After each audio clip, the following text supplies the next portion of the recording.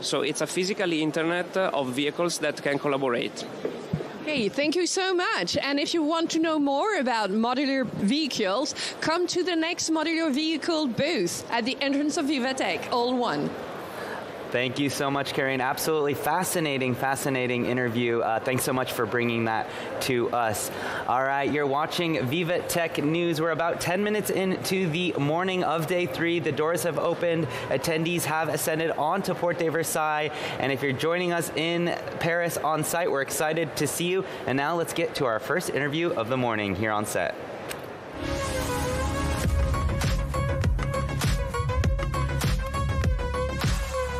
I'm excited to now be joined by Catherine Martel, Director of Brand Innovation and Growth at House of Park. This is a play-based marketing agency that's turning passive audiences into active participants through gamification and cross-media storytelling. Good morning and welcome to VivaTech News. Good morning.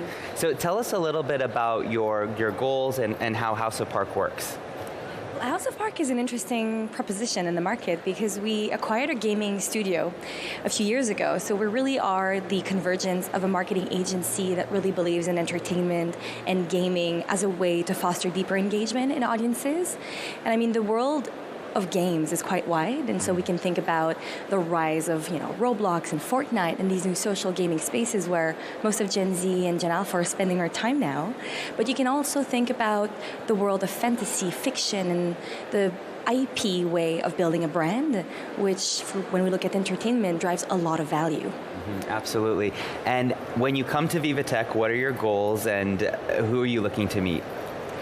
We're looking to meet with bold marketers and partners in Europe because we believe that gaming culture is all around the world. There's a lot of strength in the markets in France and also in Montreal, where we're based out of. And so what we are looking for is to help brands tap into fandoms. And there's fandoms all around the world in different markets, but it's globalized. I think it's one of the most interesting, uprising trend in brand building and learning fandoms around the world, from music, sports, entertainment. You can think about, from the Swifties to fans of World of Warcraft. They take all shapes and sizes. And I think if we can guide brands into tapping into these audiences in the most authentic way, we can drive a lot of growth. So speaking of growth, how are you thinking about AI? A big topic here at VivaTech. No company or startup is not thinking about it. So what does that mean for you guys? It's acceleration of creativity. It's prototyping. It's go-to-market at a pace that we haven't seen before. I think that brands that are bold and looking to innovate, to meet and connect with new audiences can do so by leveraging AI in a way that opens up new brand story worlds for them. Because if you use AI from a cinematic video standpoint, you can test new stories and idea very quickly. You can generate conversational chatbots to get maybe your mascot or parts of their brands or different kind of Sherpa that can guide your audiences into your world in very interesting ways. So I think it's about finding that voice and those tools that can be leveraged internally but also externally. What are you giving your agency as tools to prompt AI, but also are you helping your audience use AI to maybe be part of your story and create more interesting UGC? There's a lot of conversations around Gen Z, but now we're speaking more about Gen Alpha. And when you think about gaming, obviously, you've mentioned Gen Alpha a couple of times. What are some differentiators between Z and A? I mean, if you look at Gen Alpha, you find a lot of creativity and creator genes. If you look on Roblox, and I read somewhere that almost half of Gen Alpha that are playing on Roblox consider themselves to be creators. I met a Roblox creator who said, when you're in Roblox and you walk into your own game and you have your little hammer icon that follows you when you're the creator, you're the superstar. I think Gen Alpha in that space, they value creativity and building worlds that they can inhabit and co-create with. And I mean, the creator said, the Gen Alpha, they come to me and they say, I found a bug, can I help you fix it? And that's kind of their new way of building connections with other creators and with worlds. So I think brands need to understand how to work with the right type of creators that might look very different than the typical influencers that we are currently working with. Absolutely. And is this your first VivaTech, and what has been your favorite part? It's my second VivaTech. Okay. I've been amazed to see the space of gaming taking more space, taking more shape as well, and the conversations around how do we create these playable spaces where not only brands can come in, but also leveraging new technology tools, so different AI solutions as well, engines. I'm excited to see that we are now at a place where everybody can jump in and have a point of view because it is more accessible than ever to play with AI. So I think that's what I'm happy to see here. It's more energy, more accessibility. Absolutely. Well, thank you so much for joining us here this morning, and enjoy your day at VivaTech. Thank you. Thank you. All right, you're watching VivaTech News. Now, we're now going to play some sound from Instacart. Let's hear a sound bite.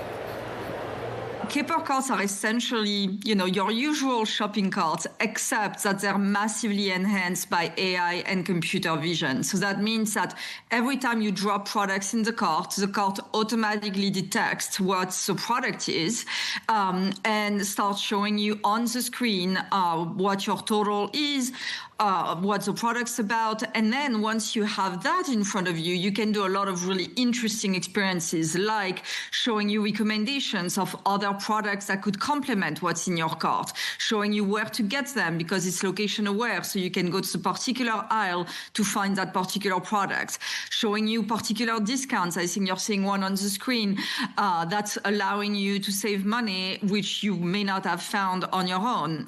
We have also rolled out the ability to do gamification, where you can go on quests and scan a variety of products to be able to save. And as anyone who has ever shopped with kids in the grocery store knows, it's good to have something to keep the kids entertained. And so now you have a platform with this screen in front of people that knows what's inside the cart, knows where you're at in the store, where you can really display a lot of, enhancements to the product experience, enhancements that exist online and everybody expects online, but don't really exist in store because stores are deeply unpersonalized right now. So that's why we think this is a winning model, because it doesn't change what people do. They don't have to learn a new technology. They just have to take the cart and as they do all the time. But now there are these enhancements that allow them to have a richer experience when they're inside the store. All right, let's head now to Inside VivaTech.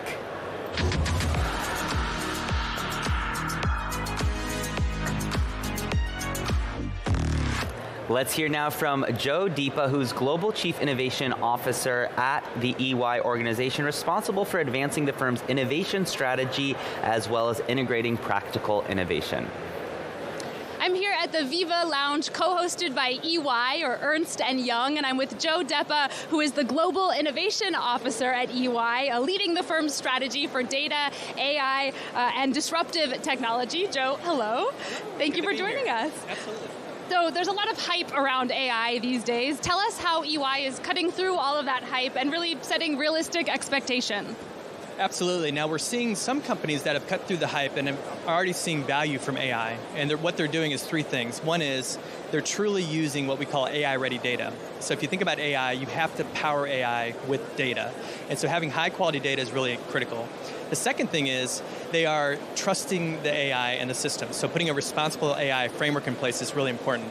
We had a global survey that we did around responsible AI, and we saw that only 1/3 of the companies today have truly set up a responsible AI orchestration layer, and that's really, really critical for the future of AI and data. And the third is what I call the innovation muscle. So you can have the best data in the world, you can have the best AI models in the world, but the question is, how do you actually get value out of it, and how do you drive adoption? And that's going to take people, processes, and training to be something that is going to be adapted across your organization.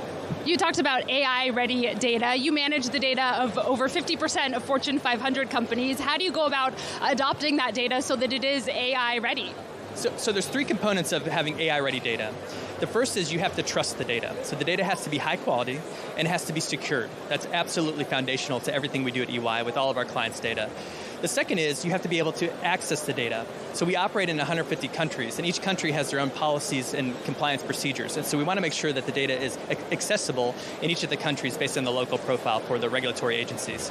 The third is adoption. So with the trust and with the compliance protocols in place, now we need to get adoption through that data, and that requires training and continued monitoring of that data to ensure that it's high quality. And you yourself worked in the healthcare sector before this, so using AI for good is particularly important to you. Can you talk more about that? Absolutely. If you think about the world of AI, this is an amazing technology, and it can foundationally change the way we work and live for the good. And so what I'm really passionate about is making sure that we're leveraging AI for good things. For me, I'm passionate about healthcare, in particular precision medicine. So I spend time working on looking at data sets to figure out how to integrate that into the genomic profile so you can treat patients more effectively and hopefully help solve some of the world's society issues with cancer in particular. That's my passion. But everybody should have their own passion, and the key for us as leaders in the AI space is to apply AI for good and not just worry about the operational efficiency of the future. And can you talk a bit about how EY is already using generative AI internally, and about how your clients are adopting it as well across their different sectors? Absolutely. So we do something called EY Client Zero, which means that we have 400,000 people around the globe, and we operate in 150 countries or more. And so one of the things that we try to do is any AI technology, we want to make sure we try it on ourselves first. So we use it within our own data sets and within our own employee base to make sure that it's high quality, it's trusted, and something that we can leverage with our clients. We call it EY Client Zero because that becomes the first place that we test things. One of the things I've learned at this event is that there's so many different tools, so many different technologies, and what our clients are asking for is what's real, what's not, how should I focus? I don't know where to start. And so this allows us to focus on a few key technologies that matter that's going to move the needle for them. Yeah, as you mentioned, VivaTech, so many incredible technologies on display here. What are some of the things that are most exciting to you? I tell you, one of the things that I'm hearing a lot about from our clients is robotics and physical AI, and I think that's going to be something that we see more and more of. We do something where we monitor the venture capital spend, and we look at the data from venture capital spend. Not surprising, I'm a data guy, so I'm looking at the data, and I see that physical AI and robotics is becoming very, very popular for venture capitalists, which tells me that that's where the world is going to start to head to. The second thing that I'm seeing is quantum computing is also becoming important for technology. So I think those two things are going to be something that we see more of in the future. All right, definitely something to check out. Joe Deppa, thank you so much. Again, that's Joe Deppa, the Global Chief Innovation Officer at EY or Ernst & Young. Do come and say hello to them. They are down here at the Viva Lounge of VivaTech. All right, thanks so much for that interview. I'm excited to now be joined by a guest here for VivaTech on set.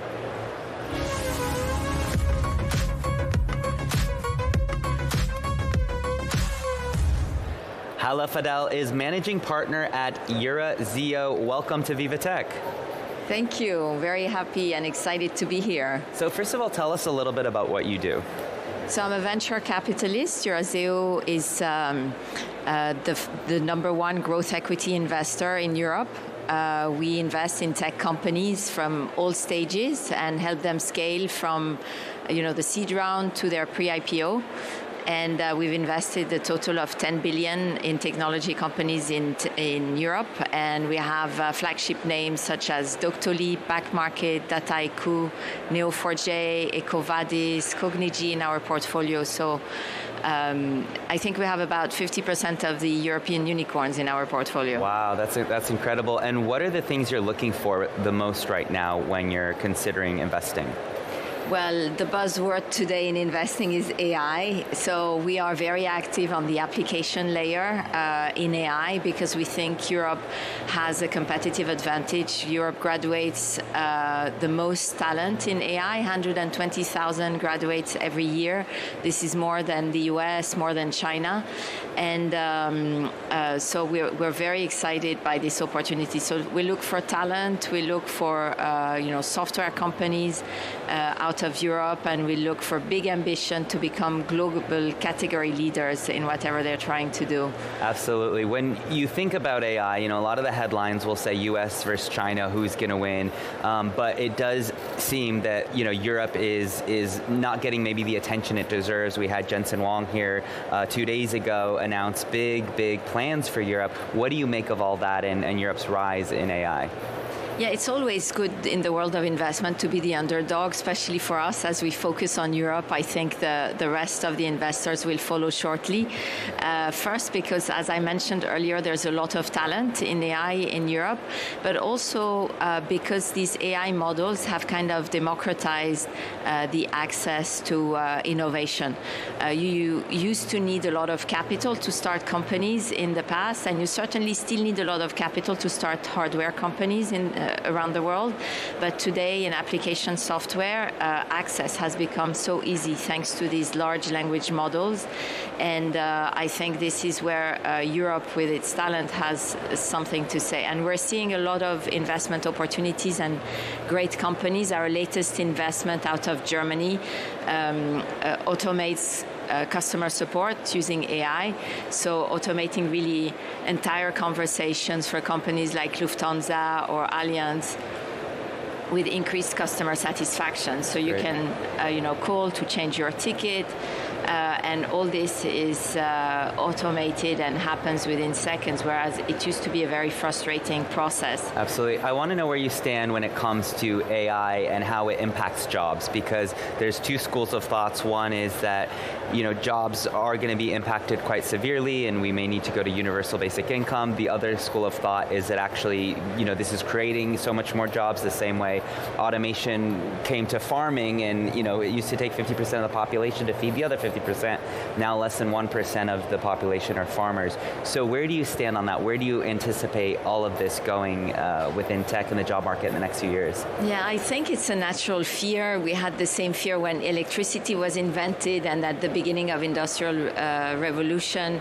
There were lots of notes from big economists like Keynes. I think he has a very famous letter to his grandchildren where he explains that when going through technology transitions, there is a moment in time where the economy doesn't create enough jobs for everybody, but then it's a transition and then the economy grows and has jobs for everybody. So, I don't know, I'm not into science fiction. I don't know what will be 10 years from now. I know for the coming 2-3 years, for sure, people who use AI, so the transition will go through people who are happy to use AI and are augmented by AI versus people who lag behind in terms of usage of AI, because for the same qualifications, you would have someone who's much more productive using all the AI tools in their jobs and being very familiar with that. So maybe younger people finding jobs more easily as they embrace technology faster, typically, than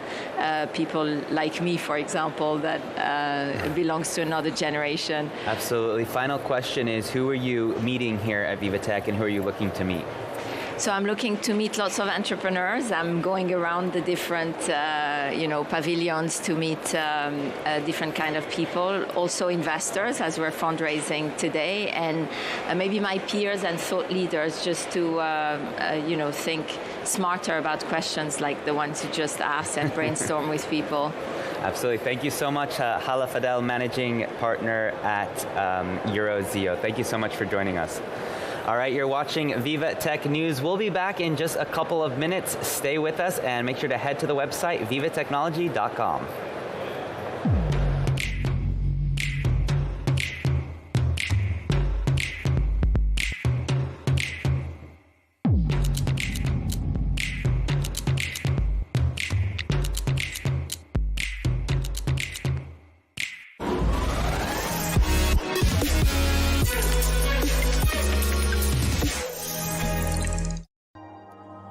Scan badges, network, and do business. Use the interactive map to navigate the halls. Explore the VivaTech tech trails for a deeper immersion. Consult the program in real time and catch top sessions. Use the AI-powered navigator to create your personal experience.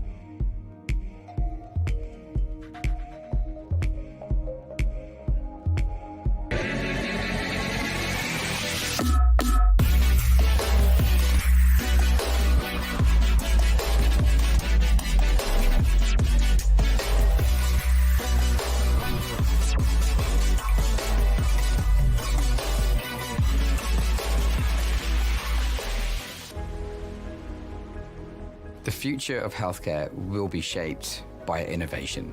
We see a very big potential future growth of this company, and we're trying to help them to make this potential come true. Our ambition for Contura's hydrogels is to be the leading treatment in osteoarthritis over the next 5 years, and we rely on BNP Paribas to help us along this journey. If you're neurodivergent, the internet can feel overwhelming. So we created the TD Accessibility Adapter, a free tool for all. It's nice to know that TD cares about something like this because it makes me feel like they care about me. Our focus is helping you focus. TD, ready for you.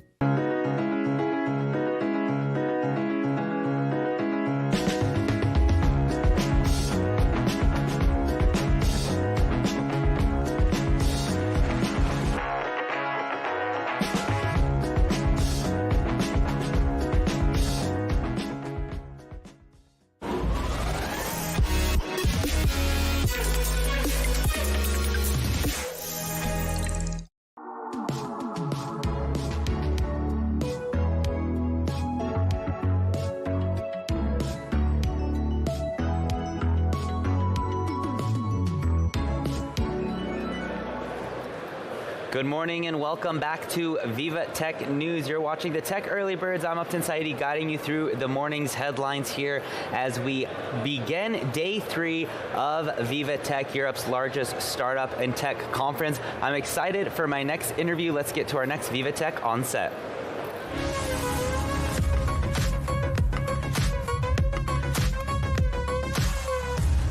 I'm excited to now be joined by Pierre Louet, CEO of Les Echos, as well as Lou Parisian, which is the media division of LVMH Group.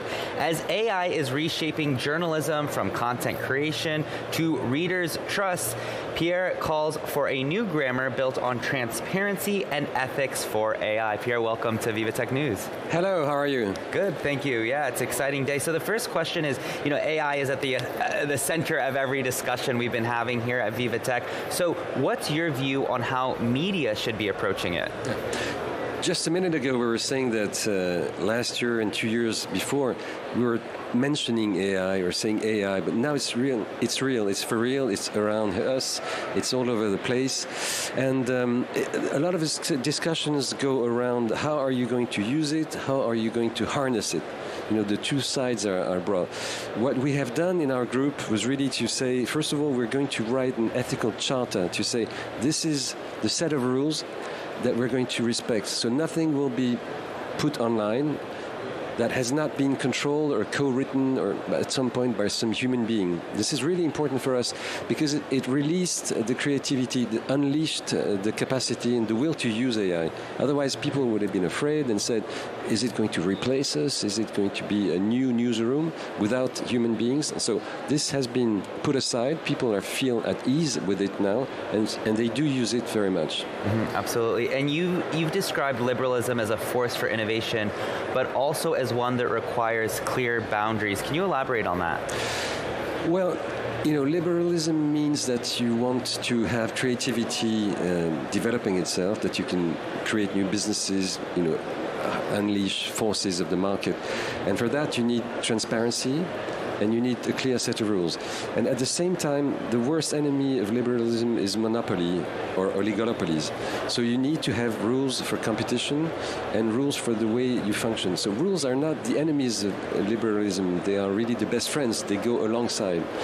So this is what I'm trying to describe. Let's start with innovation, but let's not forget that we need, the grammar for this new language. We need to, the set of rules that helps you speak the right language and not go in too many directions at the same time. So it's really not controlling, but giving definitions and borders. Mm-hmm, absolutely. And Europe is leading the way with AI regulation, but what's at risk if there are no frameworks here? Well, first of all, I'd like to mention that Europe doesn't need or doesn't want to be recognized as just the better place, the best place for regulation. First of all, I think Europe needs to be recognized and wants to be recognized as a place where you have a lot of brains working on AI, a lot of super engineers. Many of them go actually abroad to the United States, and so we need to have this education, the right brains. And we need to be able to scale companies, not only fund them initially, but also help them grow and scale. And then there are the rules. Yes, it's true that Europe has invented many rules. And over the 5 last years, the European Commission actually has produced 5 or 6 different acts and directives and regulations of any kind. What was the purpose there was to say that if you want all of those creativity and all of those innovations to be really used, you need to give some comfort to the people. If you make them too afraid, they're not going to use it, or the whole debate will be captured by the controlling side, by the regulatory side. So this, I think, has been clearly defined by the Commission and in the right way. Mm-hmm. With tech reshaping the industry, what role do you and the publications and media platforms aim to play here? And can AI be a force for good in journalism? So in journalism, first of all, it's a real help. You want to bear in mind that you can have translations much quicker than anyone can do them, but you still have the right translators, the human persons. You really want to use them in other circumstances, but to translate a whole set of texts, make a synthesis, make a speak-to-text transformation, AI is great for that. It can also add to your resources. You can find a lot of resources, and AI will propose you, look at that, you should look at that, you should look at this. And then it can also probably propose or, give you a hint at a kind of a headline that you would want to write, or kind of first paragraph. But at the end of the day, all of those helps are like, driving assistance helps. It helps you drive, but I think we want to drive. And that's what journalists want to do. They want to write their own paper, their own piece. More help will be brought. Initiatives will be suggested by AI, but at the end of the day, you are the master of your article, of your piece, of your news piece. And that's what I think we have been able to put in place at Les Echos and Le Parisien. A lot of help from all the sides, but a human person, a woman, a man. We have more than 720 journalists in the group, so they are helped, but they do write their own papers. And finally, you're here at VivaTech, where innovation, of course, is everything. What's your take so far on this year's edition? Well, first of all, I think it's clear, it needs to be said that we are the co-organizers of VivaTech, so the co-owners and co-organizers of the event. We've done this, it's the 9th edition this year.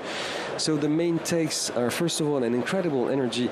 You might want to say that I say this every year, but it's even bigger this year. It's even more intense because each year we kind of add something new, a new layer. The geostrategic dimension has been added recently because of the election of Donald Trump, because of different discussions that go around the world between the different blocks of the world. And so VivaTech gives you each year more and more reasons to come, more and more reasons to spend some time here.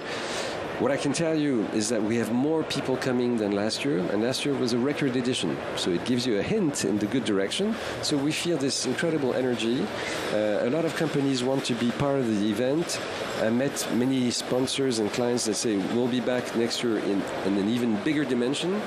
Jensen brought with him the NVIDIA excitement. So all the reasons are there to be super happy with a super edition. Absolutely. Well, thank you so much for joining us here on set, and we're excited to see you throughout the event. Thank you. Thank you. All right, you're watching VivaTech News. So cobots are here. Now you might be thinking, what is a cobot? It's a collaborative robotics or robot promising a new era of incredible efficiency, job creation, and reduced injuries in the workplace. This swiftly growing market of robots is not designed, I should say, to replace humans, but rather to enhance human capabilities, promising to reconfigure our approach to work. Take a look. Our era of increased human and machine collaboration has entered a new phase with the entry of cobots into the workplace. In the process, they are reshaping how we think about work, safety, and productivity. According to ABI Research, the global market for these intelligent machines is projected to reach around $7 billion by 2030. With movements and agility that resemble and often surpass the capabilities of living beings, modern cobots are adaptive and designed to work alongside their human collaborators. In manufacturing, these machines can handle repetitive, dangerous, or physically demanding tasks with unprecedented precision. Companies using this type of AI-powered robot have reported up to 85% fewer workplace injuries, particularly in high-risk environments. One of the current world leaders in a human-robotic collaborative workforce is Amazon. The global supply company have filled their warehouses with the cutting edge of robotic artificial technology, claiming that it increases their operational efficiency by 25%. One major problem around using robotic assistants has long been how the machines discern between different objects, a critical issue in the Amazon supply chain. But machine learning, where the general AI algorithm is updated each time a robot handles a new object, has gone some way to solving this in the warehouses. Meanwhile, agriculture has been experiencing its own robotic revolution. Autonomous robots can now plant, monitor, and harvest crops for optimized yields with minimal human intervention, even in extreme conditions. A world where the line between quality human and machine work becomes increasingly blurred. All right, let's do our next VivaTech on set.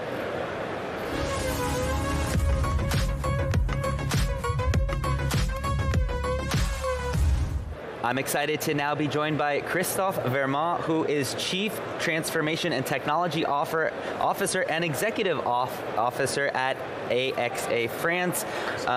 AXA France, an international leader company in insurance, which originated in France. Now, AXA is a group in the middle of scaling AI, and Christophe is going to tell us all about it with a few examples on what they're doing at AXA France and how they do it to benefit the customers for their own teams. Welcome to VivaTech News. Thank you. Very happy to be here and see this great energy in this incredible event. Absolutely, we're excited to have you here. So as an insurer, how do you use AI at AXA, and can you share examples of innovative projects that you're leading with AI? Yeah, of course. You know, the insurance business basically is a business of human expertise. Our claims handlers, actuaries that are building the products, managing the risks, but also a business of technology and data. Technology is our production line in a way. So AI is obviously impacting the entire and the complete value chain. We are early adopters of AI. We've been using it for many years, predictive AI first, of course. And 2 years ago, we launched a Gen AI platform called Secure GPT so that we make sure that everyone gets accustomed to those technology. And now we are focusing on core business capabilities and how we can really change the way we are doing our business, basically. So let me give you a few examples. One is knowledge extraction. I'm sure and I'm convinced that AI is a very powerful way to give a quicker access and simpler access to our knowledge to our employees. And for example, we provide a conversational agent to our tied agents to get a quicker access to our products, our claims management rules, so that we can advise our customers in a better way. Second example is what we provide in terms of simplification to our employees, also to enhance the experience to our customers. So for example, in our claims department, in our call centers, we provide features to summarize calls, analyze the sentiment of the conversation to enhance the experience and to also speed up the way we manage our claims along the way.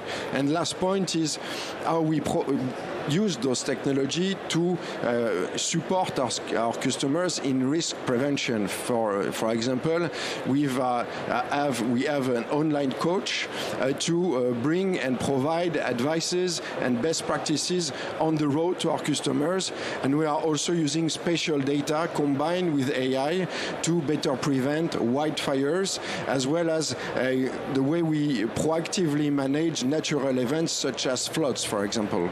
I see. see, I see. And from AXA's perspective, what are the magic ingredients for a company really aiming to scale up its AI? I would say twofold. One is, of course, first, this is a technological transformation. So what we did at AXA, we started to work on our tech infrastructure. We have a very ambitious cloud program that we started years ago that is now progressing very well and very fast. And also, we are working very hard on our data. This is the basis of all AI, I would say, and all powerful AI. And data quality, data accessibility by itself is a significant effort.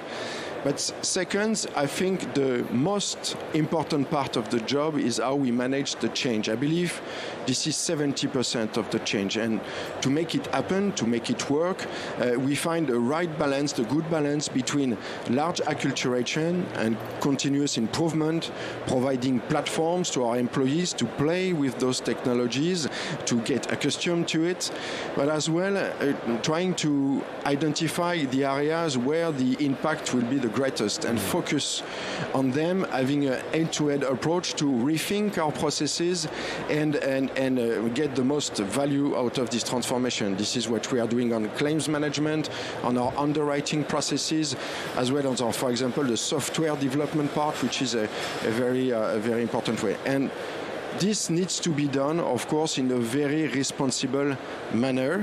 We have a program for that called Nadia, New Ambition for Data and AI at AXA France, focusing on three things. One is bringing everyone in this transformation, making sure that everyone understands what's at stake and anticipating the impact in terms of HR, in terms of skills. Second, of course, is the governance we put around compliance, security, because this is all about data and we need to be very, very on to managing the data behind those models.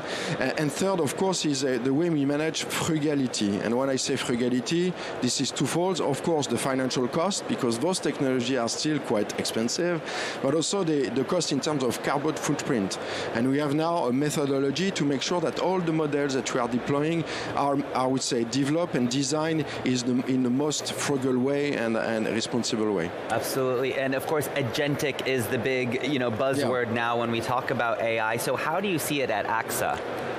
So of course, agentic opens a whole new world of opportunities to automate and take on human effort, human expertise when it's useful, when it's relevant. For us, this is an opportunity to be more competitive, of course, but also to better sell our products.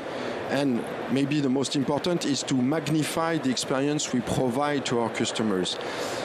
Insurance is a business of advice, of care. It's a business of expertise.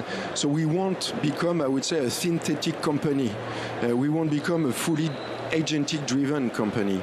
And I'm sure that customers will continue to expect human interactions, human advice, and our experts will continue to analyze risks, to manage claims with their own, I would say, skills, which are very, very fundamental. But very likely, in the very near future, AI agent will be capable to manage simple claims, manage simple requests, and will obviously support our people, our experts, to focus on what they're doing the best, being insurance professionals, and provide the best experience and advice to our customers. So this is a great opportunity. We are currently moving towards the agentic world. Our approach is first to scale and leverage our current Gen AI capabilities, because this is the foundation. And now the next step is how we orchestrate all this, how we industrialize AI agents, and we are setting things up to make it happen in the very near future. Absolutely. Christophe, thank you so much of AXA France for joining us here on VivaTech News. All right, let's now head out to the main floor and go inside VivaTech.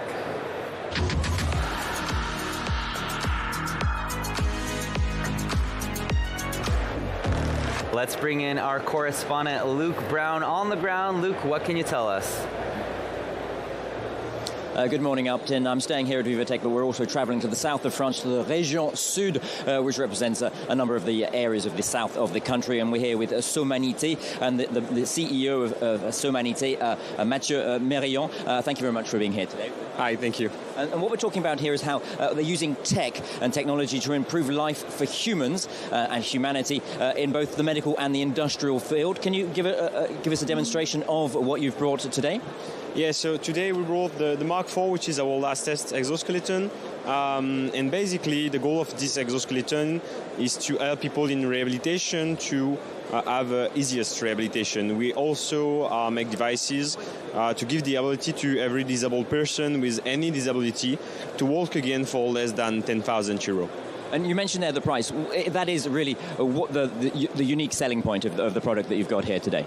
No, we have also the design of the product because we are rethinking the way we make the motor. We have resized the motor. Basically, normally on an exoskeleton, the size of the motor is approximately 20 centimeters, and here you can see it's only 10 centimeters. So that's part of the job, and we realize also a reduction of weight because normally we were at a weight of 70 kilograms, and now we are at 35. Now tell us a bit more about that price field that you're aiming for. How are you achieving that, and really what was your motivation for achieving that?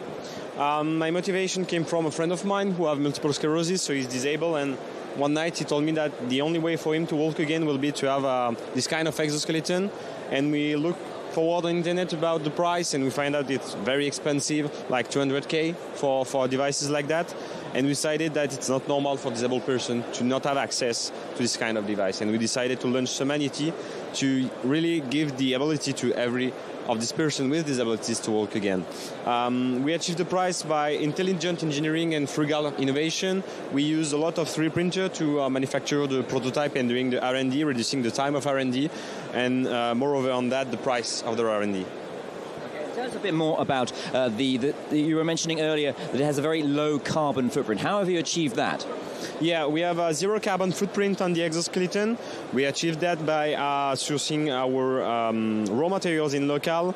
We 3D print in recycled plastic or biodegradable plastic the old exoskeleton. The aluminium we use is also recycled aluminium, and the battery we use are also recycled battery. Okay, and if we can move over, it's not the only innovation that you're working on here too. You've also got an industrial application. Can you show us the other product that you've got here today with your other guinea pig, who's Coralie, who's very bravely taken to be the volunteer? Yeah, so here you have an industrial product. We work with Somanity Motion, which it is a second brand of Somanity, where we work on the industrial field. The goal is to help people to lift more weight and to avoid back pain. So Coralie will do a demonstration. So you have 15 kilograms here, and you see she lifts the 50 kilograms very easily. Okay, and what's the applications for that broader? What companies are you aiming to reach with that kind of product? With that kind of product, we can reach all the companies who have a worker who lift weight, but also who do repetitive work. Basically, it's the workforce, the guy who work on the fields, and yeah, basically all the company where you need to lift weight.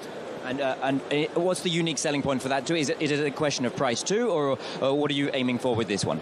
With this one, we aim for to reduce by 70% the back pain in the work. Okay, so very much aiming to help the human via the technology. Okay, we'll hand back over to you in the studio. Upton, thank you so much, Mathieu Mérion of Somanity. A very impressive number of innovations there, demonstrating here French innovation here at VivaTech 2025. All right, Luc, thanks so much. Impressive indeed. And now let's bring in our Tech Trends editor, Rudy. It's day 3 here at VivaTech. What are you tracking?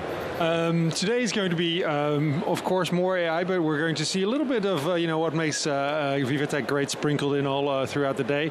I wanted to rebound on something that one of your earlier guests, Pierre Louet, said about trust. And that's something that I've definitely been hearing here. We're going to see also today, AI in healthcare, for example, and regulation, which brings trust, is actually really important to make many of these things work. And some of the things that was going to be discussed on the panels today as well. Another thing that will be discussed, which we haven't seen yet in the past 2 days, is basically misogyny and the power structure within the venture capitalist startup environment, also with AI, because we actually did see that in 2024 the share of female founder teams that got funding actually reduced. It was around, I think, for the first round, female founder teams was around just a little little under 21% of funding. And female-only founder teams only got around 2% of the funding, which is pretty weird if you think about it, because if an all-male founder team, no one blinks an eye, but the female founder teams are getting relatively little money in comparison. Yeah, that's an interesting one you found. We talked a lot about AI 2 days ago. What are the big themes that you're tracking today? I mean, sovereignty is going to be a theme today. We're going to talk about that and debate that later. I'm excited. Of course, we are actually going to be talking about that, and of course we had this big announcement on the first day of VivaTech, where President Macron came in to announce a deal with Mistral, the French AI company, and NVIDIA, which will be providing 18,000 of their super high-end GPUs to create an AI cloud, because countries realize that this is AI is the future. It's fundamental. They need to have that capacity in hand. And France does well. If you look at the rankings, Oxford Insights, Tortoise, France is up there, definitely in the top 10, generally hanging around 4, 5, 6, 7th position. One of the areas where France still lags behind a little bit is in AI fundamental research. So in terms of patents, research papers, that's something France can improve. So maybe we'll hear a bit about that today. I walked around quite a bit yesterday. One thing that really I was impressed by is how many governments around the world, we have China here for the first time. Saudi had multiple different pavilions that are hoping to attract more, startups, more business, more investment, more entrepreneurs into their ecosystems. Again, AI is where it's at right now, and that's where people expect growth to come from, economic growth. And if you win in AI, you're probably going to win the economic race. Yeah, absolutely. All right, Rudy, thanks so much for joining us. We'll see you in a little bit. Sounds good, Upton. Thank you. All right, we're rounding out the first hour here on day 3 of VivaTech. There are tens of thousands of people already ascended onto panels and booths everywhere I'm looking right now. So if you're joining us here in Paris at Porte de Versailles, we're excited to see you. And we have so much more coming up on VivaTech News. Stay with us. Make sure you're following us on social media at VivaTech, and head to the website vivatechnology.com, where you can watch this program and get so much more information. We'll see you in a couple minutes.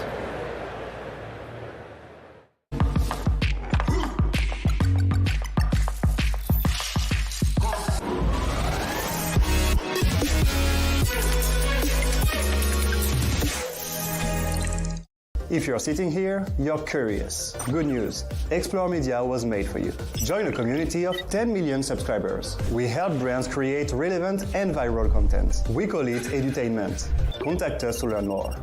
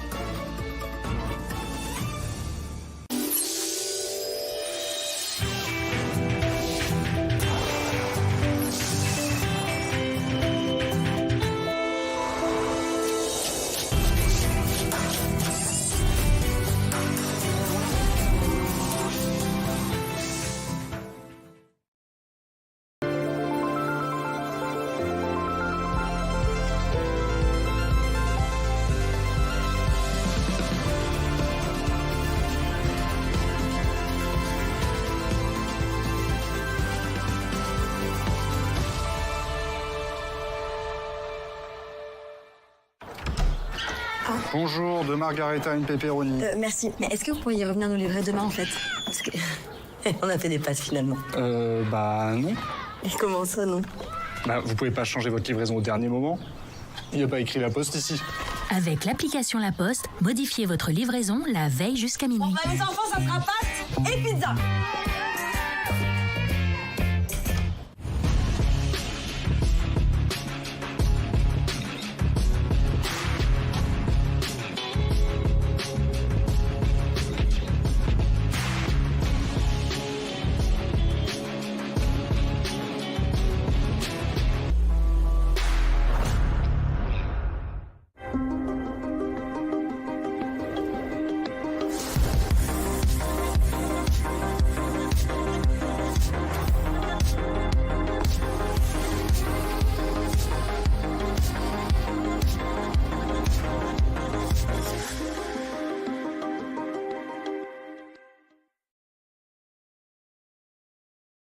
Discover the new frontiers of innovation with VivaTech News.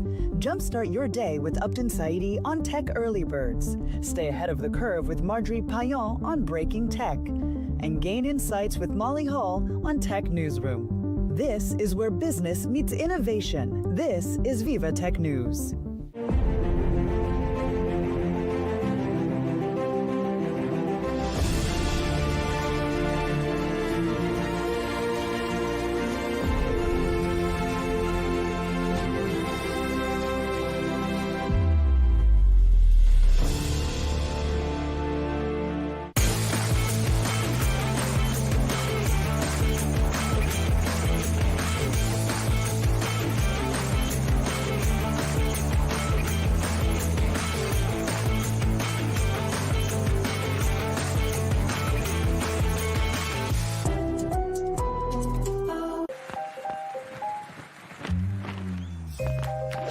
Not getting the results you expect? Don't use AI trained on any old data when you can use AI trained on your data. The AI built for business, IBM.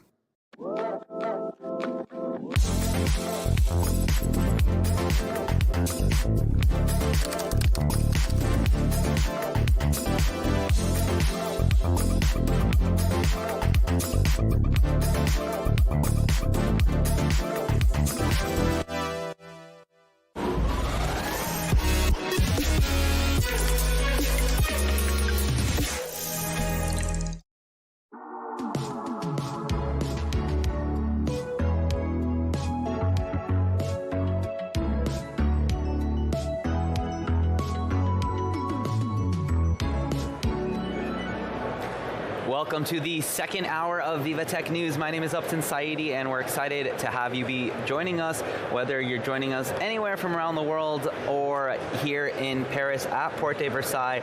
VivaTech, of course, is Europe's biggest startup and tech event where business meets innovation. We're talking about more than 165,000 attendees, more than 13,000 startups, more than 3,000 exhibitors, and more than 3,000 investors. You're in the right place where you can watch CEO interviews, guest analysis, and so much more. I want to head out to the main floor and go inside VivaTech.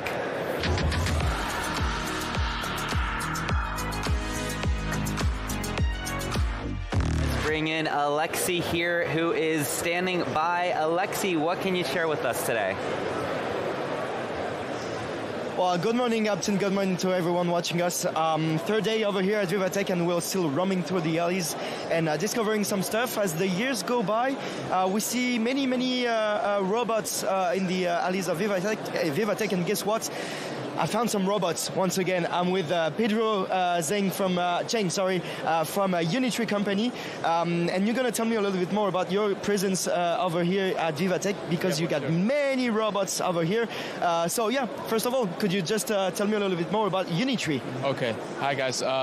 So today we are Unitree Robotics, and we will be invited by VivaTech organizer.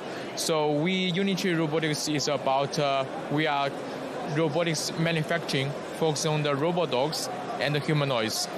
During this VivaTech, we bring the 4 different size humanoids and robot dogs. The first one is we bring the humanoids and the robot dogs. Humanoids for entertainment and for researches.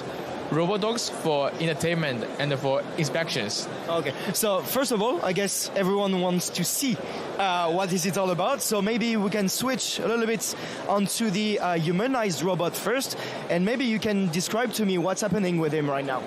For now, the humanoid is standing on the ground. Okay. Then I will let the humanoid to do some very tricky functions. Okay. The first one is like clapping.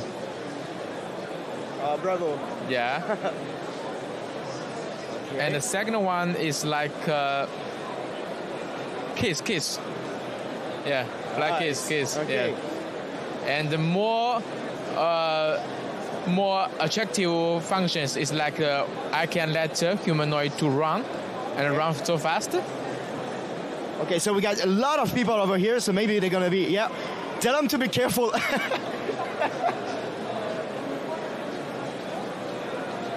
And it's not, yeah, it can go even faster. Yeah, okay. Even faster. So maybe we're gonna try. Yeah, we can try more. Okay. The fastest speed of the humanoid is maximum like 5 minutes per second. I'll let it back. Yeah, difficult to run because there's so many people around here and it brings a lot of attention. And so everybody's watching what's happening. So it's difficult to go very fast, but I guess it can go like twice or 3 times faster actually. Yeah, for sure. Yeah, okay. All right, so you got the humanized robots, and you were also telling me about the dogs. So there is one, you've got 2 types of dogs over here. Yeah. One is just for fun, you were telling me, and the other one is made for rescuing and to help firefighters. Is that right? Yes, for sure. So I will show you the different 2 robot dogs. So the first dog that you can switch the camera. This is the first smaller size coach-powered robot dog we call the Unitree Go 2. So we already equipped the ChatGPT inside, so which can like the voice command when you purchase the dog, you can let the dog like your iPhone, hey Siri. When you talk with the dog will reply you. Something like what's the weather today? The dog will reply you, and it can do something the very tricky functions. So right now I will let robot dog to do a handstand. So it's like this. Oh wow. Yeah. Okay. This is the 4 2 legs handstand. Okay. And also I can do like the back, 2 legs for step. It's almost violent. Yeah. Not violent. It's very friendly. Yeah.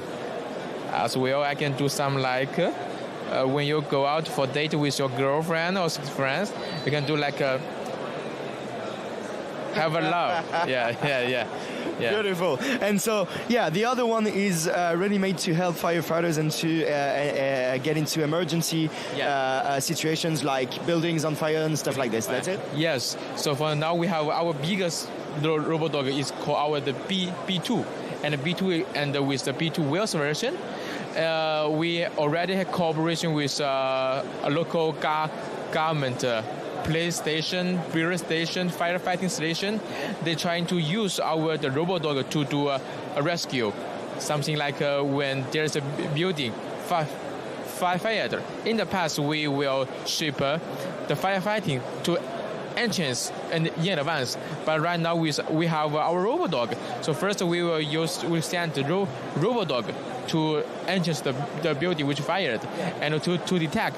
We can equip the more advanced, more equipment, something like the gas detector, health light detector, the cameras, and the voice talk command.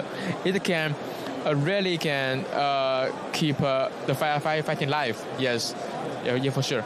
Yeah. All right. Just maybe in a few words, very quickly, could you tell me a little bit more about the next steps for you guys at Unitree? What you're gonna do? What is the evolution of the company is gonna be about? Yeah, sure. In the next 3 to 5 years, we will release more and more intelligent humanoids, dog as well.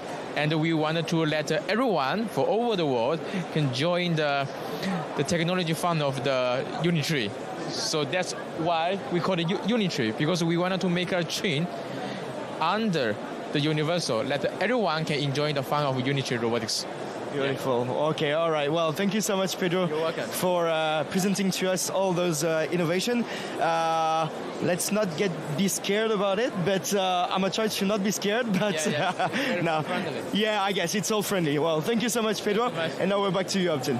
Thank you, Alexei. Thanks for bringing us that great interview. Let's head out to another part of the main floor here on VivaTech for another guest interview.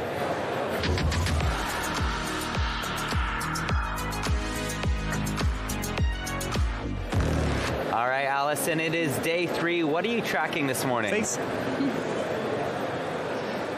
Upton, today we have some beauty tech for you. We're at the L'Oreal stand where it is totally crowded. There are long lines here of people trying to test the latest beauty tech. I'm here with Sichuan Li from L'Oreal and from Lancôme, who's going to explain to us some of the beauty tech that they have going on this year. And it's all about the longevity of the skin and anti-aging. Is that right? Yes. At Lancôme, we have 2 booths. Here, we have a booth, we offer 2 kinds of services. Here is a long queue, for skin diagnosis. With this skin screen machine, we help you to find out the 3 most concerns of your skin, and also offer you the solution of your concerns. In the meantime, in this booth, we also introduce you the new at-home devices Lancôme will launch in September, coming very soon, called Nano Resurfacer 400 Booster. It's a device inspired by micro-needling treatment, but no pin, no downtime, all in the comfort of your own home. And if you want, I can offer you a hand demo so that you can see the power of the device. Okay, I've heard about micro-needling, but I've never tried it. So, yeah. And it doesn't involve needles. No, it's inspired by micro-needling, but more safer, safer and more convenient. I can do the demo on your hands if you do not mind. Yep. Yeah, go ahead and maybe tell me kind of what's going on, what's happening. Yeah, sure. This device is used together with the triple serum, our hero product, and the secret of the device actually is on the top of the cartridge. Here we have a replaceable cartridge. And on the top of the cartridge, we have 484 nanotips, which can create invisible microchannels on your skin. And now, I will do the demo on your hand to let you feel it. So first, you apply the triple serum on your face or on your neck. You can use it like a face, neck, on the area you want to do the anti-aging protocol. It feels nice and smooth so far. And now, I will apply the device on half side of your hand so that in the end you can compare the difference. Here the device offers 3 speed level, which offers from 3,000 to 5,000 typings per minute. And it's making a little sound. A little sound, but not heard at all. As you can see, it's super soft, super gentle. Yeah, all I feel is a little vibration. Yes. But it's creating microchannels on your skin, but these microchannels are super, super tiny, so it's not heard at all. And by the fast typing, it can boost the actives inside the serum to deeper layers of your skin, which makes this device can double the anti-aging efficacy of the serum within just 1 week. And we did a clinical test in US. After using the serum and the device for 6 weeks, you can see up to minus 53% of forehead wrinkles, up to 44% of nasolabial folds, and up to 35% of crow's feet. These are really the stubborn wrinkles on your face. It's not the fine line, it's the deepest wrinkle on your face. Okay, so this would usually be, we're doing it on my hand, but usually it would be on the face. On the face, on the neck. And now I invite you to touch your skin to feel the difference. Here you see there's a line on this side. The serum is still on the top of your skin.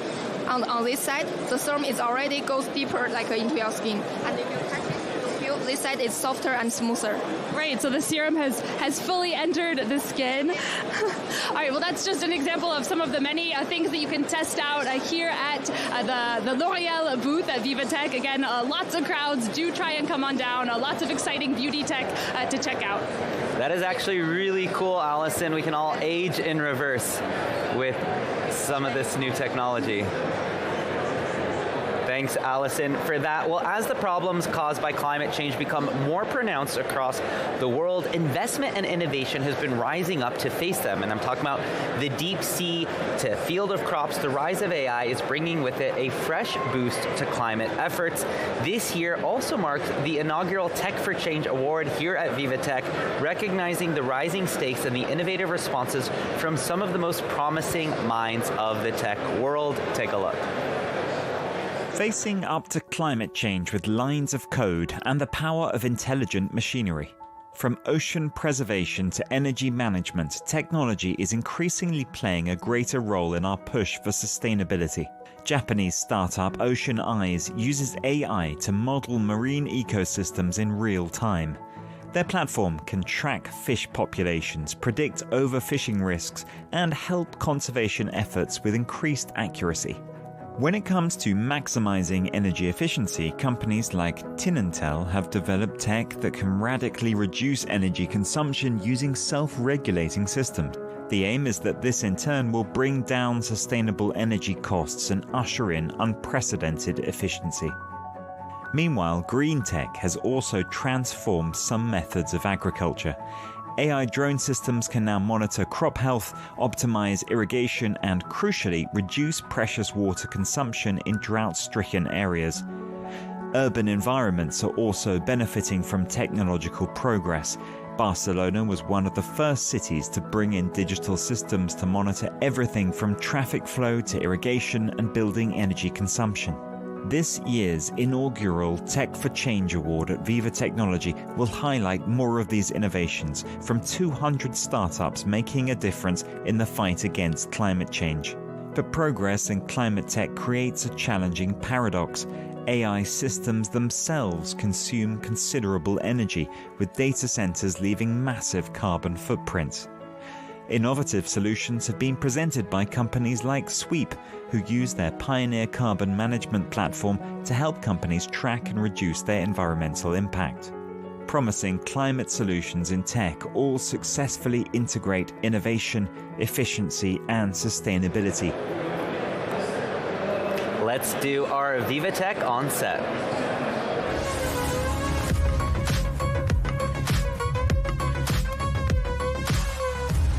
All right, I'm excited to now be joined by Tanil Pedalo, co-founder of EmoBot. This is a startup using AI to monitor emotional well-being, especially in elderly care. The technology and empathy are working together to detect early signs of mental health decline through everyday interactions. Welcome to the show. Thank you very much. So tell me a little bit more about the product here.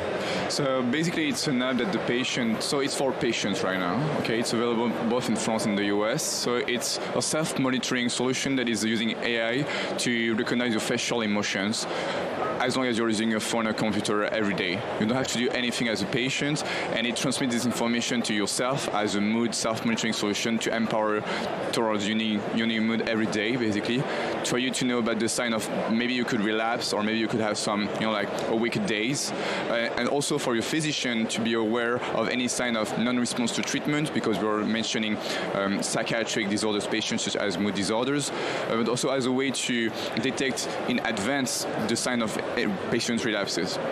So talk to me about how it pertains, especially in elderly care, why it's so important.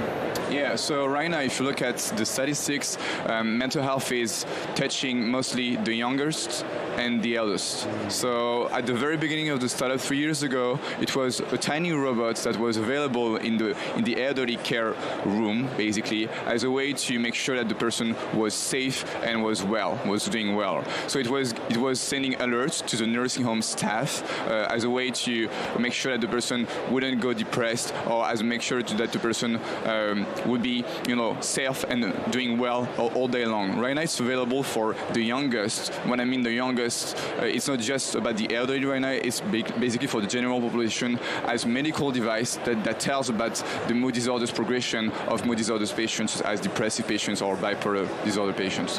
What are your goals to scale this and continue to grow over the next couple of years? Yeah, so we grew from this Paris base for 3 years, and now we are just expanding in the US. So right now the news is that last week we've got our first US patients being enrolled in the program.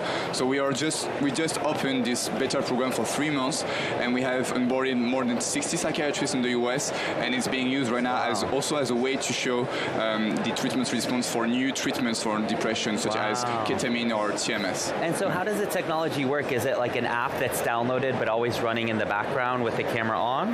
Yeah, so basically it's fully working offline. So the AI is inside your computer or inside your phone. You don't have to do anything. It's really a passive monitoring to be more objective for both the clinician and the patient. And basically you don't have to do anything, you just have to install the app. Once it's installed, it's monitoring your moods and make sure that you feel well.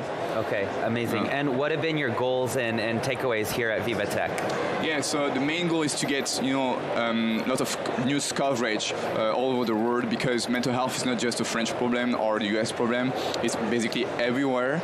So the goal was to meet big corporates such as the pharmaceutical industry or big healthcare systems, basically, and to get media coverage to talk to the press. Mm-hmm. And so France and US, what's next? It's already. So what's next? The US, basically, because like the biggest market. It's a pretty big market. It's a pretty big market. So next is to go, enroll as many patients and as many physicians as possible in the US, and to prove that the solution is, clinically valid in clinical trials there, and to get reimbursements. That means that patients won't have to pay for the solution in a 2 years term. To you personally, why is this so important? Yeah, so mental health is very big right now. Everyone knows that right now. It's like 60 million Americans that get depressed every year. So it's a lot of people. It's like one over 5 people in the US. It's a little less in Europe. Maybe we're happier living in Europe, let's say something. So yeah, it's critical. And basically, there is just one figure that tells everything. Only 1/3 of depressed patients will respond to actual treatments. That means we have to make sure that the patient is being more monitored as a way to detect earlier the sign of relapse for the patient. Yeah. It's also hard to self-monitor, right? One day you might feel good, but you had 2 weeks, somebody may have gone through it. But a lot of people don't get help. They don't get the help they need because it's hard when you're struggling with mental health. So now if you have this app, it can kind of, just show your doctor, and then they can help guide you to the treatment you may need. Yeah, exactly. So everyone may know Strava or Loop. So everyone right now is monitoring how many kilometers or miles they are doing when they run. Everyone is monitoring their sleeping quality, number of steps, etc. So why not monitoring your mental health? Yeah. So this is what we propose at Imobot. Absolutely. Well, thank you so much for joining us, thank and you very much. best of luck. Thank you. All right, you're watching VivaTech News.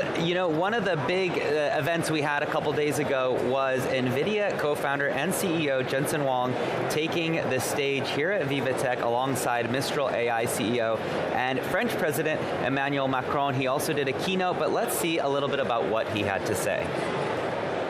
One of the most important systems, and it's taken us the longest to build because the software and the architecture is so complicated, is how to bring the AI native architecture and infuse it into the traditional enterprise IT system. This is our brand new RTX Pro server. This is an incredible system. This motherboard looks so simple. And yet, on top of this motherboard are 8 Super NIC switches that connect 8 GPUs across a 200 gigabits per second state-of-the-art networking chip that then connects 8 of these GPUs, and these Blackwell RTX Pro 6000 GPUs, brand new, just entered into production. 8 of these go into a server. Now, what makes it special? This server is the only server in the world that runs everything the world has ever written and everything NVIDIA has ever developed. It runs AI, Omniverse, RTX for video games, it runs Windows, it runs Linux, it runs Kubernetes in VMware. It runs basically everything. If you want to stream Windows desktop from a computer to your remote device, no problem. If you want to stream Omniverse, no problem. If you want to run your robotic stack, no problem. Just the QA of this particular machine is insane. The applications that it runs basically universal. All right, we'll be right back after this.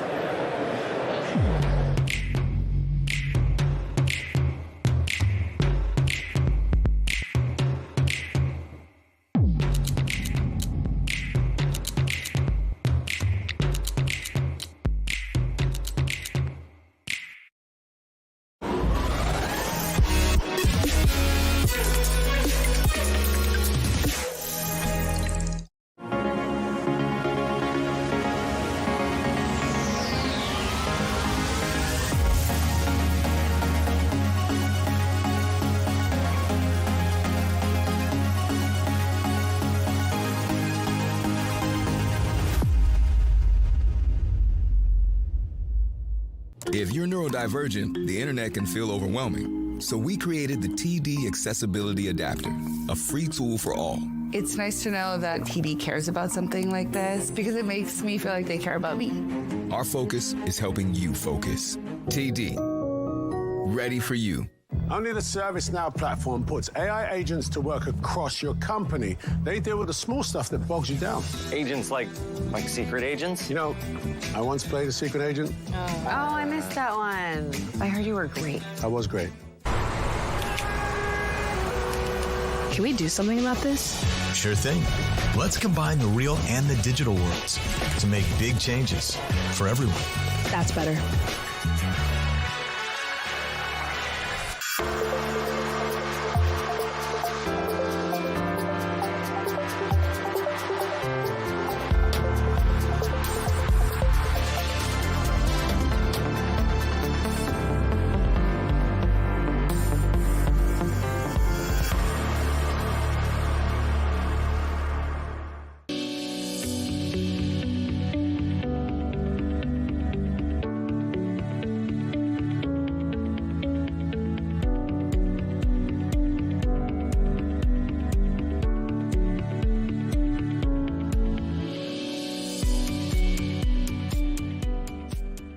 Explore the new frontiers of innovation at VivaTech. Witness the tech breakthroughs redefining what's possible. Scale faster, partner smarter, and see what's next for your business. Explore the innovations reshaping global politics.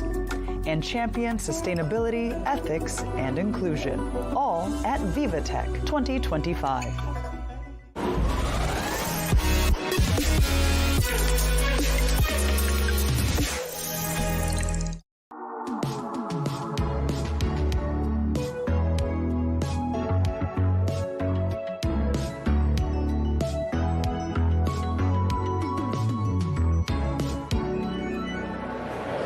Welcome back to VivaTech News. My name is Upton, and we're about halfway through the Tech Early Birds. It's day 3 at Porte de Versailles. We have tens of thousands of attendees who have ascended on to the event floor where they're meeting exhibitors, meeting investors, and going to many of the different stages for panels. Just some of the numbers we're looking at here. We're expecting over 165,000 attendees, more than 13,000 startups, more than 3,000 exhibitors, and over 3,000 investors.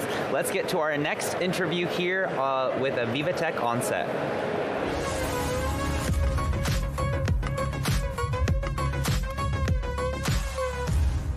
I'm excited to now be joined by Thomas Elliott, CEO of Restore. Thomas, welcome to the show. Pleasure to meet you. It's great to be here. Such an incredible atmosphere. It's great, yeah. So tell us a little bit more about Restore. Right. Well, Restore is it's a global movement built from over 220,000 projects around the world that are protecting, restoring, and managing nature. And as you may know, as we're all aware, we're losing biodiversity and losing our ecosystems at a really alarming rate, and it's accelerating the rate of climate change. But there is a huge network of people and organizations that are protecting, restoring, and sustainably managing the lands we all depend on. And the whole purpose of Restore is to equip those organizations with the data they need to successfully manage those ecosystems and then support more responsible investments into those groups. Amazing. So talk to us a little bit about a use case scenario here. Okay, well, one of the best use cases that we've got is the government of Costa Rica. This is a program that is the only tropical country to have reversed deforestation over the last 20 years. Wow. It's their award-winning Payment for Ecosystem Services program, and they have mapped all of those projects on Restore, and we're giving them insights about the health and status of those forests and the 18,000 families that they're supporting. Wow, that's incredible. So that's an example with governments. Another brilliant organization we're working with is called Manulife. They're the largest owner of natural capital in the world. They are also getting additional data about the health of their ecosystems. We've got a new metric that we've introduced to the platform in the last couple of months called the Seed Biocomplexity Index. This is measuring biodiversity remotely for any location on Earth. And so those are the two of the organizations that we're working with. That's incredible. Yeah. You know, one of the challenges when it comes to sustainability and climate tech has been... No, I think we're, as long as you have your mic, you're good. So one of the challenges we've had with climate tech and sustainability has been the economics of it, right? People, investors, a lot of times say, where's the money to be made? Which at the end of the day is what drives innovation. So talk to me about that. How is that working? Well, in terms of you're totally right. Finance, this is the biggest issue that the organizations are telling us on Restore that they have. They want the access to the monitoring tools, they want the access to each other so they can learn and grow, but the biggest thing is how do we finance what we're doing? And that's, again, where the Payment for Ecosystem Services program in Costa Rica is really transforming these efforts. It's taxes that are raised through water subsidies and also on oil, and then they're redistributing those payments to families that are protecting nature. We see exactly the same with Honduras, Payment for Ecosystem Services program, but we need to start facilitating beyond carbon markets. Carbon markets have a role to play, but more and more we're seeing organizations that want to support through things like biodiversity credits. And I think what we see that has huge potential are things like agroforestry. Restore has a huge network of coffee and cocoa agroforestry groups that are working with nature, protecting biodiversity, and selling a product that is having a positive impact on nature that people can consume. And if we can all start trying to consume these products that are protecting and restoring nature, we think that's how we're going to get this feedback loop that really starts to improve the management of ecosystems rather than consuming products that are having a degrading impact on nature. Absolutely. And to what degree do NGOs kind of play a role here? And, a lot of times when you think about LEED certification or things like that, that's kind of the incentive for countries or organizations to be thinking about sustainability, right? Talk is cheap. A lot of companies and countries want to say, we are sustainable, but actually putting their money where their mouth is often not the case. Right. Well, NGOs play a really important role. What we're finding is that there is a top 1% of projects that have the investment to certify their efforts and to monitor to a level which the market will trust. And as you talk, philanthropic capital and NGOs are playing this really important role of working on the pipeline of projects that are out there and capacity building the skills and the organizations that will let them be able to articulate how they are managing these ecosystems, how they are monitoring their results and driving impact, and that will then make them far more investable to investors, to country level certification programs and so forth. And so, yeah, that's where we see that role being played, and Restore is providing transparency to these efforts. Very nice. As well. And final question is, what are your goals here at VivaTech and takeaways? Well, we have just launched a new enterprise version of the platform. So if you're an organization that wants to follow in the footsteps of some of those organizations I talked about earlier, the governments of Costa Rica, Manulife, the world's largest owner of natural capital, we now have this product that will allow you to show your connection to nature's stewards and aggregate and track against the commitments and targets that you've made as an organization. Incredible. Well, Thomas Elliott, thank you so much for joining us. Enjoy your time here. Thank you. Much appreciated. All right, you're watching VivaTech News. Let's head out now to VivaTech, inside VivaTech, and head out to the main floor.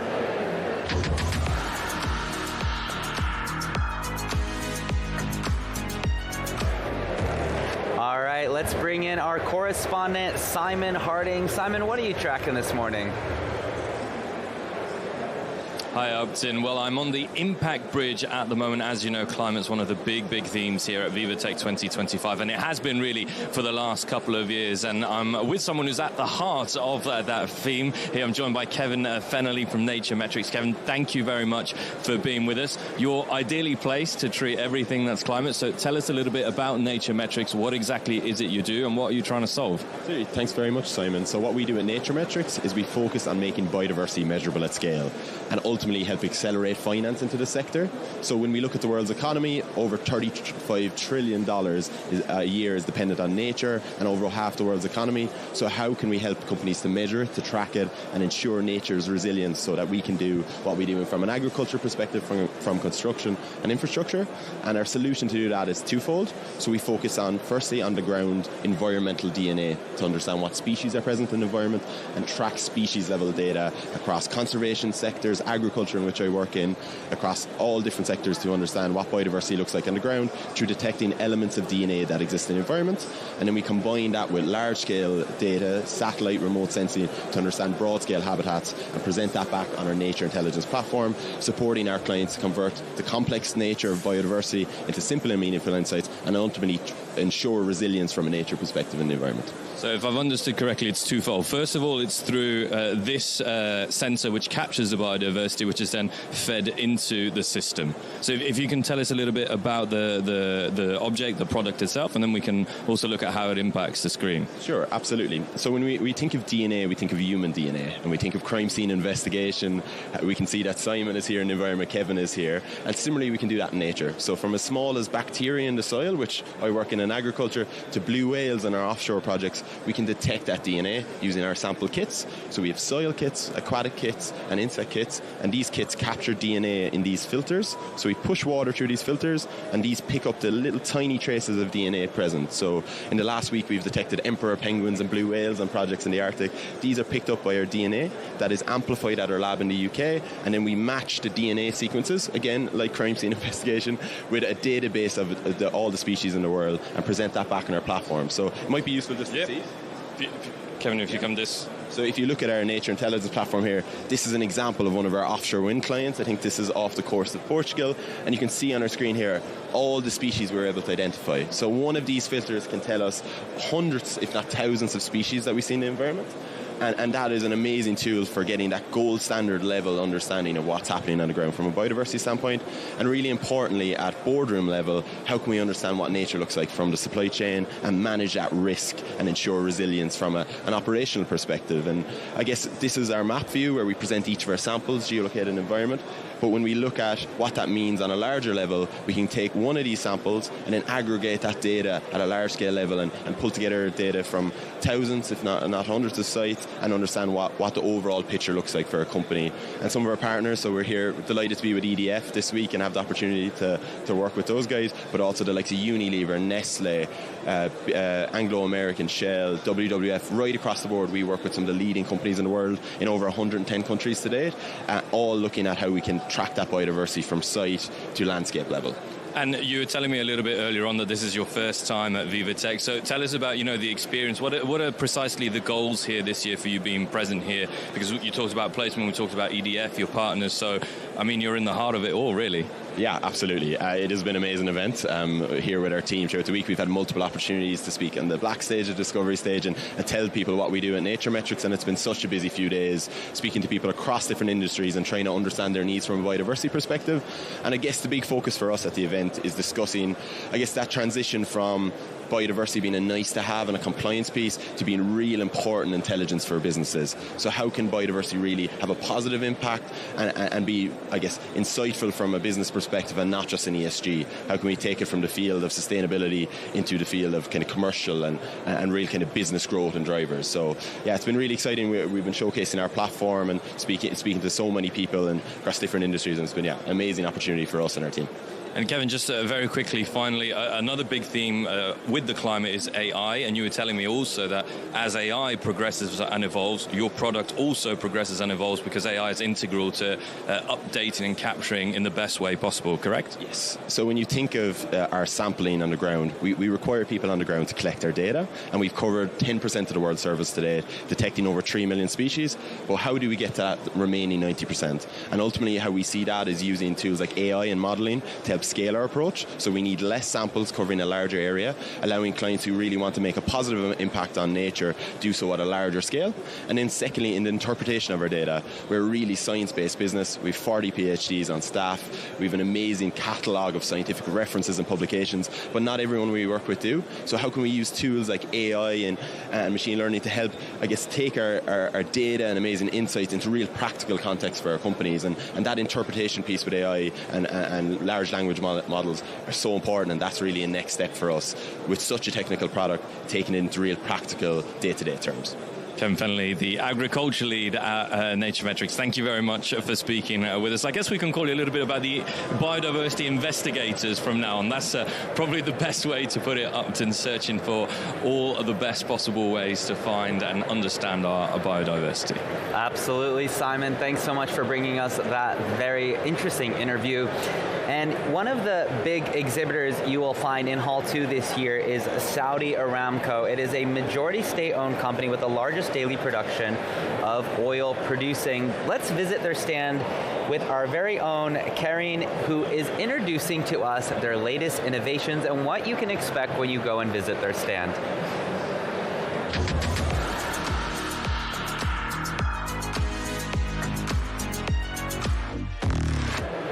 All right, let's take a look at that stand of Aramco. Hello and good morning. I'm at the entrance of Hall 2, and if you're into bold innovation, there's really a booth that you should not miss. It's right there. It is the Aramco booth. It's huge, and as you see, it is separated into several zones, 7 exactly, and it showcases all the Kingdom of Saudi Arabia innovation. One of the biggest one is the Aramco Sail. So Aramco Sail is the Saudi Accelerated Innovation Lab. It's not just a zone, it's the heartbeat of innovation here. It is established as the National Integrated Innovation Engine, and it's a superhighway to innovate in the kingdom's digital future. This hub incubates ideas from across a company and turns them into real scalable solutions. And it connects researchers, execution agencies, and business units to rapidly test, refine, and deploy emerging technology. Whether it's AI, advanced analytics, or robotics, Aramco Sail is where future-forward thinking comes into reality. And you want to know more about another outbreak in Aramco? Well, come here and discover the Aramco LLM.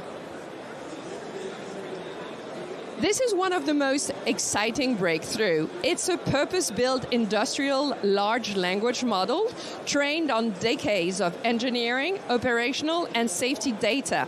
And unlike other off-the-shelf models, Aramco LLM understands the complexity of industrial language, workflows, and decision-making. And it's already helping teams analyze technical reports, troubleshoot complex systems, and even generate operational insight, all through natural language. And there's even more to discover. I'm taking you. Of course, there's a lot about energy, but what I want to show you is the last project, this one about cybersecurity. As Aramco accelerates its digitalization, it's also elevating its defenses. So Aramco AI-powered cybersecurity program intended to establish a robust AI cybersecurity governance and system, as well as equip its user with necessary cybersecurity skill. So I'm going to show you this. So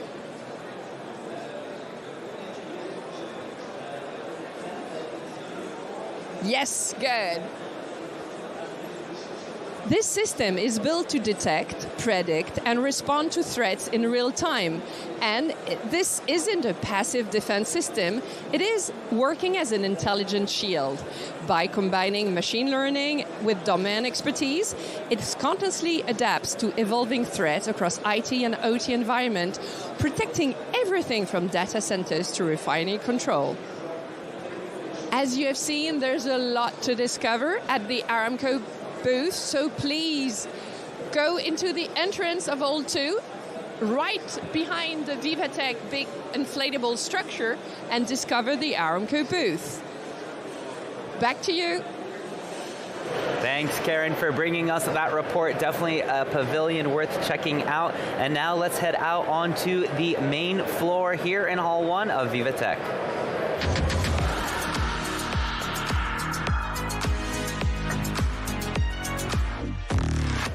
All right, Will, what are you tracking this morning?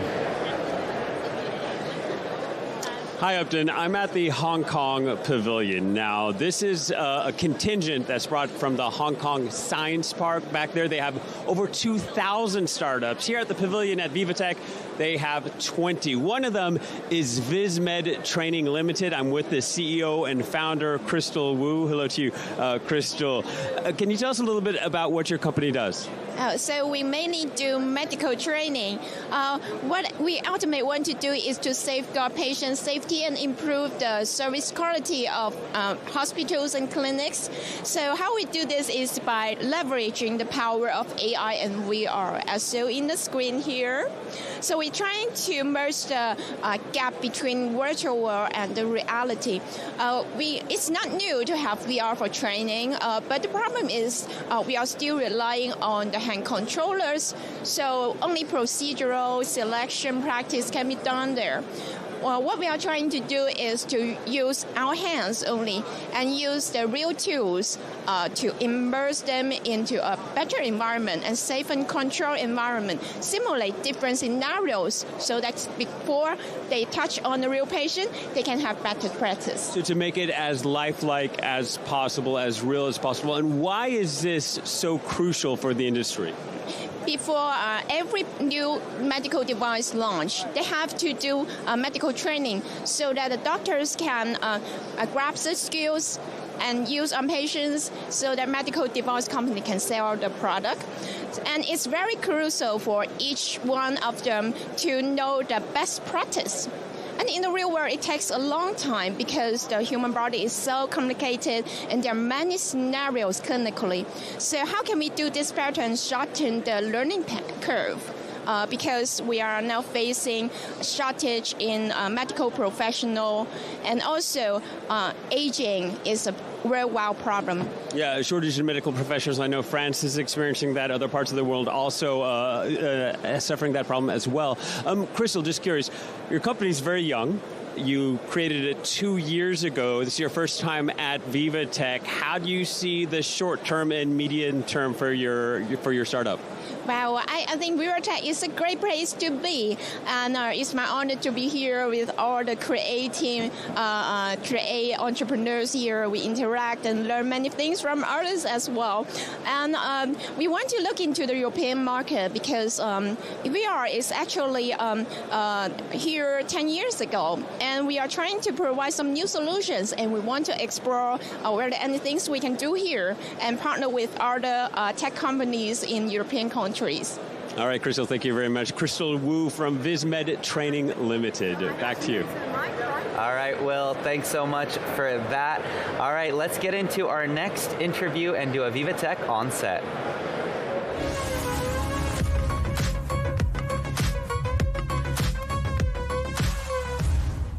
I'm joined now by Lise Briouet, who is EVP of Research and the Chief IP Officer of Orange. She is a driving force in innovation at the French telecommunications giant. From leading disruptive projects to co-founding the operator's health division, Lise is at the forefront of transforming ideas into impact. Welcome to VivaTech News. Thank you. So the first question I have is, Orange stands out for embedding research teams within its organization. How does this model accelerate innovation and set the company apart? So first first of all, I would like to say that we made the choice of having a huge research teams, which is a differentiator regarding our peers, but it's in that way very close to what the tech giants do currently. So the way we practice research is really having a full integrated research directly into teams. I mean that there is no silo, research is not isolated, we are fully embarked, and in that way, in the value chain, in the innovation chain, internally, we are at the core of the innovation chain. So we are really fed, but we're working on regarding product management, platforming, all that stuff. So for sure it comes with perhaps more complexity regarding managerial subjects, but it's very powerful and valuable for researchers because they are fully embedded in the teams, and so we are benefiting for different profiles, mixing researchers' profiles and product managers' profile, delivery people profiles, so it's very rich. Absolutely. And in a fast-moving industry, how does the company ensure its research teams are staying ahead of customer needs and expectations? Mm-hmm. So there is different way to do that, but the way we want to really practice our research now is really, we are revamping the way we practice research, right? Because most of the time we're considering that research is about long-term investment, and even if it's true, and we come back to that later on, we need also to be very agile and to make innovation in a short period of time, especially when it comes to subjects like artificial intelligence, for example, because it's moving so fast. So the way we do is really to make sure that our researchers access to the ground, to the playground, and to our customers' data sets to be sure to work with the good material. So they are not working aside of the company, they are really working on the playground with our customers to make sure that what we're inventing right now will really be valuable for our customers, and that we could have a very good handover with product management teams especially. And also the way we ensure to be really grounded, we partners of course with industrials, with startups like we've seen here in VivaTech, and also in big projects led by Europe or our French National Agency. Absolutely. Can you give us a recent example, maybe tied to the VivaTech announcements, that illustrate how research at Orange directly led to a commercial breakthrough? Of course. I think that the announcements we made 2 days ago, about our first safe quantum network is really a good example. So we've invested a ton of time and resources on this quantum subject, which was a bet in 2017, and now it's a commercial offer. We have announced here in VivaTech, available for our business customers.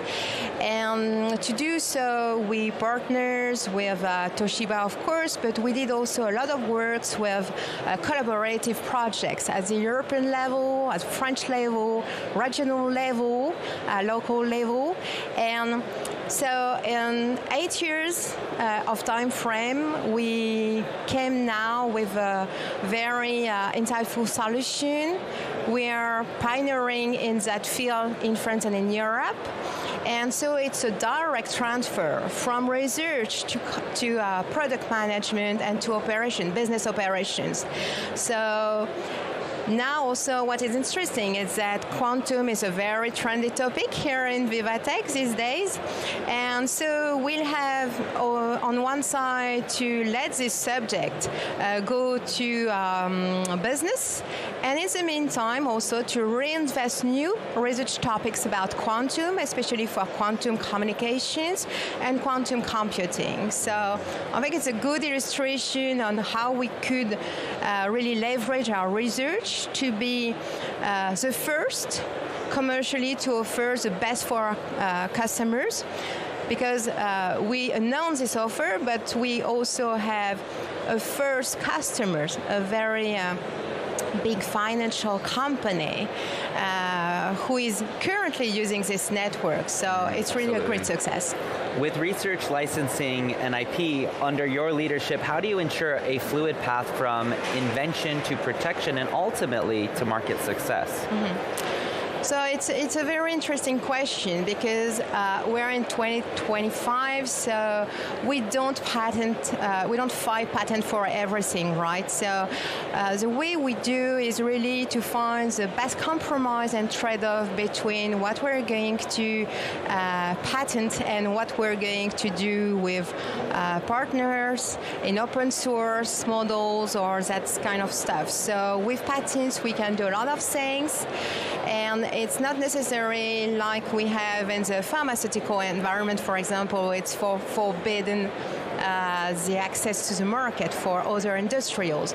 The way we do IP in telecommunications is much more to agree on big standards and norms to make sure that we'll be able to have seamless networks, very open infrastructures to let the competition live really. So the way we practice is to find this best trade-off all the time and to capture the most valuable innovation for the group, but first of all for our customers, because it's really what it is about, doing research at Orange. Absolutely. Last question is, what are the next big innovation priorities for your research teams?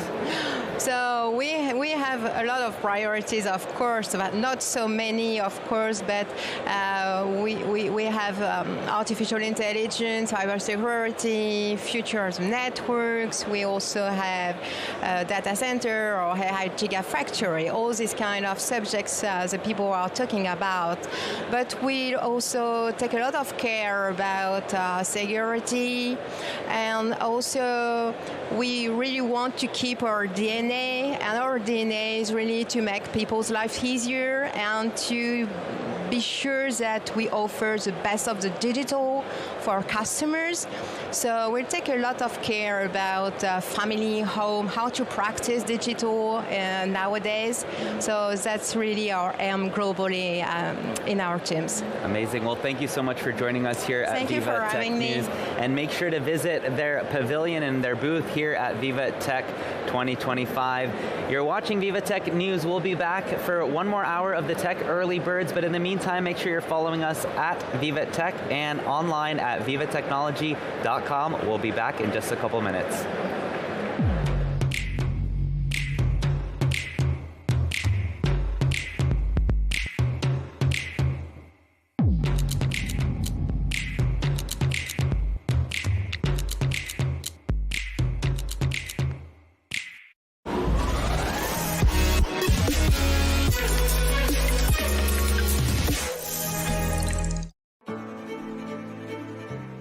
At Electra, we try to encourage people switching to electric cars by helping them charge very easily and in 15 to 20 minutes. We recently advised Electra on a new fundraising with 304 million euros. It's a major milestone for Electra for the future years.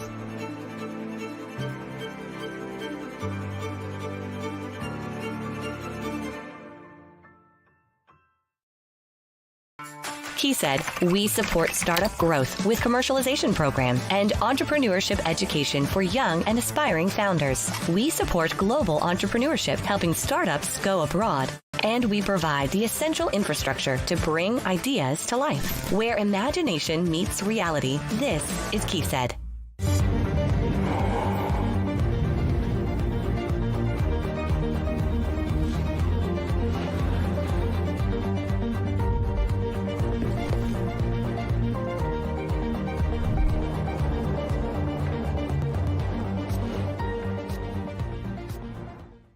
Discover the new frontiers of innovation with VivaTech News.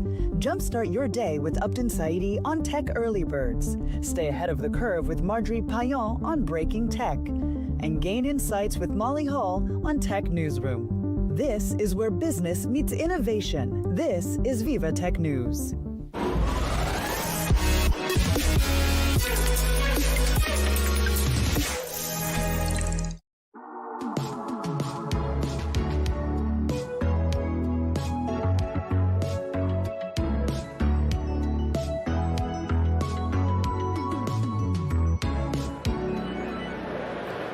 Welcome to the final hour of the Tech Early Birds here on VivaTech News. I'm Upton Saidi, guiding you through everything you need to know for your day here at VivaTech. We have over 165,000 attendees, more than 13,000 startups, and we have some very big names from NVIDIA CEO Jensen Huang, French President Emmanuel Macron, and many, many more executives and guests taking the stage here at VivaTech for day 3. Of course, they spoke on day 1, but we have a huge lineup for day 3 as well. Let's get out into the main floor where we have one of our correspondents standing by giving us the latest. Let's go inside VivaTech.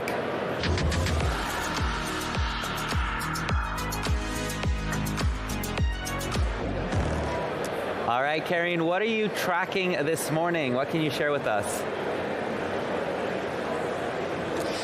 Hello, we're going to talk workforce and AI with Tarja Stevens. Hello.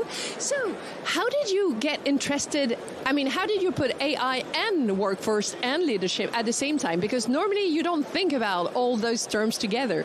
Wonderful. So great to be here. So absolutely, I'm a founder of AI Opportunity Agency, and we are an advisory group really specializing and working with CEOs and executives to see how we can bring human-centric, people-centric strategies, upskilling programs, and leadership training to get that AI fluency for the leaders themselves. How come? I mean, how did you get this idea in the first place? Well, right now what we have seen, the conversations have been very technology-driven. And until this year, we see incredible shift now that the leaders are looking into entirely organizational structures, workflows, and building new foundations. So this is kind of a new blueprint that is human-led and AI-operated. And that means we need to be taking care of what is the people right now, how can we get the employees. So that is something that I'm very passionate about. How can we get everybody on board?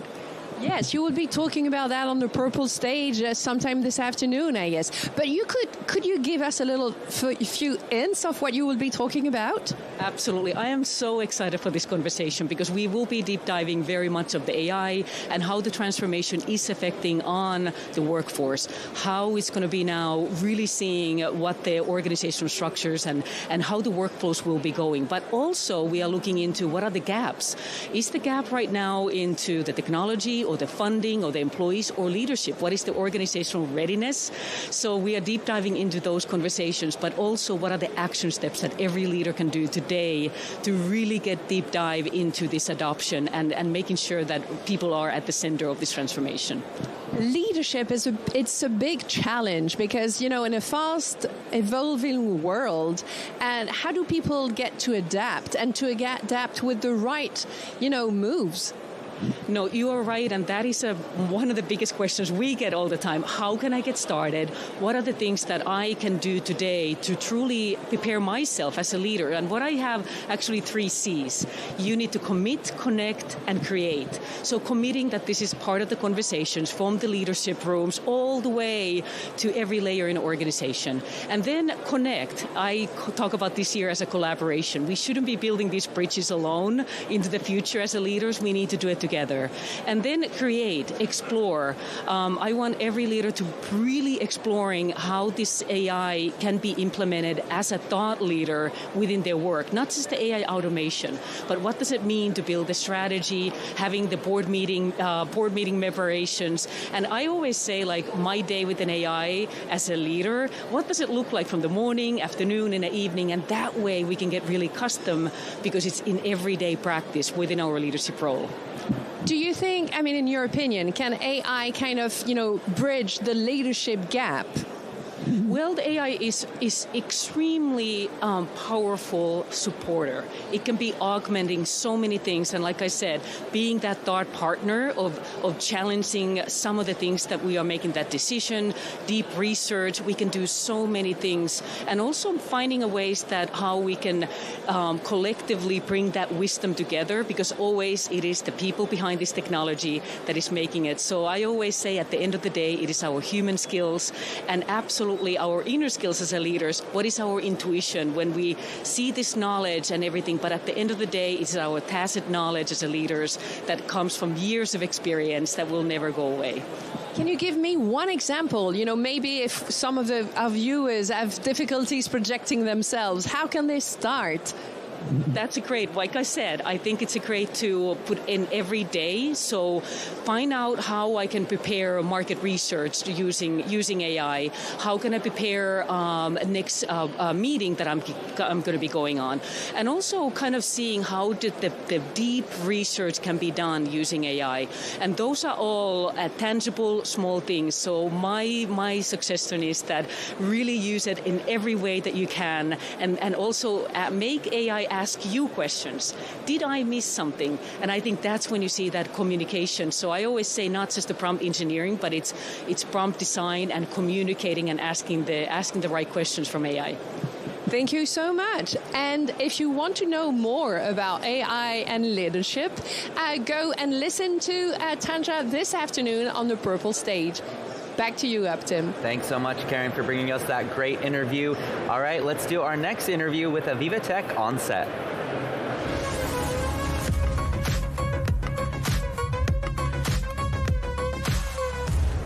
I'm joined now by Luis Vargas, founder and CTO of Evolver AI. This is the company that is applying advanced AI to transform enterprise operations, finance, and compliance with measurable results. Luis, welcome to VivaTech News. Thank you, it's great to be here. So tell us a little bit more about Evolver AI and what makes it stand out. Yeah, so we founded the company last October. It is a combination of deep expertise on professional services. So my co-founder, Nicola Morini, he was global CTO for EY, and deep technology and AI expertise. So I was vice president of artificial intelligence at Microsoft. I was leading the technical strategy for AI. And what we are doing is we're combining deep domain expertise in all of these professional services tasks like finance or taxes, auditing, risks, etc., and deep AI and technical expertise. And what we're doing is we're transforming the way of how people do professional services. So instead of depending on a set of solutions that exist today, where humans will take substantial amount of time on doing a task, we think that we can accelerate this dramatically and do it with high quality, doing it very personalizable for every customer, and do it at a fraction of the time and a fraction of the cost. So it's been 6 months of the company, but we're very excited. We have a handful of very large customers that are getting incredible results with our technology. Absolutely. And what have your thoughts been so far of VivaTech, and what are your goals here? I mean, VivaTech is great. Like, this is my first time here. I've been enjoying it. I think it's 150,000 people. It is insane. There is all of these big tech and startups across everywhere in the world, but particularly Europe.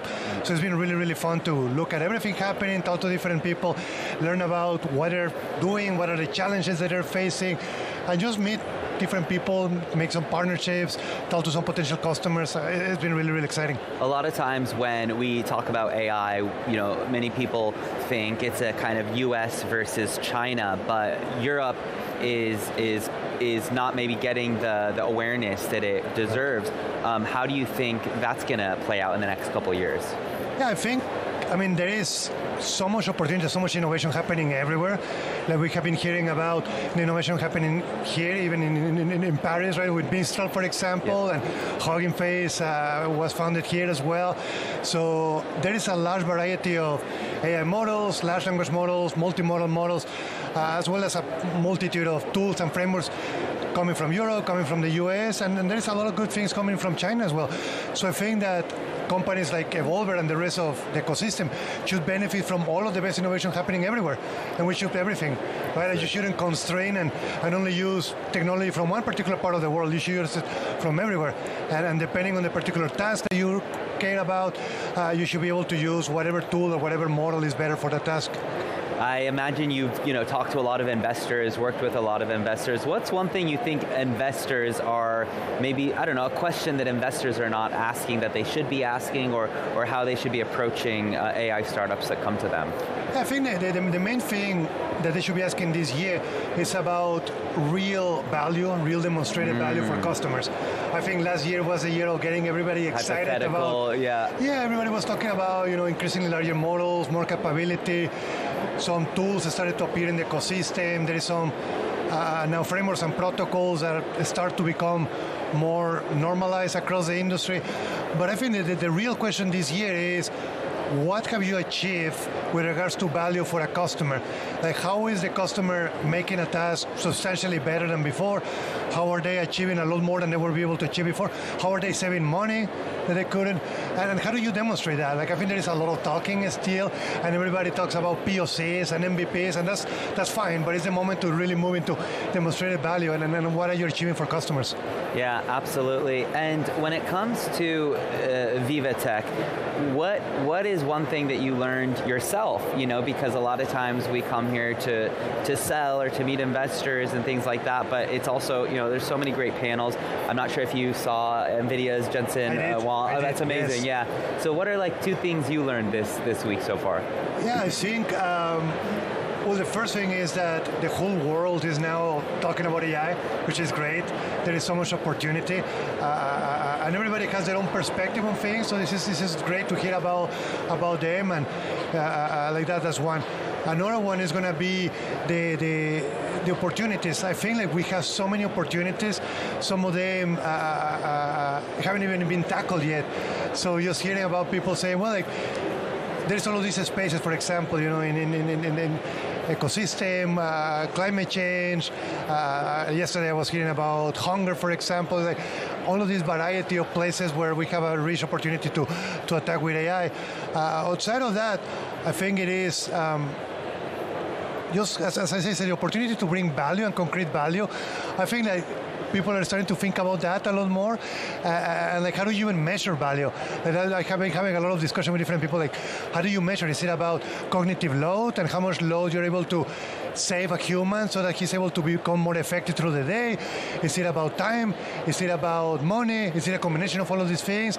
And then can you ultimately come with some benchmark that you can standardize across the industry to be able to track all of these things? Absolutely. Fascinating conversation. Luis, thank you so much for joining us. Thank you so much. I appreciate it. All right, you're watching VivaTech News, and if you've been watching us so far this week, you know one of our new favorite parts of the show this year is what's called our VivaTech Debates, and I'm very excited to be doing today's debate, so let's begin that.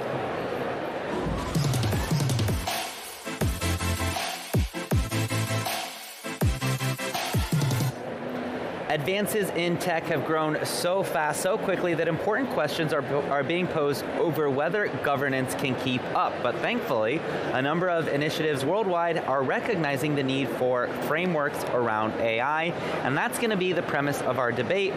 These governments have been preparing the way for innovation to be balanced with responsibility. Take a look. How to serve humanity's best interests in a world where technology is advancing at such a blistering pace. It's one of the most pressing issues of our age, and political decision makers and regulators face extraordinary challenges in their response to it. So far, efforts have focused on attempts to balance tech progress with governance and regional innovation. The European Union's Digital Services Act represents a landmark moment in this approach. It establishes accountability for online platforms while attempting to preserve freedom of expression and innovation. Global innovation has also started to be reshaped by new regional champions. India's UPI payment system has revolutionized financial inclusion in the country and processed over 16 billion transactions in December 2024 alone. This government-backed platform has triggered the creation of hundreds of startups and has inspired other countries to follow suit. Kenya's M-Pesa mobile phone money service now connects over 70 million users across 140 countries, driving economic growth through digital financial services. In Latin America, financial inclusion has taken form in Nubank, a digital banking platform now worth almost $63 billion. This technology has brought banking services to millions previously excluded from financial services. Meanwhile, governance frameworks are being set up to address unique challenges posed by advancing artificial intelligence. The OECD's AI principles have been adopted by 46 countries, while the Global Partnership on AI brings together 29 nations collaborating on governance standards. Across the world, governance is playing a key role in shaping how technology develops. The challenge now is to turn effective strategies into action at scale. As nations race to lead in AI, questions around data sovereignty, security, and global governance have become central to the geopolitical landscape. So data security and policy are now the front lines in the AI era, but the challenge is this: how do we balance innovation with security in a world where algorithms know no borders? So in this debate, we're going to explore the new geopolitics of AI with policymakers and tech leaders. I'm excited now to be joined by Guillaume Avra, France's National Coordinator for AI, who is responsible for steering the implementation of the country's AI strategy. Guillaume plays a critical role in shaping a sustainable and inclusive AI ecosystem. Welcome to the debate. Thank you. We're also joined by Rob Goring, Executive Director of AI Network of British Columbia. British Columbia. He's also the founder of and CEO of Wiser, which is, of course, the AI-driven cybersecurity company that leverages data to predict cyber threats. Welcome to the show. And we also have Rudy, our tech trends editor. So let's start with this. As AI becomes a geopolitical lever, how do your respective jurisdictions, so we have France and British Columbia, define sovereignty, especially in the context of data and AI infrastructure? Thank you very much for the invitation. It's a pleasure to be here with you today. I think in our point of view, but I'm sure we are sharing that, is that it's very important to have a strategic autonomy. Really, sovereignty, it's also this capacity to be able to choose. It does not mean you have to possess everything. It means you have the capacity to choose when you need to choose between different AI solutions, between different compute capabilities, and so on. So in France, we are trying to make sure, for example, if we look at our computing infrastructure, to make sure that the investors, foreign investors in France, are coming from different regions of the world. We have a big investor from Canada, Brookfield. We have an investor from the Emirates, from the US. There is also a Mistral that announced with NVIDIA yesterday a big supercomputing facility. So really, it's about, regarding the computing facilities, making sure that you have different providers so that you can choose between them in order to train your model. And regarding the data, it would be about the data are also associated with the needs and the values of a specific area, a specific region of the world. We have to be able to produce and to gather the data that are corresponding to the European industrial ecosystem if we want these AI models to be performing well in our company, in our industry. So regarding the data, I think we cannot just rely on data coming from all over the world. We have to be able to produce them. And regarding the computing facilities, we have to be able to have different providers. I would generally agree. I think in Canada, we've had a very interesting position with our United States, friends and allies to the south, which has proven to change a little bit. And so I think from a sovereignty standpoint, being able to ensure we control our compute, our sovereign data has become more important than ever.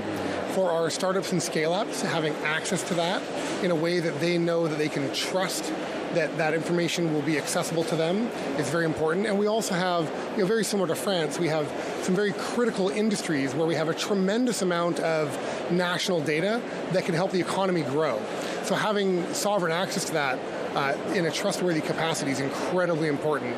And interoperability is very important as well. We're here with over 600 Canadians at VivaTech, 100 plus Canadian startup companies demonstrating that we are here to work with the world, and we want to interoperate and figure out how to maintain sovereignty, but in a tapestry of interoperability and partnership. Yeah, Rudy, we've talked a lot about sovereign AI on our program here. This was a big part of NVIDIA's keynote as well, and that announcement. Where do you see this going? I mean, how are you thinking about this? Something that both Guillaume and Rob touched on is data. And I think sovereign access to data is really important. And obviously the data models, the AI models right now are built on what's publicly available, on the World Wide Web, on the internet. But there's actually a treasure trove of data that exists in local healthcare systems, in local industries, which you might not want to share with a US-based company, but that's France, which is very much focused on sovereignty and Canada now as well with the changing geopolitical situation, might want to keep in-house and develop AI systems on top of that. Yeah, absolutely.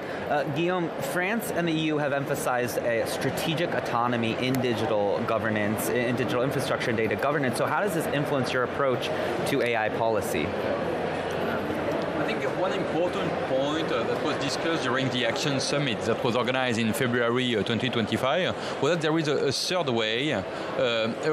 This third wave is about collaboration between like-minded countries that want to be sure that they have this sovereignty, this strategic autonomy, meaning we can work together regarding the establishment of the setup of an international governance of AI. For example, we have been working a lot with Canada within the global partnership on AI. In fact, Canada and France were the two countries that started this international collaboration. Now I think there are more than 40 states, countries that are collaborating to it.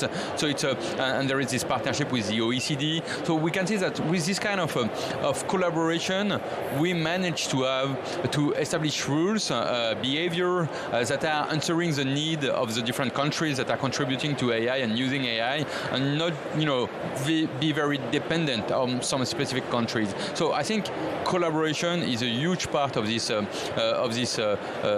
new AI policies associated with AI and this international governance. And then regarding the question of the capabilities, we were discussing them. It's important to work together at a European level. I think Europe is very important for this strategic autonomy because it's so expensive, these supercomputing facilities, that we cannot win by playing alone. We have to play with a team, and I think Europe is a team. Canada is a huge partner of Europe, and in particular Canada is contributing to Horizon Europe, which is a research program in Europe that is for the low TRL, that is helping the different companies, the different research laboratories to work together in order to innovate. This kind of collaboration, I think it's we cannot do without it. Really, it's mandatory. So AI policies is also about that, collaborating on research, collaborating on sharing the computing facilities and the data with people that are aligned regarding the national interest. I think the one thing I would add to that, again, which is foundational, is shared values and trust. And I think that's what has been phenomenal between Canada and Europe, in particular France, is understanding that we have a shared ethical and responsible approach to AI. We understand how each other works. We've collaborated in the past. We continue to do so. And so there's an element of an allied set of principles that we can work together. And with AI changing so quickly and moving so rapidly, it's very difficult to maintain policy adaptation that moves at the speed that AI is moving. So having a framework of trust and collaboration is so critical, because if we had to take the time to legislate it every time there was a major shift or a new model or a new supercomputing element, we would be stuck forever. It's interesting because values and similar values is very important, but also as we learned, every 4 or 5 years that might change. So 1 minute, as we're seeing right now, that could change, which is another reason why I think countries are realizing it's kind of interesting. It's like if we don't do this now, it could be too late, right? Especially when you start to think about all the data that you were talking about, Rudy, from Internet of Things to smart homes. I sat in Tesla's new Cybercab yesterday. Imagine that is just completely controlled by data and internet, and if that data is sitting in some other country, I mean, it can get quite scary. Right. I mean, what's interesting, of course, is that to have sovereignty and to control your data, you do need the tools. And what we've seen is that both Canada and France have done very well in the AI ecosystem, rank very well there. For France, Mistral definitely has been a game changer as well in terms of really boosting the profile of France. But what's also important, and it was something that was mentioned by someone from the International Energy Agency yesterday, is that going forward, one of the big big bottlenecks in AI. I mean, we're talking about the data, but think about the electricity use, right, of the AI. And so in a lot of places where you've seen AI build up, you're not going to be able to add any data centers in the future because the grid just doesn't support it, or there's no power to provide it. And there obviously France and Canada have very interesting things to say. I mean, France with its nuclear, I think you mentioned, we spoke before our panel, British Columbia also having lots of clean energy. And that's going to be a competitive advantage in AI as well. Yeah. Where does your electricity come from? Absolutely. Rob, oh, sorry, go ahead. No. I just wanted to react, but I think it's, we have to think our national strategies. No, we have to think it like in a holistic way. We cannot just speak about AI models. We know that it's about also data centers. We know that it's about gathering the data coming from different companies, but it's also about energy. It's mandatory.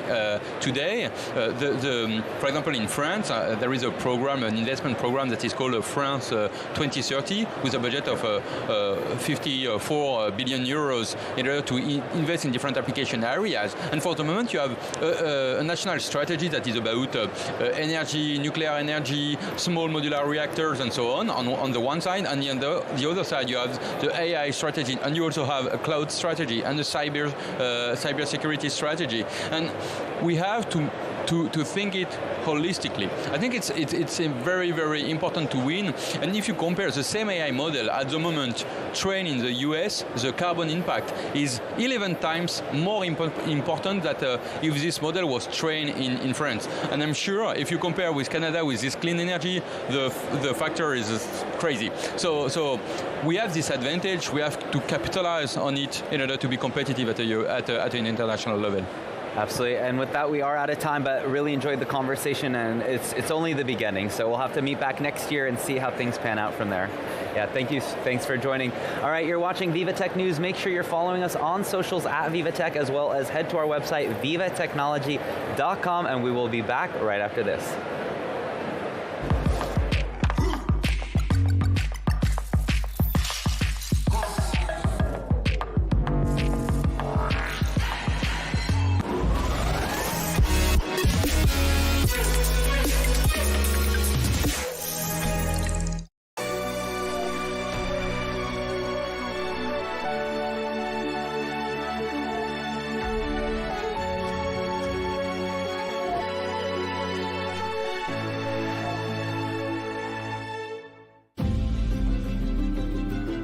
The automotive industry is going through an unprecedented period of change. We have been searching for a strategic partnership with a bank which would also support us in new projects. We've assembled people from both organizations, and we've worked with a true joint venture spirit, and that across 9 countries.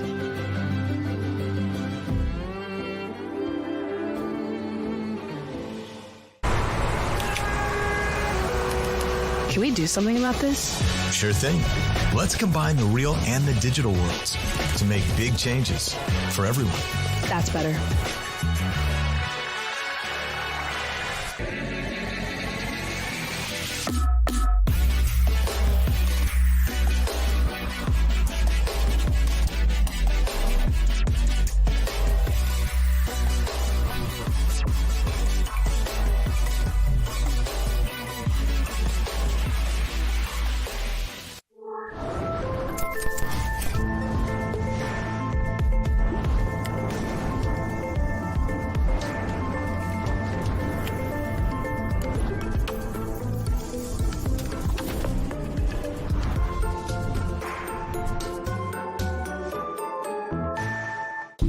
Japan boasts numerous companies with global potential in sectors of deep tech, such as bio-research, clean tech, and robotics.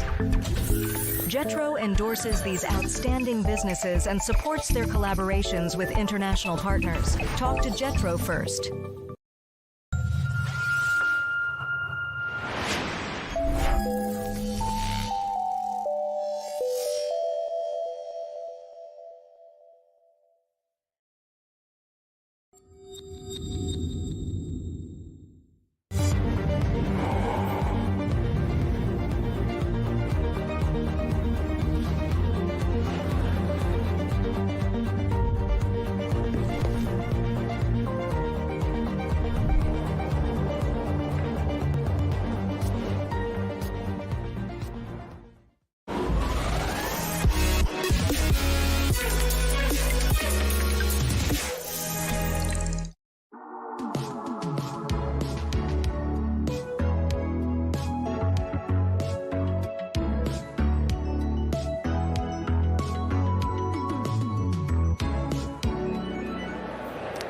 Hello, welcome back to VivaTech News. You're watching Inside VivaTech, and we're going to go inside VivaTech, but this is the Tech Early Birds, your dose of morning information to get you ready for your day. We are on day 3 of Europe's largest startup and tech event. We're expecting more than 165,000 attendees over the course of these 4 days, and I'm just looking around besides me. I can see tens of thousands of attendees walking in and out of panels, walking and meeting many of the thousands of exhibitors we have here. And now let's head out onto the main floor and go inside VivaTech.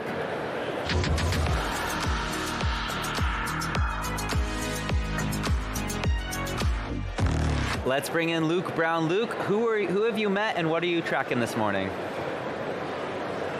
Hi, good morning again, Upton. It's good to hear from you. Now, if I say the words jet planes and kerosene and diesel cars, that does, of course, raise a lot of questions about the environmental sustainability of those fuels. Here we're at a startup that says they've got a sustainable solution for those, a sustainable aeroplane fuel, aviation fuel, and a renewable diesel. And we're joined coming all the way from Houston, Texas, by Michael Irwin of M Catalysis.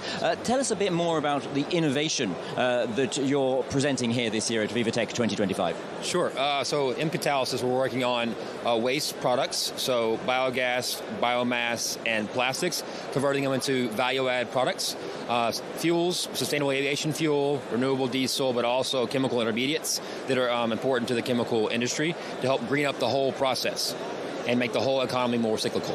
And how then, what's the final end product of that? How green is it going to be if we're putting in, with all the complexity that you're adding? Sure. The greenness depends on the electricity source. So if we're utilizing green electricity, so PV power, wind power, which is a lot here in Europe, and of course in Texas we have the most in the United States, the process is very, very green because all of the feedstocks you use in the process are all waste feedstocks in a cyclical process. Tell us a bit more about the innovation that you're working on. What exactly is the uniqueness of what you're doing? Sure. So we're actually using microwave energy to drive these reactions. So for example, converting waste plastics into usable chemical intermediates. Typically you'd heat a big pot, you heat the air, you burn natural gas, you heat the air, you heat the pot, you heat everything inside. It's very inefficient. Here we're using microwave energy to drive the catalysis and to make the final product. The uniqueness of that is that the whole system is transparent to microwaves, so the microwave energy only goes into the catalyst to do the reaction. So all the energy to drive the reaction is in the system and not being wasted around the environment. Tell us a bit more about the problems that you're addressing. Why hasn't it been done before? The hardest thing is scaling, right? So how do you make this big? Some things that's been done similarly. So this is technology out of Oxford University, been worked on for about 10 years at a small scale, only a few grams at a time. And so how do you make that from a small chemistry experiment in a lab to a large commercial reactor? And scaling microwave as an energy resource, again, it's never ever been done. This would be a very unique, very revolutionary technology. But that scaling process, it's got to be addressed. You were saying earlier that it's never been done before. Why not? Just how difficult is the process that you're doing and how much success are you having? So I think the number one reason this hasn't been done is the uniqueness that we've developed, or was developed previously at Oxford University with Michael G, is he developed a particle that concurrently absorbs the microwave energy and acts as the catalyst. So you have a particle that does two things at once, and that's very difficult to achieve. You're also not just based in Houston, you do have operations here in Europe, both in France and in the United Kingdom. How important is it for you as a startup to have that presence here on this side of the Atlantic? Well, that's a unique question. Yeah, one of the most important things in a startup is talent. You need really, really good people. Good ideas sometimes be easy to come by, but really good people are hard to come by. So we have a unique set of talents in Houston, Texas at Rice University. We have a very unique set of talents at Queen Mary University of London, and we have a unique talent set here in France, in Lyon. Cyrem, our manufacturer who's producing our tools, is based there, and we're working hand in hand with them to produce our final product. And very, very quickly, but what are you looking for specifically here at VivaTech 2025? Investment. So we are fundraising. So if you are interested in investing in M Catalysis, please reach out to us via the VivaTech app. We'll be happy to talk about it. Thank you. Michael Irwin of M Catalysis, all the way from Houston. Very interesting there on a sustainable future for jet and diesel fuels. Hand back over to you, Upton, in the studio. All right, Luke, thanks so much for bringing us that interview. Fascinating conversation there. And let's now start our next segment with the VivaTech On Set.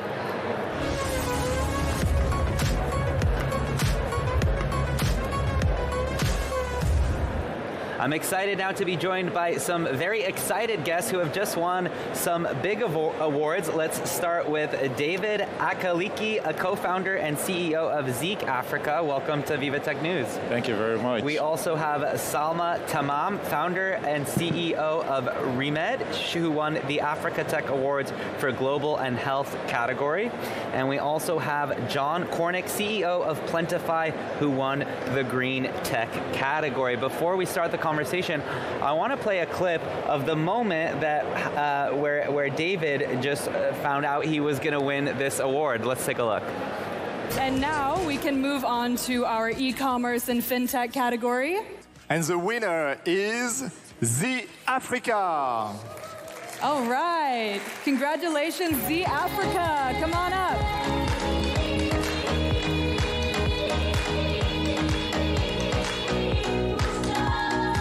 Congratulations. All right, we're getting a lineup up here. David, what was going through your mind when that happened? I mean, I was really surprised, right? I know I gave it my best shots because we are really building something great. And it was so shocking to hear and win Zeek Africa. I was like, wow. So it was so much of gratitude in my mind, right? And I was so much excited. Salma, tell us about what you do and what it meant to win your award. So at Remedy, we are an Egyptian biotech company, which is honestly something that doesn't come around, that is something that is common for the here to listen to biotech from Egypt. So we're a biotech company from Egypt developing healthcare and disease diagnostics for underserved markets. And winning the award was quite a surprise because we had a bit of tough competition. And the recognition and PR that comes out of it comes with the burden of actually delivering and keeping up with the recognition. So we feel excited, worried, responsible. Absolutely. A mix. The pressure is on, but at least take a day or two to just enjoy and relax. And then Monday, the pressure is on. John, how about you? Tell us about Plentify and what it meant to win the Green Tech category award. Yeah, thanks. It's like the others, a great honor to have won this category. Amazing companies in this category, and many more people deserve to win. Plentify is a South African company. We build a home energy management system. Basically, that means we help the appliances in your home use less electricity, and the electricity that they do use, shift it as much as possible to cheaper, cleaner sources like solar. Okay, absolutely. And David, tell us about your company as well and what's next for you.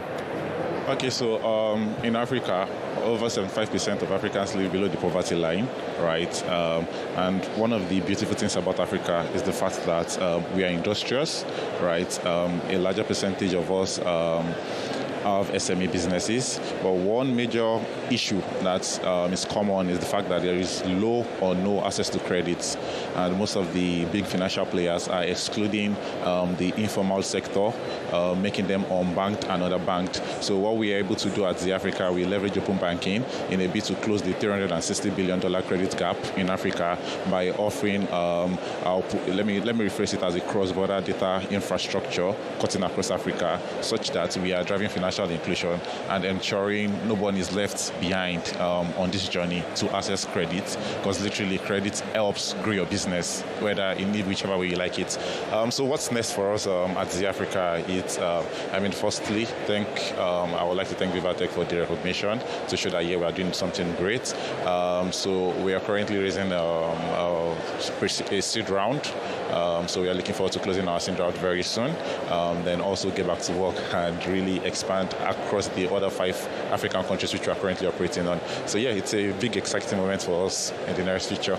Absolutely. And Salma, what do you think needs to happen to get Egypt and Africa really on the map when it comes to tech awareness and the ecosystem?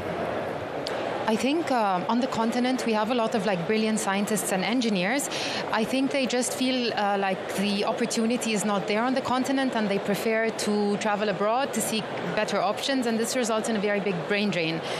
I think we should showcase success stories from Africa, maybe motivate people, make them understand that the journey is not as easy as it seems and it's not all sparkle and fun events. And maybe then, when we showcase the proof of concept, people would be happy taking a bit of a risk, staying in their own continent and developing for Africa, because honestly, if even the Africans don't develop for Africa, then who will? Beautifully said. Well, congratulations to you all. Very well done and well deserved. You're watching VivaTech News. Let's head out to the main floor and go inside VivaTech.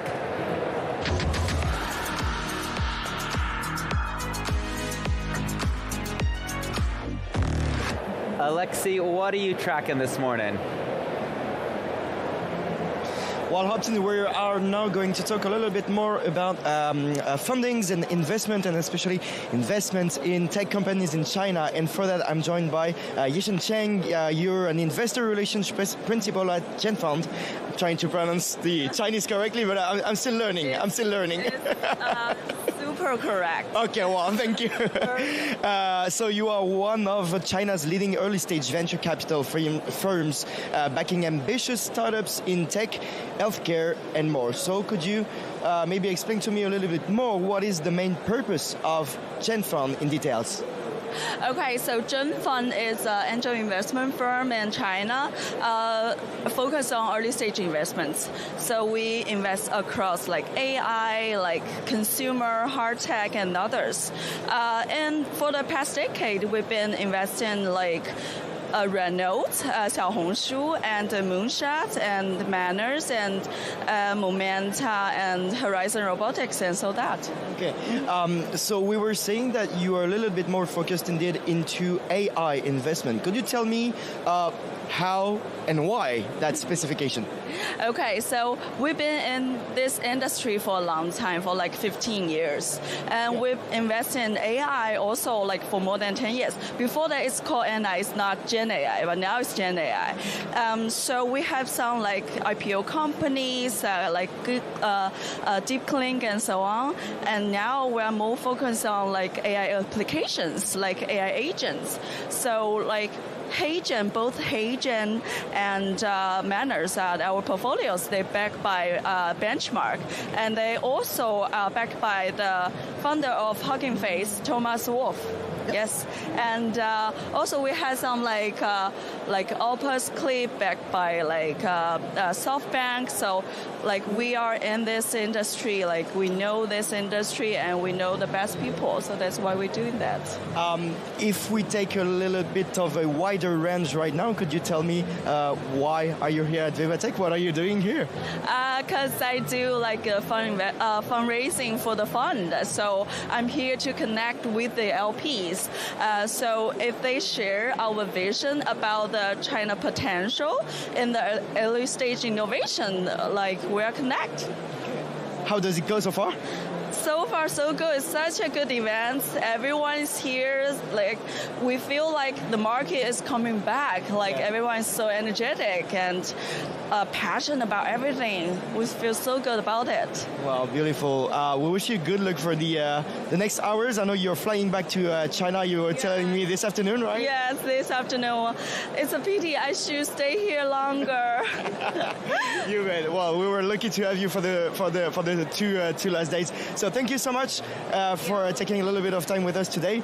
We know a little bit more about investment right now, thanks to you. So thank you so much, and we're back to you, Upton.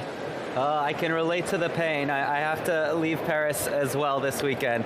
Well, thank you for that great interview. Let's now head out to another interview with our very own Simon Harding, who's also VivaTech inside VivaTech.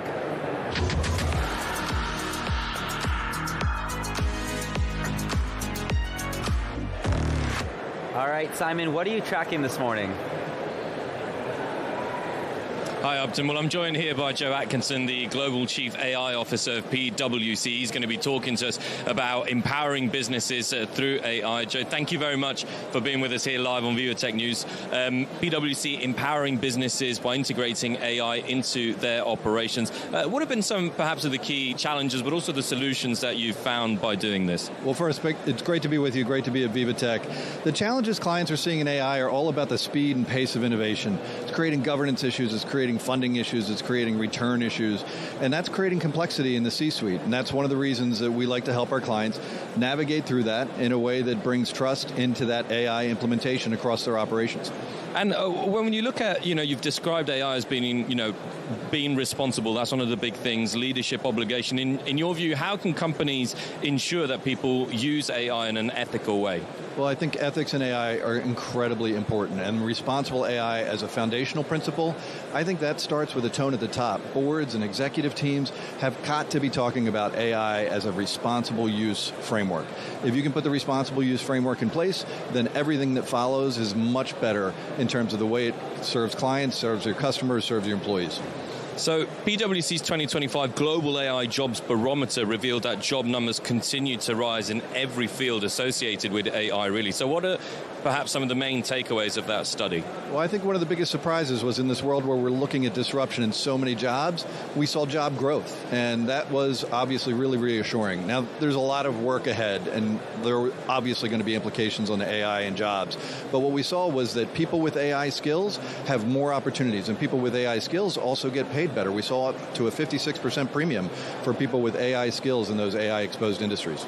And obviously, PwC always at the helm of innovation, so you've just launched a new Agent OS product. So can you tell us more about the platform designed to help AI work together, really, those agents to come together and work together? Yeah, well, we're here on AI Avenue, and it's all about agents on AI Avenue, right? So what clients are telling us is that complexity of the agents with all of the partners that they deal with in multi-clouds required an orchestration layer. And we didn't just see it from our clients, we saw it for ourselves in the way that we were building our technology. So we saw an opportunity to create a framework and a platform to help pull those agents together, govern them in that responsible way, bring the efficiency to the workflow in a way that we weren't able to do without it. And you said just now we're on AI Avenue. We're obviously here, Europe's leading tech event. So how do you see events like VivaTech accelerating innovation and collaboration in the AI space? You know, there is an amazing collection of innovators, entrepreneurs, startups. Many of them are right here in our booth.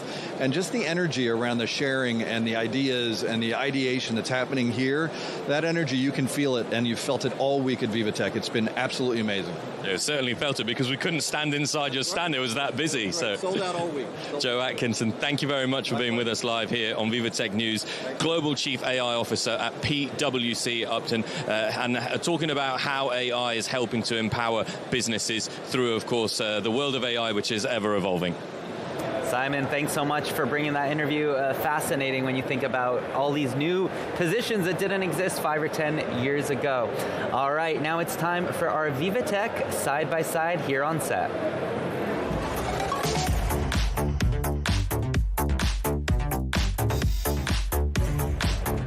I'm excited to now be joined by Magdalena Michielisza, Director of Innovative Business Offer Development at BNP Paribas Poland. She's responsible for the European leader in banking and financial services cooperation with startups. Magdalena, welcome to the show. We also have Pia Fulkis, who is Enterprise Sales Director for a startup that develops AI-powered solutions to combat money laundering and terrorist financing. Welcome. Thank you for having me. So Magdalena, let's start with you. How did the partnership between BNP Paribas and Silent 8 come about, and how does it align with your broader innovation strategy? We met Silent 8 through our community of high-impact entrepreneurs. It's Endeavor Poland, and before the meeting we didn't know anything about the company. So after we met the founder of the company, we decided to ask people in the bank if they would be interested in such nice solutions which help us to fight with the financial crimes. So this is how it started. Absolutely, cooperation with startups is a part of our strategy. It means that we have several areas of cooperation and supporting startups, like implementation startup solutions, and this is the case of the Silent 8. On the other hand, we implement solutions that can be used for our clients to improve our services and products, because this is our mission and strategy to make our clients more happy and more. We would like more clients to work with the bank and serve the value services they expect. We also invest in startups and have dedicated bankers, so we are ready for having startups in the bank. Absolutely. Pia, what makes Silent 8's tech stand out in the financial crime prevention space? Yeah, sure. So we're doing the same as OpenAI, Google, Anthropic. We're innovative and we're moving towards general artificial intelligence. The point about Silent 8 is the fact that we're tested and proven. We are the most tested and proven financial crime compliance AI solution on the market, and that's through being in production with tier 1 banks already for many, many years. What kind of impact has the implementation of the AI-driven solution had so far here? It's early days. Yes, but I see that there will be a huge impact because we would like to fight with the crime. We would like to fight with financial crime smarter and faster. We would like to identify more automatically suspected transactions. We are a bank, so we are responsible for such monitoring of the transactions that are coming or outcoming from the bank. And from the other side, we believe that this new AI-driven solution for our compliance department will make it like a strategy advantage, and the team will not be recognized only like a cost generation unit. And of course, we can identify the suspected transactions in real time. And additionally, it's not only the identification, but you also show us the way of thinking of the tool, which is very important because when you have an external audit, we have to show why we choose that this transaction was showed as treated one. Absolutely. Pia, how do you balance innovation with the regulatory requirements that banks must follow? Yeah, great question. Essentially, we're not new to this game. We've been here since 2013, and we've been advancing our technology since then, all with the regulatory angle. We are only working in financial crime and AML, and we're using AI within that space. So our solution is very, very targeted at that. And with that in mind, we have to build in the regulation and the way that we handle regulation. But essentially, we're on our 6th major iteration of our product now. And research and development, experience in the market, it all feeds into the way that we're being innovative. And like I said, we're up there with Google and OpenAI in the way that we're approaching AI, and just building that with a regulatory angle and always evidencing our work is the most important thing in this sector. Magdalena, on BNP Paribas' side, how do collaborations like this one impact your dialogue and alignment with regulatory bodies?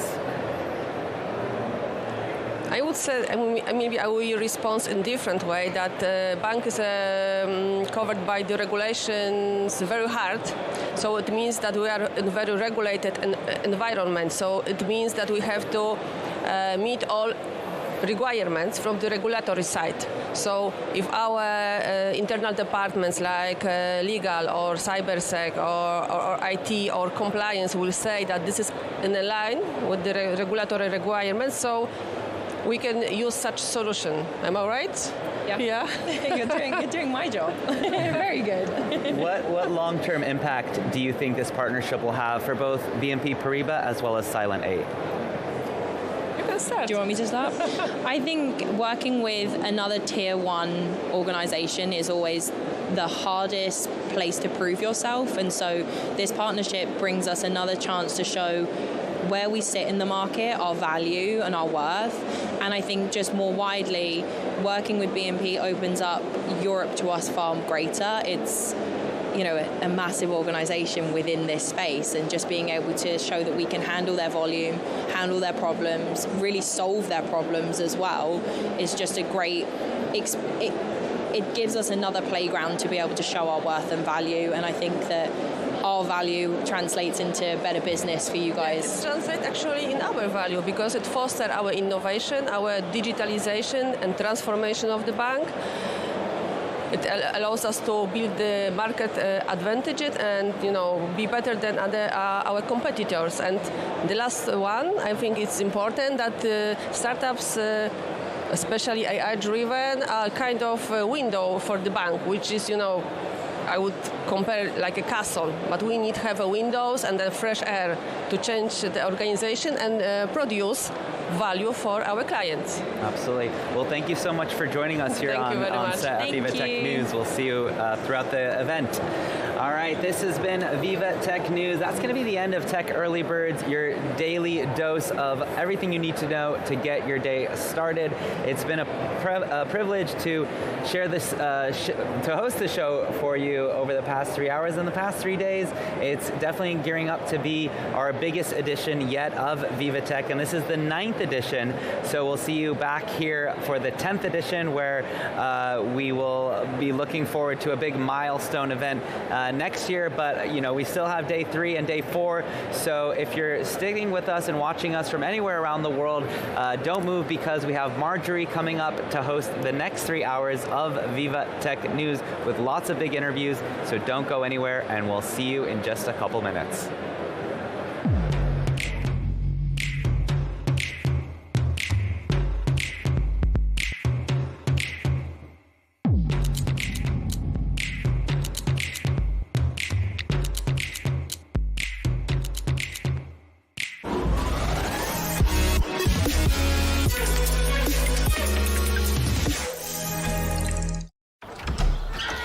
Bonjour, de margarita une pepperoni. Merci. Mais est-ce que vous pourriez revenir nous livrer demain, en fait? Parce que on a fait des passes, finalement. Bah non.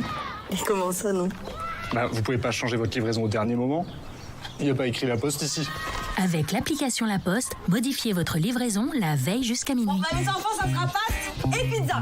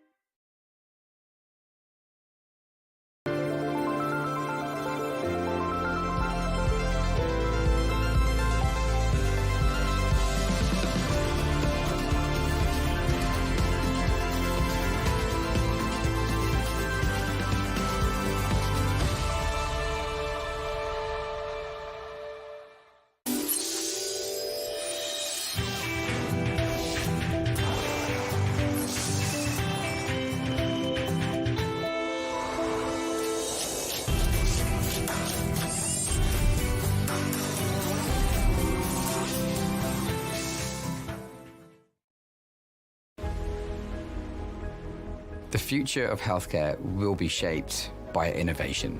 We see a very big potential future growth of this company, and we are trying to help them to make this potential come true. Our ambition for Contura's hydrogels is to be the leading treatment in osteoarthritis over the next 5 years, and we rely on BNP Paribas to help us along this journey.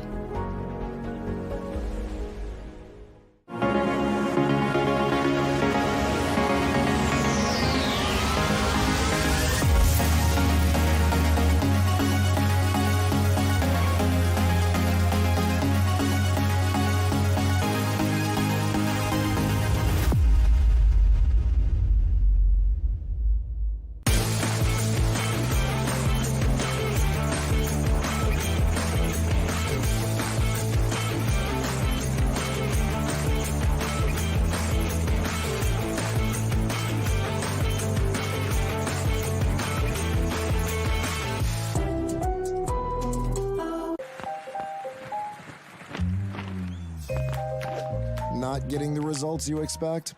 Don't use AI trained on any old data when you can use AI trained on your data. The AI built for business. IBM.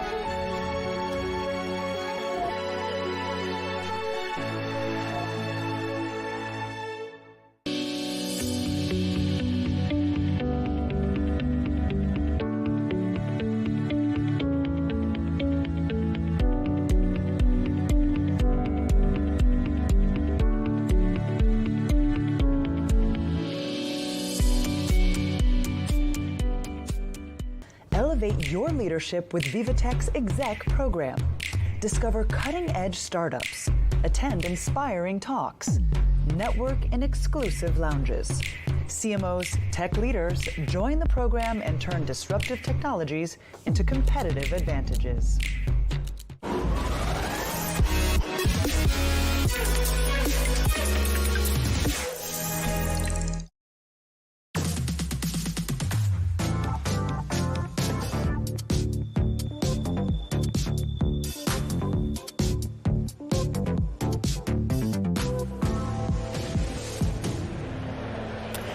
For the third day in a row, welcome to you all, welcome ladies and gentlemen, and welcome again to VivaTech News. I'm Marjorie Payon. You're watching Breaking Tech, your daily dose of innovation here live from VivaTech. You know, it's a 9th edition of the conference here, and our guests, reporters, experts are literally in the starting blocks to give you a glimpse at this brand new edition. Coming up in the next half an hour, a shopping spree. AI starts on the shop floor. That's the motto of Thrive. Well, actually, the Dubai-based company will be our guest in a few minutes.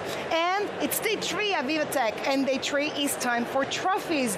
The event organizes 4 major award competitions each year. Participating startups grab the attention of more than 150,000 visitors and over 5 million online views. Moments ago, the Female Founder Challenge was given. Let's take a look. It is time to dive into our first award, the Female Founder Challenge. And the winner is Valley Headland Brands. Come on up, congratulations.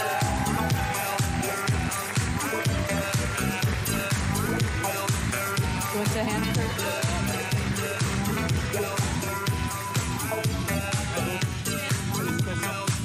Congratulations.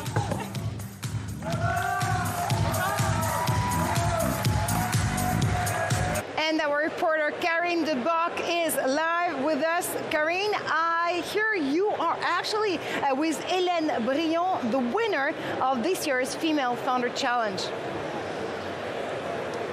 Exactly, and I stole this, you see? And so, Hélène, tell me, how is it going to change your life?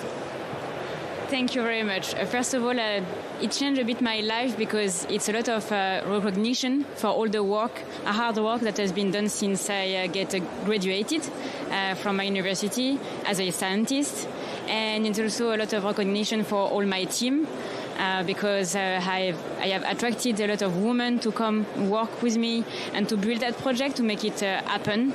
And now it's real. And it will change our company life as well because it will support like our visibility. It will support the industry as well of the biotechnology. We are supported by CNRS here at the VivaTech, and it shows that science can be under the spotlight too. So you are the co-founder and CTO of Verlet. Can you tell us what Verlet is selling? What is your big idea? Yeah, with pleasure. So Verily, we are producing dairy proteins. So you know that proteins is part of your daily diets, and especially dairy, which are the most nutritive one at all life stages. So from babies' nutrition to infants, senior nutrition. And us, the difference is that we are able to produce it without cow. So we are using biotechnology, precision fermentation. So before, invented by Pasteur, it was to save life, producing insulin in pharma industry. Today you are consuming vanillin. And us, we are going a step further in terms of production. We are not giving a very small ingredient. We are bringing proteins, a nutritive ingredients, highly functional, and for our daily dairy proteins consumption. So who are you targeting with your product? So we are a B2B company, an ingredient provider, and we are targeting to sell our ingredients to our future clients, so dairy companies, for example, ingredient provider that will use our ingredients, reformulate into dairy recipe, and our finished consumer client will be from sportive nutrition, which is the most known and knowledge about whey, but you have also all the categories of adult nutrition, senior nutrition, and us, everyone. I mean, we all need protein and take care of our wellness. In your opinion, what has this edition of VivaTech changed for the company? Bigger conversation, bolder projects? Bolder project always. It would have been the same if I would not have been the winner. It's changed in terms of visibility for the company. We are currently raising money. We are under Series A, and this will clearly help the visibility and the attractiveness we have for VC funds to help us to go further in commercialization. One thing is that the packaging is very innovative. It doesn't look like biotech. You know, it's very, chic, I would say. Where does the inspiration come from? It's come from, we want to have a bit of a French touch.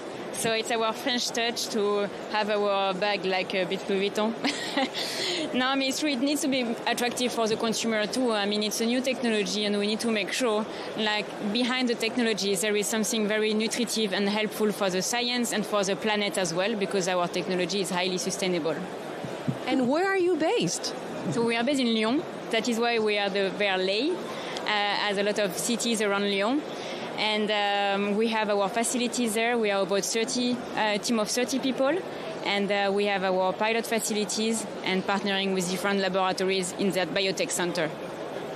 So now that you've got this award, I guess that maybe you're less, stressed. And did you have time to go around a little bit VivaTech? Yes, I had time to go a bit around to look at other startups. I'm very interested in other technologies. Looking at also other countries, because we are very proud also in Paris to welcome different countries, different research centers abroad, and this is great. And so what will be the next step Verlay will be making? The next step clearly is commercialization. We have already proven the technology, upscaled it, and now we are about to commercialize it in the US for next year, and then in Europe once we get the registration done. Thank you so much, Hélène, and back to you, Marjorie, and I'm going to steal this, definitely. Oh, yeah, you should, Karen, actually. Well, you should know. Maybe you should actually candidate for the next Female Founder Challenge. I'm sure you'll be wonderful and doing wonderful, too. So now we're back on set, and we're going to have a shopping spree, actually, because AI starts on the shop floor. Let's see what our next guest has in store.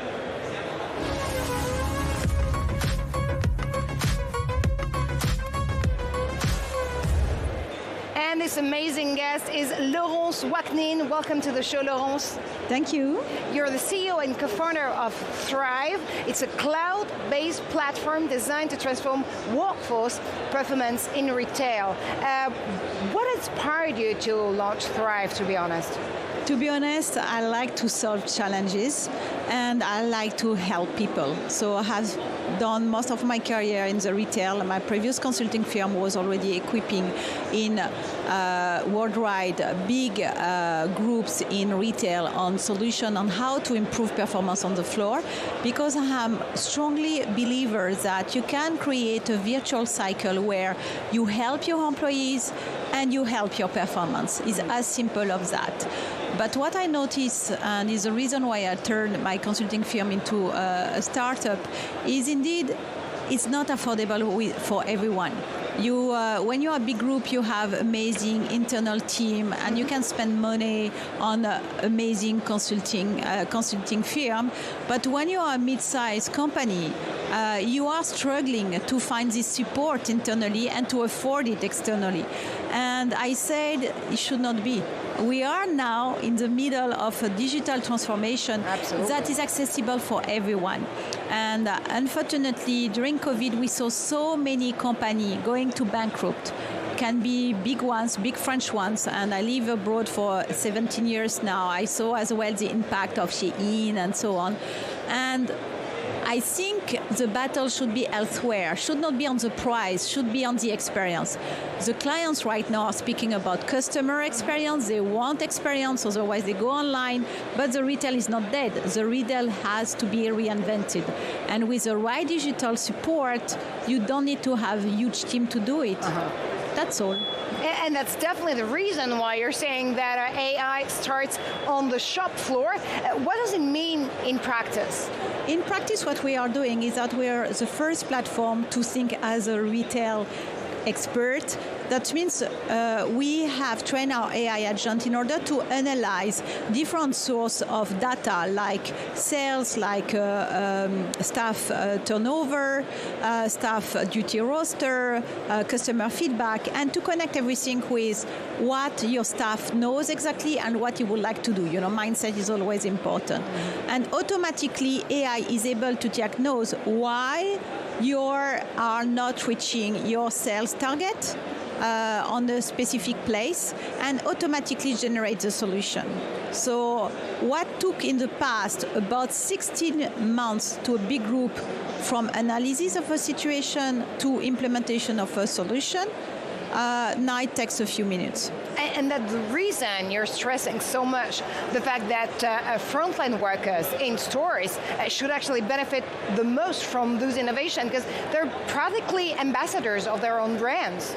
Very well said. Yes, indeed, we all know that. But so far, we had difficulty to really evaluate them. I have a long background, and I start on the floor, and I can say whatever your sales, you have difficulties because it's a mass, it's large-scale organization. So once you start having one manager for hundreds of people, you cannot have this personnel and treaty relationship to know what people knows, what they would like to be, and so on. To manage them is start being a big problem. And therefore, you offer here the solution that to identify what people need to strive, what people can do, and what they will do even better with a bit of support. So, I mean, so far, what are the most inspiring outcomes you've seen from that very use of AI from the ground floor in the store? Because I'm sure you have like tons of success stories to share with us today. So basically, from a business perspective, I would say that on average, impact on sales is 12%. So great, amazing for the company. No doubt. Those are numbers. We can even reach more for a mid-sized company. But I would say for me the most inspiring is that when people say that you really help them to perform. So it's not hundreds and thousands of people, but we still gather everyday feedback on you help us. And this for me is the most important, because it's good to support company, but it's even better to support people. And when you change the life of someone, it's really helpful and grateful. I'm grateful for that. Well, I guess it's called impact, definitely. Your startup is Dubai-based. Was it the right place to launch your company, especially when you're thinking about the UAE as this one nation that has so many different people from all over the world, basically, and trying to get them advices and the right advice at the right time in the store?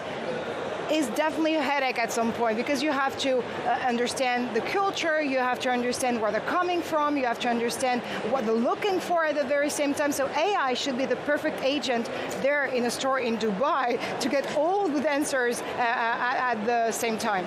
Actually, I think you asked a question, but you know well Dubai, so you answer it as well. So I will try to top up what you say, because you summarize it very well. It's such an international city that you need to struggle on the one hand to support international clients, international workforce. I would say as well on a business perspective, it's very well located. I start businesses in different countries in the past. It's a middle on one right now between Europe and Asia as well. We witness the growth of UAE and Saudi.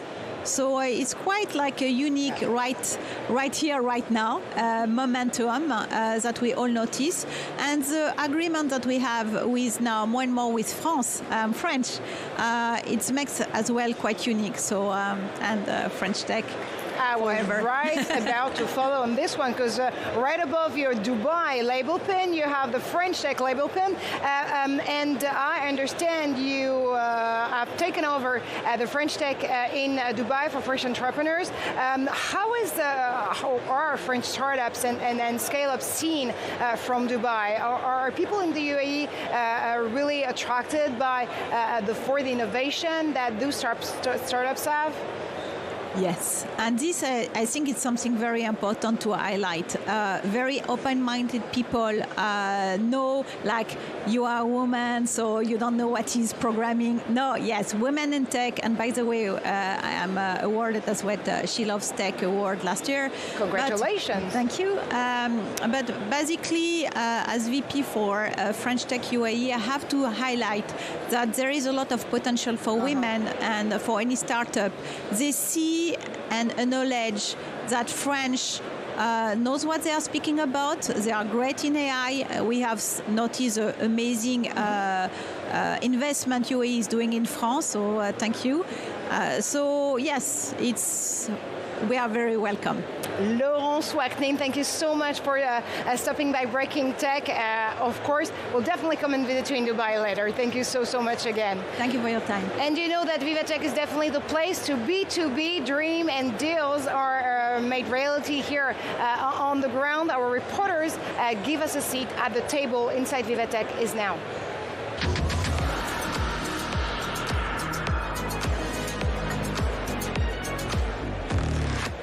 And we are live with Will Hildebrandt. Will, what do you have in store for us? Hey, Marjorie. Well, you know, one thing people do when they come to VivaTech is they brush off their CV. Maybe they need to get a new headshot. So that's why I'm here at this AI photo booth. We're going to get a couple headshots and see how it works. It's Brian Things. I'm with the CEO, Jonathan Bryant. Hello to you. So take us through it. How do we begin? Sure. So you choose a theme. It can be historical. It can be an artwork. It can be anything, because we use prompts. So let's change you into a superhero. All right. Okay, so I press on superhero, and so look up, look in the look here, don't move. Okay, fine. Now, while it's computing locally, no internet, we can go on the side, and there's a second booth here. Okay. So this machine is actually manufactured, and it's our design, and let's create some kind of disco feature. So look up here, don't move, and there you go. And so now you've got two portraits being computed. So look, this is you as a superhero, and VivaTech with a nicer hair than me, huh? Fancy hair. And so what we can do is print it. You can actually email it as well. So it's a very good way for companies and museums to gather data. And here on the other side, you've got your disco due. So there you go. And so I'm printing it. Both come out here. And so these are machines that we place in museums all over the world, and it's a way to entice young people to get interested in art. So what you do is that you can become the Mona Lisa. So we are currently having something with the Louvre in Paris. We've got booths all over the world. In California, we've got the Terracotta Warriors, and so you can become a terracotta warrior. you can become the Titanic, you can, any theme works. So it's all about how to create a digital experience, and that has value for the customer or the visitor and the brand. And when you brought this idea to museums, were they receptive immediately, or did you have to sell them on it? So, no, they are receptive because today they understand that digital is part of everyone's life, and so that you really need to make the young people get into the museum. So it's a very good sort of go-between, and it's also a very good data tool because people want to receive the photo, and so make sure that they key in the right email. So it's qualified emails for the museums, and it's actually additional revenue. So we are with the Musée d'Orsay, we are with Pompidou, we're with all the sort of major museums, and we're expanding now in the US, the UK, and Asia. So that's one of our latest toys. So it's made in France. It's round so that when people use it at parties, they can't put drinks above the booth. All these little tricks. Well, I'm curious, you're a regular face here at VivaTech. What keeps you coming back? So for us, it's a very good show. It's one of the best, actually, globally. We meet most of our clients, so we work also with luxury clients. So one of our best devices is this machine. So this is a ribbon printer. So I've just printed your name. This is something which is called Art of Gifting. So we work with most of the luxury brands around, L'Oréal and LVMH and Chanel. And there are a lot of delegations coming around, and they are always coming, seeing us and see, what's the novelty and how we can better work with them and so forth. So. Well, it makes sense. They say an image is worth 1,000 words. Let's just give you this before we go. Find out if the likeness is better.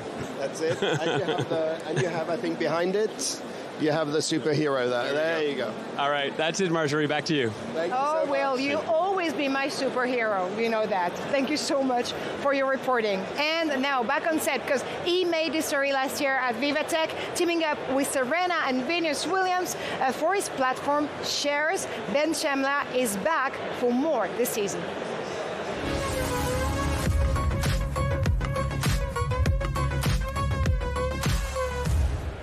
And the man is here, Ben Chemla. Great to have you on the show. Hey, Marjorie. You're still the CEO and founders of Shares, of course. But what a year. Actually, I do remember last edition quite well because we were together at the Dome for VivaTech 2024 with Serena and Venus Williams, your ambassadors, two icons actually for Shares. So much has happened over the past year again. Bring us along your journey. How has it been?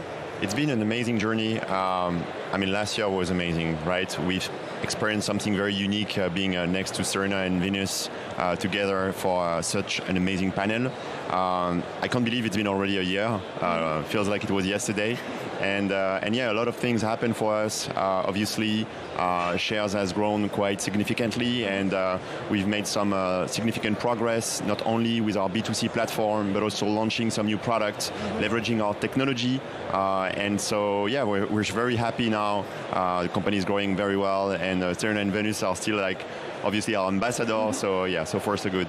And you haven't aged at all. Your vision hasn't either, because it's always been to democratize investment for all.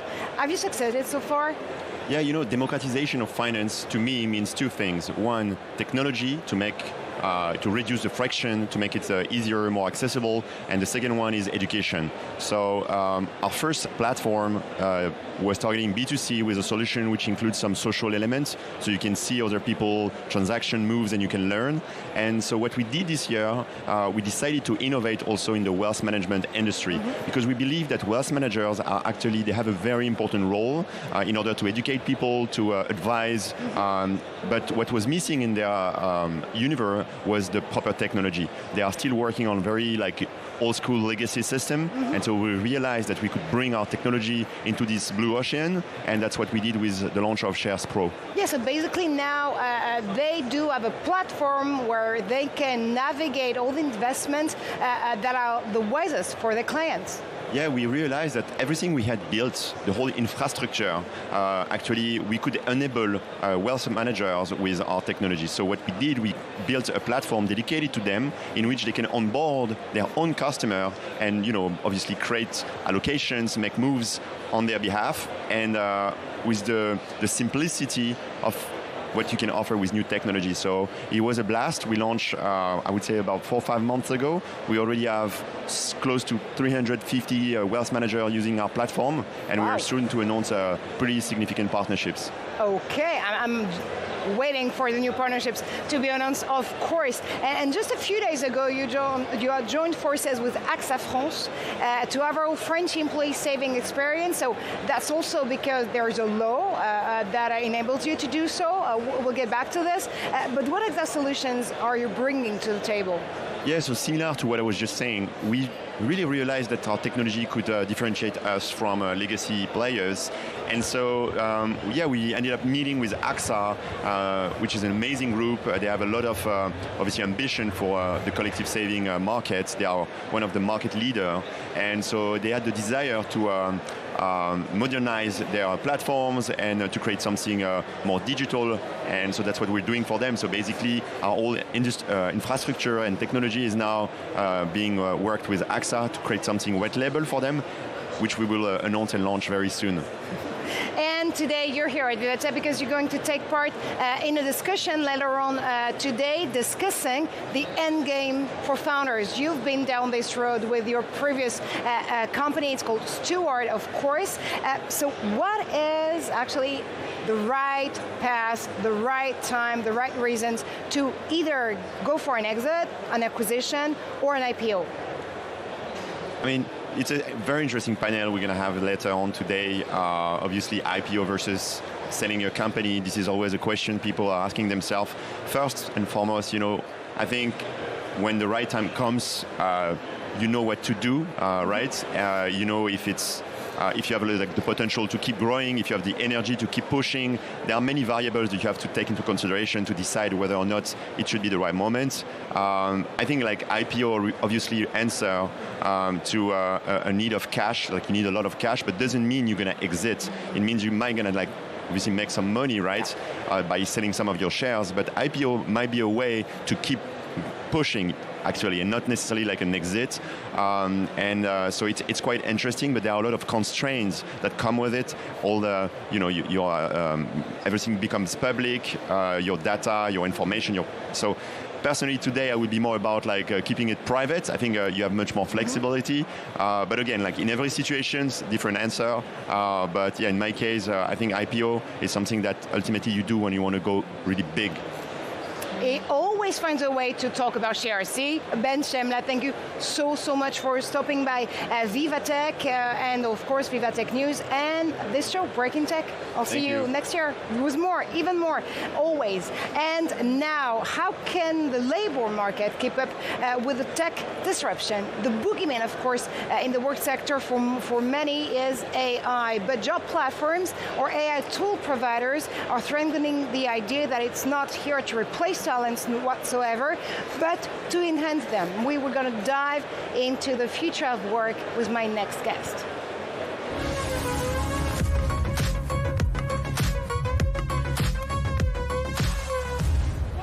And my next guest is Tamara Vasiljev. You're the head economist for EMEA at LinkedIn. Did I pronounce it correctly? You were close. Okay, I was close. I'll try to be even more closer in a few seconds. So I understand you're actually using data to decode the trends, shaping the future of talents, innovation, and of course, tech ecosystems. How crucial is it to LinkedIn to be able to navigate the workplace evolution? Yes, that's the first thing we want to do in LinkedIn. You maybe know, maybe not. We're now at 1.2 billion users, so that's a lot of data about jobs, about people applying for them. So yes, that's the crucial point we try to decipher.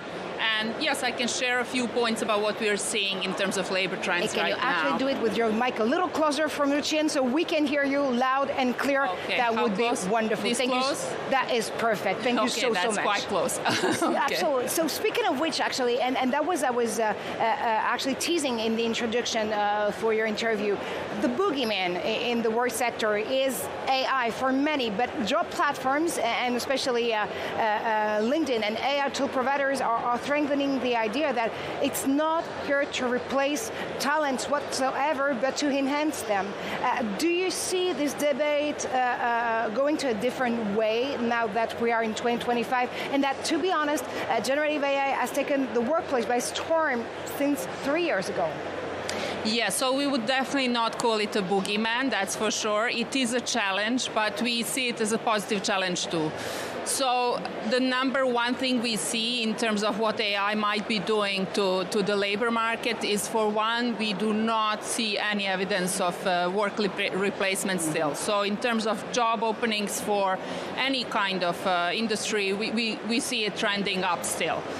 That's one thing. So maybe, don't ring the alarms yet. That said, we do see change. We see a lot of change. And if we would want to kind of take one word to define the labor markets today, it would absolutely be change. Change in two ways. First is getting more dynamic. So what we see is people, especially young people now, changing jobs much more often than it used to be the case. Our favorite statistic in that terms is the one saying that people joining the workforce today stand to have twice as many jobs in their careers compared to people joining just 15 years ago. So that's not comparing them to their grandparents, that's comparing them to people just 15 years ago. And the averages are these. It used to be 8, now you're expected to have 16 jobs throughout your career. So that means you will have to be more dynamic, more agile to get used to this new labor market. And then the second trend we see is also huge change in terms of skills. So skills are changing to the extent that, for example, we expect by 2030, so just in 5 years' time, we expect 70% of skills that an average job would require from you today to be gone and replaced by new skills. Some of that is linguistic, so some of that is just, we no longer mention Microsoft Office as a requirement. It's now taken as a given that you know how to work in it. But some of it is real. And we do also see interesting trends in terms of what kind of skills seem to be more popular today, if you'd like to hear more about that. We will actually, and we will, with the discussion and debate you're going to have on stage in a few minutes from now. Thank you so much, Tamara, for bringing your perspective and insight on not even the future of work, I mean, the evolution of the workplace we are living in right here, right now. Thank you so, so much again. Thank you. And that's all we have time for, but do stay tuned. We'll be back right after this.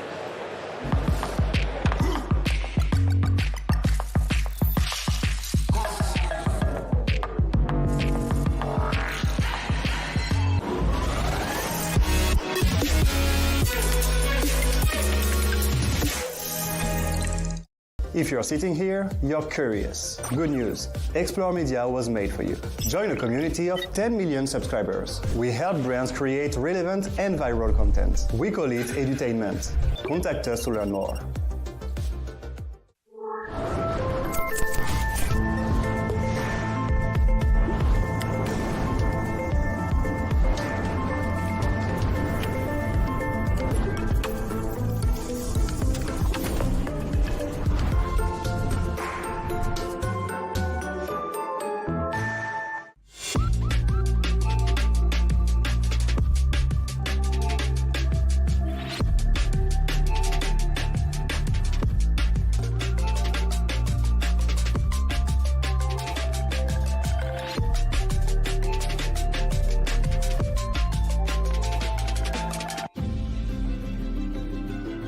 The automotive industry is going through an unprecedented period of change. We have been searching for a strategic partnership with a bank which would also support us in new projects. We've assembled people from both organizations, and we've worked with a true joint venture spirit, and that across 9 countries.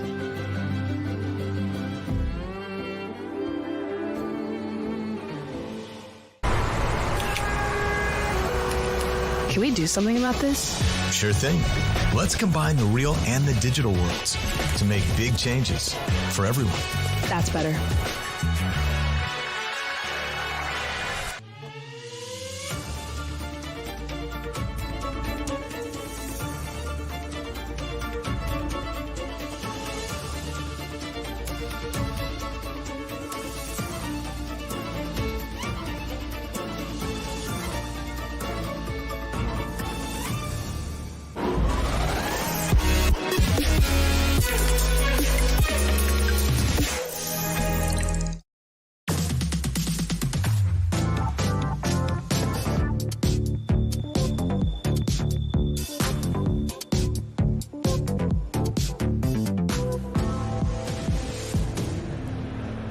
Welcome back to VivaTech News and Breaking Tech. I'm Marjorie Payon. Coming up, from ocean monitoring to Europe observation and Earth observation, actually, satellite imagery gets an AI update. Our guest will tell you why Europe is on the forefront of this revolution.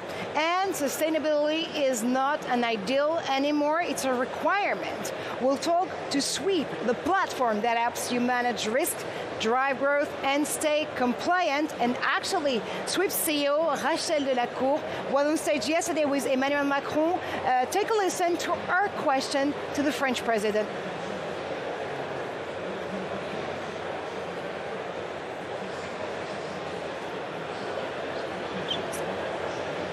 So you're seeing, obviously, Rachel Delacour, Sweep CEO, alongside Emmanuel Macron. That was on day one, actually, here at VivaTech. A lot is happening at VivaTech. And believe it or not, Luke Brown is actually live with us too. Luke, taking carbon footprint is the mission for Julien de Normandie, which is also part of Sweep and is definitely your next guest. Yeah, hi Marjorie, it is time to talk business strategy and sustainability here at VivaTech 2025. We're here on the KPMG stand with Julien de Normandie, the Chief Impact Officer at Sweep, and also the former French Agriculture Minister. Now, Sweep is a leading AI-driven sustainability data platform working with global leaders such as L'Oréal, QVC, and Lacoste. Sweep helps track your data, meet disclosure requirements, and act on sustainability goals. Julien de Normandie, thank you very much for joining us. Thank you very much. And we also have on set here Jeremy Jus, the partner at KPMG and head of their ESG Center for Excellence. Hi. I'm going to start with you, Mr. de Normandie. We're seeing a lot of sustainability regulations being rolled back in places in the US, but also in the EU. From Sweep's perspective, are companies kind of echoing that? Are they also pulling back on their sustainability investments? Or are you seeing something different? It's a very, very interesting question. At Sweep, at the time being, we've got more than 400 clients in the EU, in the US as well. And to be honest, I have to say that the dynamic regarding the sustainability issue remains. What does it mean? It just means that all the regulation framework, okay, you have some setback, the famous setback on EU regarding the CSRD regulation, for instance. You can have some setback as well at the US level. But when you are a company, when you are running a business, you know that the sustainability issue is one of the major ones.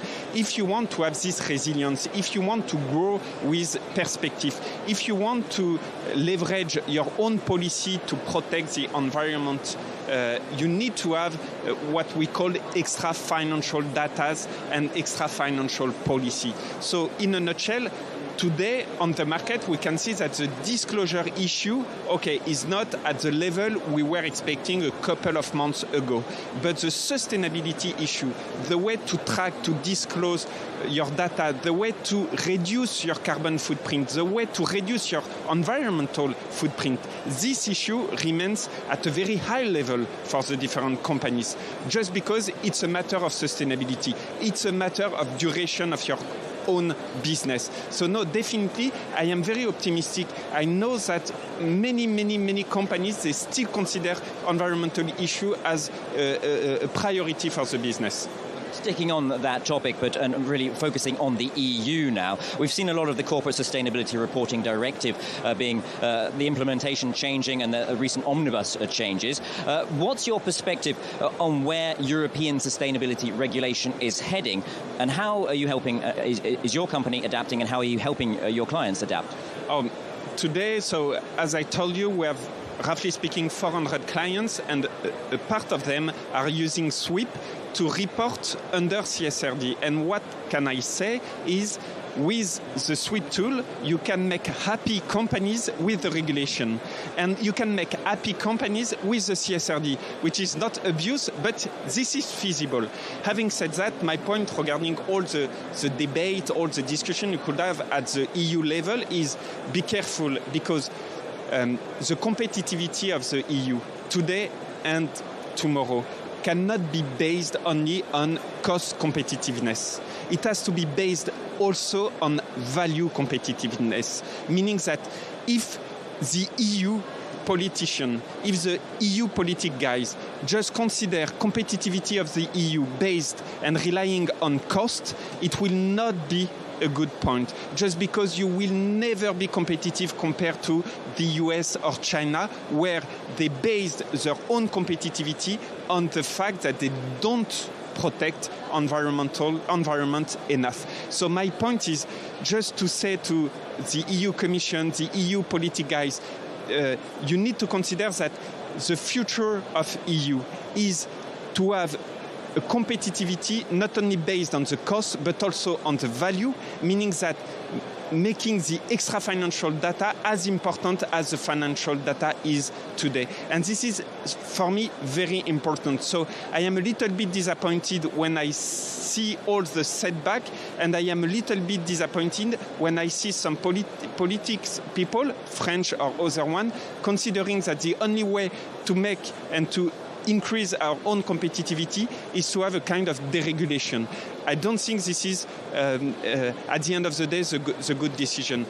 Let's make our own value based also on the extra financial data. We're just going to broaden out the question here to the other guest on the KPMG stand. That's Jeremy Jousse of KPMG. What opportunities do you see for businesses who are tackling their ESG data and strategy early? How is KPMG helping them do that? Yeah. First, I would say that we are far beyond opportunities. We are in the core of business strategy and corporate strategy and corporate value. This is key, and that's what you said just a few minutes ago. This is a question of competitiveness, price and non-price. If I look at my clients and all the discussions we have at board level, at executive committee level, now, if you're not good in sustainability, this is impossible to compete in an RFP, because the first question you have from a B2B client is, how do you contribute to my goals or not? And this is now also a price competitiveness question. Look at the markets on cocoa, the markets on chocolate, the markets on cotton, and so many different markets where prices are going up and down very rapidly due to climate change or biodiversity loss. So now it's really, and the way we are supporting our clients is that we consider from very long time that sustainability is a key lever to protect value and to create value for our clients through harnessing regulations, harnessing data, harnessing strategies. So we really develop end-to-end strategies to support our clients in making the difference on their markets, protecting their value, developing their value. Just one very concrete example. We are working with private equities, we are working with investment bankings, and you know what?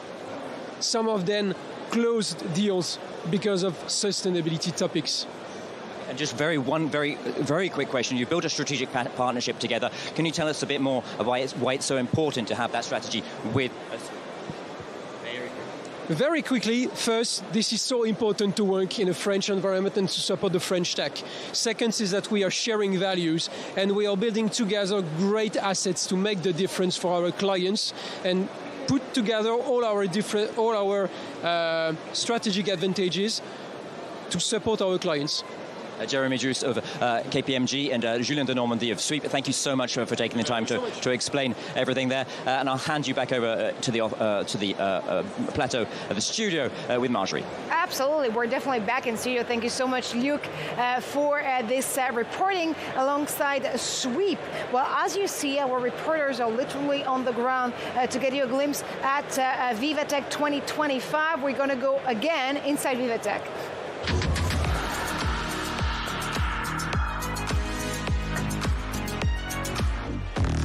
And this time we're joined live by Alexis Lallemand. Alexis, you're actually live with quite a star in the corporate tech world. Yes, Marjorie, indeed, still inside VivaTech, and we're almost right in the middle of hall number one as we're joining Émilie Sidikian. Okay, so you're the Salesforce CEO in France. Salesforce has a massive presence here this year at VivaTech, but it's not the first year you're here, and that you have this huge booth in the middle of Hall 1. Could you tell me a little bit more about why agentic AI is a transformative leap for businesses, and especially of course, for Salesforce? So first of all, we are very happy to be here.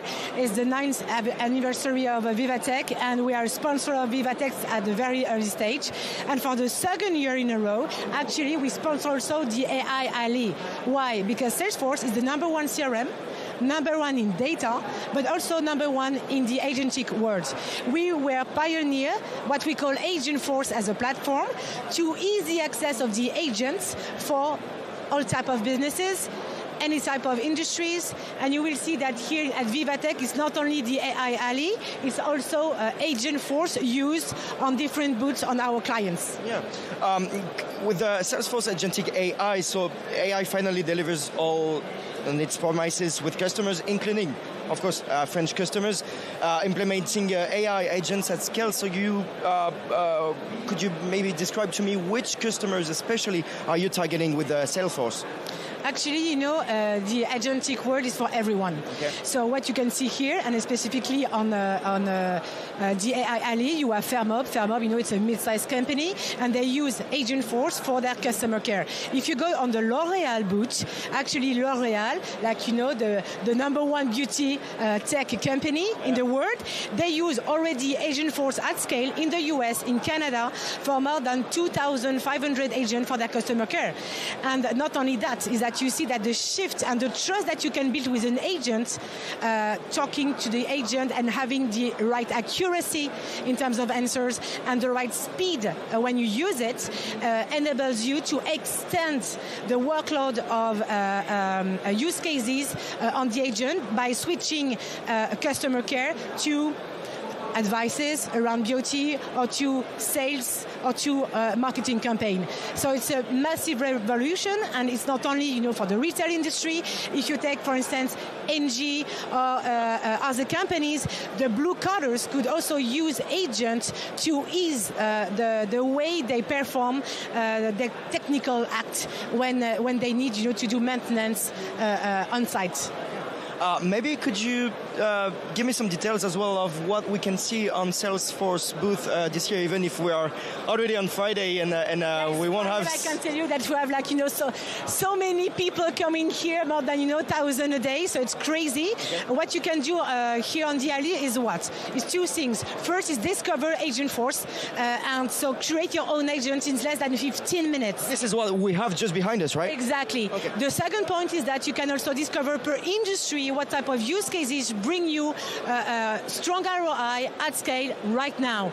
And the third point is that you have the full ecosystem of startups. Why? Because we are the only platform to be open. So you can bring your own LLMs, you can connect with also new features coming from the market. And this is the power of Salesforce, is that you have one unified platform, but with an open source mindset to evolve constantly in the future. So in the future, That was going to be my next question for you. Will you be here? Will you be at VivaTech in 2026, 2027? And what will you? Next year it will be like the 10th anniversary of VivaTech, so of course we are going to be here, and you will be. That will be even more, massive. Why?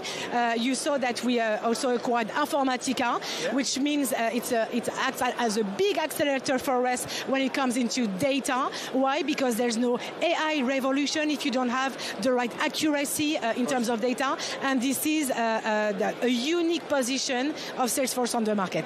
All right. Well, rendezvous. The appointment is taken for next year and the upcoming years with you over here in VivaTech with Salesforce. Thank you so much for your time, Emily. Thank you. And good luck for the rest of the day. Thank you so much. All right. Thank you. Bye. Have a good one. Going back to you, Marjorie. Thanks to the both of you, and I see your schedule is getting more and more updated for next year, Alexis. That's very kind of you for reporting with Emilie Sadikian from Salesforce on their booth. Now, you know that VivaTech organizes 4 major awards and competitions every year, but participating startups grab the attention of more than 150,000 visitors and over 5 million online views. Well, we're proud that this awards is going to Zied Madani, Greedy Solution. Take a look. So the winner is Zied Madini with Greedy Solutions.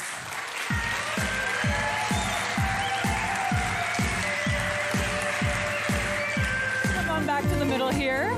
Congratulations. Let's take some pictures with that, why don't we? It's the fun corner. Congratulations.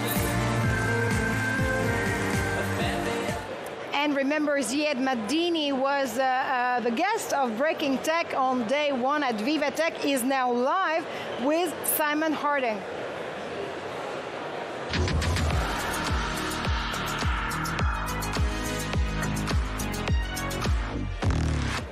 Simon? Hi, Marjorie. Yes, absolutely. With the winner here of the co-founder, CMO, and head of growth at Greedy Solutions, Zied Madini. Thank you very much for being with us. And most importantly, now the winner of the Next Startup Challenge at VivaTech 2025. How does that sound? Hello, everyone. Hello, Paris. That sounds so great. I'm so grateful to be part of this journey. And thanks to CCE France and thanks to French founders and also to VivaTech. And I'm so happy about the journey, and it was a great experience. Tell us what winning this challenge means for you, and most importantly for Greedy Solutions as well moving forwards. That win, it means a lot for me. We worked so hard to be here and to be selected over more than 300 startups. And for Greedy, it will be a great opportunity for visibility. We've been connected with a lot of great people, investors, and also potential clients. We are so happy, and we'll keep working hard to achieve our goal. Food production is one of the growing concerns in society, not only as a source of food, but also its sustainability, its efficacy, and its provenance. So how does Greedy Solutions answer those concerns? What is it that you're trying to do and do better in the world at the moment? We, as Greedy Solution, our mission is to make food production more accessible to everyone, farmers, institutions, everyone. Through we empower through empowering the power of technology and giving them the opportunity that people who do not have expertise can be able to grow food. And also, indoor farming it's a sustainable business and a sustainable food production, which can make water. We consume less water and it grows food so much faster. Winning the Next Startup Challenge is a massive step, obviously, but it's obviously the journey doesn't stop there. You're here at VivaTech 2025 with some very specific targets. Talk to us about those targets. Is there still the space here for investment, for visibility? You've still got a whole day of trading, so what happens now until the end of VivaTech 2025 for you? The next steps will be searching for potential investors who can help us make our vision and help us to really make our mission and to continue to drive and make the world a better place to be and make food production more accessible. So here our goal is really to search for investors and to connect with most important people, like, I don't know, whatever they are, experts, not experts, people. We love to connect with people and we'll be happy to share our journey with everyone. In terms of that journey, obviously, and winning the next Startup Challenge, but once again, to be able to come away from such a big challenge, so many startups, you must be massively proud and happy for you and the team for everything that you do to win here in a competition at the biggest tech event in Europe, of course. It's a teamwork. It's always a teamwork, and thanks to all the Green Solution teams. Without the team, we cannot be here, and without everyone that contributed, team or not team, everyone that contributed, even with some like or with some just pushing us through some great words. Really, thank you to everyone. Ziad Medini, the co-founder and CMO, head of growth at Greenie Solutions. Thank you very much for being live with us, for speaking to us on VivaTech News. Marjorie, the winner of the next Startup Challenge, VivaTech 2025. Absolutely, and the winner takes it all. Of course, thank you so much, Simon. From ocean monitoring to Earth observation, satellite imagery gets an AI update. Our next guest has more on this story.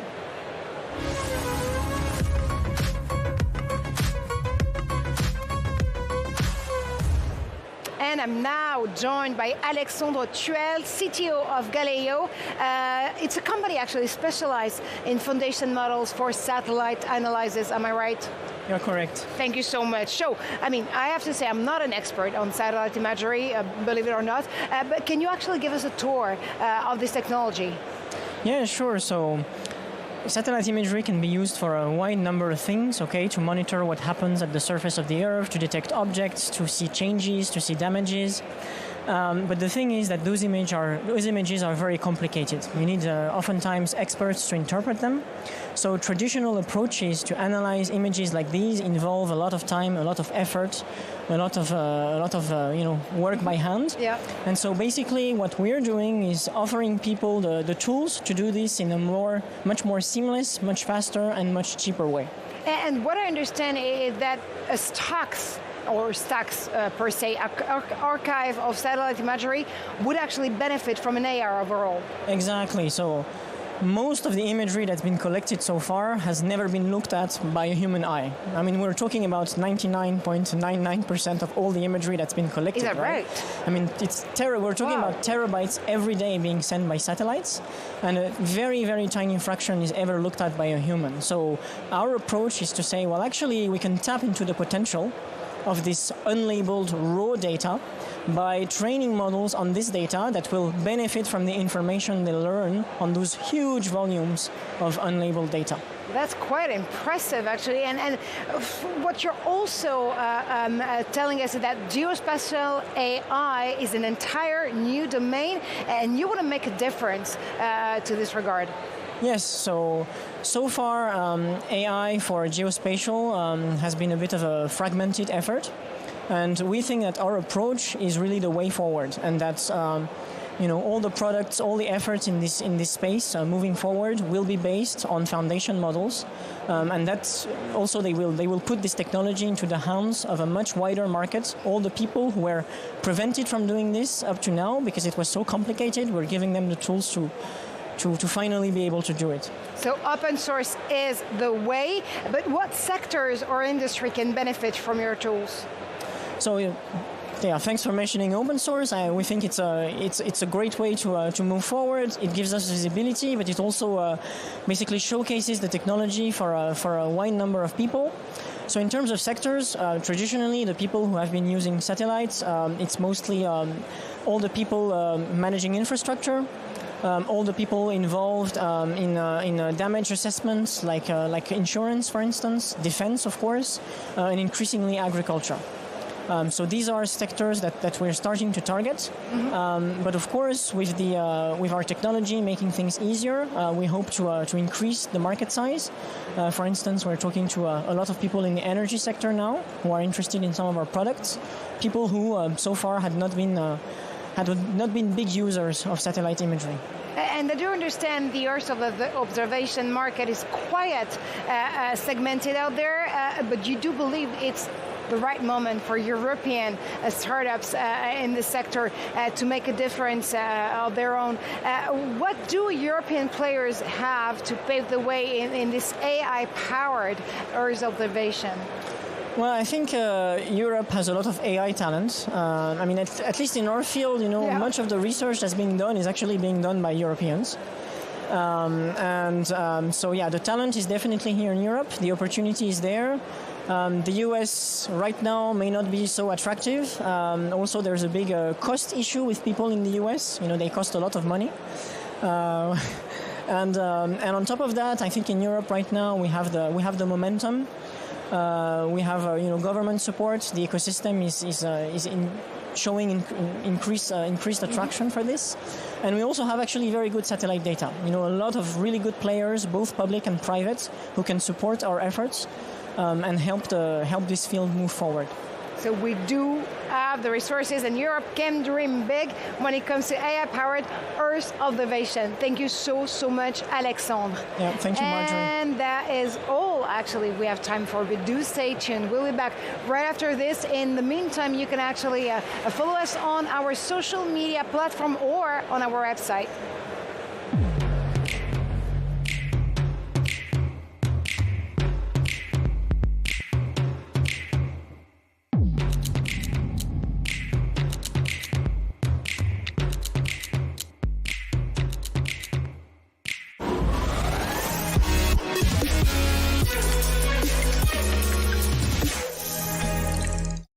Elevate your leadership with VivaTech's Exec program.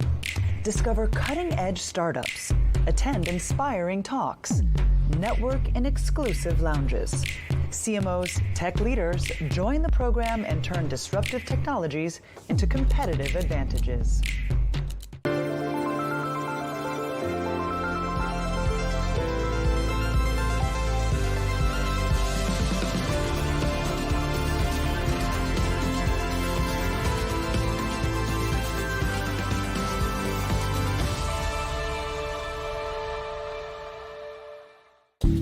Japan boasts numerous companies with global potential in sectors of deep tech, such as bio-research, clean tech, and robotics. JETRO endorses these outstanding businesses and supports their collaborations with international partners. Talk to JETRO first.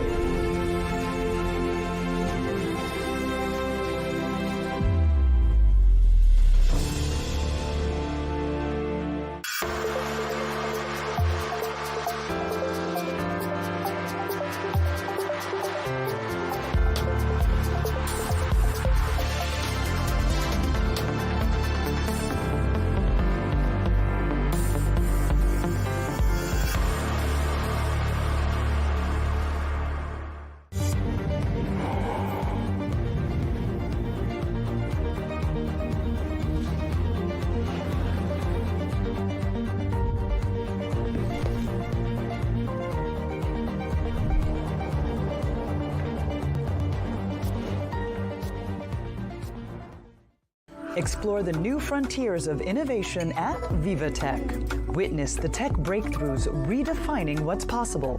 Scale faster, partner smarter, and see what's next for your business. Explore the innovations reshaping global politics. And champion sustainability, ethics, and inclusion. All at VivaTech 2025.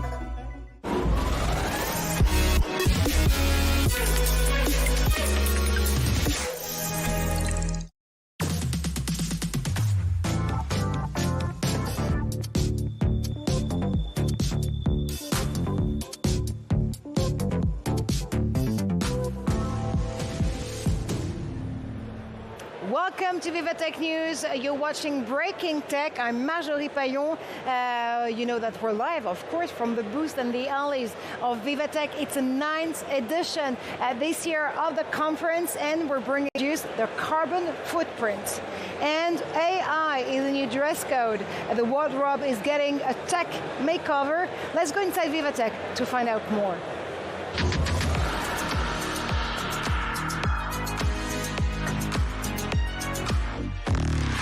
Alison Sargent, seems that green is the new black when it comes to a sustainable AI-powered tool for the fashion industry.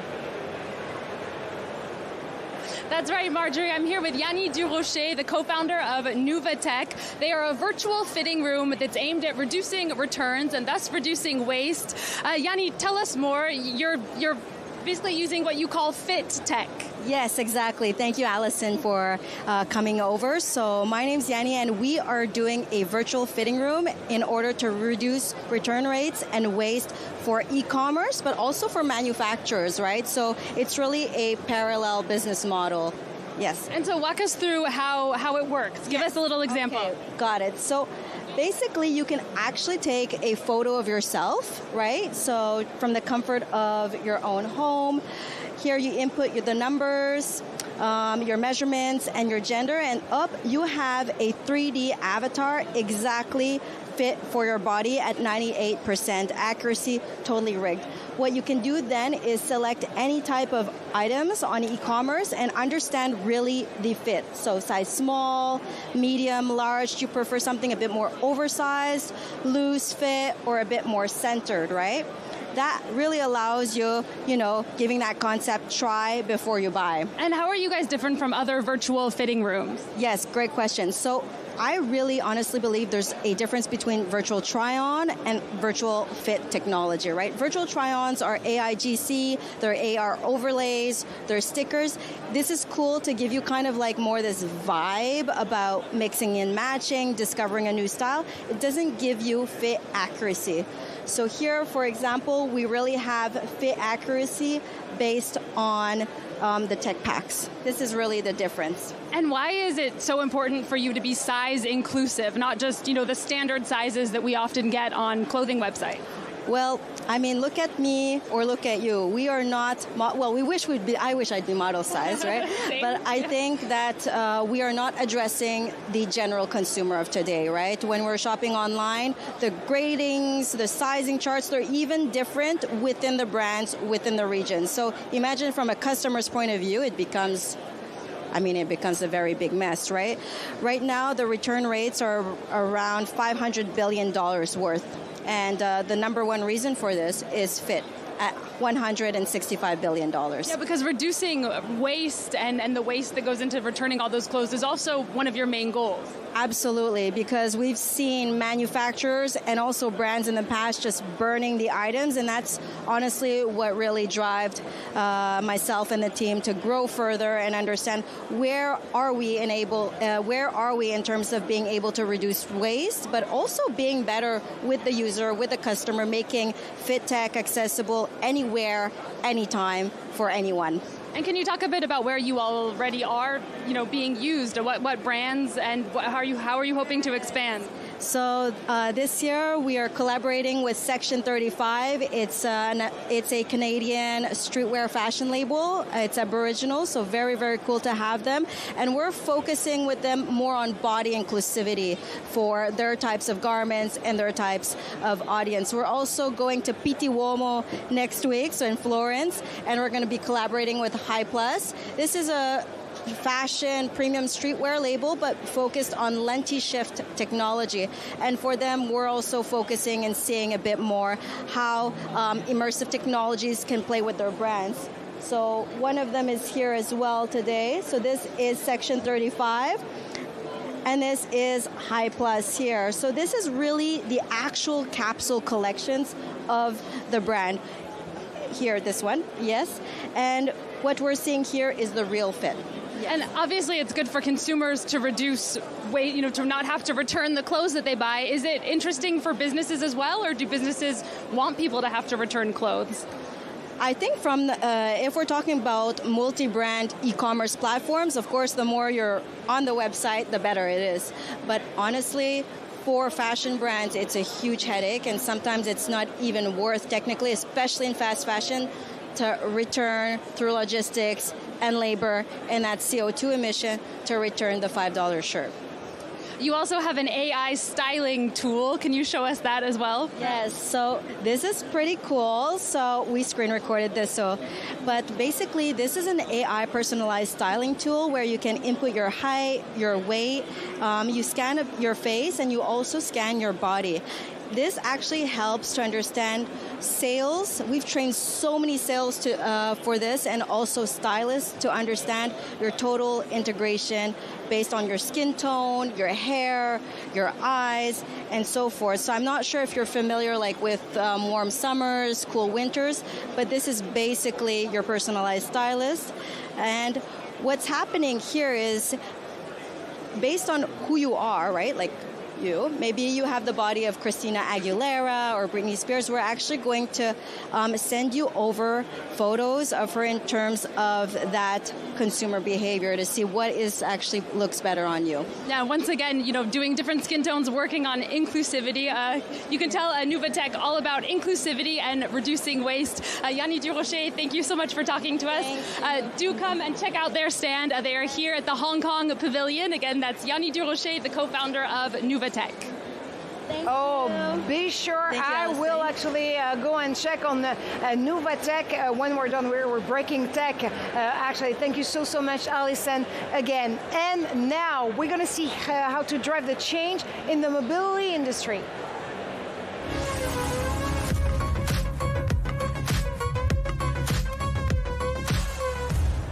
And to drive that change, I'm joined live by François Marion, your Chief Communication Officer at Valeo. Welcome to the show. Thank you very much, Ray. So Valeo led the way actually in the 4 mega trends shaping the automotive industry. That these are, and tell me if I'm wrong, electrification, assistance system, life on board, and lighting. I'm right? You're exactly right. As you can see, the car is experiencing huge transformation at this moment. And we, as Valeo, we are at the heart of this transformation. We are providing the technologies that transform the car. So, for instance, the car is becoming more and more software, which is essential for driving assistance. Let's see if can we hear you way better with this mic. Is it better right now? I think it is. There you go. So let's do it all over again. No, I'm kidding. But yes, again, Valeo is literally driving the change in the 4 mega trends that are powering the automotive industry right now. Yes, exactly. As I was saying, for instance, the car is becoming all about software. And we as Valeo, we provide the technologies that make this possible. The computing units in the car so that the car can run complex software, but as well the software themselves. So thanks to that, the car is becoming more and more autonomous, is becoming more and more safe. Another kind of transformation that you mentioned is the electrification. Well, the car is becoming massively electric with all kinds of electrification. It can be a battery electric vehicle, but it can be also a plug-in hybrid or even a range extender, where we provide the motors, the electronics, the software that makes this electrification possible. The last one, transformation, you mentioned is about the lighting, because it's a revolution in terms of design and safety. If you look at the cars today, they don't look the same as what they looked like a few years ago. And this is a lot due to the new optics and to the new lights that we can put all around the cars. And of course, when we're talking about the mobility sector, it's definitely not only about the automotive industry. You're also powering e-bikes with an innovative electric mobility solution. This one is called Valeo Cycling. Yes, this Valeo Cycling is very innovative because it is a kind of motor and gearbox. It's basically an automatic bike. You don't have to switch gears. But this is an example of how mobility is also transforming beyond the car. You can see nowadays in Paris how many electric bikes or electric cargo bikes you can see in the streets, where they can be powered by our technologies. But it's not only about the Western world, about Paris. Look at the 3-wheelers that are in India. We are electrifying the 3-wheelers. And by the way, it's not only about building the electric motors for this new mobility, but also building the electronics for this new mobility. So under our brands, Valeo Cycling, we also make a human-machine interface, very modern, very efficient.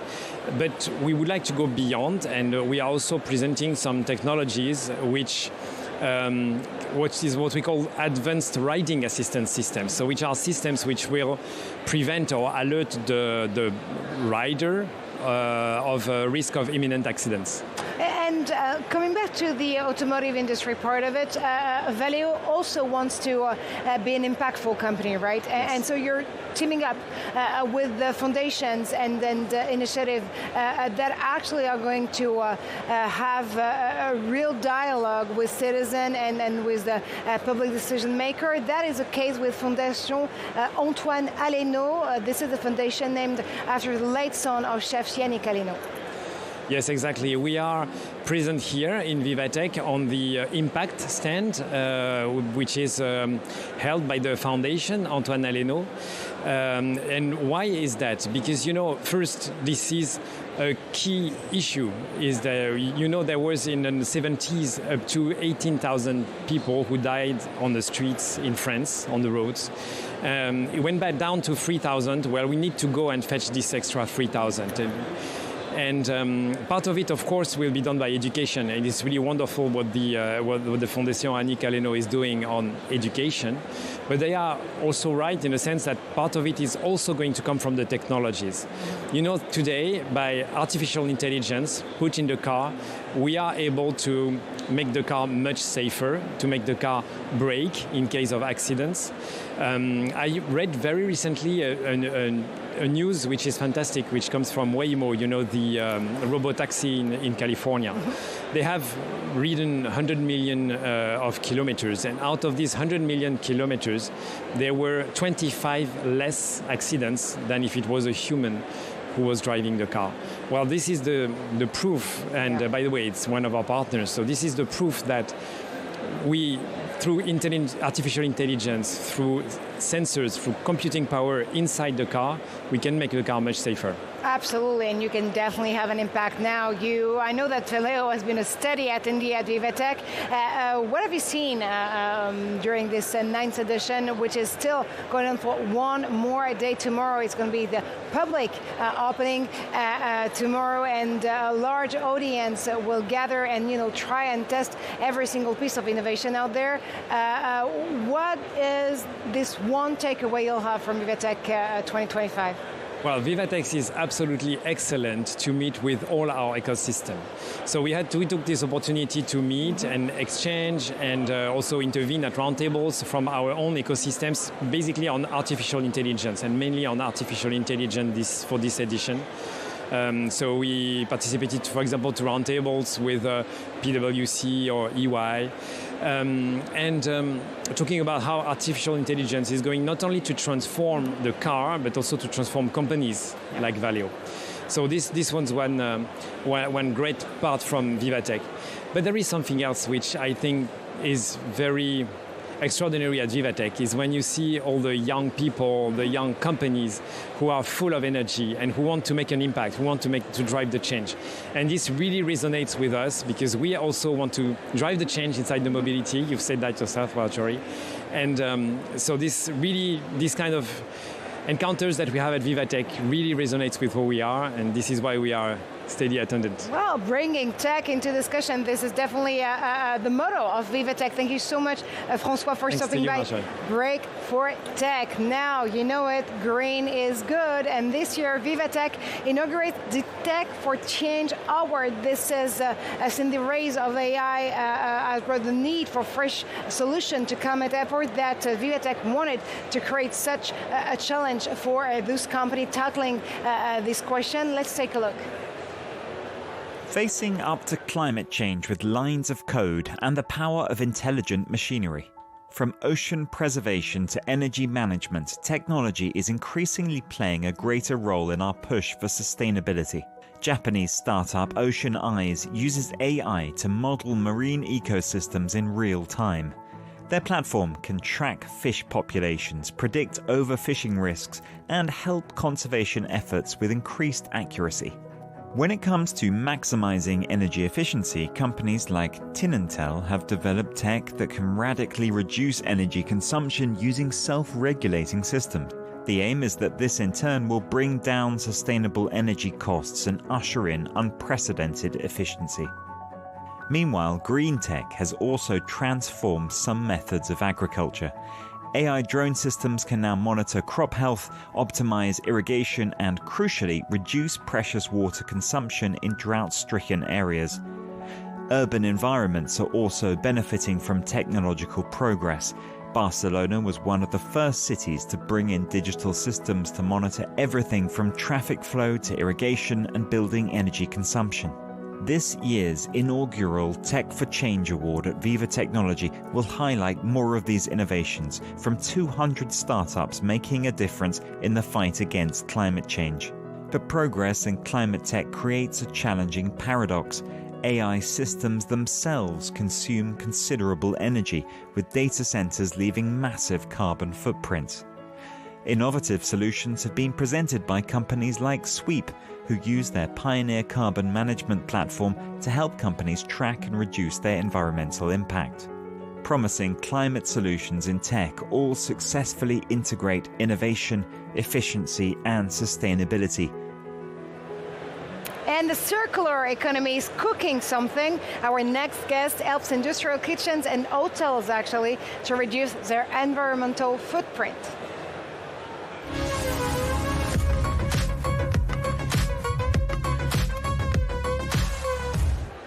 And this guest joins me now, Sabrine Chenaoui. Great to have you on the show. Thank you so much for inviting me. You're the CEO of Monsapo, and what you're doing is that you're going to mix and match AI, IoT, green chemistry to help the hospitality industry reduce its carbon emissions. You've come up with a solution, I think it's called Sapo Circle. It's a machine. How does it work exactly? Actually, it works exactly like a coffee machine. So the machine will ask you what kind of product you are going to do today. You will have a menu to choose from it, like a dishwasher liquid, a multi-purpose disinfectant liquid, a disinfectant spray, or a laundry liquid. You will click on the right product, and then the machine will ask you to put the capsule, and you will put the capsule of the product and click OK. Then you can go do whatever you want, and you can follow the process of manufacturing in your phone in real time. At the end, you will get your product in bulk, and we don't use plastic packaging because it's a reusable bottle that you can reuse each time you do each cycle. Yeah. So this is as easy as it sounds. As easy as it is, and it's plugged exactly like a laundry machine at the client facility. So it's half a day of like installing the machine. Yeah. Seems like it. Actually, so what I understand that you're using used cooking oil to turn into natural cleaning products. It's definitely about this idea that the circular economy works round and round. I mean, it's definitely works for the hospitality industry, as you're doing right here, right now. Yeah. Actually, we're helping the client closing their own loop. Actually, but also what our value proposition is to say to the hospitality or the hotels that you can cut your cleaning supplies between 30 to 60%, which is that's a lot. Which is a lot. Like for example, we can cite a core group. They spend 184 million euros just for cleaning. So imagine how this will relate in their business plans. Are they a client already? Not yet. They should be. They definitely should be. Yeah. And so you do believe in industrial decarbonization through circular hardware. Can you update us on this trend? I think the trend is moving. Actually, for now, we have integrated technology into our machine, but it's not directly for the clients, it's for us to better use our hardware. For example, we have integrated an AI model that enables to adjust the chemical formulation according, for example, to the variability of the oil to have a constant product quality. Or, for example, to adjust the formulation according to the outside temperature, because the process is not the same in France or in Tunisia. Also, we have put a model to do a predictive and proactive maintenance, so the clients doesn't have a hurdle maintaining their machines. So they will be buying more rapidly the product, as there is no maintenance hurdles according to them. So so I think hardware is moving, and this year there is more and more investment into the deep tech and the hardware space, and we have actual physical product that you can touch and you can feel, not like something that is in our imagination or a technology it's that... It's not in the cloud, it's literally in the ground. Exactly. Now, speaking about this idea that a circular economy can actually help the hospitality industry, it's not only about carbon emission reductions, it's also about creating local jobs and green jobs. Exactly. So our machine, now we are targeting the hospitality sectors like hotels, restaurations, restaurant chains, but we can also target airports, military bases, prisons, refugee camps, because if we integrate, for example, photovoltaic into our machine, we can integrate them into the refugee camps. And in our scale-up plans, we target entrepreneurs that want to launch their own cleaning products companies, where we can empower them through financing by microfinancing banks, for example, so that they can acquire the machine, collect the oil in their communities, and have their own business. And it doesn't cost a lot. Well, yeah. I mean, absolutely. That's a fantastic and amazing circular model out there that you have, Sabrine. Where can we actually see the machine here at VivaTech? We are at booth CSEC 51004 at the Impact Builder. So I'll happy to have a chat and discuss more our innovation. Absolutely. We'll have to make a stop by your booth. And so will investors or future clients actually. What type of clients are you looking for? Today we're looking into the hospitality sector. We're looking into hotels, restaurant chains like Sodexo, like Groupe Elior, Compass, but also Burger King, McDonald's. Every collectivity that have a lot of oil and have a lot of environmental restriction and also needs to cut their costs and optimize their operation. Well, we definitely wish you the best. Thank you so much. Thank you so much for inviting Sabrine me. for Monsapo. And now, the next frontiers of innovation, you know that is the theme and the angle of VivaTech this year. Well, our tech trend editor, the great Rudy Württemberg, is next.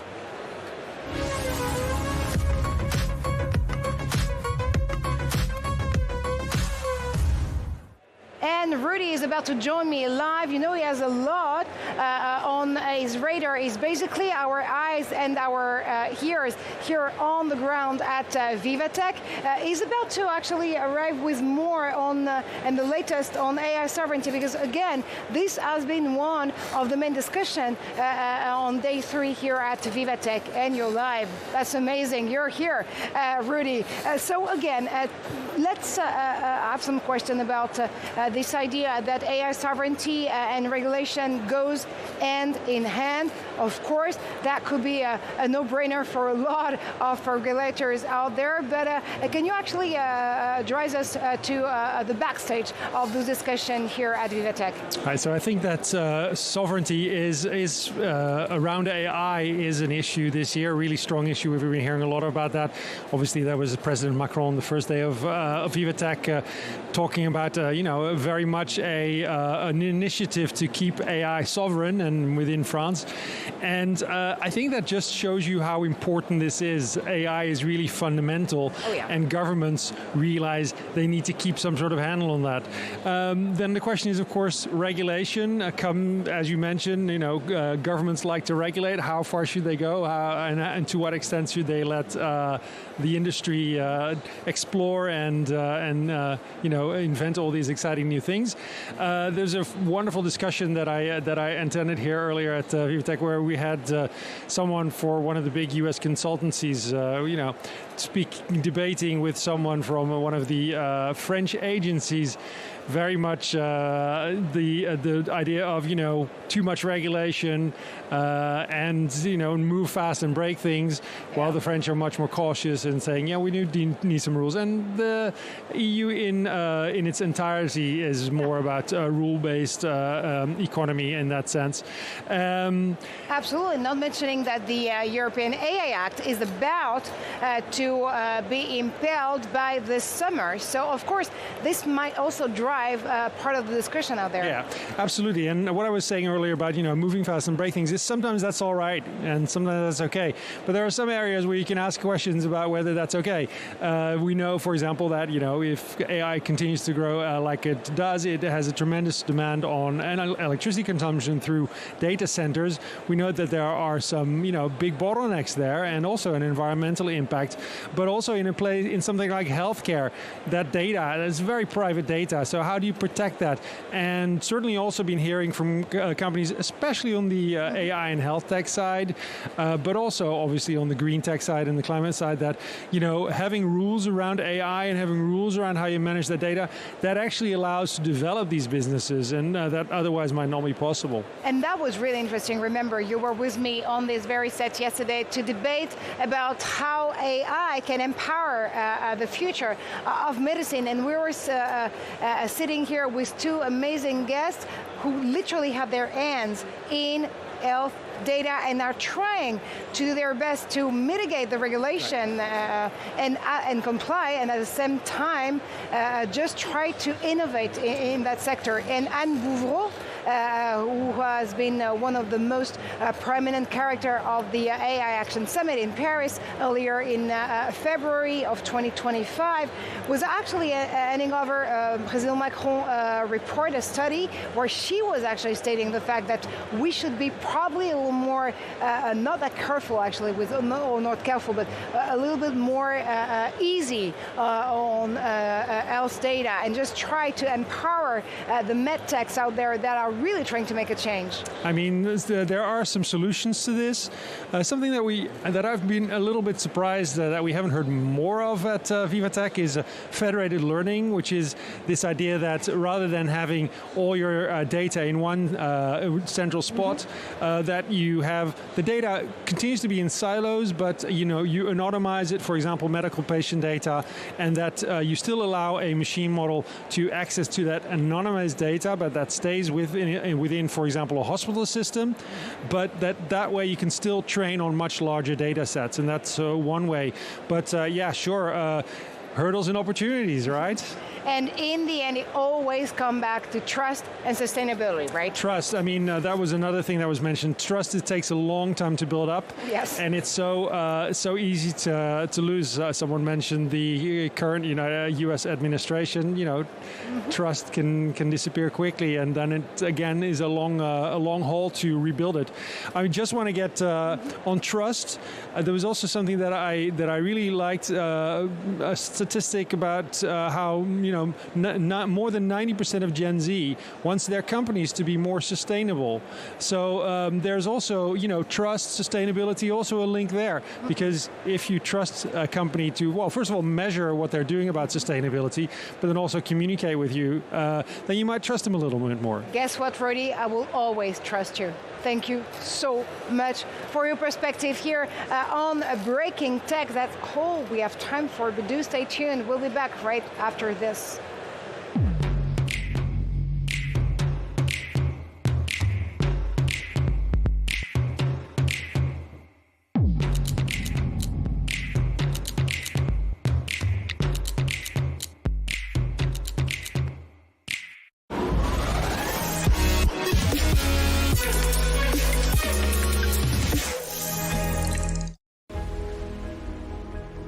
The future of healthcare will be shaped by innovation. We see a very big potential future growth of this company, and we are trying to help them to make this potential come true. Our ambition for Contura's hydrogels is to be the leading treatment in osteoarthritis over the next 5 years, and we rely on BNP Paribas to help us along this journey.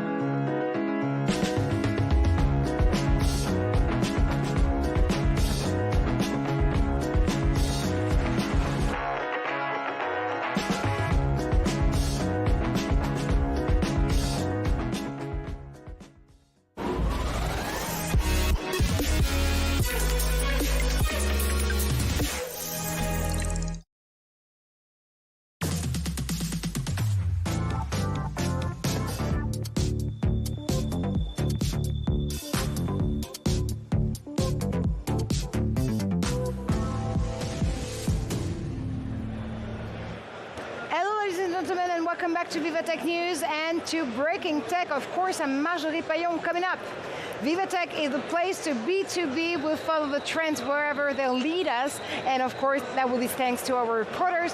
We'll go inside VivaTech in a few seconds, but we also have a classroom for you in a pocket. BeKey empowers educators to deliver lessons anywhere. When I say anywhere, it's literally anywhere. No internet even needed.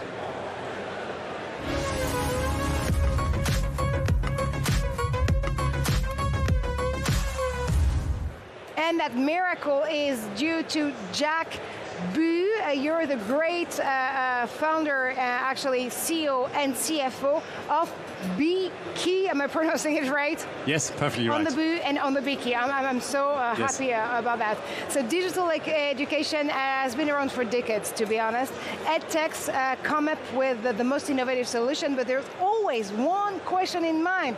Connectivity. Will I be able to actually empower and power up my innovations in the classroom? But now you do have an answer. Yes, so in fact we've designed the BeKey Box. The BeKey Box enables our clients to deploy digital classrooms wherever they want without any internet or power, as you rightly pointed out. And in fact, up to 40 learners can connect to an offline BeKey Box offline with their own smartphones. So you can imagine that you go somewhere, you switch on the BeKey Box as an instructor, for instance, and then 40 learners, farmers, refugees, whatever, or just factory workers, connect to the Wi-Fi, go on their browser, and can start learning immediately. And that's quite amazing, I have to say. And what you want to do is just shift from a model to model. I mean, when we have the connectivity first boxes checked, then we can focus on the learning first model. Absolutely. It's true that today there's been all this wave of online learning and so on, and every alternative university today which is proposed is basically online. But there are two problems with online. One is that connectivity is not available for 2.5 billion people, according to ITU. And the other one is that, in fact, online learning has huge dropout rates. And let's say the weaker the social environment, which is the case in the Global South, for instance, the higher the chances that you drop out. Whereas as soon as you have an element of face-to-face, it's better. So most of our clients use this with a face-to-face instructor. And then, in fact, you don't have both these problems are solved at the same time. And you were mentioning the fact that maybe some refugee communities or some small businesses could actually benefit from the BeKey Box, because we always tend to forget that there's not only students out there from schools, high schools or universities or colleges. There's also people who want to learn all day life long, and they need to access education. In fact, it's not just that they want to, it is that the planet needs it. Basically, adult education is the software of this world. If you don't have that, then in fact it will not run. So for instance, if you don't have adult education, you don't know how to guard against the new sickness, the new, let's say, I don't know, Ebola or whatever is coming around, or cholera, an outbreak. You don't know what to plant next year to make a little bit of a living, you know, and you don't know how to return to civilian life once you've had conflict, for instance. But also, as you said, let's say there's lifelong learning in the companies and so on. Today, this is deployed in 25 countries. 25. So in fact, it is in a number of refugee camps where people learn English, or how to do a woodwork to earn a little bit more money, or to return to a civilian life after conflict. But it's also deployed for farmers, onboarding of employees, students, medical staff, and so on, even children. Absolutely. So you're actually working across various learning communities, but also, you mentioned it, across a large number of countries. How do you achieve this very difficult equation of integrating the culture of every single of these learning community into the connectivity part of it? That's a very good question. In fact, our model is usually, we're an enabling technology. So basically, we're offering a container to our clients. The big ticket clients we have, such as the International Committee of the Red Cross, Doctors Without Borders, Arizona State University, and many others, they come to us with courses which are already adapted to let's say the digital package of the learning. But then we do have, and they know how to adapt it locally and so on. However, and everyone has a smartphone, so people already know a smartphone, even in South Sudan or places like this. However, we have a number of mid-sized customers, and they might come with just a PowerPoint, and then half of us have a PhD or a master in education technology, so we know how to take their content, we propose it to them, and make it, optimize it for blended learning, which according to UNICEF and other meta-studies is in fact the best way to learn. Face-to-face, supported with digital. And I know that VivaTech put you on the finalist list of the Change Challenge. Congratulations to you. What do you expect from this challenge and this edition? So in general, when we come to VivaTech, we expect to talk to potential clients, maybe partners, investors, and actually also press attention. So as you can see, it works. These challenges, they're made for two reasons, I would say. On the one hand, it's for us, the attraction is that it gives us more visibility and so on. And on the other hand, for the general public, it's a way to accelerate the scouting process and just to inform them about what's coming on the horizon. And so this, we hope it's definitely coming. Well, actually, redefining the beehive of digital education with BeeKey, this is an amazing journey you're actually on, Jacques. Any other plans to expand in 25 plus different countries? Oh yes, in fact we are talking with a number of potential customers, and especially, let's say, we have long-standing relationships with some of these big ticket names since the start basically, and we're talking with a number of them about expansion plans to really roll it out as the solution for any environment where online learning is difficult, where electricity or let's say power or internet are either bad or way too expensive. So that's one expansion. The other thing is we are also here to talk with industry, because you can use it for your global supply chain, because you need to tell people how to make your coffee better.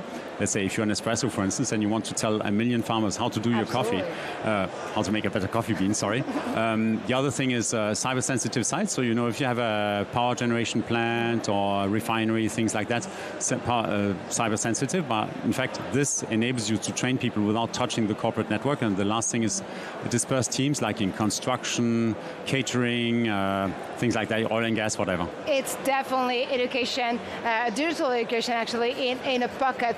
Thank you so much, Jacques, again, for BeeKey and the BeeKey box powering digital education. Now, as BeeKey, for instance, you know that more than 13,000 startups and scale-ups are featured here at VivaTech. Our reporters have the key to that startup paradise. Let's go inside VivaTech.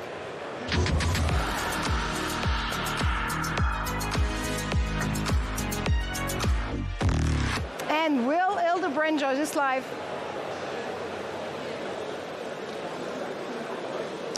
That's right, Marjorie. I'm out at the Brazilian pavilion. My camerawoman, Aisha, is Brazilian. Are you happy? Are you happy? Okay. We're here with an ed tech company from Brazil. This is GLED Global Education. I'm with the CMO, Bruna Aguilar. Can you tell us a little bit about what your company does? Yes, of course. Actually, we started with GLED English. We won as one of the 10 best platforms for learning another language in the whole world from EdTech this year. And we also won one of the 10 best EdTechs in Brazil from JESA last year too. And we were born with a mission to improve education in Brazil, because only 1% of our population speaks English, so we know how important this is. And now we are expanding to other courses so we can improve more of education. And can you give us an idea of what some of those other courses are? Yes, one is robotics. We have a dog over there. We use him to teach robotic, learn Python code. We're going to teach artificial intelligence, emotional intelligence, entrepreneurship. There's going to be a lot of courses in one big app, so we can help a lot of people to learn. Yeah, that's right. And VivaTech, a perfect setting for that because it is so international, it is multilingual. What is this sort of core demographic for GLED? Where we want to expand? Yeah, they're your target audience, clients. Actually, globally, we want to expand more in Brazil. We went to Dubai last year, so we're kind of expanding there too. We want to be here in France. Globally, everyone can learn, right? That's wonderful. And does the dog have a name? Yes, he does. It's called Zequinha. It's a nickname in Brazil. What's the name? Zequinha. Oh, I love that name. It's great. Well, this is a wonderful story about GLED. Your father's a CEO. You're the CMO. That's right? Yes, that's right. And how long ago was the company started? 5 years ago. Okay, and what's the long-term vision? Expansion. Yeah, expansion, yeah. That sounds good. 25-year-old CMO. She's crushing out here at the Brazilian Pavilion. Back to you, Marjorie. Thank you, Bert. Yeah, that is quite impressive indeed. Well, thank you so much for your reporting. And now we're back on set with our next guest.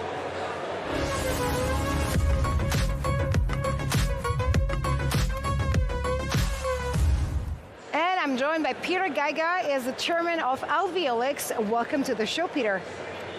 Hi, Marjorie. Thanks for having me here. So you're a Swiss-based company and you're producing quite an amazing piece of technology. It's called organs on a chip, and you want to make it the new standard for preclinical decision making. How does it work exactly? Yes, indeed. We are a leading company in mimicking the human body, a living human body. And this is a game changer in preclinical testing. If we have a living lung and you have to do clinical testing, then you can see what happens. And the problem we solve is actually the biggest problem in healthcare, which are costs. So we're reducing costs dramatically in the developing of drugs, and a study is saying that we can save up to 500 million per drug, and that's also for the industry. That's a big deal. That is definitely a big deal indeed. What you want to do is to get rid of animal testing, which is useless, of course, nowadays. It's all about making drug discovery safer, better, and personalized. Yes, indeed. Animal testing is a problem because not only because it's very cruel and very sad, 90% of drugs fall out of the process when you get in humans. So they're very often useless, technically useless, and it is very complicated and it takes a long time. So time to market for drugs is with our technology much shorter and much easier, and you do not waste all the time and the money on animal testing.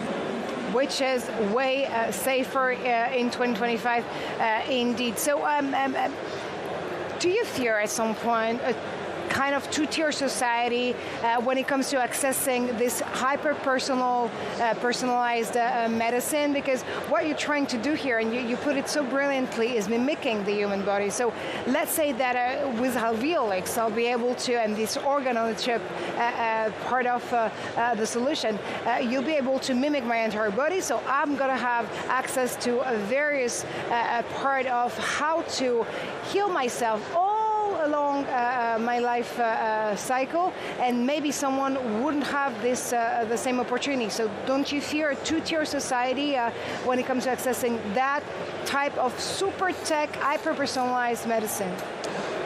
Yes, indeed, but we have that already. And this super tech technology is actually then also making things much cheaper. So it doesn't have to be so expensive. If you have, for example, a cancer drug, which costs per treatment $500,000 or even $1 million, then we're talking about big differences. but we make it cheaper. The development of such a drug, that's one thing. And on top, with personalized medicine, in particular with in oncology and chemotherapy, the same drug can work for you, but not for me. And you don't know in advance. So with chemotherapies, this is very often a try and error process, which is an absolute drama for the patient. So we can test in advance what will work for you and what not. But also that reduces the cost dramatically, and also you don't suffer, or you don't have to go through that cruel process. Absolutely. Now, Peter, you don't seem to be a woman, and yet Violix is really stands strong for its female founders.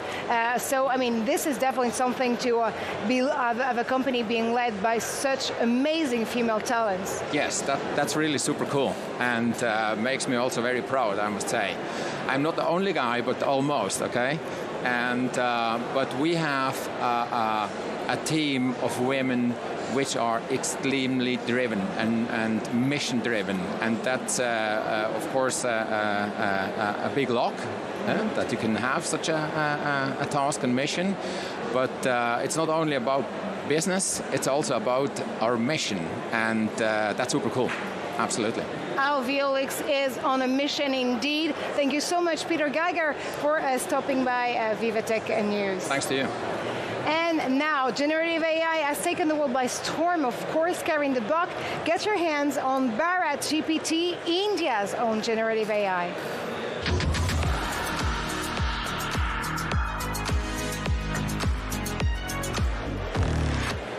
Karin, you are live with your next guest, and again, I hear that Bharat GPT stands for India's own generative AI.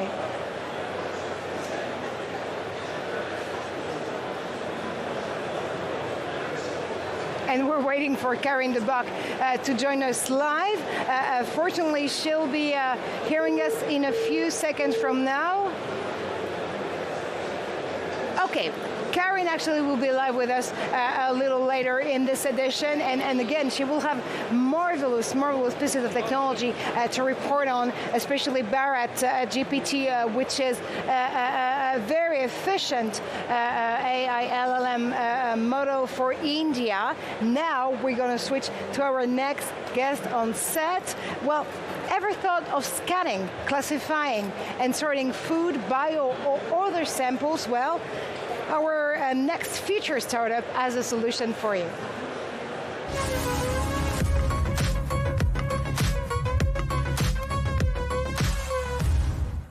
And I'm joined now live by Miguel Molina Romero. You're the CTO and co-founder of Orbam. I appreciate you being here. So what you're doing out there is quite amazing, because you're turning MRI into AI-powered imaging for everything and everyone. That is what you do. That's exactly what we do. And you're going to need a mic to actually answer my questions. Okay, there you go. Here.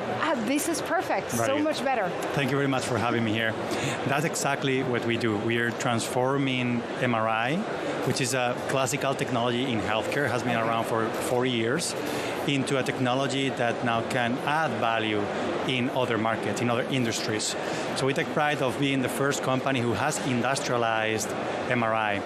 And we are capable of doing that because MRI itself has such a potential. That's why we have it as the most advanced technology in the clinical world, to disrupt and extract information that otherwise is not attainable in industrial applications. So, I mean, that's very interesting in there. Your technology is basically working like an undercover investigator, if I may, because, again, you're revealing hidden informations. Exactly. That's exactly what we do. And we do it at a scale. That's what is necessary for MRI. MRI has been always slow, has been always complex and expensive. And what we're doing is walking the way back. We are transforming MRI in a simple technology. We're transforming MRI in a very fast technology, and therefore accessible to other applications. And that we can do because of AI. We are empowering MRI. We are reducing the cost of the technology itself, because with AI, you don't need high quality machines to do the job. You can do the job with lower quality imaging and still deliver quite some value. And we're very active in the industry. We started in poultry, here in France, actually. Our first customer are from France, and we are helping them to scan their chicken eggs and classify only and get only those that actually they use, which means that for them, we're helping them to save 60% of their waste and produce value along the way. Well, again, this is a lot, and these are strong numbers. Again, what I understand from this is that you're allowing industries to see beneath the surface, basically, and you obviously begin your journey with the agri-tech and food tech industries. Can you empower other type of sectors? Absolutely, yes. This is at the core of our company. We're a deep tech company, that we understand that technology alone doesn't solve problems. We transform this technology into products. And the way we have transformed the technology, MRI technology with AI for the poultry industry, is transferable to other markets and verticals. We are now in this phase of taking our technology, which has become the market leader in Innovosexin in Europe, and we are now focusing our efforts in what else can we do in food. So we are active in bringing this technology. We are building the next 3 products as we speak, and they are going to be focusing on other food markets, vegetables and fruits to be more precise, because they also have significant challenges in understanding quality. So far, quality for them has been at the surface. They use cameras, they use other sensors, never could penetrate through the samples. We can, we see inside, we see everything. And that unlocks the next level of quality control for them, unlocks the next level of efficiency, and unlock the next level of sustainability. Yeah, which hasn't been never so necessary at a time of climate change. So they really need to be straight to the point and to really select the fruits and vegetables that will actually get sold to the market. Now, you've been ranked in the top 100 raising European startups. How does it feel? It feels amazing. It feels amazing to be here. It feels amazing to be part of this vibrant community. It's amazing to see the level of quality of the talks here at VivaTech. So we're very proud and very honored to be here. For us, precisely, it means 2 things. One is we are in this transition phase of scaling up, and that means that we need to be visible. We need to attract talent. And being at VivaTech is a great opportunity for us to be more present, to send our message out there, to get more people excited about the mission of our company. And at the same time, we put ourselves in an uncomfortable position because we are offering a contrarian vision to what the MRI community has traditionally been doing. We offer a vision where you suddenly do things with MRI that no one has done before. And that is shifting the paradigm. And this shift is very exciting because we see other companies also turning into this idea of why our most advanced imaging modality is so restricted to hospitals and to first world countries. Why cannot we make this available to everyone? Absolutely. And I'm very happy to see something that happened yesterday here at VivaTech, where a French company, Chipiron, they got the VivaTech Award for the Innovation of the Year, because they are also creating MRI technology that is accessible to everyone. So I'm sure next time it will be your turn. Thank you so much, Miguel Molina Romero from Orbam. And now I think Karen de Bock is back with us. She joins us now with our next guest again. We're going to dive into this very interesting piece of LLM, Bharat GPT, India's own generative AI.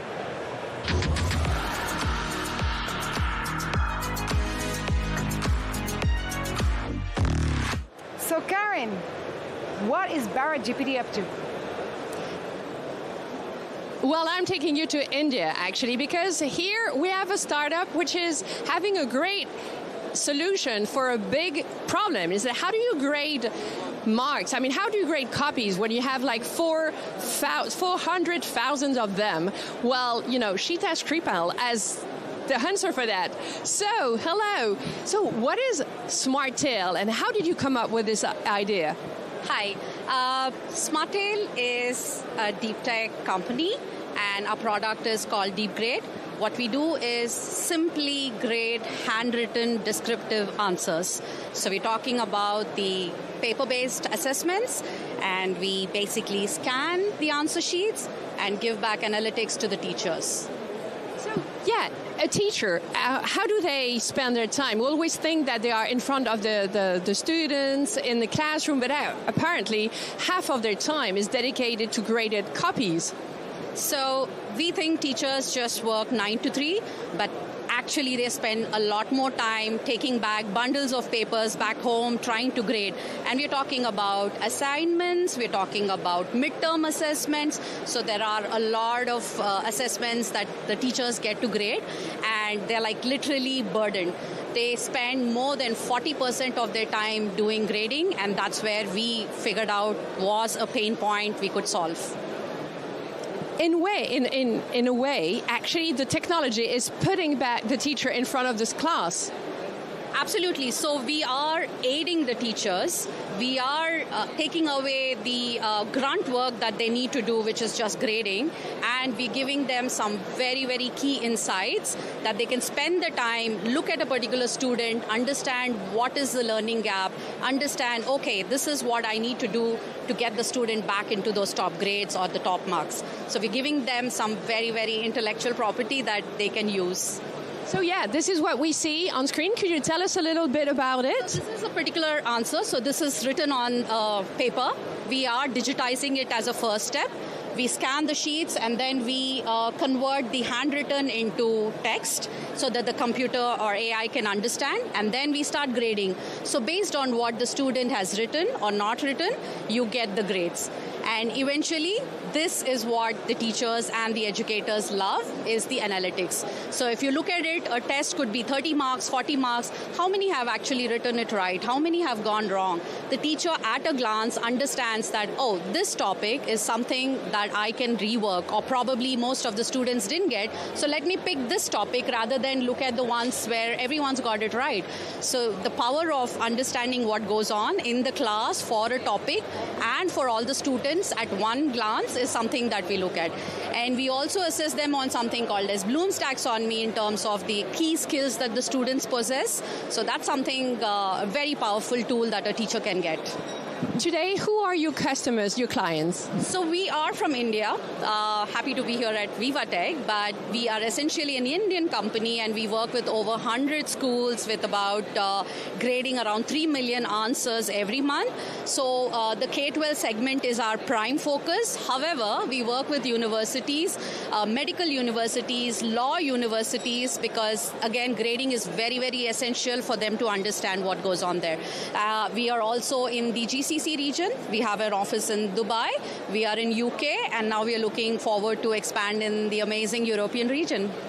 How does it work? So, I imagine I am a teacher. I've got, a bunch of copies. How do I, what's the next step? Very simple. We are not changing anything. All we are saying is once the students write the test, take the bundle, scan it. You have powerful scanners which kind of do about 4,000 to 5,000 sheets in just like a minute. They scan through, gets uploaded onto our platform, and then we take care of the rest. We give back an access to the teacher in terms of what actually is happening across the students, and that's how it is. So the teacher just has to upload those answers and then look back at the analytics on the system. Thank you so much. Thank you. And, that is, if you want to see this, come to the Barat booth. It's really impressive. Back to you, Marjorie. Well, I'm sure some French teachers will be happy to have this piece of technology in their hands today. The French baccalaureate has just began this very morning. Well, that's all we have time for now, but do stay tuned. We'll be back right after this.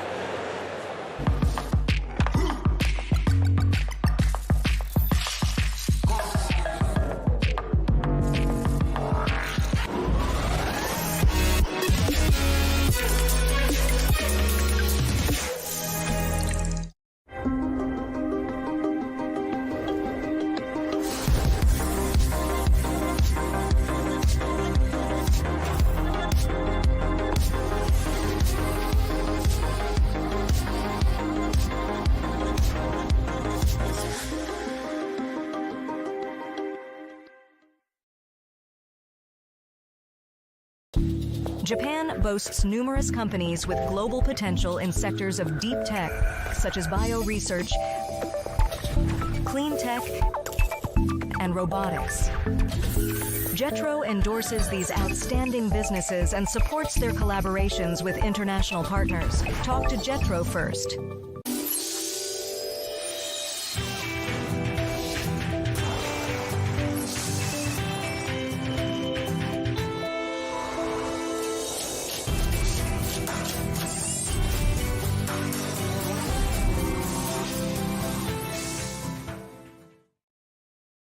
Explore the new frontiers of innovation at VivaTech. Witness the tech breakthroughs redefining what's possible. Scale faster, partner smarter, and see what's next for your business. Explore the innovations reshaping global politics. And champion sustainability, ethics, and inclusion. All at VivaTech 2025.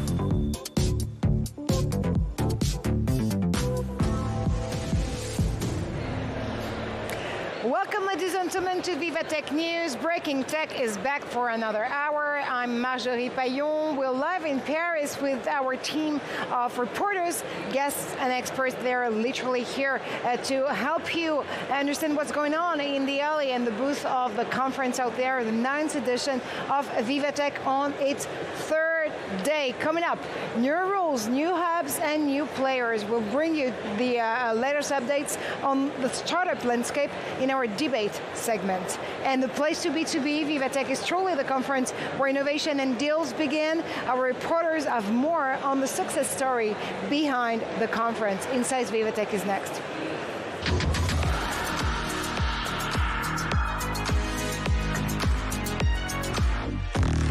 And Luc Brown has his hands on a very promising startup. You're Luc with the founder of Artsy, democratizing the fashion industry. Yeah, you're quite right.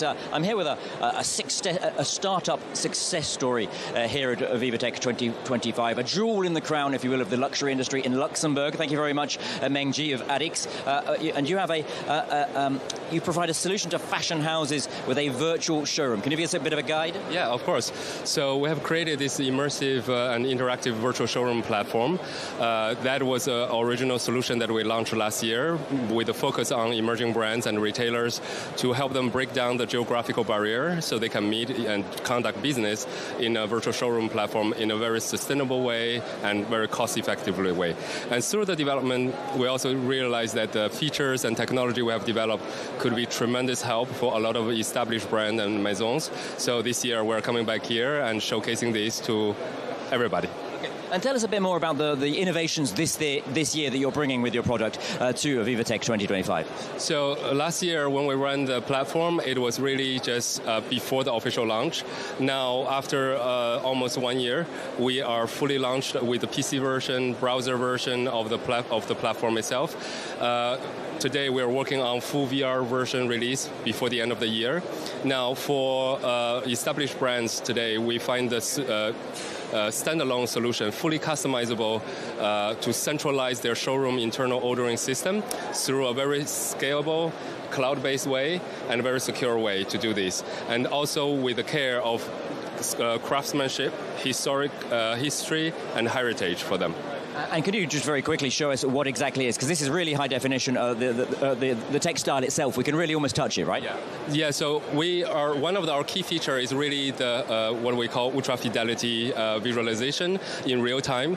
We are making sure the buyer or the end user, when they see something on the screen, we want them to be sure. If they place an order, this is something they're going to get in their hands. And we always have a follow-up solution inside the showroom where they can request a physical sample. And I have a bit of a confession to make. I actually saw, we met last year at VivaTech last year. I mentioned it's a success story. Can you tell us exactly, lay out really how VivaTech has contributed to your success? So last year when we came to VivaTech, it was very last minute. 2 weeks before the VivaTech event, so we applied for it. We had a little startup booth. But from there, we didn't have a ready-to-go products. It was a kind of a working demo. But we got spotted. We got spotted by a lot of people. For example, by Vogue from America. They invited us and to showcase our technology in New York in September, right after our launch. And they named us industry reshaper. And then later this year, we've been invited also by Vogue again for their innovation prize this year. So we're in the finalist run at the moment for this innovation prize. And so a lot has happened since last year. We also onboarded a lot of brands and retailer from over 36 countries already without actual sales team. Okay, and one final question. That's the success of the past. What are you looking for from this year's VivaTech 2025?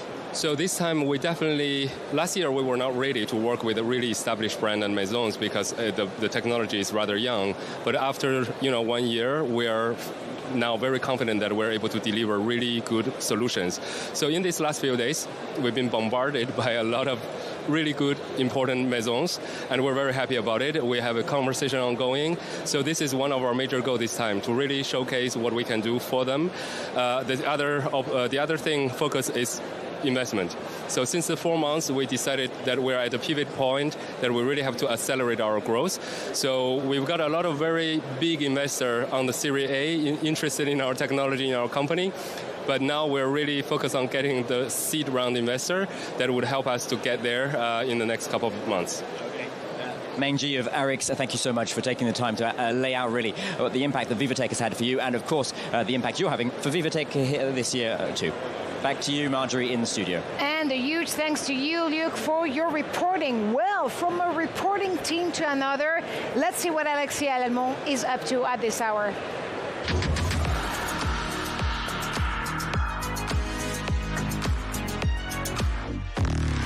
Alexis Allemont, my favorite designated victim. What do you have in store for us?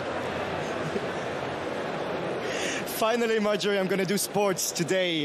We are very next to the main entrance of hall number 1 on the AWS booth, huge booth as always here in VivaTech. And I am with Armel Negret. You are from the AWS Corporation. You're going to tell me a little bit more today about your presence and why is it important for you guys to be here, and we're going to be focusing on something very particular. But first of all, globally, would you tell me what's happening down here with you guys? Sure, nice to meet you, and thanks for being here, Alexis, with us. We are here at the F1 Simulator booth, in the AWS booth at VivaTech.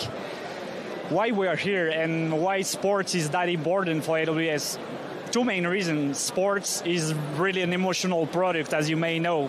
And if you touch to the love and the passion of people, you combine it with the tech, with the data, with Gen AI, it creates the perfect combo for a machine of storytelling. So that's the first and main reason.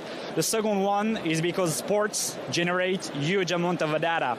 And this data is linked to the performance. Sports teams are seeking sports performance and are really seeking this performance today in the day-to-day, every race, every weekend. And that's why we like to work with them. And that's how it inspires our startups and our customers. And so right now you're focusing on Formula One, so that's why I'm going to sit in a very special kind of chair, actually. It's basically the same as a real Formula One. And I'm going to be driving a little bit, and you're going to explain why are you guys focusing this year on Formula One and what's happening with that, please. All right, let's go. Sure, Alexis. So, Alexis, you just built your own track, isn't it? How was the experience thanks to Amazon Nova creating your own map? You're the one interviewing now. That's perfect. I just built my circuit just with my finger, drawing my circuit like this, and now I'm going to be driving it. Exactly. So F1 as a whole has been really transformed, Alexis, thanks to data. It has been evolving and it has been impacting Formula One in different levels. The first one, of course, in the feed. As a fan, when you watch the race every weekend, having live statistics, live event of what's really happening on the track, being able to have all this information to feed the broadcaster is one important element. Yeah, next one. Well, I think I had a little accident, so maybe I'm going to step out of this because it's not meant for me. All right. And so could you maybe tell me a little bit more about your presence as well on other sports? Is that it? Is that correct? Yeah. Yeah, of course, we are working with the main clubs and federation worldwide, from rugby to football with the Bundesliga, American football, NHL, NFL, impacting the way we play sports, we analyze sports, we work on scouting, on hiring the best players, like whatever topics in fan engagement or perf analytics worldwide. All right, well, beautiful. Thank you so much, Armel, for explaining to us that's a very important presence of you guys into sports and into VivaTech 2025. Good luck with tomorrow as well, because we'll have the whole public, the general public coming in, and I know that this is particularly targeted by everyone to come and play a little bit with you. So thank you so much, Armel, and here you go. We're back to you, Marjorie. Alexis Lallemand in the driver's seat, as always. Thank you so much, Alexis, for your reporting. And now it's time for our debate segment. Listen to this: new rules, new apps, and new players. We're going to review the latest trends and updates on the startup landscape.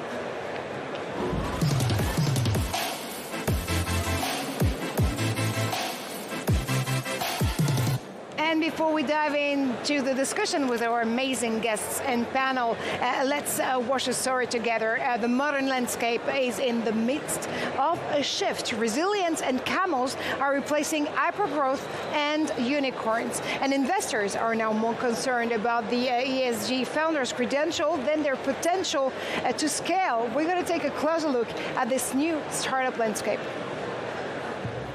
Once driven by Silicon Valley's obsession with hypergrowth, the startup world is now changing focus. A more diverse set of players and innovation hubs are now more focused on issues like resilience and climate impact, in a noticeable shift in ethos.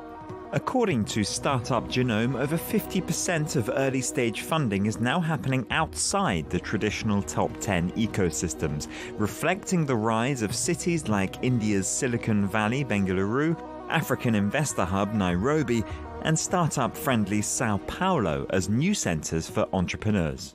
Crunchbase found that venture funding fell sharply in 2023 by 40% globally, and since then the focus among startups has shifted away from so-called unicorns to what has become known as camels, companies that can survive in dry seasons, move steadily, and conserve capital. Founder resilience also counts. A recent KPMG study found that a hearty majority of investors, over 70%, now prioritize adaptability and purpose alignment over technical brilliance alone. From climate tech and femtech to green mobility, new fields have been gaining momentum, with nearly 3/4 of capital partners saying that strong ESG credentials are crucial for a deal. Ideas have also shifted on what it means to scale. Valuations only tell part of a company's story, with a larger emphasis put on their climate impact, operational longevity, and their ability to thrive across economic cycles. This is a global startup system that is broader, more driven by the long term, better equipped to find solutions to some of the world's most pressing challenges, and ultimately more resilient as a result. And our panel is definitely ready to answer those questions. Julien Choucronier, they're a co-founder and head of AI for DataGreen.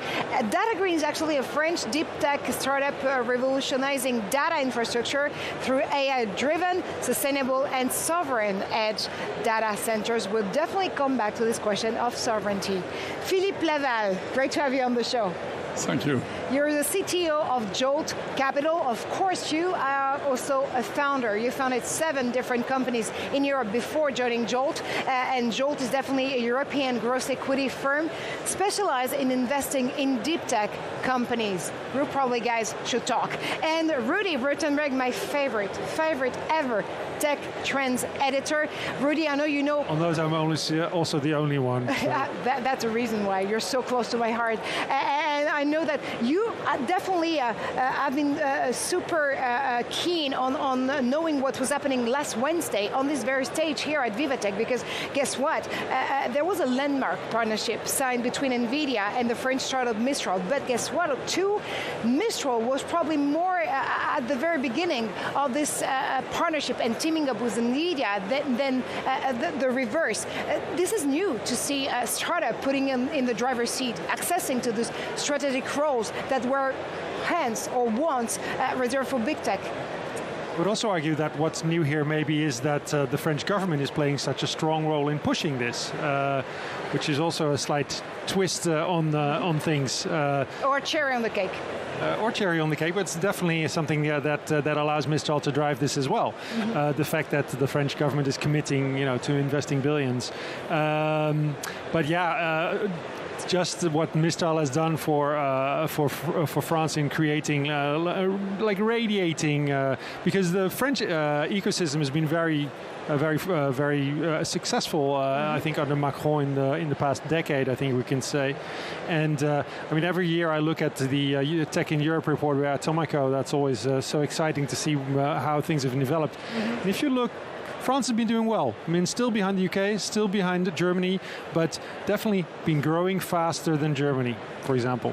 Philippe, you also have definitely a European perspective on this matter, and as Rudy was putting it, this is probably for the first time that we see the French government playing so much on this new partnership in between NVIDIA and Mistral, and really trying to sell to everyone this idea that yes, now we can think about better and smarter public-private partnerships to make the innovation happen.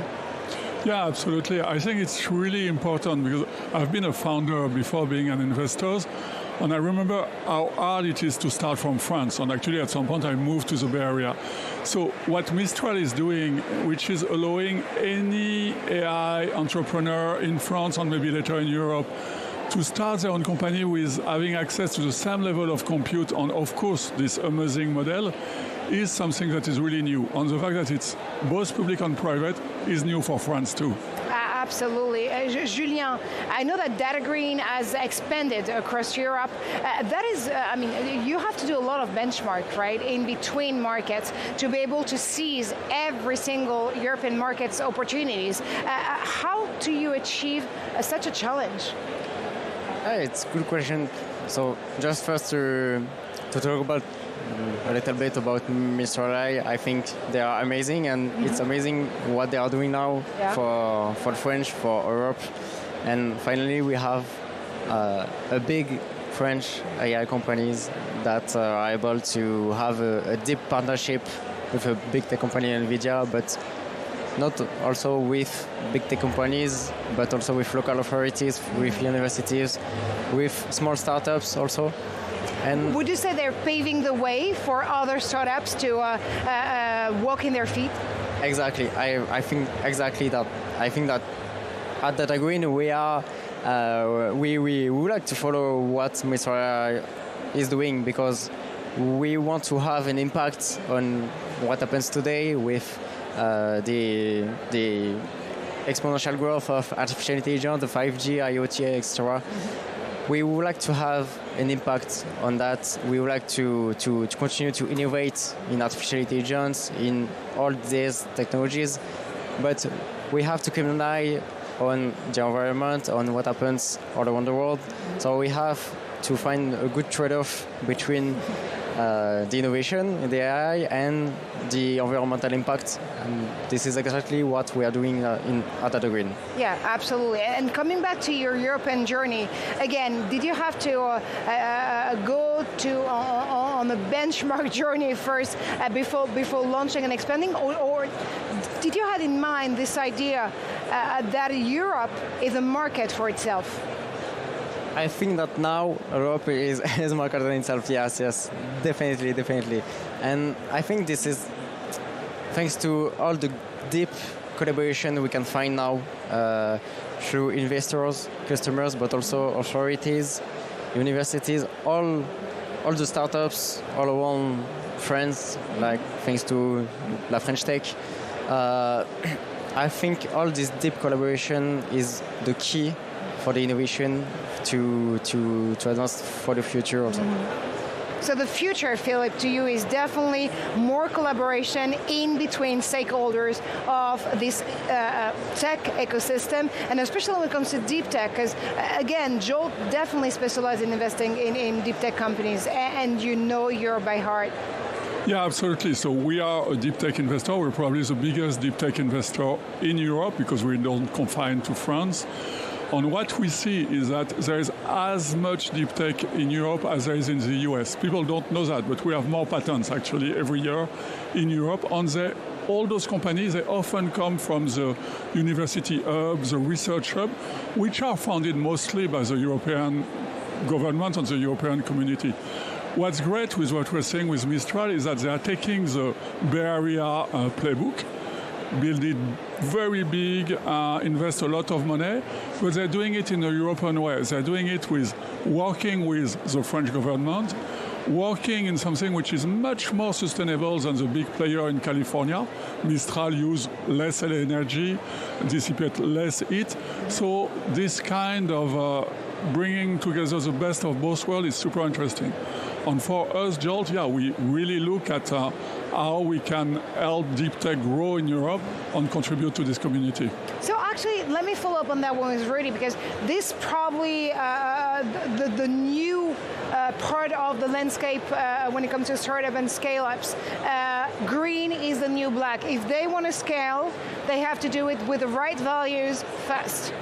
I'll just come back on the point about Mistral, because I think what's important that Mistral also is they have a competitive model. I mean, if you look at how it ranks compared to Google, compared to OpenAI, it's up there. It's not the very, very top, but it's out there and it can compete with them. And I think that's important because Europe has always complained about, we don't have a Meta, we don't have Google, but here's a company that could potentially go there. And that's really encouraging. But yeah, I think one of the issues here at VivaTech that we've been hearing about is the electricity, the energy footprint of data centers and AI. And obviously, Europe has a tricky situation in the energy market, high energy prices. France, however, of course, because it generates such a large amount of electricity via carbon low nuclear power, has potentially an advantage there. Yeah, absolutely. Look, it's really interesting because if you look at the founder of OpenAI, where does he invest? He actually invests in nuclear technology. So here in France, we have something that is unique, and that is old. It's Absolutely. Old people who did it. And now we are going to have a new generation using those old nuclear facilities and building new one to get us a sustainable advantage. So and when you're taking a look at the US, actually, what they're trying to do out there is just revert to nuclear energy to have a real mix so that they can power the entire AI industry they're innovating in right there. But I think we have to think differently than the US. I think we cannot build dozens of nuclear power plants just for using data centers. We have to think more. We have to think smartly. How can we use actually the current infrastructure to create current data centers without having major impacts on the environment? So we have to think differently. We have to innovate around all these kind of technologies, around AI, but also the thermodynamics, energy. We have to combine, I think, every kind of industry, energy industry, manufacturing industry, software industry, combine all these kind of technologies to build something greener, but smarter, more powerful also for the new kind of artificial intelligence we will soon see, I think. So if I hear you clear, gentlemen, we do have in Europe the natural resources and the green energy that come with it. We do have the patents. Now we have to turn them into markets. We do have the political and public decision-making will to do more and more public-private partnerships, and we have the big tech turning their heads to us. I'm going to jump in on this because what you didn't mention yet is the human resources, the talent, and I have a question for the both of you because obviously you mentioned that the ecosystem has developed. There is now a European tech ecosystem, and obviously we see with the geopolitical change and some of the changes within the domestic policies in the United States that this may be a less appealing market for investors to go to. Do you think that there is something here that we might see a migration? I think, yeah. I think, again, it's an amazing time because when I was in the Bay Area, every number 2 and number 3 and technical guy in all the big companies, they were all French. They were all French, but they were working there. And now they're coming back, and actually that's how Mistral started its life. It's, absolutely. They came back. So we have those people. What we don't have is 2 things. We are missing 2 things in France. We are missing a skilled workforce in terms of people working in factory, technicians, things like that. We are investor in a semiconductor company in Grenoble. We would be able to open a new factory. We don't find enough skilled workers to work there. So that's number 1. And number 2, we need more microprocessor industry in Europe. Bring back the chips. Bring back the chips, exactly. We do have a CML in Europe, but we don't build the chips, and it's a big problem. Big issue of sovereignty. Oh, absolutely. Yeah. Exactly. And just to complete what you said about my experience as a startup, as a co-founder of a startup, it's great to have a groundbreaking innovation, groundbreaking idea, but without a skilled team, without an outstanding team, okay, we will produce an amazing product, but we cannot scale this product. We cannot be competitive to the others, to all the world. So we have, to have a groundbreaking innovation, but also a skilled team. I think in Europe and in France, we can have this kind of team. So with all the universities, researchers, engineers, etc., I think we can be able to be competitive and to create the new GAFAM, but for French, for Europe and France. Europe. So let's create the new European tech for the world out there. Thank you so much, gentlemen, for taking part to this discussion and debate. That's all we have time for. But as always, do stay tuned. We'll have more for you right after this. Thank you so much for joining. Thank you.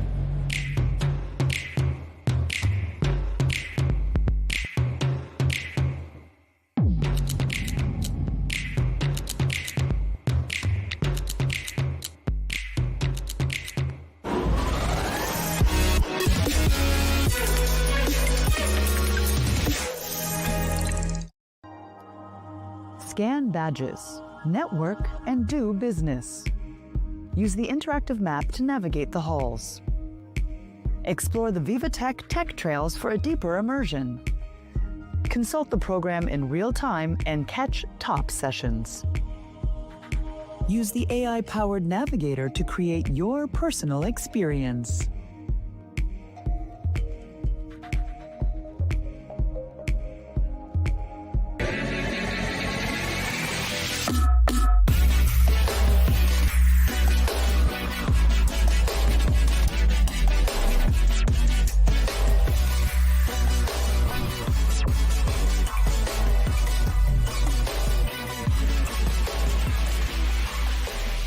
Only the ServiceNow platform puts AI agents to work across your company. They deal with the small stuff that bogs you down. Agents like secret agents? You know, I once played a secret agent. Oh, I missed that one. I heard you were great. I was great.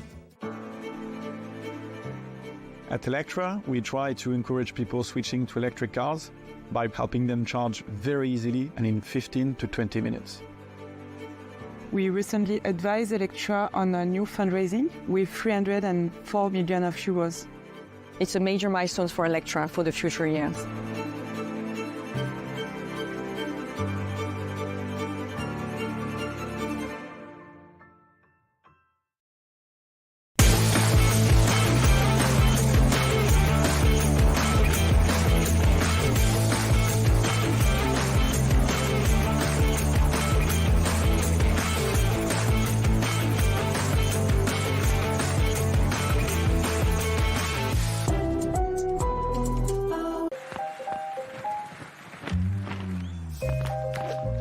not getting the results you expect? Don't use AI trained on any old data when you can use AI trained on your data. The AI built for business. IBM.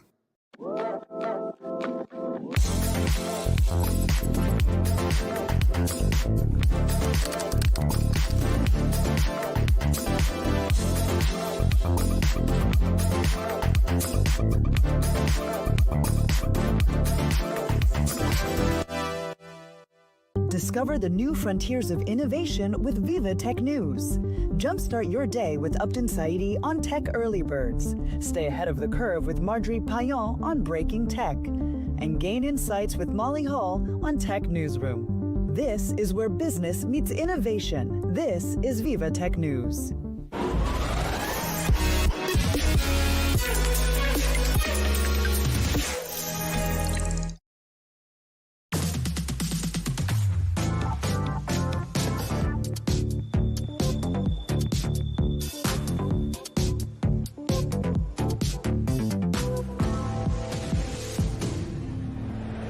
Welcome back to VivaTech News and to Breaking Tech. I'm Marjorie Payon. Coming up, how to stop wildfires before they become disasters. IoT might be the answer, my friends. We'll check on the tech-powered solutions with our guest in a few minutes. Ed in the cloud, feet on the ground. Let's see what the European cloud providers are up to at a crucial time for the AI and data centers industry.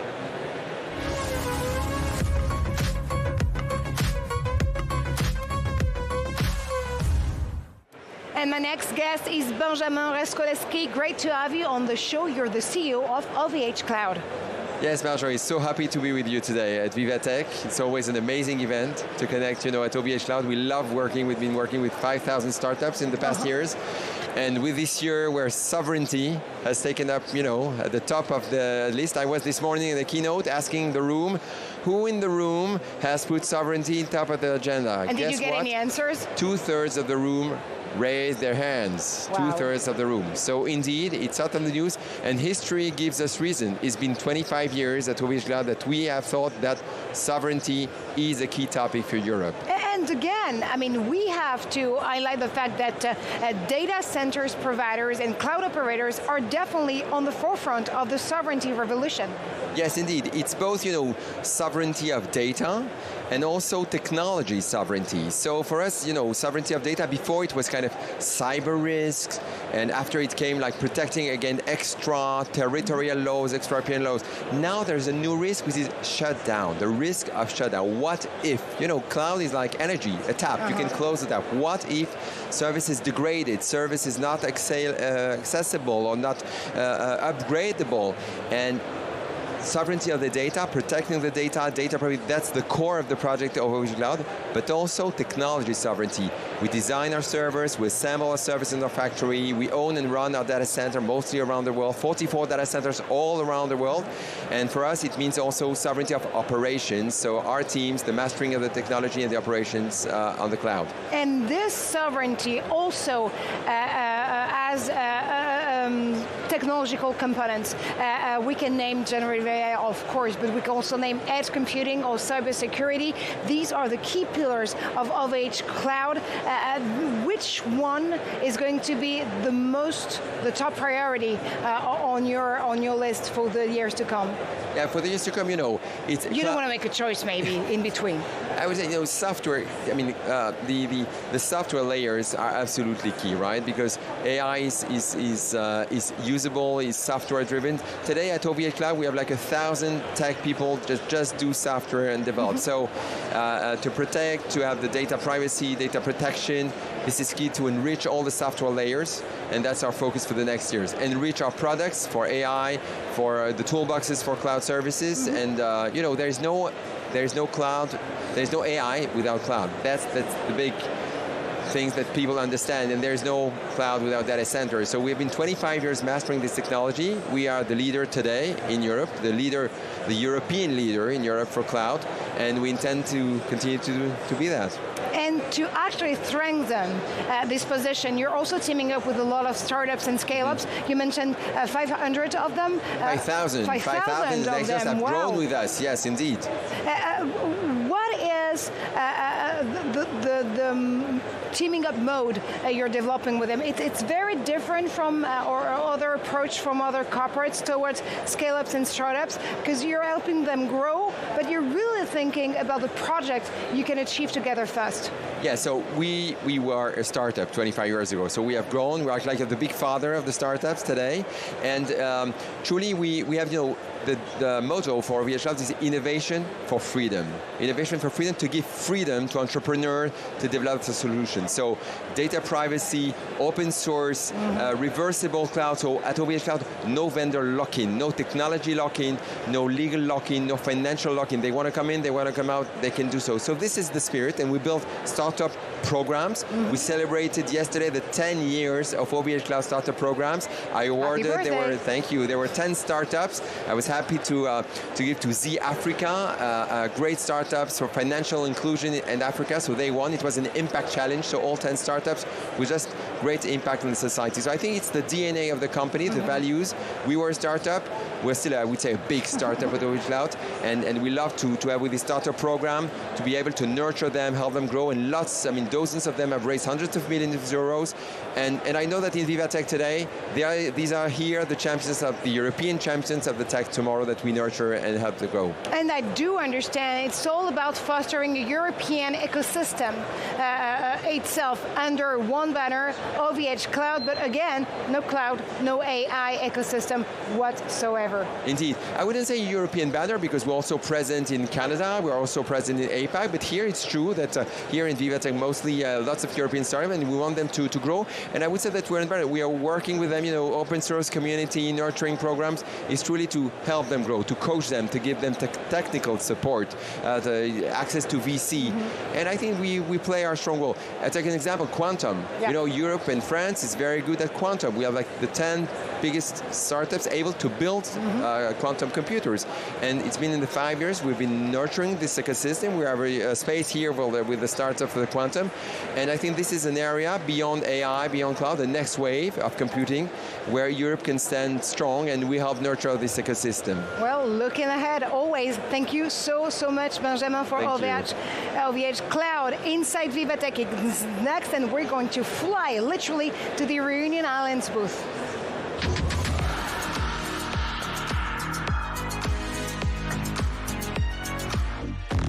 And the lucky reporter today is definitely Alison Sargent. Hi, Marjorie. I'm at the pavilion of France's Reunion Island. We're a series of technologies inspired by the sun. First, I'm with Sarah Venkatachelam, the CEO and founder of the Island Cosmetics. Sarah, tell us about your company.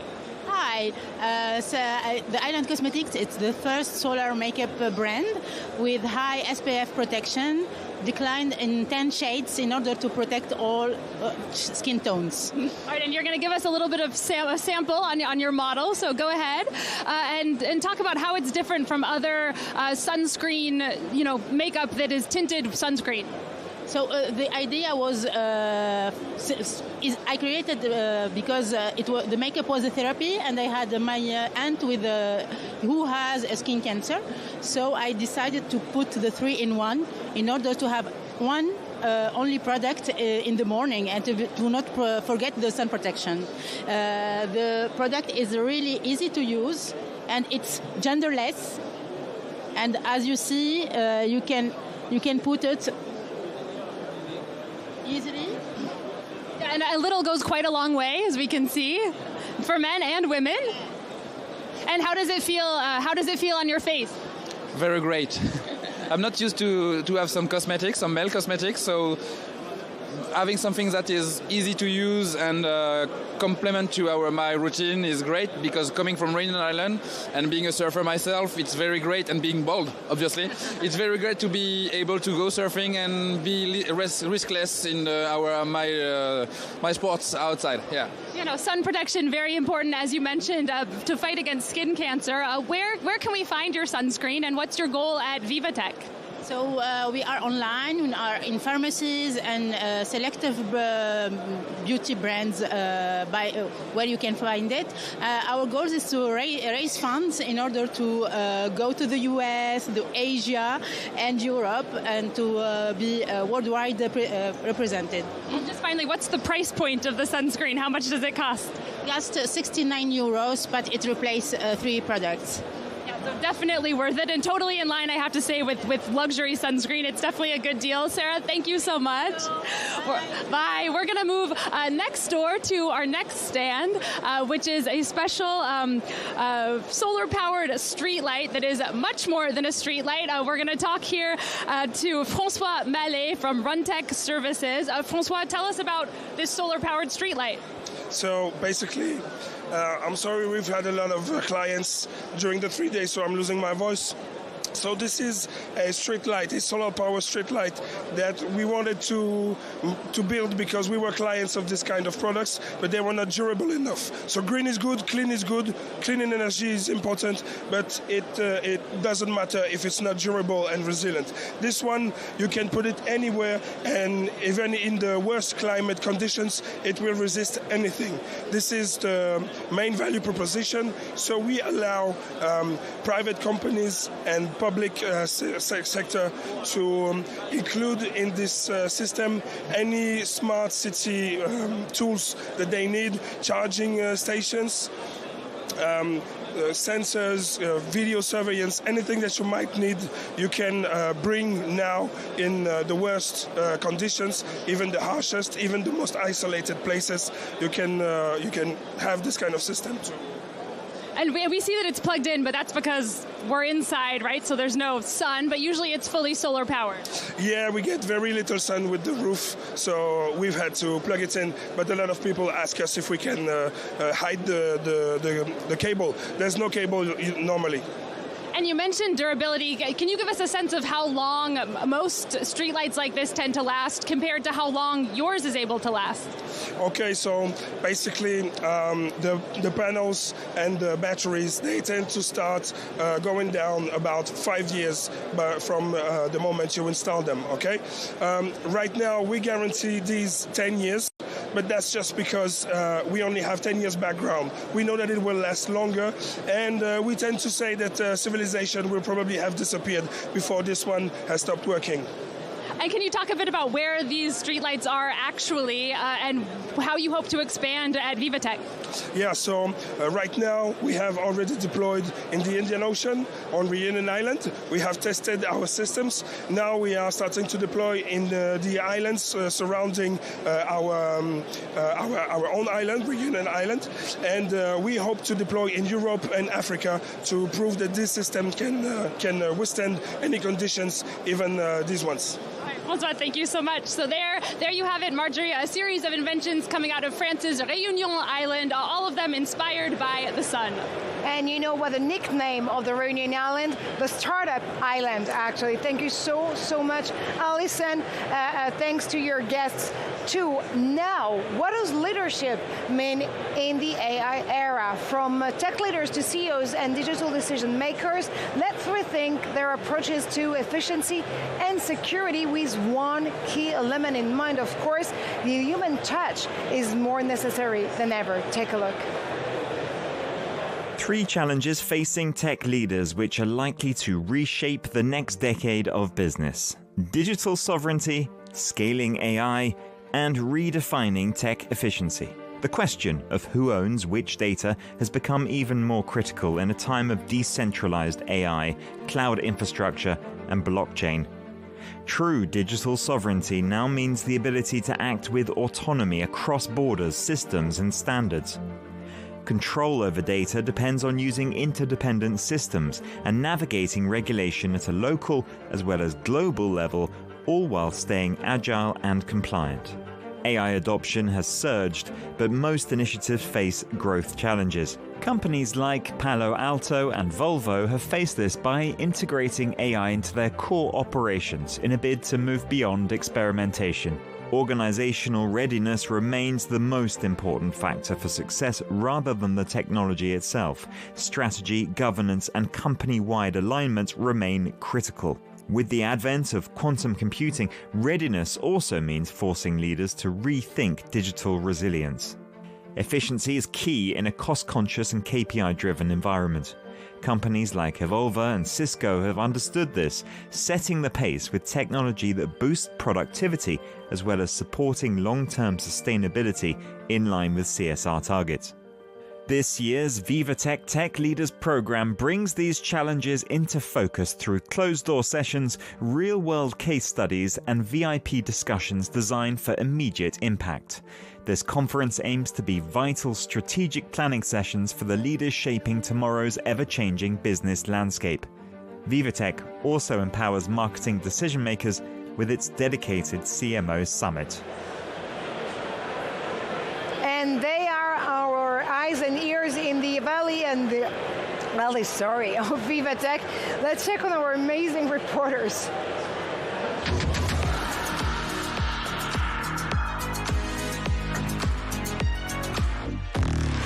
And Simon, you're live with your next guest. What tech power solution does your guest actually bring to the table? Hi, I'm Marjorie. Well, I'm actually at the Hong Kong stand, and I'm joined here by Crystal Wu, who is part of Vismed Training Limited, who are using virtual reality and artificial intelligence to make a change in the medical community. So, Crystal, thank you very much for joining us here on VivaTech News. Tell us a little bit about your business and what it is that you're trying to achieve. Thank you for visiting us. And at Vismed, we want to improve medical training through the power of AI and VR. And as we all know, aging population and also shortage in medical professionals has becoming an increasingly critical problem. And the traditional way of doing medical training is very costly. Like if I have a new product launch in France, I need to fly all the doctors from other countries here or send our French doctors to other countries. That's very costly and not very effective. So we want to merge this gap with the advancement in technology. Like we will simulate different cases based on AI analysis and simulate those cases in a virtual environment so that they can practice in a safe and controlled environment before they touch on the real patient. Well, what we're going to do is you're actually going to show us, Crystal. So, Marjorie, forgive the pirouette. I'm going to pirouette into position. There we go. I'll hold the logo, and then, Crystal, you can show us exactly how it works, because it's what we're really doing here and looking at is the software, right? This can be used with any headset, and this is then what we see once the headset is on. Yeah, so in the headset, we'll project the image of a different scenario. Like we are looking at the video here is an operation room, and we can simulate different vital signals or scenarios over there. And then we want to discuss the traditional way of using two remote controls, which can only limit us to procedural selection. You can see here we only have our hands and the real-world equipment here. So we would advance the tracking skills to project those tiny movements exactly into what they are seeing at the Quest. So through this, we can project different scenarios like emergencies so that they can do practice. And so the professionals will know what they do once encounter those in real life. So this is what we are doing, and we are trying to merge the gap of reality and virtual reality. Another pirouette from me, Marjorie. Sorry, here we go. We're back on Crystal. So, Crystal, really fascinating what you're doing. And in terms of your experience here at VivaTech, because it's the first time you've come here, you've obviously traveled a long way. So how have you found it all? And in terms of what you're looking for still to achieve, how's that all been, this experience here in Paris?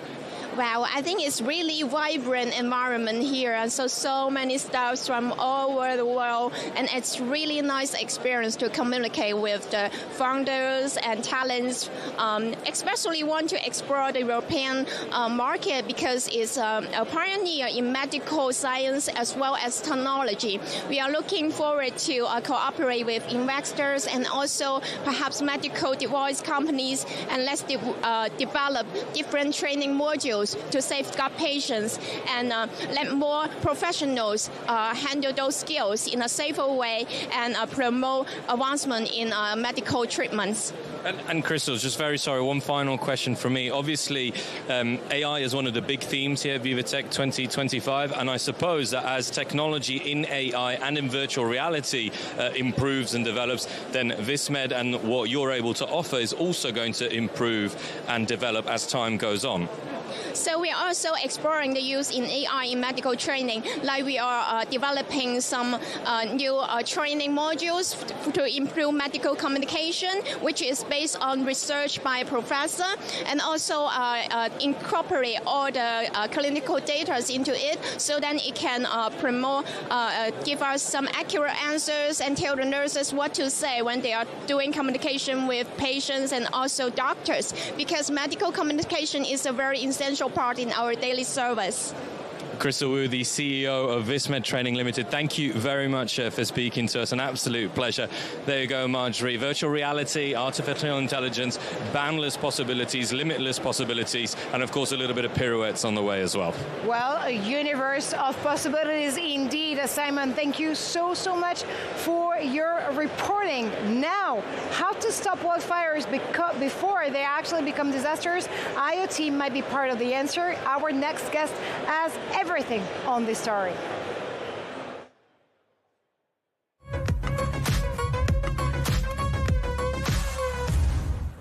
Rachel Dang, great to have you on the show.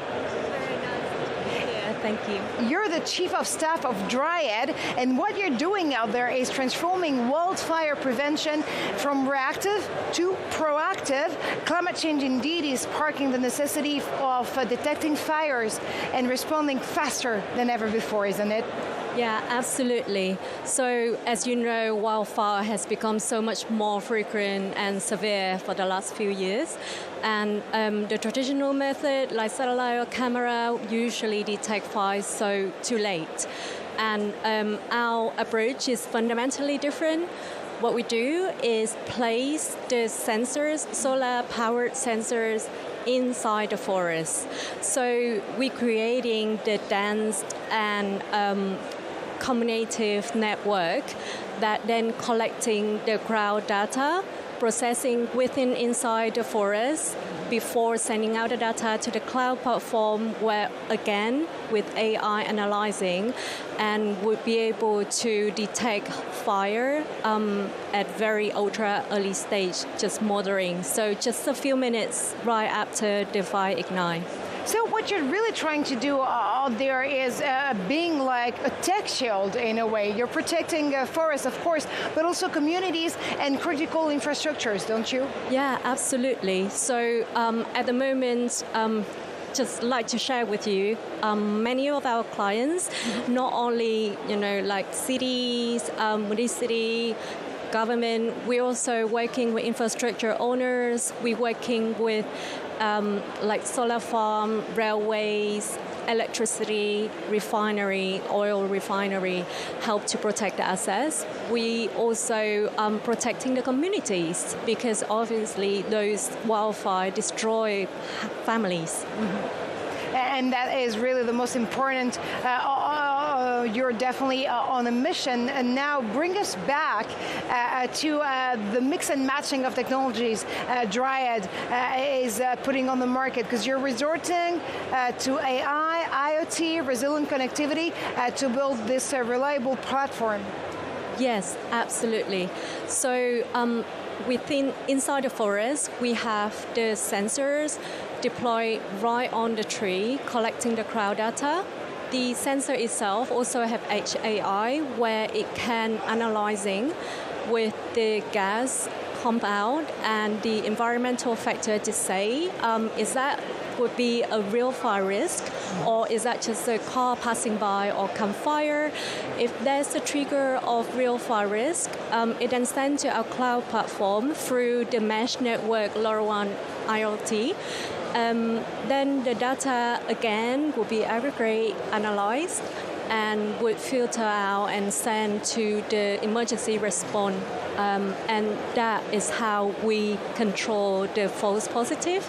And we proudly to be like the top solution provider who can really control the low false positives. At the moment, just only like one false positive per sensor per month. That's really truly amazing what you're doing here, because you can assess the risks and rank the risk of a wildfire expanding. Now, would you say it's all about climate adaptation nowadays, and climate adaptation powered by deep tech? Yes.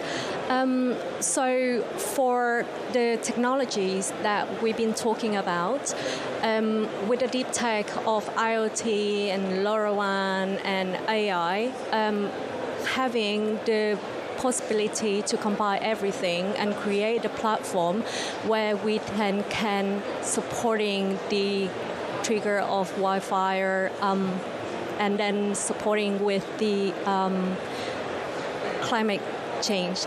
That would be really the goal and how the company were founded initially. And that's definitely the mission you're on. Thank you so much, Rachel Deng from Dryad, for accomplishing this amazing mission again. That's it for Breaking Tech. Believe it or not, it's been a pleasure to be your host for the fifth time in a row with such an amazing team, from production to editorial, from booking to reporting. Carolina, Ria, Mari, François, Leah, Xavier, Dan, and Mehdi. You can't necessarily see them, but every one of those talents are the core of VivaTech News. Thank you for watching. Now, Tech Newsroom is next with the amazing, outstanding Molly Hope.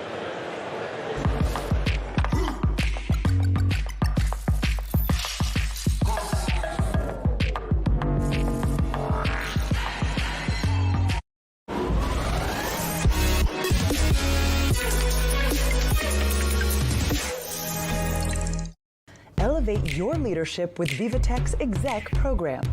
Discover cutting-edge startups, attend inspiring talks, network in exclusive lounges. CMOs, tech leaders, join the program and turn disruptive technologies into competitive advantages.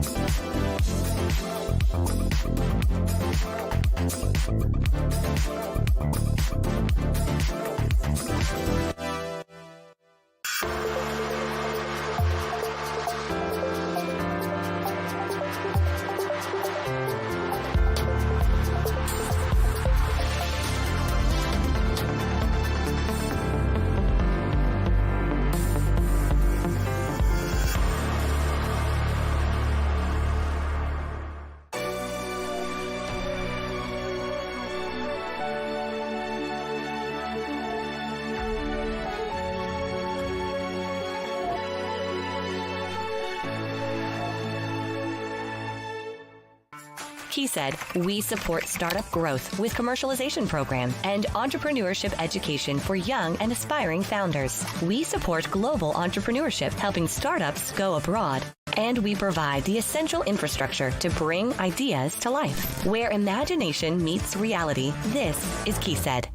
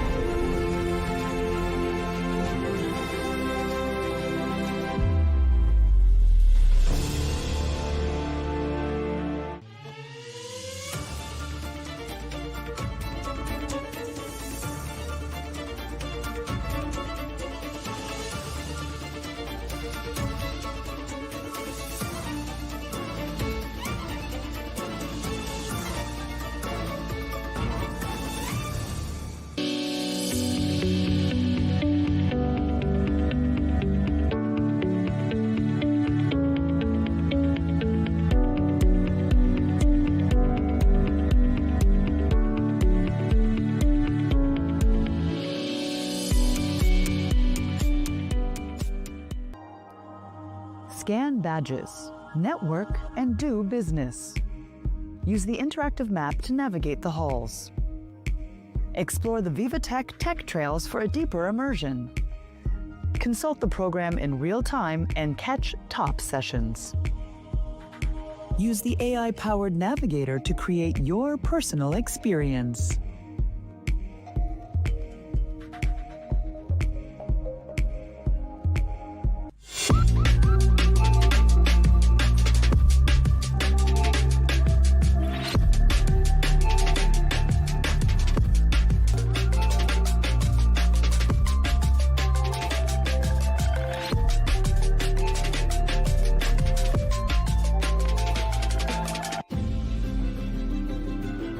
The automotive industry is going through an unprecedented period of change.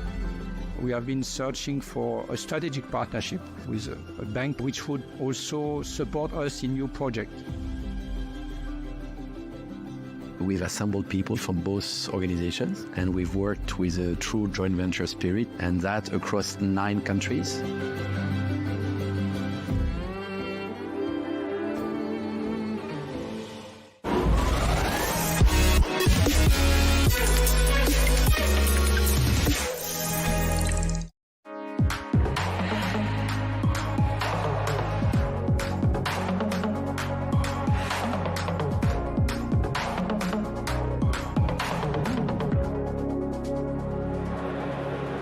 Hello and welcome to Tech Newsroom. I'm Molly Hall and you're joining us here on day 3 of Viva Technology.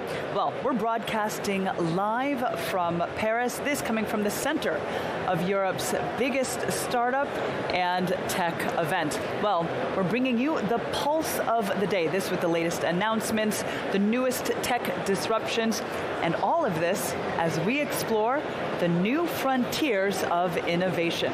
Well, this is the place to be because this is, after all, where business meets innovation. All right, well, we're going to kick things off this hour with Inside VivaTech.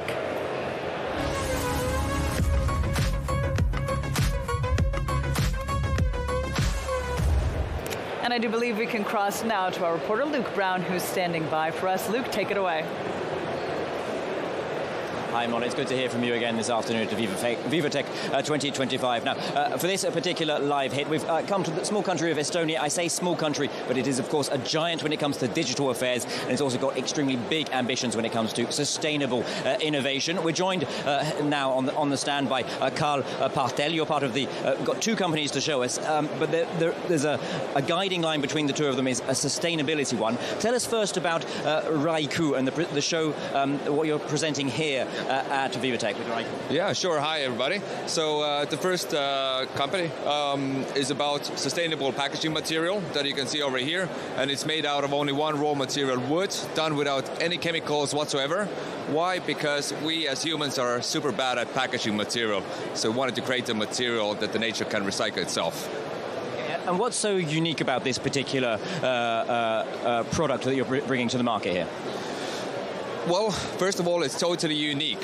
Nobody else has done anything like this. And just to show you over here, for example, that to make this whole box, only this amount of wood is actually needed. So it's based on wood, the material, and you can make basically popcorn out of it without any chemicals, basically no water, and the process takes seconds. And this is really loved by already all around the world, and even like luxury brands in France. Tell us a bit more about the use cases that you've already lined up for the Raiku product. Yeah, so for example, we're in the LVMH accelerator already, lining up first case studies with these groups. It's already used in 15 different countries around Europe, cosmetics, ceramics, jewelry, glass, wines and bottles, you name it. And of course, Estonia and other Baltic nations have a lot of wood going for them. That's one of their natural resources. But you're also broadening out operations to here in France too, correct? That's the main goal. I mean, Estonia is a perfect place where to do the R&D, where the innovation happens. But France is really like the market where we want to get to because it's big and it's in the middle of Europe. So this is the goal, that we develop the tech in Estonia, but we actually bring it to France. And our goal is already that next year we will be producing here. I mentioned there that, of course, Estonia has a great deal of talent. You must have a great deal of talent because you're presenting not just one but two different products from two different companies. So this is the next one is called Mycene. Tell us a bit more about this. There is a common thread here. It is that of it's made of wood. Exactly, but in this case, so for example, when we take the leftovers of this Ryko wood material, then what you can see over here is actually it's leftovers from other industries, sawdust from wood industries, paper factories, and it's combined with this mushroom mycelium. So this is a combination, it's basically like a natural glue that binds the loose matter together. So otherwise the sawdust that usually goes into energy burning is now being valorized again into insulation material, which Europe entirely needs at the moment. Europe needs to renovate 35 million buildings in the next 5 years. So we need new materials. Tell me more about the sustainability objectives for both of your products, your companies, but also perhaps from a broader level. Why is it so important for you as a person from Estonia to have such sustainable ambitions? Yes, well, Estonia is a very nature-based country as well. We do have a lot of forest and nature, and we want to preserve it. So we want to valorize our bioresources as much as we can and create solutions that actually benefit the nature as well in the end. So both of these companies, they are fully natural, compostable after use, so it doesn't take hundreds of years after they're used to degrade.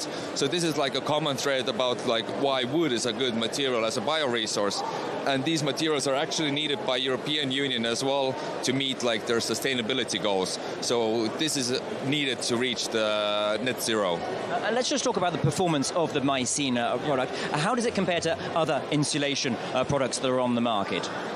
Super well. I mean, we've just tested. We have test houses full of sensors comparing our materials to mineral wools, to other wood-based insulation materials, and it shows that a super good performance on all sides. So altogether, we have a lot of demand for this product. Yeah, so you don't need to have like a sustainable product, but with less performance. It's the opposite in both of these cases. Really high performing. And one final question, of course, we ask this to pretty much everyone here at VivaTech. What exactly are the objectives for you as with your two companies here at VivaTech 2025? So one is, of course, regarding the clients, to expand our clientele, to bring our production, to bring our products to France, but to Europe in general. There's a lot of people from all different countries. And secondly, of course, we are looking for investors as well for both of these companies. So it's a good opportunity to join and back these operations. Okay, Karl Partel of Ryko, but also of Mycene, thanks so much for taking the time to present those two products. And I'll hand back over to you, Molly, in the studio, with just, of course, that emphasis here on VivaTech 2025 on innovation in the sustainable and the environmental fields. Wonderful. All right, Luke, thank you very much for that. Luke Brown reporting from the exhibit floor. And we're going to head back out. That's because our reporter, Will Hildebrandt, filed a report just a moment ago. He was standing by at the booth of Lepic AI. Now, that's a cutting-edge tool that allows you to generate lifelike digital human avatars and easily create video content to achieve digital human broadcasting. Let's take a look. Have you ever wished you could have a conversation with a historical figure where now you can? Here is the Mona Lisa. You upload the image and have an AI-generated conversation. I'm at the stand of a company called Lepic.ai. What they're also doing is live translation. I'm going to speak with their CEO, Bruce Wei. He's going to be speaking to me in Mandarin. I'll be speaking in English, and we'll have a simultaneous translation here with his voice in English. Hello to you, Bruce. How is your VivaTech experience going? I think that VivaTech is very best. I'm Bruce Wei. 我接下来是在说中文，然后我给大家去用我的声音来去给大家打声招呼。I was speaking Chinese when I came down today, and then I went to say hello to everyone with my voice. This is amazing technology to me because I think what it allows is to bridge cultures and bridge people. How did you come up with the idea? 我想说的是，想让这个世界上所有人语言交流再也没有障碍。I'm trying to say I want everyone in this world to communicate with each other without barriers. And Lepic, how long has the company been around, and who are its main clients? 我们公司目前为止已经成立了将近10年的时间了，然后呢，现在公司全球有200多人。I think the company has been established so far nearly 10 years. Then now the company has more than 200 people all over the world. And this is wonderful because this is the type of the technology that you can use with family or friends over the world if there are language barriers. I'm from a family that speaks multiple languages and some of us don't communicate as easily. Bruce, just curious for you, what has feedback been to this technology? 这个技术的主要原理是通过蓝牙来进行传输，然后把大模型存到了这个小小的一个硬盘中，然后呢，所有人就可以不受网络的限制来进行传输了。当然，我们展示语音克隆功能，它还是需要一定的网速的。The main principle of this technology is that we talk about Bluetooth transmission and then store the large model in this small hard disk. Then everyone can transmit without being restricted by the network. Of course, we show the voice cloning function. It still needs a certain internet speed. Bruce, I think it's wonderful. Thank you very much. Bruce Wei from La Pique. Molly, one of the things I like most about this is it can also take my voice and turn it into another language. For instance, maybe my wife will finally say, I have a decent French accent. Back to you, Molly. All right, that was William Hildebrandt reporting for us there just a short while ago. We're going to bring things back on set now with VivaTech on set.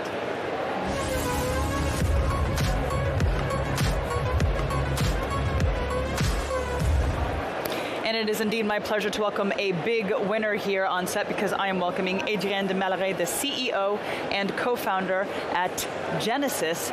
Adrienne, thank you very much for joining me here.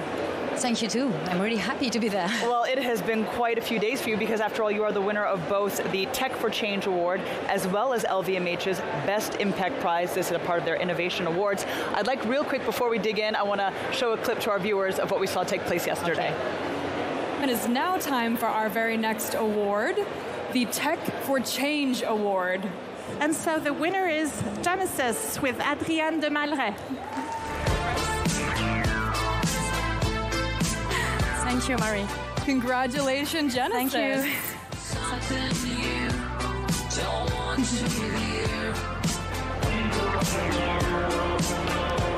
All right, excellent. Well, congratulations on winning that award. Tell us a bit, just how has this experience been for you? It's amazing because it was really a surprise. You know, all the finalists were absolutely amazing. So with a solution that can really transform the society, the world. So when you see what they do, it's impossible that you can win. And we win. So it was, I don't know, maybe a mistake, I don't know. No, not at all. For sure, not at all. Well, let's find out then, what did you win for? Tell us about Genesis. So Genesis, we are a soil intelligence solution. Soil, yes, soil, because we talk about soil health. You know, soil is the most undervalued resource on Earth, and more than 50% of our global GDP depend on soil. So at the same time, the soil health is degrading at an alarming rate. So we have to do something to change the way we are using soil for our raw materials, and that's what we try to do with companies. Indeed. So, I mean, you touched upon it just a bit about why soil health is so crucial and really critical when we're talking about tackling climate and biodiversity issues. Yes, exactly. Through the soil, you can have an impact on climate because it can store CO2, but it's also the beginning of the biodiversity, all the terrestrial biodiversity depend on soil, and it's also a question of water. Because when to fight drought or to fight when it's really dry outside, the soil is your best ally for that. So we have to restore soil. It's really, really important. Important for the environment, but important also for our economy. So at the same time, I think it's the only place on Earth where the two subjects, economy and environment, are not fighting, you know. They have the same goal. Well, yeah, that actually kind of leads me to my next question in terms of how Genesis is able to turn complex ecological data really into something that businesses can actually use. There's a lot of work before. Okay, that's the end product you're saying. Give us once everything's been tied up in a bow. Okay, we have worked many years with scientists, ecologue,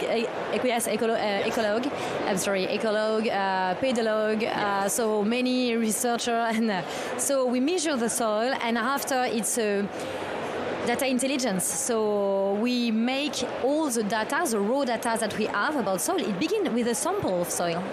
The beginning is a sample in the field, so it's really hard. It's a hardware.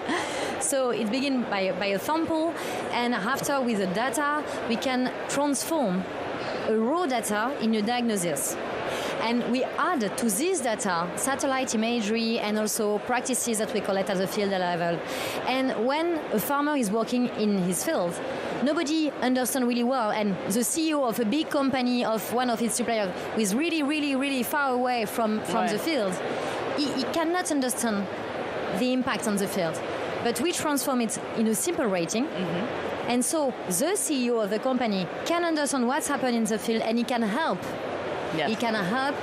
He can reward the farmer for better practices. So there's many ways after to change the way we produce.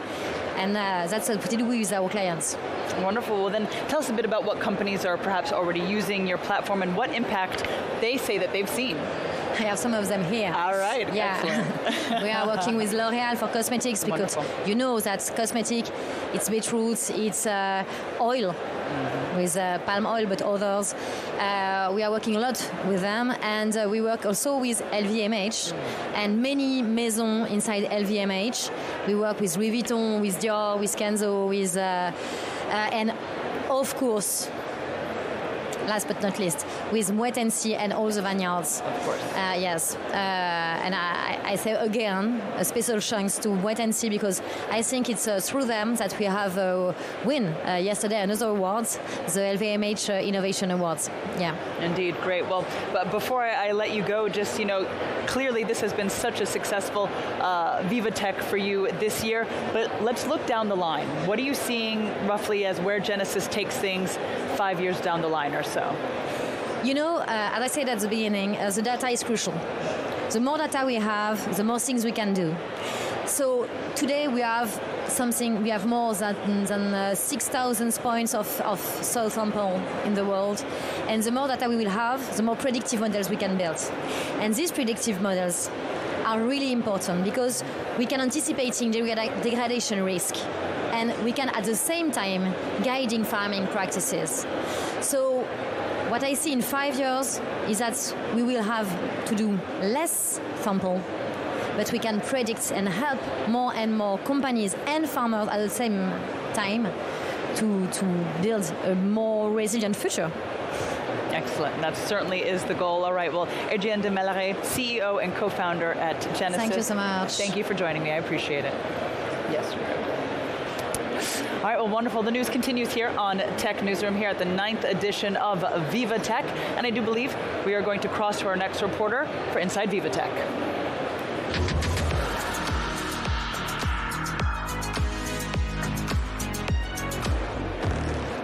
And it does look like we've got Karine de Buck who's standing by for us. Karine, take it away. Yeah, thank you, Molly. We're going to talk about industry energy efficiency and AI. And this is with Eileen Flayer, CEO and founder of Tinentel. So how does AI help you reduce or improve industrial efficiency?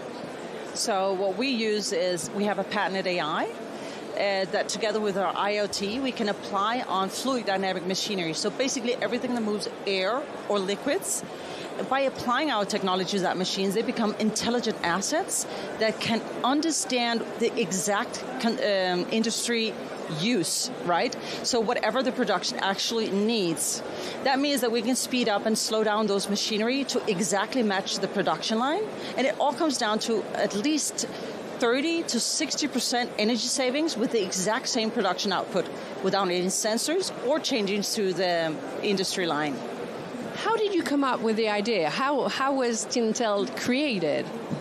Well, I mean, both myself and my co-founder came from an industrial background. We both worked in a company that does industrial maintenance. And that's what we saw, that these machines are always oversized because they last more than 25 years. And the companies have to foresee future growth of that company or even peaks in production. So that means that these machines are always oversized, and that is an enormous industry waste. It actually comes down to that industries worldwide paid $1.4 trillion every year in wasted energy, which has an impact, of course, on their bottom line, but it also has an impact on climate. And so could you give us some concrete example of what you're doing? Yes. So basically what happens today is that you have a traditional pump, let's say, that can pump 1,000 liters. Then you have electrical valves along the production line. It's just like a shower head. These valves opens and closes to meet the factory need. So maybe sometimes you need 400 liters and 500 liters. It depends on how much these valves opens, right? So what our AI does is can capture the electrical stress of that friction of that liquid, and then we simply slow down so the friction is there no more. And that's why we don't need any sensors. And we are much more effective than current systems because they work on a fixed set point in pressure or flow. We don't need all that. We can calculate it all with our 5-dimensional performance twin. We always think that AI actually, consumes energy, a lot of energy, but in a way, you're showing quite the opposite. Yes, actually AI can be used for good. Even like data centers, which are the one who feeds AI, right? They use a lot of pumps. The major part of their electrical consumption is actually pumps. So our solution that are reducing the energy for pumps, we're actually giving back to AI. So we take energy, of course, to run our mathematical models, but we give back by reducing the energy consumption. And as I say, industries consume 40% of overall energy in the world. If we can reduce that, we can have an impact on climate. So what is next for the company now? Well, we're growing much faster than we thought we would, maybe also because of our business model. Because since we are a green tech company, we wanted to make this technology available for everyone, not just the rich countries or the rich companies, but also for the SMEs, for companies in developing countries. And that is why we have decided to give this technology away for free. So we give this technology to the company, we do all the configuration, and we only take a small part of the actual savings achieved. So that means that this technology could be available to everyone.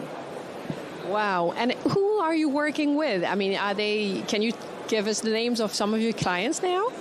Yes, we have a lot of projects running, of course. Some of our projects are with international companies, companies like Stellantis, Iveco, which is in the automotive, but we also work with Prysmian, which is a cable company, Iren and Hera is utility companies, because our solution is cross-sector.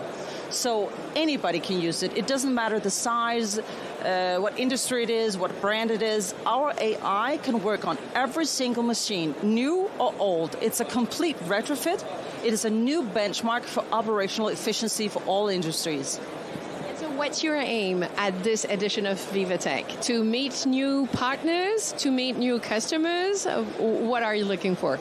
Well, we're very lucky because we have been accepted into École Polytechnique's accelerating program called Scale Up X Innovation.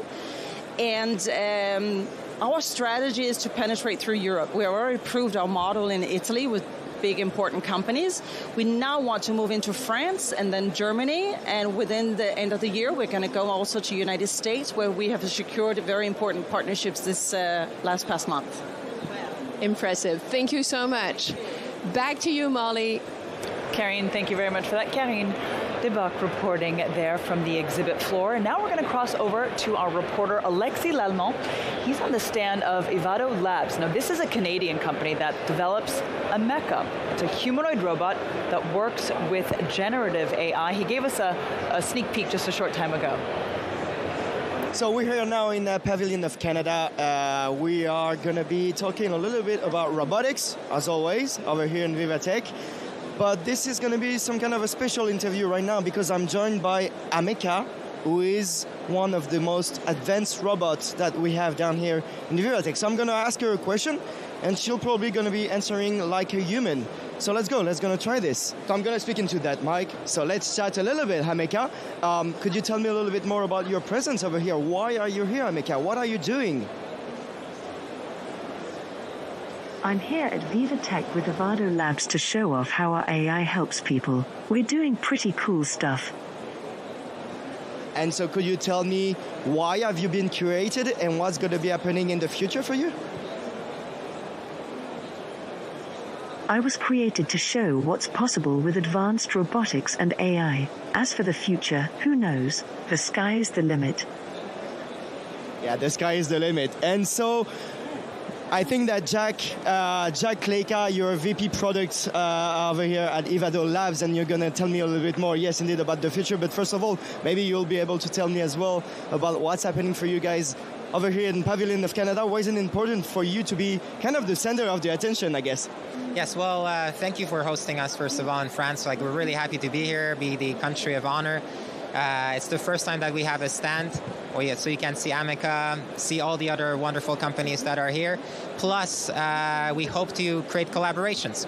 So you being here, presenting what we're doing, we hope that sparks some attention, sparks some interest, and we get to collaborate together.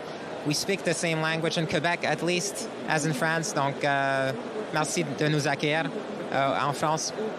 Beautiful. We saw you talking with François Legault, Prime Minister of Quebec today. 2 days ago, it was with Emmanuel Macron, who had the chance to exchange a few words with Amica. How does that feel? Well, I think the robot got to talk the most out of us all. All we could say is hello, great to see you here. But everyone is always excited. Like, it's always the center of attention. We're all in the background, making sure that everything works, that she has enough power, gets the internet connection, and that's all it takes. Bandwidth has been one of the struggles you had, right? Yes, well, there's a lot of people here. Everyone wants to connect. So does she. And she needs it as a lifeline. So it's like blood for her. She needs to get a good connection. Could you tell me a little bit more maybe about the future? She was telling me sky is the limit. But maybe we can be a little bit more accurate with that. What's going to be happening for you the next decade? Yes, so this is more to make sure that you guys can see a bit of a human touch. So we collaborative engineered arts to make this happen. The models behind it could be a Mistral model, could be all sorts of models that are foundational, that are the core, and then there's a tech stack around it, right? So that what you say is well heard, so we attenuate noise, we make sure we capture also information that's relevant for the VivaTech audience. So we pre-train it, we tune it, and we make sure that you get a fun conversation. And she's very honest, so you can say anything you want, you can ask anything, there's no limits, we're not trying to create a bubble around her. As long as she doesn't tip over, she'll be happy.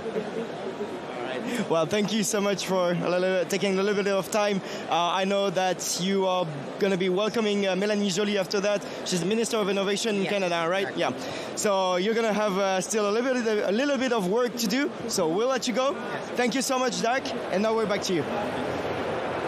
All right, well, that was Alexis Lallemand joining us there from the exhibit floor where you're watching Tech Newsroom live from Paris at the heart of VivaTech 2025, Europe's largest startup and tech event. And be sure, of course, to stay connected and follow us across all of our socials. We're going to take a quick break. We'll bring you all the latest action from day 3 right here. Stay with us.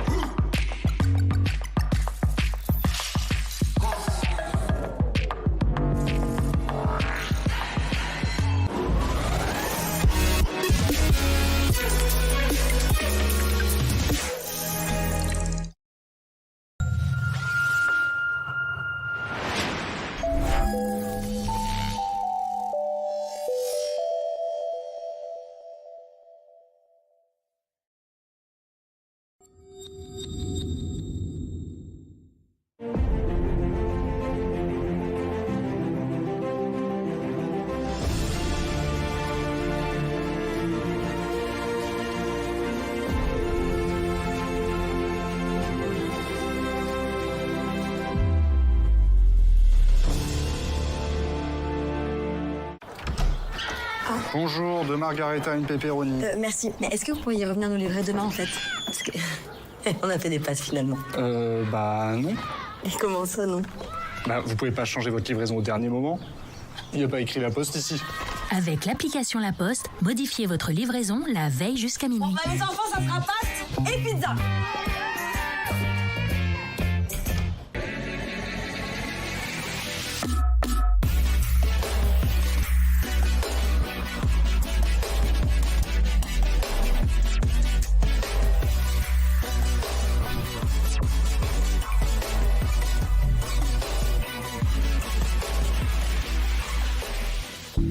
Japan boasts numerous companies with global potential in sectors of deep tech, such as bioresearch, clean tech, and robotics.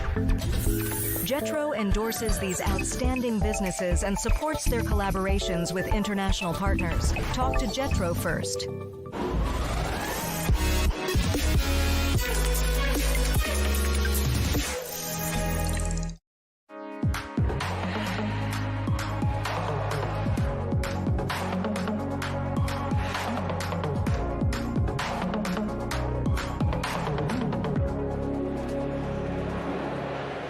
Welcome to Tech Newsroom. I'm Molly Hall, coming to you live from the 9th edition of Viva Technology, Europe's largest startup and tech event. Well, we are certainly in day 3, and all across the exhibit floor, we've got a thriving ecosystem bringing together tech startups, investors, and corporate partners that are all connecting right here in the French capital. Because indeed, VivaTech is certainly the place to B2B. And we're going to kick off this half hour with VivaTech on set.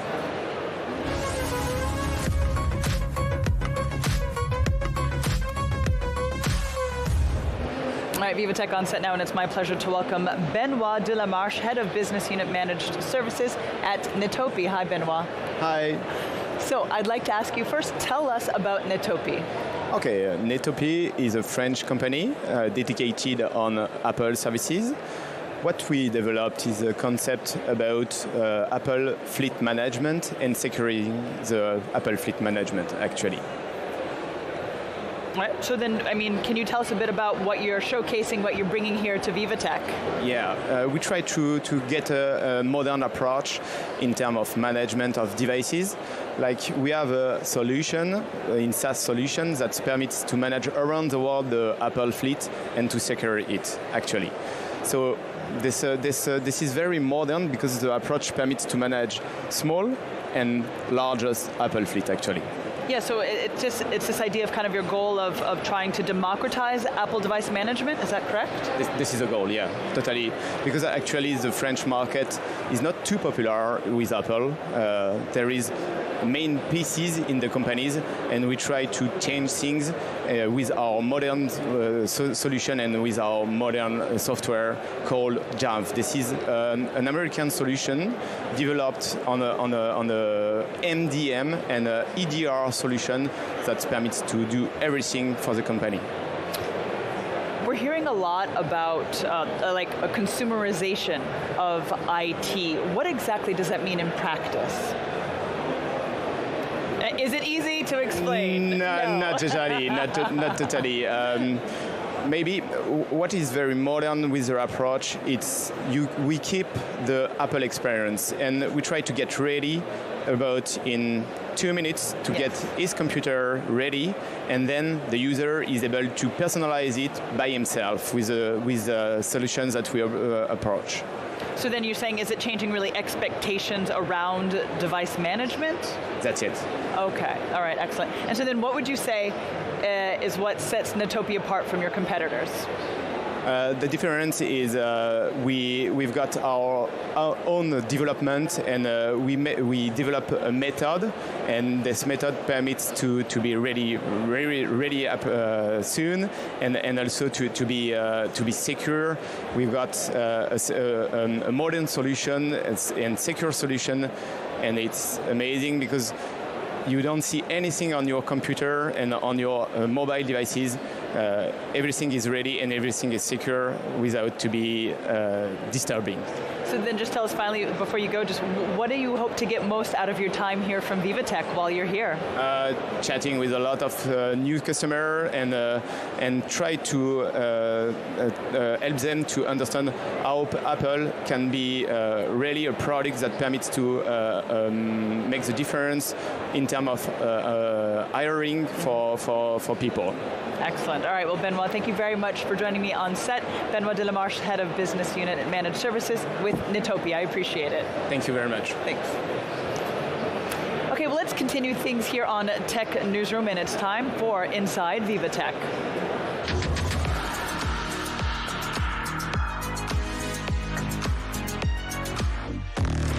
inside VivaTech now, and we're going to take a focus on health tech. One company exploring how to fight cancer thanks to scalable MRI technologies. Well, their name is Chipirone, and they're the winner of this year's VivaTech Innovation Award. Take a look. This is the Innovation of the Year Award. And so the winner is Chipirone. Yay! Come on up, Chipirone. There he is. Yep.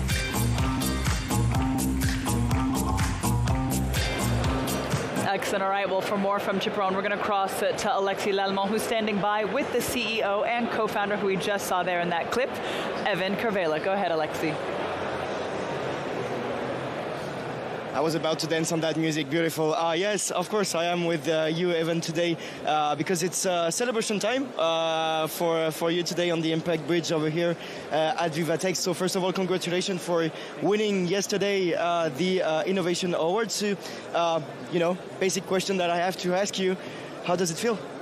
I'm so grateful. I'm very happy. The competition was tough. Yeah. So I'm very, very excited that we've been selected. It means a lot. It's a huge recognition from the industry, so we're so happy. Yeah, nice. Well, congratulations for that. So maybe you could tell me a little bit more about your innovation, the MRI. Sorry, you were presenting during this award. How does that work? So basically, we're building a new generation of MRI machines. Okay. The problem with today's MRI is that they are working with very intense magnetic fields that need to be generated by big superconducting magnets. Yep. And because of that, the machines are very big, very heavy, complicated to build. They consume a lot of energy. There are many patient incompatibilities. Makes a lot of noise as well. Yeah, exactly.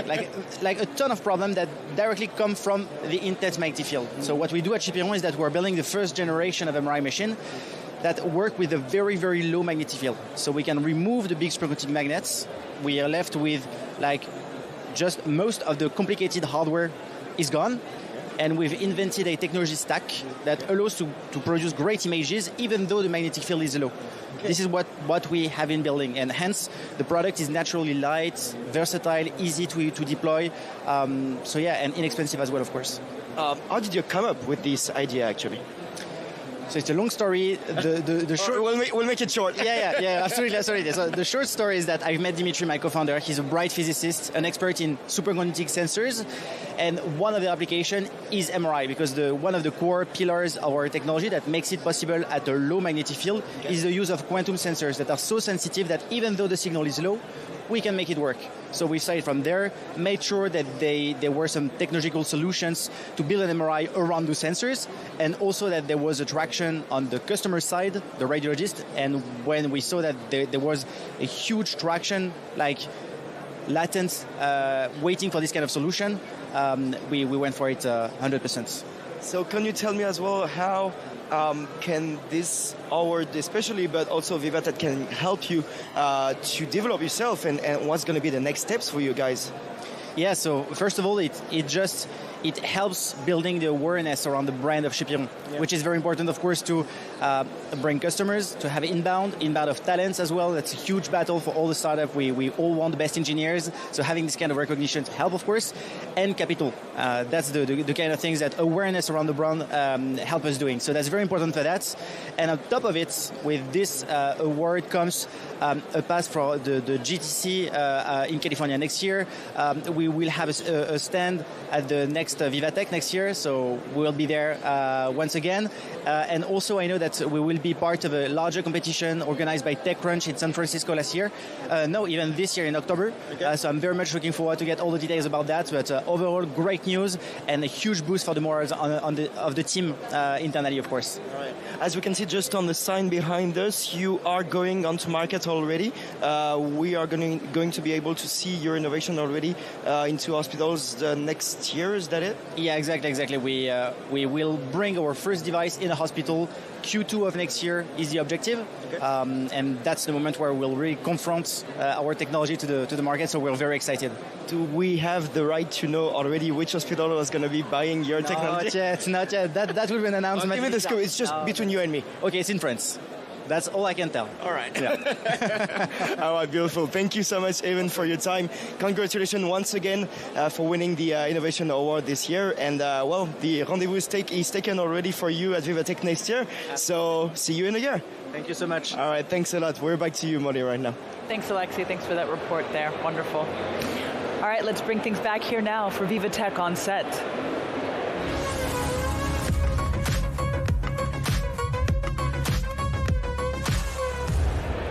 And it's my pleasure to welcome on set Hugh Foltz, the VP at Vuben. Now, this is a company at the forefront of using AI and advanced technologies to solve complex business challenges. Hugh, thank you very much for joining me. Thank you for the invitation. Yeah. So tell us more about Vuben. What is it? In a few words, Vuben, we are, let's say, the largest private firm in AI in Canada. So what we do, very simply, is applying AI to solve problems in all kinds of industries.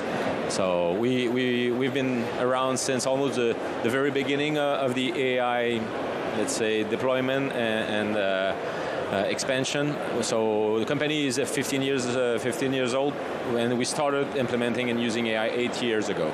So almost, let's say that the use cases that we've done 8 years ago were something very, very new for the companies we were working for back then. And today they are very common, let's say, in companies that they know what can be done with AI. Well, can you tell us in a bit about some examples of what Vuben is working on or who you're working with right now?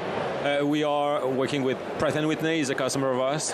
So large companies, a lot of large companies like the railroad in Canada, the Canadian Railroad Company is a customer of us, and many others in let's say manufacturing is strong. They are adopting AI faster than many other industries.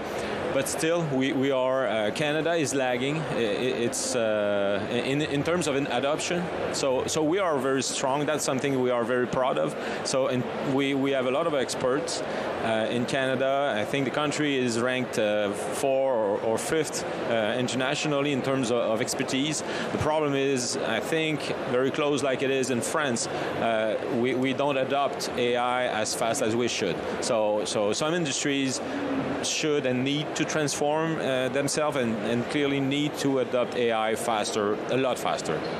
Can you tell us a bit about how you tailor AI solutions to really such various sectors? Sure thing. In fact, algorithms are let's say out there and free. So that's something that people don't necessarily understand well enough.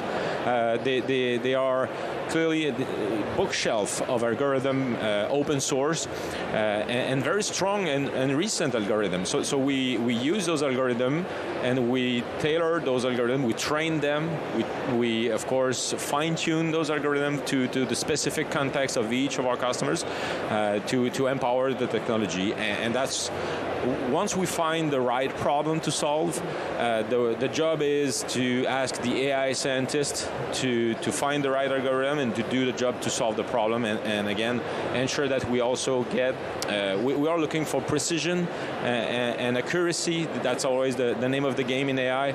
So the algorithm must, if we predict sales or demand prediction, or if we organize and optimize a supply chain, either in logistics, in airport, whatever the context, we are looking for a very high level of precision, and that's always the goal of those AI scientists. Well, I understand that you recently expanded into Toronto, and so tell us a bit about what drove that decision. We were already doing business in West Canada, so the team, we have a team in Quebec City, another one in Montreal since many years now. The expansion in Toronto was just natural for as a Canadian company, yes. And we are here at VivaTech, of course, to now expand in Europe. So that will be normally the next step. Indeed, that's what I was going to say, is that you're part of Canada's official delegation here this year at VivaTech. So really, what does this represent for the company, and how does it kind of tie into your goals for international expansion? In many ways, it gives us a very good feeling about our expertise and where we stand compared to other potential competitors, of course, in Europe. And I believe that we have something to bring in Europe. So it's reassuring in a way, and also a big challenge, of course. It's never easy to export a company. when even more true when you are a service company like we are, and so that's why the next step for us is expansion, and Europe is on the target. Excellent. All right. Well, I wish you much luck with that next step in endeavor. Hugh Foltz, Vice President at Vuban, thank you very much for joining me. Thank you very much. Well, now, healthcare.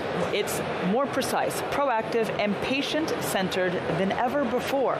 Advances in artificial intelligence promise new possibilities in treating diseases that were previously incurable, and then new horizons in care.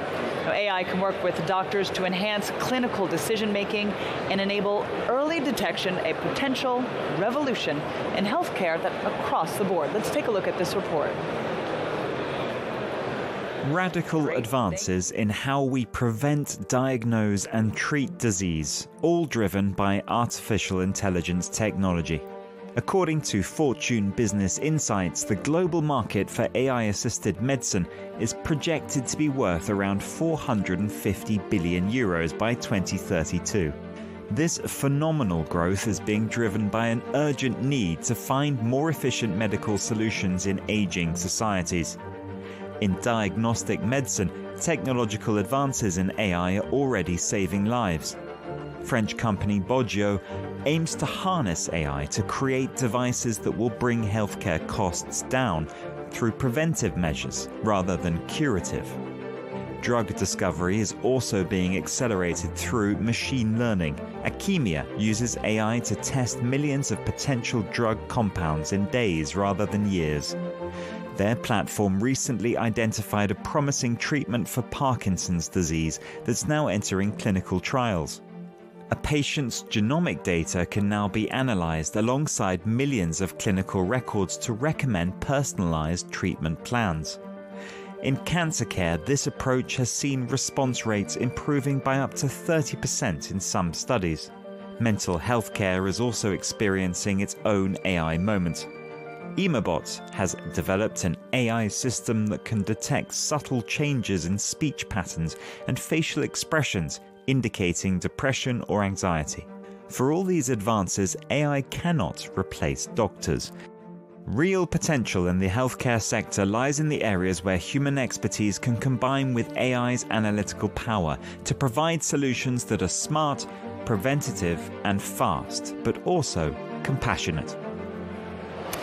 All right, that report by Josh Vardy there. You're watching Tech Newsroom here, coming to you live from the 9th edition of Viva Technology here in the French capital. And now it's my pleasure to welcome our Tech Trends editor, Rudy Rutenberg. Rudy, how are you? Hi, Molly. I'm well. How are you? I'm doing well. Okay, so we are on day 3 here. Certainly, you have been seeing quite a few announcements and just developments over these past few days. Now, I know we've heard, of course, from companies like Amazon and Meta, this about where AI is headed, just in terms of seeing the future of it. Now, here today, we heard from Anthropic. Tell us about some takeaways. Yeah, that was fun because it was Mike Krieger, who's their head of product, and he provided a little bit of insight as Anthropic, or Anthropique, as we might say when we're in France. He provides a little bit of a sense of how the sausage is made, and that's fun. I mean, so Anthropic, they have like a team of people looking at how should Claude behave? Claude is their large language model, and so what kind of attitude should Claude have, and how should and we know that the various large language models, they have different personality, shall we say, and some people like working with Grok, some people might like working with Claude or with ChatGPT. So it's interesting to hear how that moves forward. He was also saying that as these models get more intelligent, we may not necessarily see that so much in our interaction with them as the popular use of you have your school paper written by a large language model, for example. That may not change so much, but in things like coding, which is one of the new uses that we've been seeing, for the vibe coding, where you're basically coding with language input rather than writing lines of COBOL. That's where the improvement is still going to continue. He also described a little bit about the safety testing around these large language models. For example, that you can't use Claude to build a bioweapon, for example. but they're also doing some interesting experiments where they have the model, for example, provided with some information that would allow them to blackmail the researcher to stop them from turning the model off. And to just figure out how are these models thinking, and that's very interesting. Of course, large language models are not the be-all, end-all of artificial intelligence. You mentioned Meta. Jan LeCun, favorite of us here at VivaTech, is someone who's classically skeptical, or has been for the past years classically skeptical about where the large language models are going, which sort of tailors, with something that we've seen very much this year at VivaTech is the robots, because he thinks that the large language models are sort of a dead end, and we need to get to models that learn from their environment, so that are spatially aware. And basically the robots allow the AI to move into space rather than just using words to create an answer. So we'll see where that's going, and whether, in addition to AI, next year we're going to see even more robots. My bet is yes. Your bet is yes. All right. Well, we'll have to just wait and see. And that'll be the 10th edition of VivaTech, so it'll certainly be quite a show.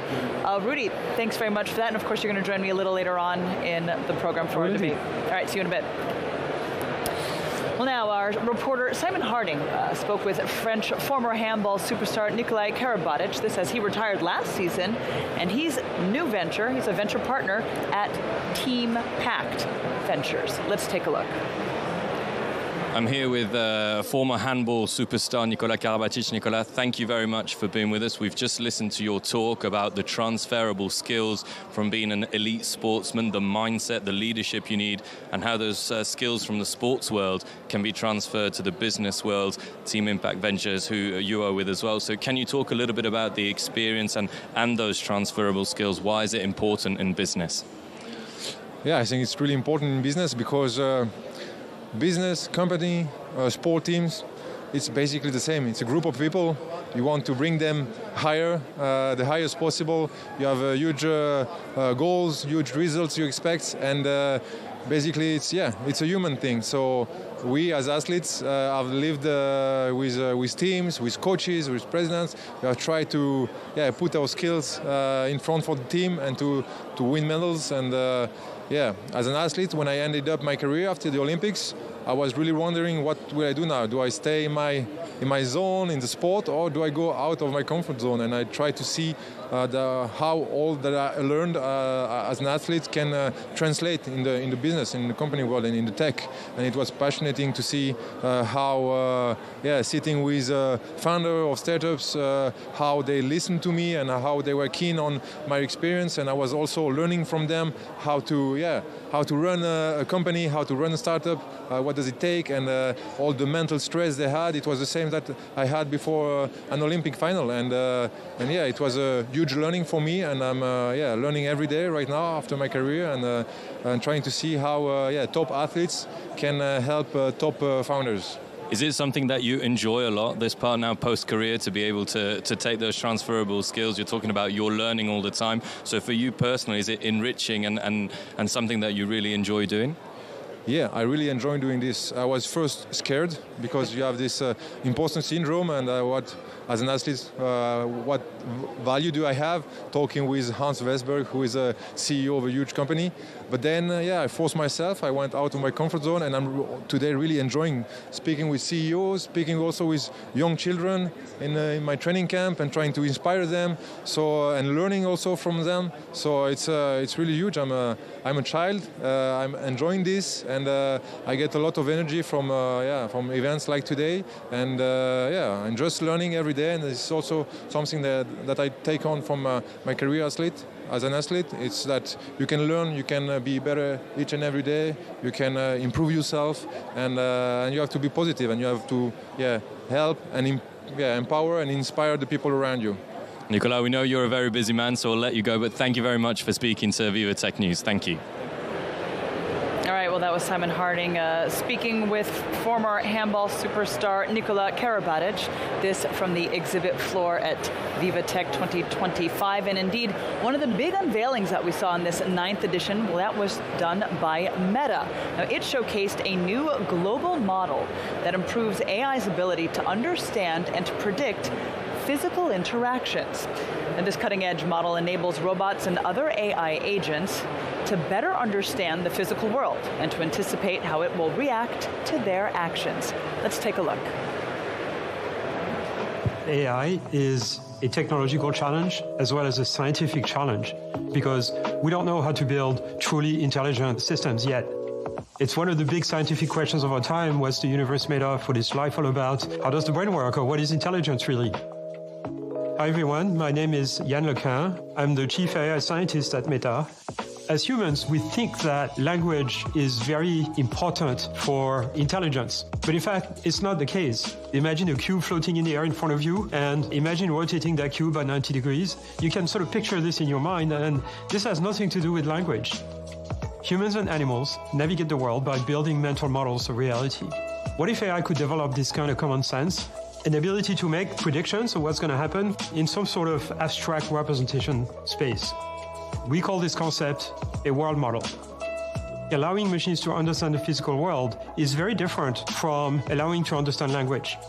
A world model is like an abstract digital twin of reality that an AI can reference to understand the world and predict consequences of its action, and therefore it would be able to plan a course of action to accomplish a given task. It does not need millions of trials to learn something new because the world model provides a fundamental understanding of how the world works.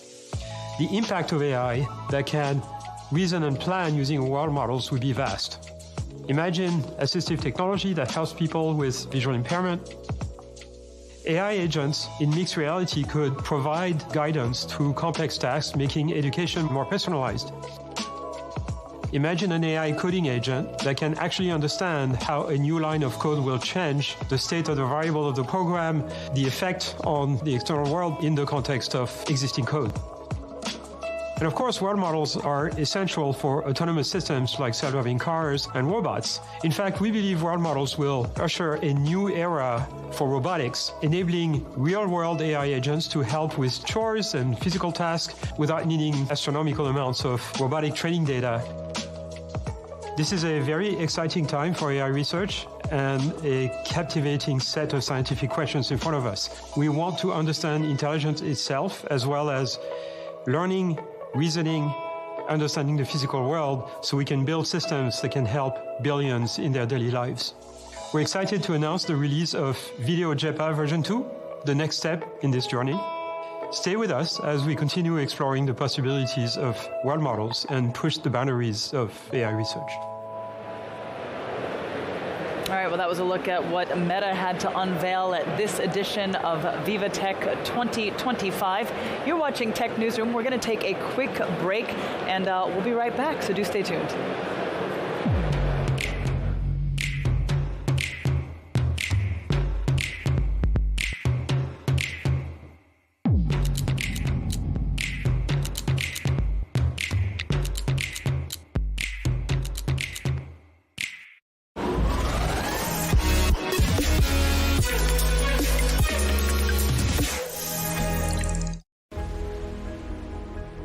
The future of healthcare will be shaped by innovation.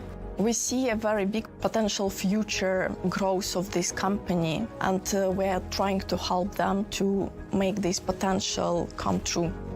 Our ambition for Contura's hydrogels is to be the leading treatment in osteoarthritis over the next 5 years, and we rely on BNP Paribas to help us along this journey.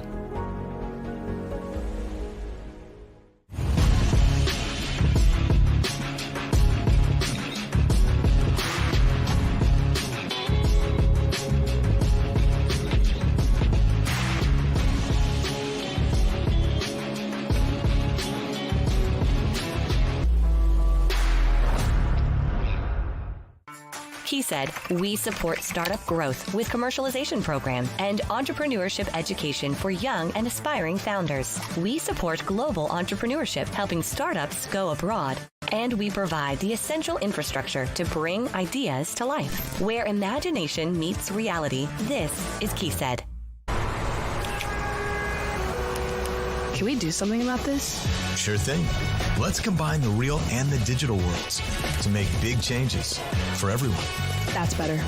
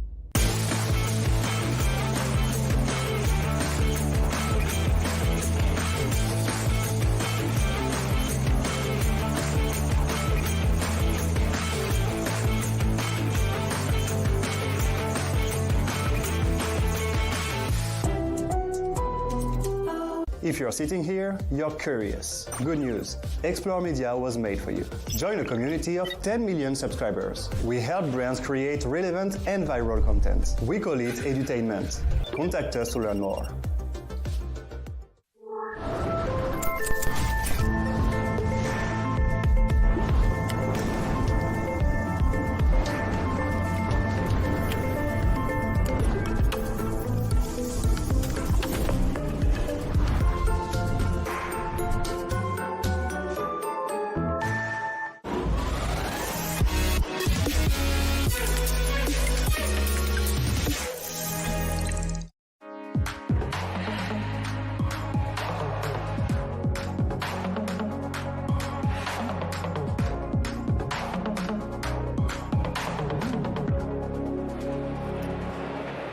Hello, you're watching VivaTech News, and we are coming to you live from Paris, this from the heart of Europe's biggest startup and tech event. I'm Molly Hall, and this is Tech Newsroom.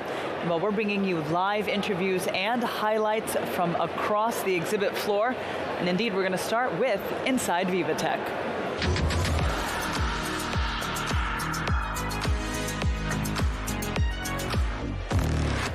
Oh my goodness, indeed. Okay, we're going to cross over to Allison. Sergeant Allison, I can't wait to see what you have in store for us. Take it away.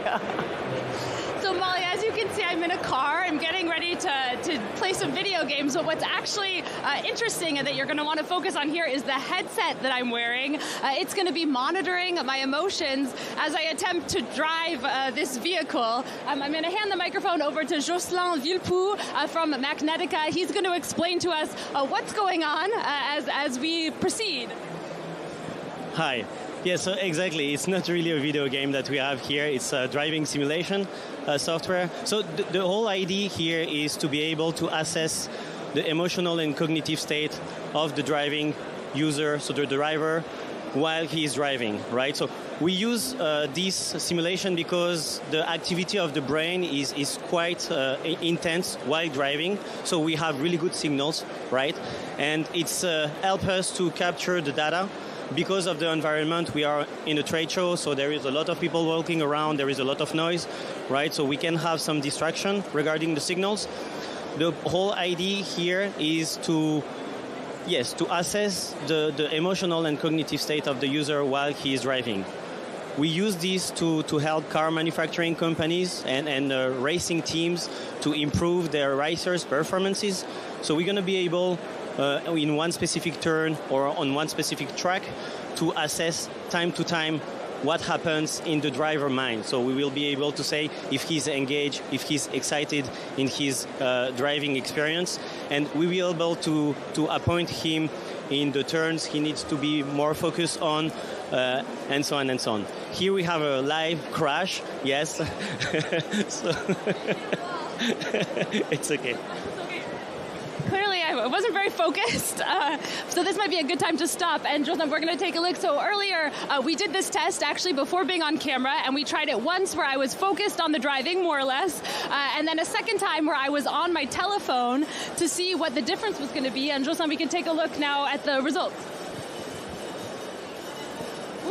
Oh, and I'm going to take off the headset, I think. Oh, wait. Up, so here. Thank you. So here you have another kind of EEG headset, electroencephalogram headset, that we use to capture the data, so the electrical signals produced by the brain. And here you have a basic report, right, of the driving experience we just witnessed. Okay, it was previous session, but anyway. What we see here, there are the three main metrics, so the concentration, the attention on task, and the fatigue level. So we can see that throughout the whole driving experience, the concentration level remains quite high, right? Okay, that's good. That's a good sign. Which is a really good sign, exactly. But it's not enough, because it's not enough to know that you are focused during all the driving session. You might be focused, but doing something else. Yeah, like I might be focused on my telephone and not on the road. Exactly. So this is what we see here on the second graph. So basically, the moment you start to use your phone, your attention drops drastically. So you remain concentrated, but you're not focused on the right thing. So because the brain is able to do the difference and to witness the difference, with our AI algorithms, we are able to witness it as well. Okay, and what about the level of stress? So yes, it's quite interesting. The last line that you see is the fatigue level. We can see at the end some spikes, right? So this is caused by stress. When you are stressing out, you have spikes in the fatigue activity, let's say. So the brain is too occupied to multitasking. And this is how we see it on the graph. We have this kind of little... And maybe can we take a closer look at the headset? I'm not sure where it got off to, but if we could grab that again and you can explain to us. Sure, here. sure. Thank you. So, yes. We have here an EEG headset, electroencephalogram headset. So here you have dry electrodes that's going to touch the back of the head, right, in contact with the skull. So it's important to have hairs that can be compatible. So with you, I think it will be a challenge in a real live scenario, but we can manage. And yes, these small electrodes are the one capturing all the electrical signals produced by the brain. And then all the magic lies in the ability of the algorithms to filter all the electrical signals that are not really important, and we focus really on the ones that can translate the emotions and the cognitive state of the driver. And there was something clipped to my ear as well. What was that monitoring? So we call it the Earth port. So basically, because there is a lot of electricity produced not only by the brain but by the entire body in general, we isolate all the electricity that comes from the rest of the body. So we want to have only the electricity from the head, right? And then we filter it with the AI algorithms. Okay, and can you talk a bit about where this technology is being used? What kind of businesses? Yes, exactly. So the fact that we use a driving simulator is not really genuine. We have a lot of use cases right now with car manufacturing companies and design teams especially. So when they want to try a new feature, right, so a new display on the dashboard, a new kind of alarm, a new kind of sound attached to this alert, we are able, with our technology, to say which sound or alert or display the experts prefer based on the experience they had. So we can say, okay, this sound is better in general. Why? Because your experts feel more comfortable. It's the one that creates the least frustration, let's say, annoyance, but also having an awareness level that is satisfying enough to implement it into a car, basically. So at the end of the day, we have direct feedback from the user, so the driver, without having the biased answer of a human being, right? Okay, and is it used in other scenarios, not just with driving, or is that? Of course. So we can apply the same with music industry, for example. So we are in discussion right now with a label company. Sometimes they are struggling to decide which sound they should put out first. So we can come here and say, like, okay, your sound experts prefer this music. Why? Because maybe the lyrics are the one that are the most engaging, maybe the melody is the one that gives the most rhythm, and so on and so on. All right, Thank you so much. It's definitely the most stressful, I'd have to say, experience I've had so far at VivaTech, but also one of the most enjoyable. Jocelyn Villepoux, thank you so much. Again, that's Jocelyn Villepoux with Macnica, doing some pretty impressive mind reading there, Molly. Impressive indeed. I mean, it certainly is one of the most insightful sessions we've seen right there. Alison, thank you very much. And clearly, we got to keep our eye on the road and let's not multitask, right? That's for sure. Great, Alison. Thank you very much for that. Well, it's time now for VivaTech on set.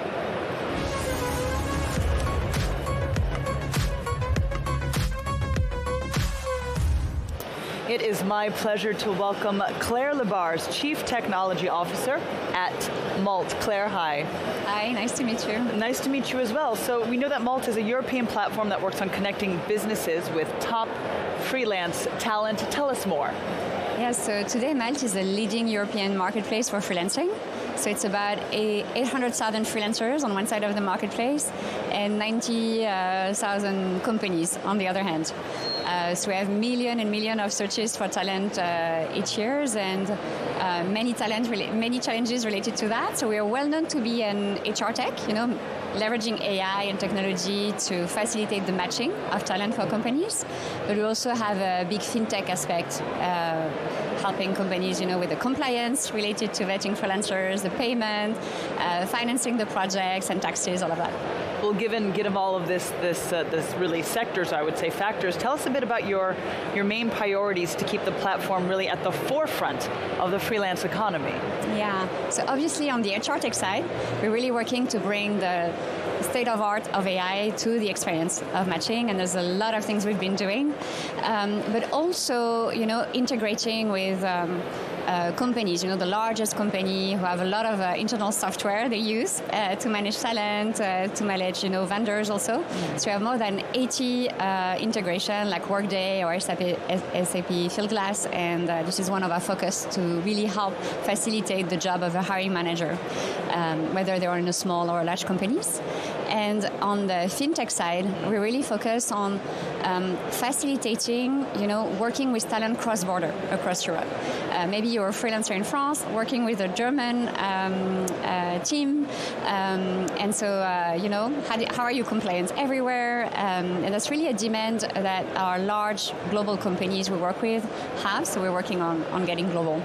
Can you tell us a bit about some of the tools and really innovations that you're integrating into the platform to help both freelancers and the clients really work efficiently? Yeah, our big focus has been on how we leverage large language model to facilitate the match. Right, this is the heart of the marketplace, and we've been building, AI into the matching for many years now. I think the first feature we released was in 2019, but there's really a step we took last year with large language models to help clients translate their need into competencies. Sometimes you're working, in a large company like Schneider, you call a certain job internally a certain name, data architect, and when you come and look for an external talent, how do I call them? Data engineer? I don't know, but I know how to describe my need, and then a large language model, AI, can help translate that competency for you. So we released an AI search, and we saw that 2/3 of the companies adopted it in a matter of a couple of weeks, and that it really brought down the time to hire. I think it remains really critical for companies to be able to fill position very fast, and so now you're jumping from like several days to really a few hours, right? You can see results nearly live, right, on the site. So you may upload a PDF, write a long prompt. We talk about prompts now. So we brought that into the product and translate that into competencies and see live results and get connected right away with the talent. Tell us, what are you showcasing here? Kind of what are you hoping to get out of VivaTech this year? Yeah, well, we're bringing our Maltech Trends report. So every year we look at the data from the million of the searches on the platform and see what trends are we seeing in the job market. Obviously, there's a lot of discussion right now on what is the impact of AI on the future of work, on jobs. So we've been really excited to see 3 trends really over the last 12 months. AI is just getting started. We saw demand for AI triple from companies in Europe. We saw also that AI is generating this democratization of the technology. So low code, no code, things that enable non-engineers to build products is also on the rise up, plus 40%. That means, you don't have to be an engineer to build automation and bring AI into your workflow. And the third piece, it's something that we see emerging in Europe, which is companies are favoring, more control, more sovereignty in their tech decisions. So we saw the demand for Scaleway double last year.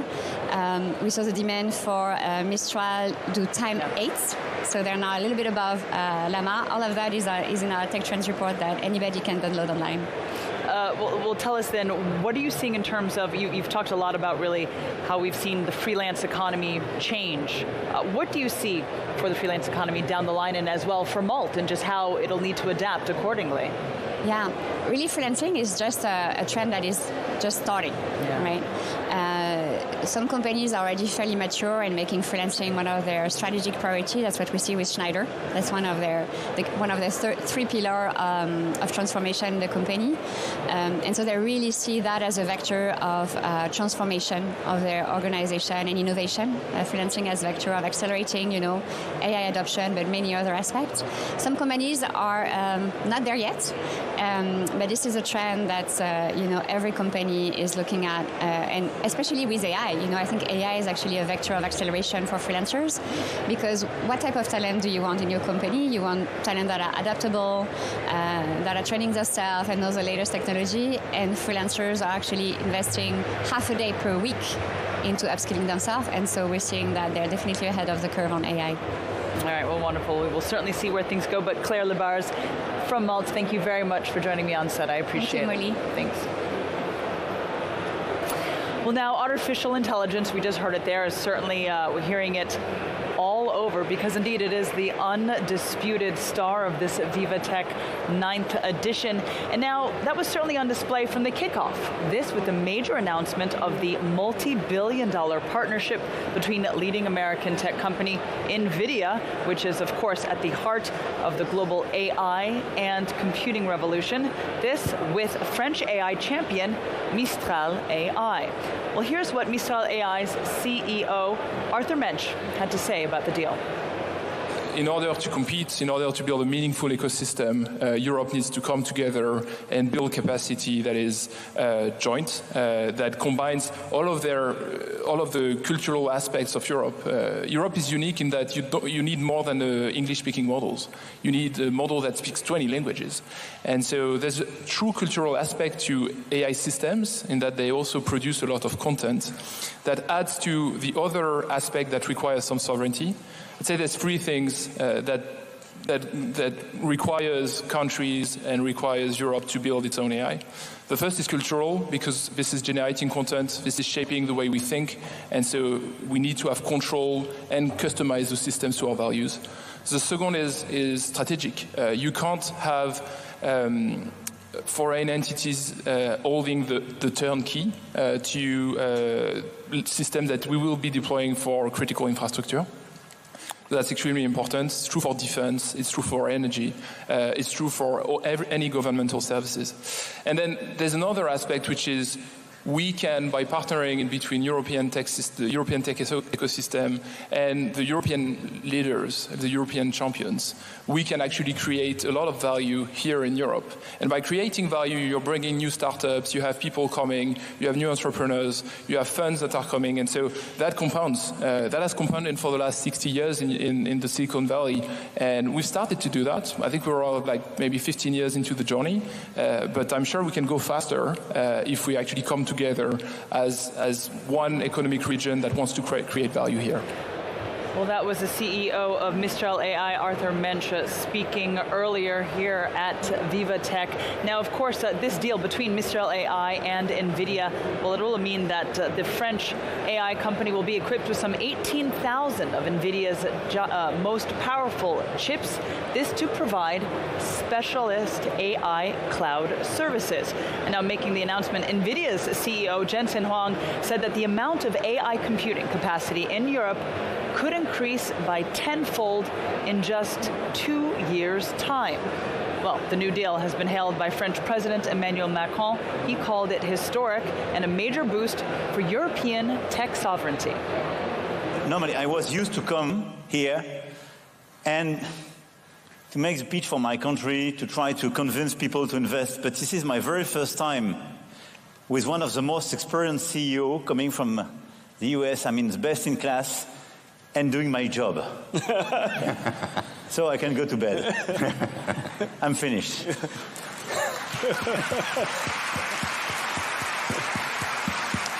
But honestly, what Jensen just told us is super important. And what is very important is that having the entire world, but the French ecosystem, hearing that, the fact that we have all these assets, talents, ecosystem, energy, infrastructure, and such a vivid ecosystem of startups, and Arthur is here obviously as a front runner with Mistral AI, and all these capacities, and he's totally right, this is our fight for sovereignty, for strategic autonomy, which is to say we want to keep that. We want our cloud, we want our data centers, we want our computing capacities, and we want all the services and infrastructures allowing us to preserve this intelligence, as you perfectly mentioned it, and the diversity. In fact, what we are. And I think the partnership announced today between NVIDIA and Mistral AI is, for me, an historical one. Ready? All right, well, there was the French president speaking on opening day of VivaTech, this following that major announcement between NVIDIA and Mistral AI. Well, you're watching Tech Newsroom, and it's time now for Inside VivaTech.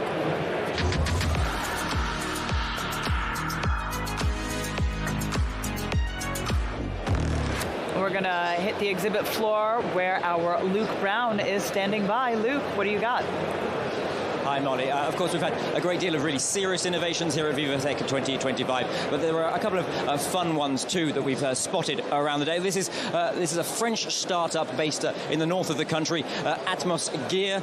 We're joined by Mido Suleiman. Thank you very much. You're the founder of the company, and this is the world's first electric rollerblade. And I'm going to make an exception to my usual rule. I'm going to give the microphone to Mido. He's going to give you a bit of a demonstration.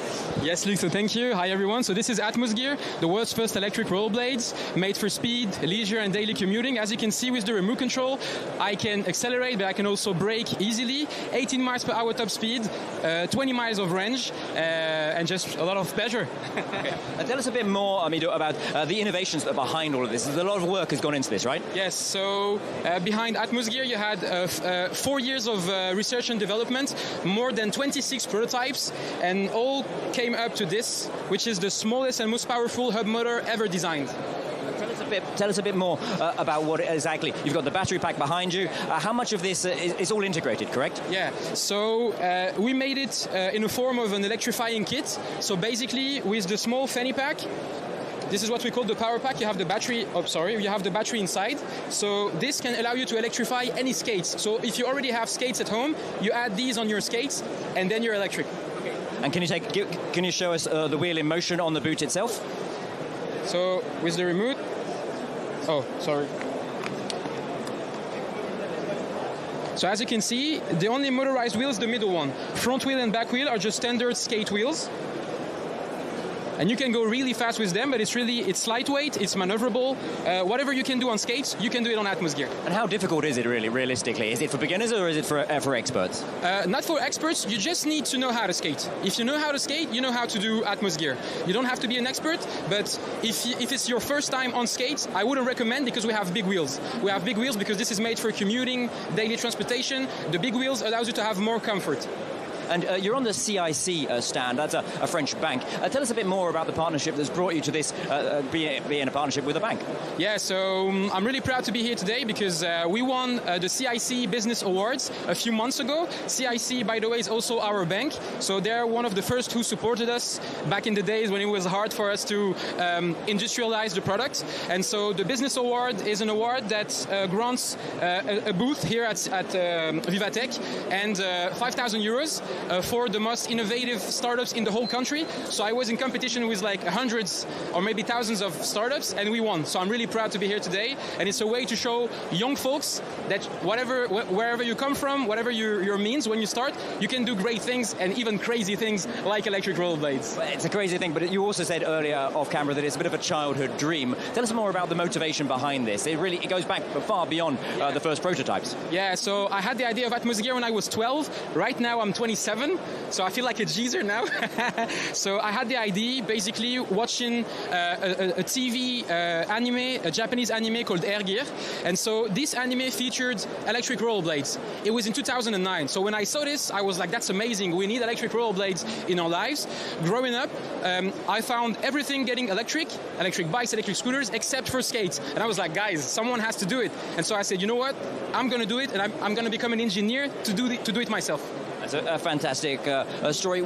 Here at VivaTech, though, of course, it's not just all about fun and games. Tell us about why you're here at the salon. What are your objectives at the VivaTech 2025 event? 100%. So the reason why we're here today with Atmosphere is obviously B2B. We're looking for distributors in the country. So previously we were only selling online, and now we want to go retail. We want to work with Decathlon, Intersport, Fnac, Boulanger, all the major retailers. But even we're working on collaboration. So for example, as we speak, we have La Poste group just in front of us. So we're working on collaboration with people for transportation. It would be funny and even crazy to have like delivery guys on electric skates delivering, I don't know, your goods, your food. So this is what we're working on this edition. Thanks so much, Mido Suleiman from Atmosphere. It's been a pleasure talking to you and learning about the Atmosphere innovations. Pierre, the cameraman, is going to follow you. I'll hand back to the studio, but do stay with us. Mido's going to give us a bit of a demonstration.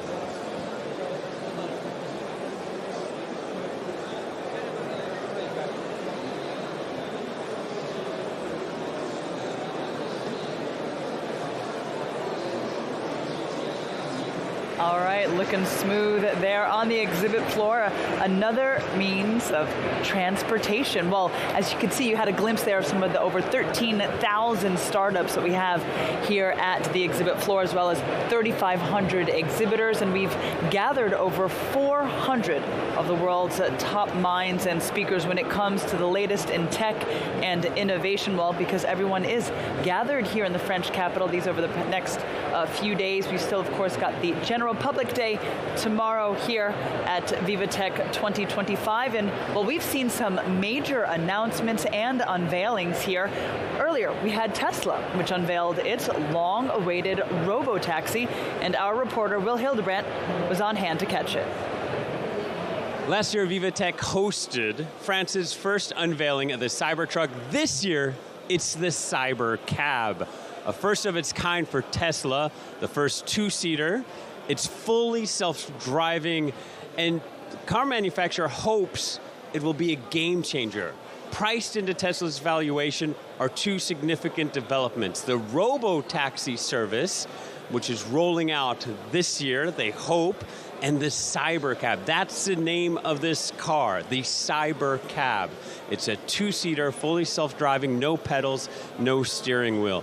On the front, we have that light bar. On the rear, we have the light bar. And look here, there's no spot to put a charging cable. That's because, like our cell phones more and more, this is going to charge via induction. They're going to have a car that pulls over a charging pad and it'll charge wirelessly. That's the future for this fully self-driving vehicle.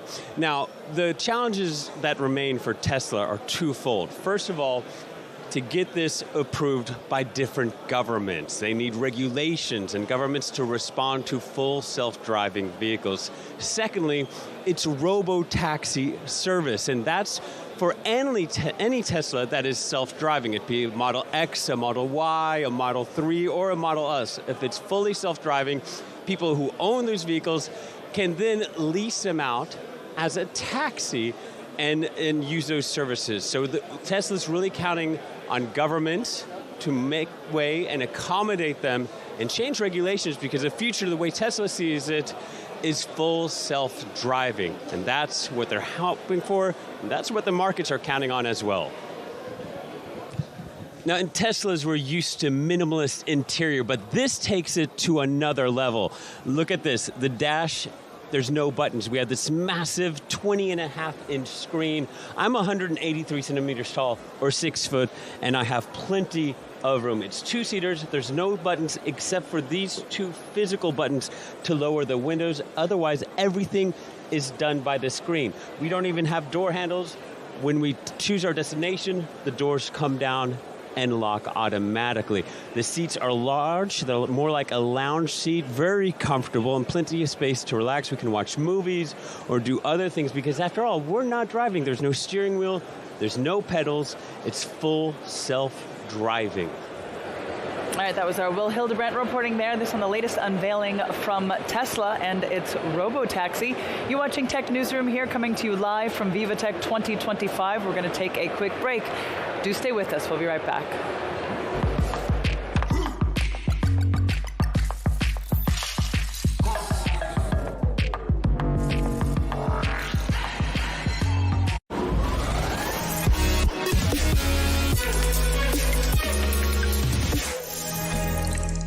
If you're neurodivergent, the internet can feel overwhelming. So we created the TD Accessibility Adapter, a free tool for all. It's nice to know that TD cares about something like this because it makes me feel like they care about me. Our focus is helping you focus. TD, ready for you.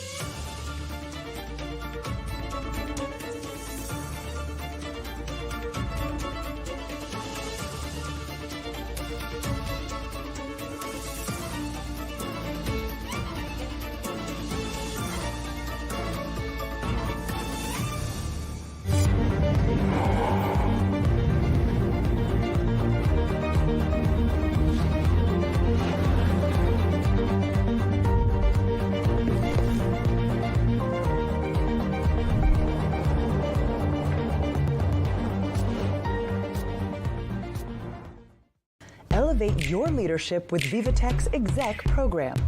Discover cutting-edge startups, attend inspiring talks, network in exclusive lounges.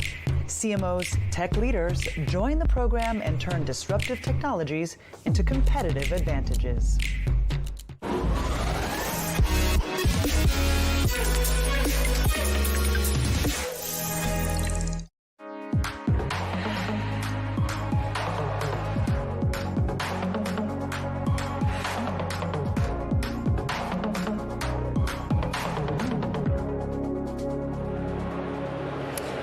Back to Tech Newsroom. I'm Molly Hall. We're live coming to you from inside Hall 1 here at Viva Technology, the 9th edition. Now, this is indeed where business meets innovation. We've got over 13,000 startups, over 3,500 exhibitors, and some 3,000 investors. Well, they're all here, mingling together, here to connect, here to inspire, to be inspired, and certainly to get business done, because VivaTech is indeed the place to be.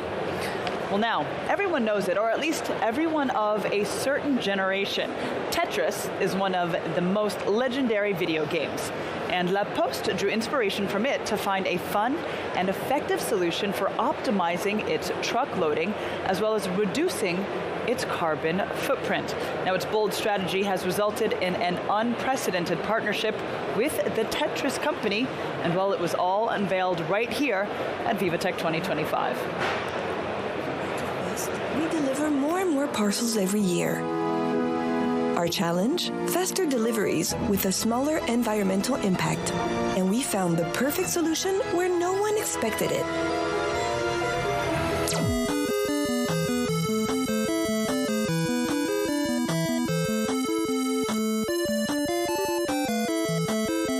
Our answer was found in one of the most iconic video games since 1984.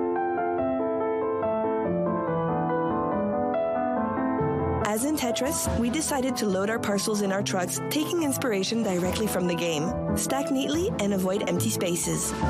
First, every parcel is scanned and measured, then loaded like a perfect game of Tetris with no gaps left behind. Parcel by parcel, our game just keeps growing. Ever played Tetris with thousands of pieces at once? At La Poste, that's our daily reality, with over 490 million Colissimo parcels delivered in 2024. Our final score? Fewer trucks on the road and 15,000 tons less CO2 per year, the equivalent of driving around the world 1,723 times. With La Poste and Tetris, we're reshaping delivery, or at least reorganizing it. Coming back. That's what we're coming back. All right, you're watching at Tech Newsroom, and now it's time for Inside VivaTech.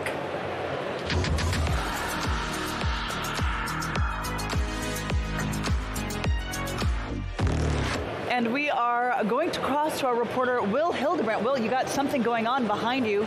What is it? Tell us. Molly, in the past 15 years, natural disasters have increased fivefold. That's the problem.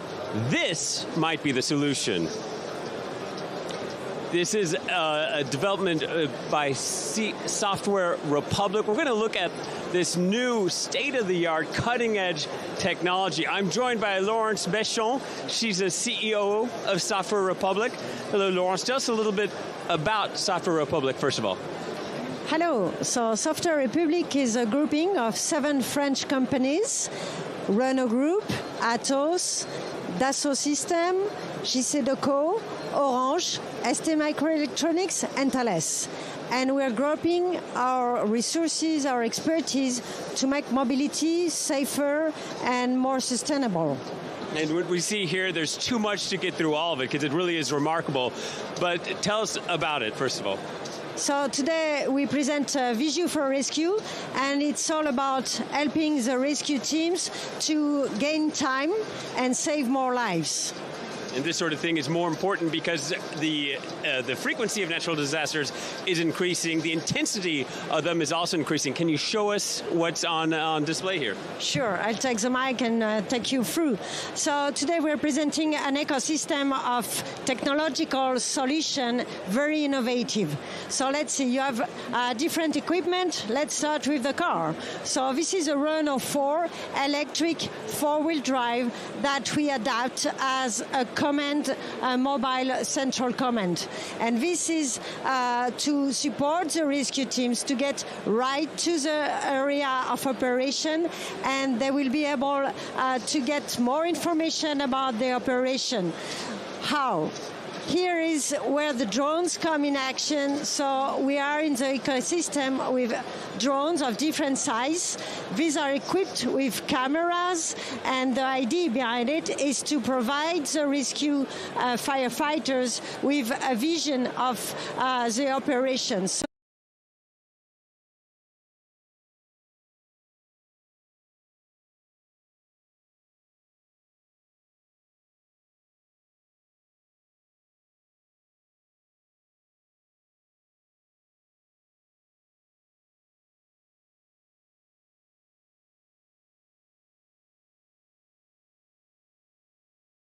Of the solution is about city furniture that is connected here from JCDecaux. This role in the rescue operation is to communicate with the population. They will be available to send information about a rescue team coming or a zone you want to go away. So these equipment are interconnected. They are communicating together even when the network, the traditional network, is not there. Thanks to we call it the bubble of connectivity that can also goes on the satellite. So the rescue team is always connected to the teams and to the population. In the back of the car of the central command, you have available for the firefighter to see the area. He has an information in all time, real time, of what's going on, and here he can manage also the different drones that is launching. What I love about technology like this is it solves a problem before I even knew it existed. My question is, how far away are we from seeing something like this in real life? Actually, the technology we are presenting here and we assemble are very mature and available. So now the next step after VivaTech is really to go meet different territories so we can adapt to their needs and provide the right technology for gaining time and saving lives. When I was looking at VivaTech on social media, the image that kept on popping up, one of them was this vehicle. I'm curious what the reaction has been from attendees that you've spoken to. Well, actually, we were very happy today and for the last 2 days because many people came because the theme, the why we met does really make sense. We're talking serious things here, and we see we can collaborate with the public and firefighters. So VivaTech is really showcasing the action of the French companies right in the game to innovate and also impact. Yeah. And that collaboration is true. Earlier today, there were firefighters here at the set explaining to the public how this operates. Loris, just one more question for you. I'm just wondering, what are you looking to get out of VivaTech? Well, so here we get awareness. Of course, we get demonstration how 7 French major players can get together, solve new cases, and bring concrete solution for the people. That's great. Molly, I tell you what, I think I found my ride home from VivaTech. Back to you. It suits you just great, Will. All right, thanks very much for that. Will Hildebrandt joining us from the exhibit floor with Software Republic. Well, it's time now here for VivaTech on set.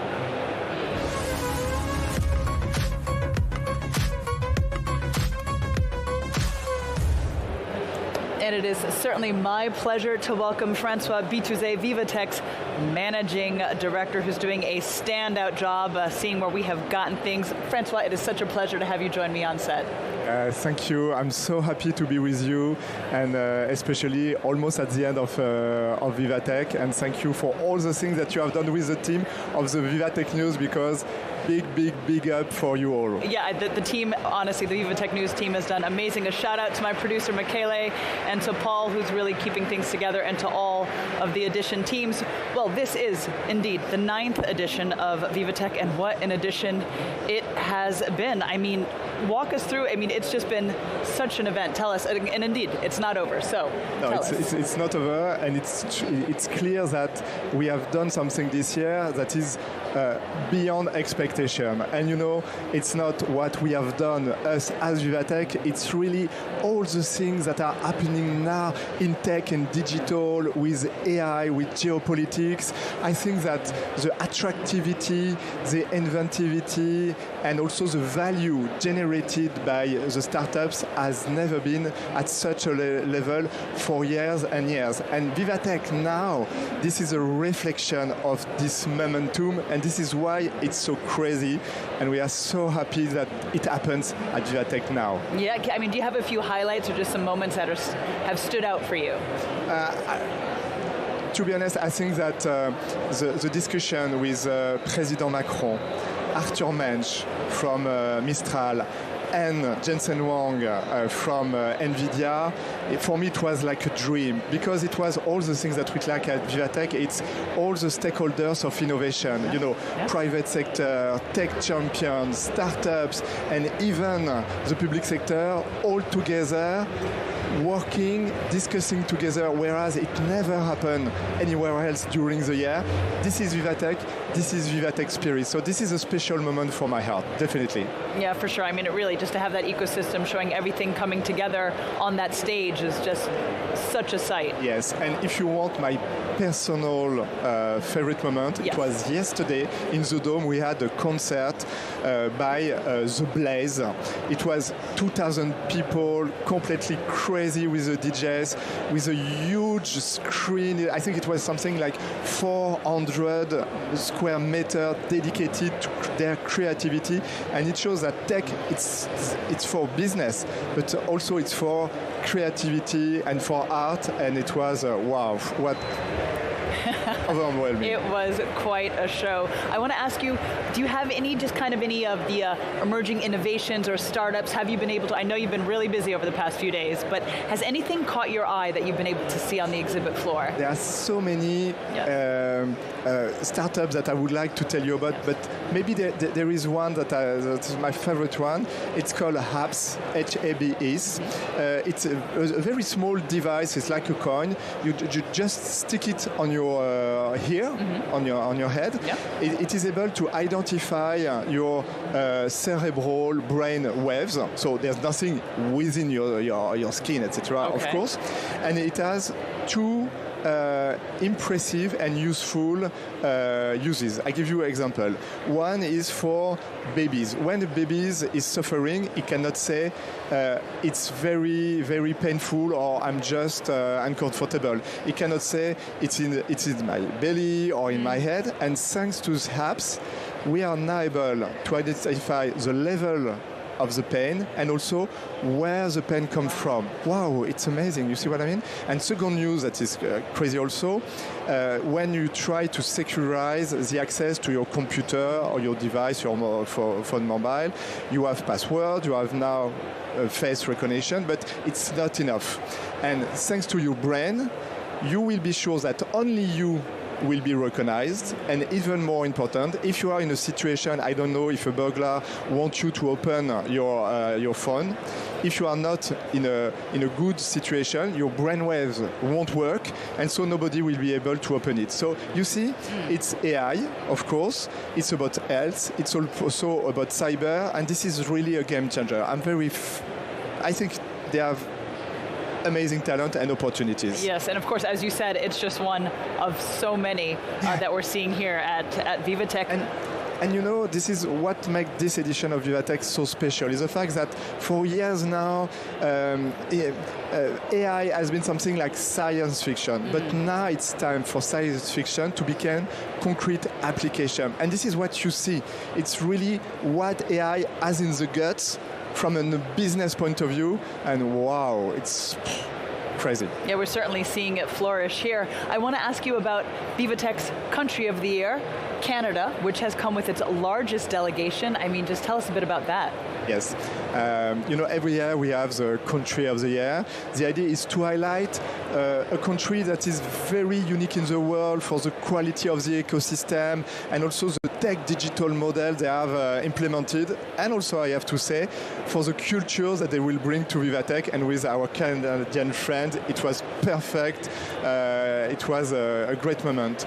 I think that they have brought to us AI, like many other countries, but with a specific focus, with their ability to create, even if it is in the North America, their own model, made with this incredible, useful and valuable relationship between the tech ecosystem, the private sector, and the state. So I think this is very interesting, inspiring, especially in Europe, because you know we are all seeking for sovereignty in tech and digital. So, okay, maybe what is happening in Canada is something that we should apply here in Europe, and that was the purpose of this Country of the Year.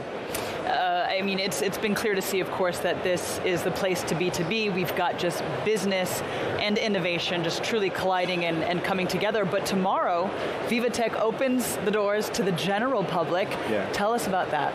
Well, to be honest, I think it's one of my favorite moments, because here for 3 days we have been working, discussing of MOU, deals, commercial leads, and tomorrow we open the doors to kids, to family, to seniors, people just like you and me when we don't work. Yeah. And for me it's key, because at VivaTech we do believe that tech is too important in our lives, in our jobs, in our democracies, to be just let to tech people.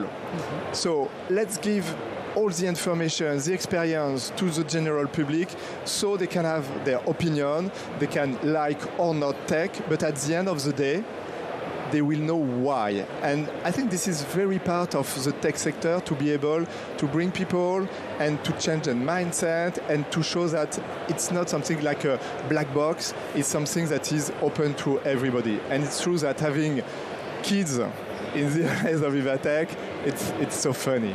Yes, all right. Well, that we get to look forward to tomorrow. Before I let you go, Francois, because I know you certainly have been on a whirlwind. You still have a lot going on. But just focusing down the road, we've got, of course, the 10th edition. So it'll be 10 years of VivaTech next year. Any thoughts, any sneak peeks, just anything that you want to mention on that? First of all, I want everybody to put in its agenda next year, 10th anniversary of VivaTech.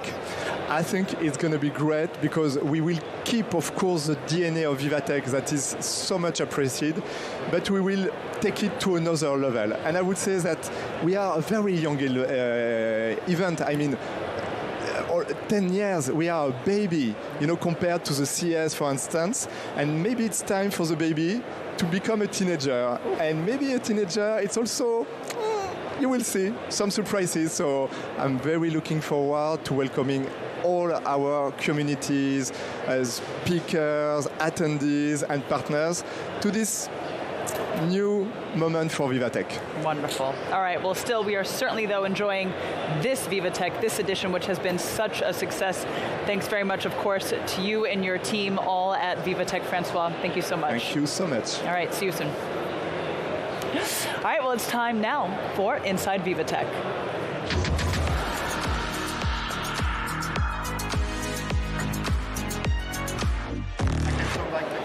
All right, we're going to cross now to Karine de Bock, who's standing by for us on the exhibit floor.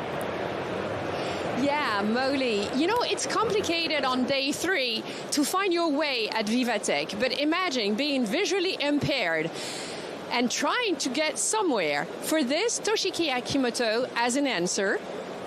Hello. So, what is your solution to get to know where to go? Okay, we provide a navigation service for visually impaired individuals. So, this is our product, and these products can be attached to the shoes like this. And by using vibration, we navigate to the user to the correct direction. Yeah. So this is just a device. It can be any pair of shoes, and you attach the device to the shoe. And how does it work? It's the vibrating? Yeah. Now, when user need to go forward, only toe side will vibrate. And when user need to turn left, as you can see, turn left, only left side now it's vibrating. Yes. And so how does it, so you don't need to be connected. You don't need to have your phone with you because obviously it's complicated to carry that and seeing when you're visually impaired. So who are your customers? How does it work? Mainly our customers are totally blind or who has very poor eyesight. Yeah, because they it's very challenging to know for them to know the correct direction they should go. So our concept is to provide an intuitive route guidance by using our devices. Yeah. So in terms of the app, so this is what you need to put on the shoes, but there's an app, actually, a guidance app. How did you work? This is our smartphone app, and our user need to set their destinations like this. It's very simple to set destination. Even totally blind people can use our smartphone app by using voiceover functions. So they only need to set their destination and tap their start navigation button. Now it's vibration starting. Have you been, working with? I can see behind you people from Poland, from Spain. Tell us a little bit about your first users so far. Okay. Now our product is available in Japan, and almost 700 users use our product. Now we are trying to expand our product to the European countries, and they are test user in European countries. How much does the device cost? I mean, the app plus the sensors? Yeah.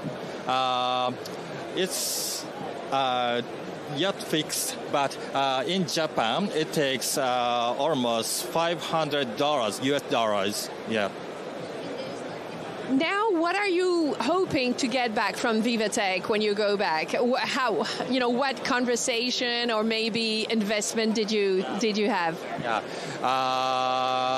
So now we are trying to expand our product to the European countries. So to do so, we'll look for investors or distributors or some technological companies we can collaborate with. Yeah. Wow, this is such a great game changer, And it works with AI, or how did it, who was at the beginning of this project?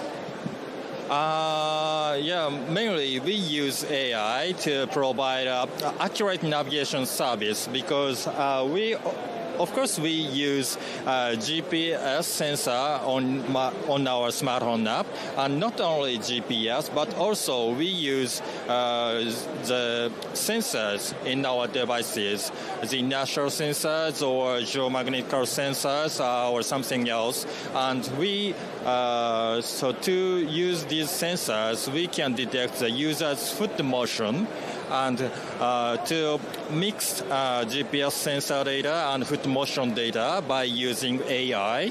So we can provide very accurate navigation service. And accuracy is very crucial for blind people. So we want to use our product to have the people who has disabilities. Yeah. Thank you so much. And it's, if you want to know more, you have to come to AI Avenue. It's sponsored by Salesforce. It's right at the entrance of All One. Back to you, Molly. Karine, thank you very much for that. Karine DeBach reporting live from the exhibit floor here at VivaTech. Well, we do know that VivaTech certainly spotlights Canada as the country of the year, and so we're going to hear now from Evan Solomon, Canada's first ever Minister of Artificial Intelligence and Digital Innovation. Well, he talks a bit about major fears and hopes for AI during his mandate. Listen in.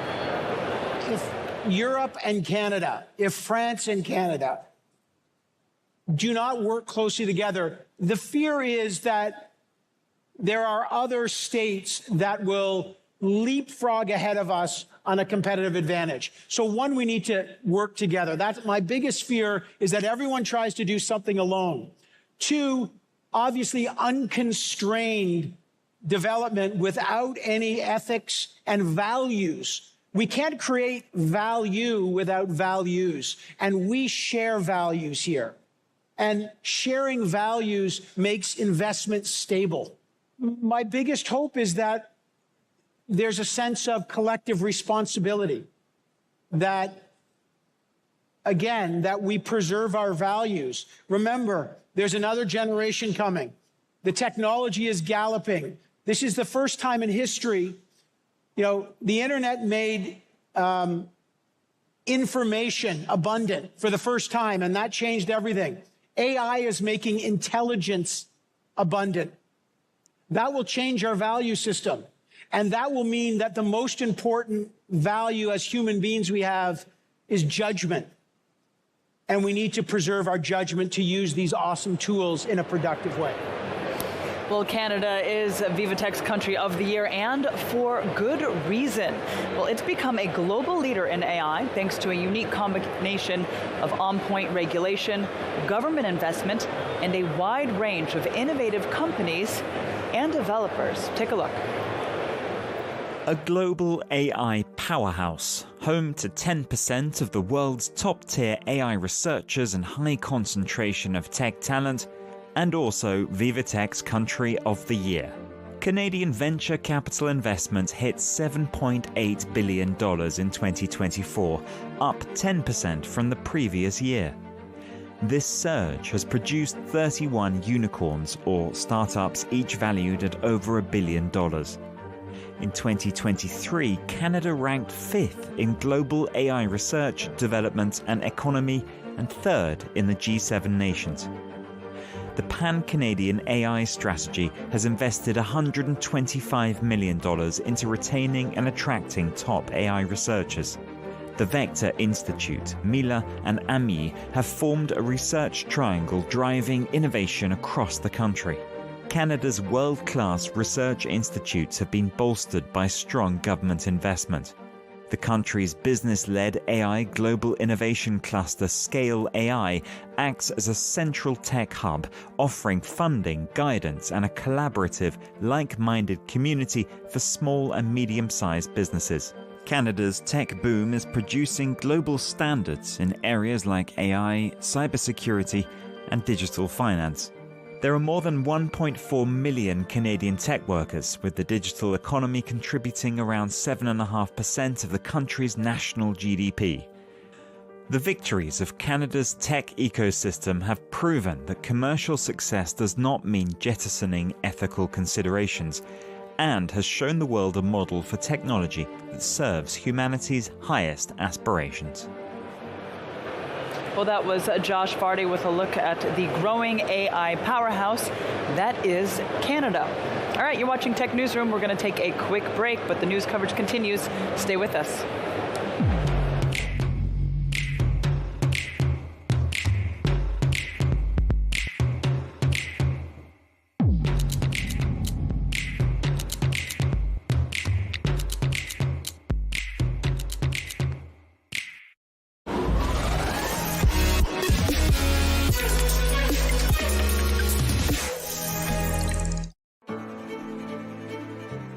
At Electra, we try to encourage people switching to electric cars by helping them charge very easily and in 15 to 20 minutes.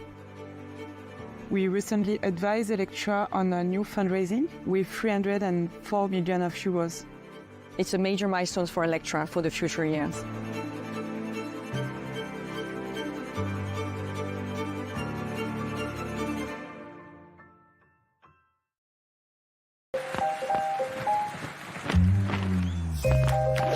Not getting the results you expect? Don't use AI trained on any old data when you can use AI trained on your data. The AI built for business, IBM.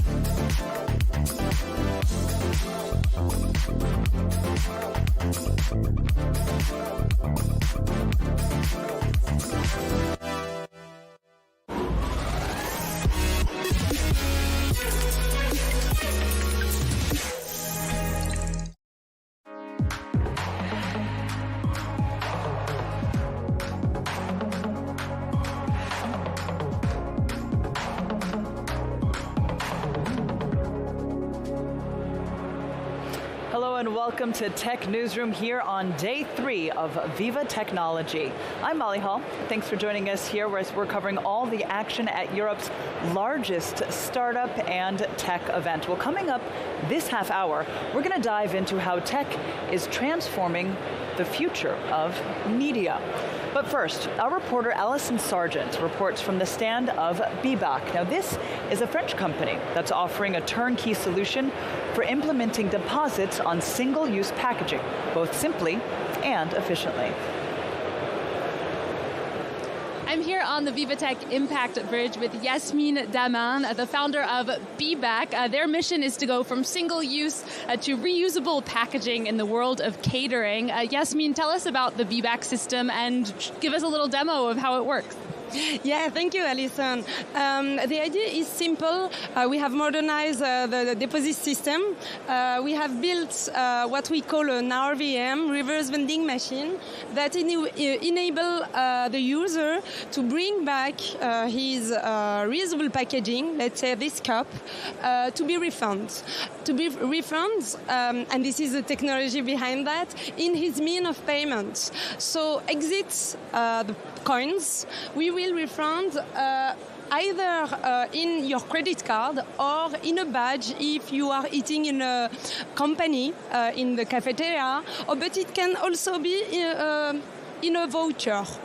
Let's do it. Show us how it works. So just to be clear, so the idea is if you're, eating in a cafeteria or maybe you're at a music festival, you get your meal, it comes in one of these packages, and then you pay extra for it. You pay a little extra for the packaging maybe, and then you're done with your meal and you go to take the package back to the machine. Exactly. So now I want my money back. Yeah, you want those €2. Yes, exactly. So I just have to scan this QR code in my machine. So let's do it. I will put this in this hole. The machine has discovered that there are 3 deposits that has been refunded. I have finished. It has asked me, do you have a credit card? I have it. So I scan the credit card. And now those €3 of deposit has been reimbursed in my bank account. I can also scan a QR code to have the receipt. And that's it. Great, so easy. So you put it in the machine, you get your money back, perfect. And then the other option is to get credited onto like a company card, or if you don't have your credit card with you, then what happens? There are many options, and we can personalize the way you will be reimbursed. It can be in a badge if you are eating in a cafeteria in your company, because you pay by your badge, so you want the money back in your company account. You can also choose the voucher option. For example, this RVM is in Parc Astérix. So when the kids want to buy some stuff, some goodies in the stores, they select the voucher option. So the machine will print those €3 to be used in any stores of Parc Astérix. Great. So you're already at the Parc Astérix amusement park. What are some of the other places or types of places that these machines are already getting used? So those RVM, we have 300 all over France, Belgium, and Luxembourg. 80% are in catering, so company like Société Générale, Danone, Total Banks. Yes. We are more and more extending this option to events like Eiffel Tower. So you will have this machine to the cups for the cups in Eiffel Tower, and there's more stadium. Basically, in every place you will have fun. You will stay a certain amount of time, and you want to put in place a deposit system to make the end user autonomous. And are they available geographically elsewhere outside of France? Are you hoping to expand? What are your goals at VivaTech? Yeah, our goals is to expand in Europe, in the same market, but also in several markets in France. Like, for instance, retail. I know that they are more and more challenged to develop some references that can be compatible with an RVM system. So keep in touch, because it's a huge project for VivaTech in France. All right, Yasmine, thank you so much. Keep your eye out for these machines. Notably, if you go to Parc Astérix amusement park or the Eiffel Tower, tourists in France likely will be familiar with them. Yasmine Daman, thank you so much. That's Yasmine Daman, the co-founder of BeBack. Definitely keep an eye out for them. All right, that was Alison Sargent reporting for us there. Well, it's time now for Inside VivaTech.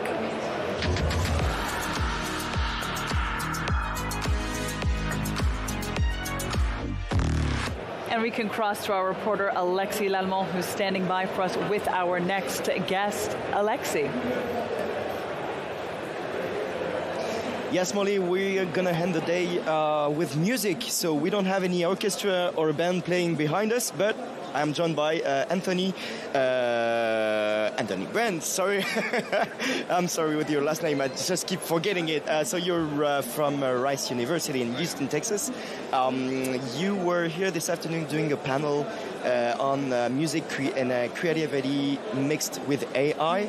So that's kind of a tremendous topic we're going to talk about. But first of all, could you maybe, just for everyone watching us right now, could you maybe introduce a little bit yourself and tell me what your courses are all about in Rice University in Houston? Yes, honored to be here. I'm a composer. So at Rice, I teach music composition, music theory, and I also teach a course on creativity, the one course that I get to teach to any undergraduate. And it's a multidisciplinary course that involves oral history, engineering, visual art, and music. So you were there this afternoon at 2 p.m. On hall number 2 doing a huge panel on creativity and AI. Could you tell me what were the discussions were all about on that stage this afternoon? So I think we're in a fork in the road. It's really an inflection point in the arts. I read an article recently in the New York Times about a startup company that wants to eliminate all human jobs. And please don't. Well, and I don't think there's a single artist in the world who wants their job taken away. And then there's here at VivaTech an incredible amount of energy around AI and tech companies that want to serve medicine, serve climate change, serve so many wonderful causes. I saw fantastic innovation to help manage the elderly and keep an eye on them to make sure they don't fall and things like that. We need that same attitude with the arts. And the more that artists and tech can work together, be in the room together, I think the more wholesome and healthy the outcome is going to be. To me, creativity is an inherently, deeply multidisciplinary problem, and having a whole team of coming from different disciplines and different perspectives and asking questions in different ways is what we want to aspire to. And I think a forum like this is a beautiful place to cultivate that. So one big question we probably all have in mind, should we be worried about the future of music being maybe not destroyed but changed by AI? So there's both opportunity and risk. Right now, AI is really good at what I would call disposable arts, like single-use plastic, something that lasts for a day, but it's not really meant to be listened to over and over again. Human beings are incredibly wonderful at art with shelf life.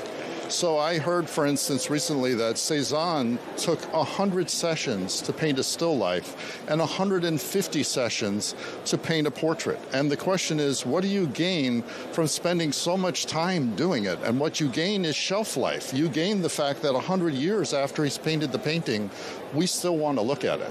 And we have always cherished that kind of voice in our culture. I worry about a world in which art just becomes disposable, and it's like, okay, I'll make something that makes me happy today, and tomorrow I'll make something else. And what we carry down from generation to generation and remember as the treasurable statements that stay true for all time, we won't have that anymore if we're not careful. On the opportunity side, I can imagine a world of the future, whereas right now we go to hear a symphony of Beethoven, we'll go hear works where the composer and the engineer are co-creators, and they're credited. I'm going to go hear the music of so-and-so and the tech design of somebody. And there will be these amazing collaborations that will, expand frontiers of what we consider to be art. Again, the more artists and tech are working together, the more incredibly optimistic I become. And maybe could you tell me, because I know there are already applications that create the whole process of music from thinking about it, creating it, and having it displayed on any phones. What do you think about these applications, and should it be, restricted at some point or not at all, and they should be even more deployed and anywhere, and let the artists use those applications in order to enhance their music creativity? I think that AI is an amazing tool, just like the piano at a certain point was an amazing tool. Yep. And the technology itself at the service of human brains is fantastic. But I think we have to remember that from the very birth of AI, creativity in algorithms has always been treated as randomness. But that is not how it works for human beings. The neuroscientist Anna Abraham has a wonderful example of the basketball player Kobe Bryant, who took ballet lessons and then could improvise moves based on his ballet lessons in the middle of a basketball game. That's not random. That's mixing together modes and different domains, and human beings do that so fantastically. AI struggles to do things like that, to think in analogies and so on. So I think we want to leverage the best of what human beings are able to offer and the best of what AI is able to offer and bring them together. That's how we're going to get to a fantastic result. All right, well, we're going to see that in the future. That is a beautiful tech positive message that we have here regarding music and arts, moreover. Well, thank you, Anthony, thank you so much for all of your time. Thank you for your time, and we're back to you, Molly. Thank you. Alexi, thank you very much for that. Alexi Lalman reporting there from the exhibit floor. All right, well, now it's time to dive into how AI and the latest technologies are impacting the future of media. And that's now in the VivaTech debate.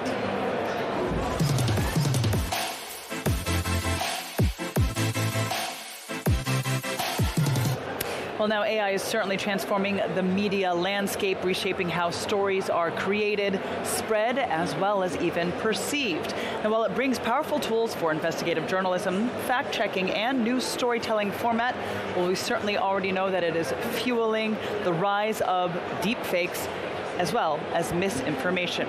Well, now in this roundtable discussion, we're going to explore how media can adapt responsibly, uphold the truth, as well as harness AI. And it's my pleasure to welcome, to discuss this further, Clémence Vattier, the General Manager France at Political. Thank you very much for joining us. It's a pleasure to have you here. As well as Mario Vasilescu, the CEO and co-founder of Readocracy. Hi, Mario. Hi, thanks for having me. And I, of course, would always like to welcome our tech trends editor, Rudy Rutenberg. I'm Ollie. Rudy, I am certainly going to hand things over to you. Take this debate away. I appreciate it. All right, yeah, thank you for that, and thank you for the opportunity. And I guess just to basically set the scene a little bit for the both of you, I think I would say it's fair to say that in the media world there is definitely anxiety about AI, even if I think everyone sees the opportunities.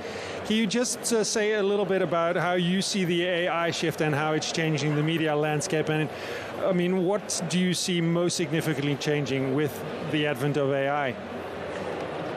Yeah, thanks. I think AI is not just a tech development or an innovation. It's a fundamental transformation of how news is produced, how it's consumed, and how it's delivered.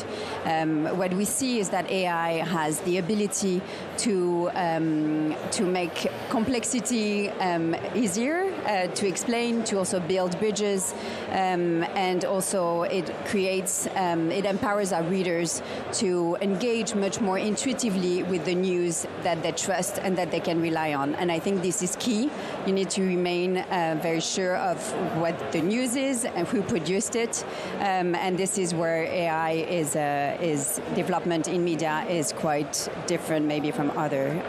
Just to jump in on that before we can move over to Mario, but can you say something about the AI tools that you're already using to increase either the engagement or the way that your news readers, consumers can understand the news? Yeah, I think so. In Europe, we started using AI like 8 years ago. We have a platform for our subscribers. Our subscribers are the ones who rely on our news to do their job in public affairs and politics. And AI was therefore used from the beginning with simple tools like auto-tagging to make our journalists' life easier based on keywords and also maximize the search capacity for our readers and also the translation. We are an international media. We want to be read by the readers on the location where we have news. And I think this is also, it expanded a lot our our capacity. Now, in 2025, it's different. We're exploring many AI capabilities, from speech to text to speech. We also want to make sure that the search is even more intuitive and adapted to the preference of our readers. But this needs to be checked and rechecked, and also takes a lot of time to get feedback from the users. Mario, what about you at Readocracy? What are you seeing as the big shift in the media landscape brought on by AI? What I'm seeing, I'm pessimistic about the near term and optimistic about the longer term, because what I find so interesting about AI is that we never actually solved the misinformation problem. We didn't solve the race to the bottom that was crippling quality journalism, and now we've added this whole extra layer on top of it without fundamentally solving the initial issue. And so what I think you're seeing, and will get worse, is this kind of acceleration and exponential increase in everything that was a problem. So I'm seeing an acceleration to reality collapse, as it were. But what I'm also, the counter to that is, whereas before it was happening and we were saying, well, we're going to paper over the issues at the edges, this is kind of, to piggyback a bit on what you were saying, is it's creating a premium for trust, and that applies to everybody in the media ecosystem. It's the publishers, it's the journalists, it's the audiences, and I think it's going to get worse before it gets better, but it's going to get better because of how much worse it gets. So explain that to me, because what we call AI slop, that was you could tell, right? But now I'm seeing VO3 come out, and that's just photorealistic video, basically completely auto-generated. So how do you deal with that?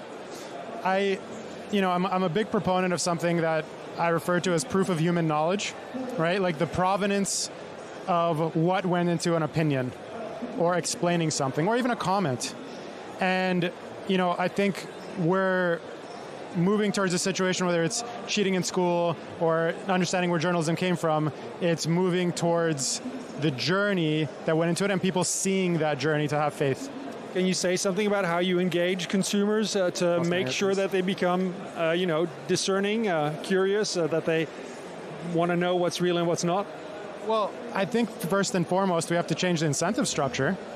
First of all, I like to say that the platforms tend to, which obviously dictate the media landscape, but we've kind of copied them now as media publishers as well. There's a responsibility at the top. You can change the experience at the top. You can give me more context at the top. You can make me have more friction before I say something. But we don't, because it hurts engagement. And that's a choice. And so to change how people are more thoughtful and more curious and have better opinions that took time, we need to change the incentive model. And so the way to change the incentive, for example, is today you gain power by the quantity of attention you get, right? It doesn't matter if you're divisive, inflammatory, lying. And what's interesting about this is that this power system really doesn't factor in if you're informed. The effort you put in, where your facts come from, it doesn't get rewarded to somebody being popular. And so what happens when you invert it, for example, to say, well, instead of the quantity of attention you get, what if we made power be defined by the quality of attention you give? What is your track record to get there? And then maybe you'll rank up. And that could change the incentive, because at that point there's an opportunity cost to how you spend your time.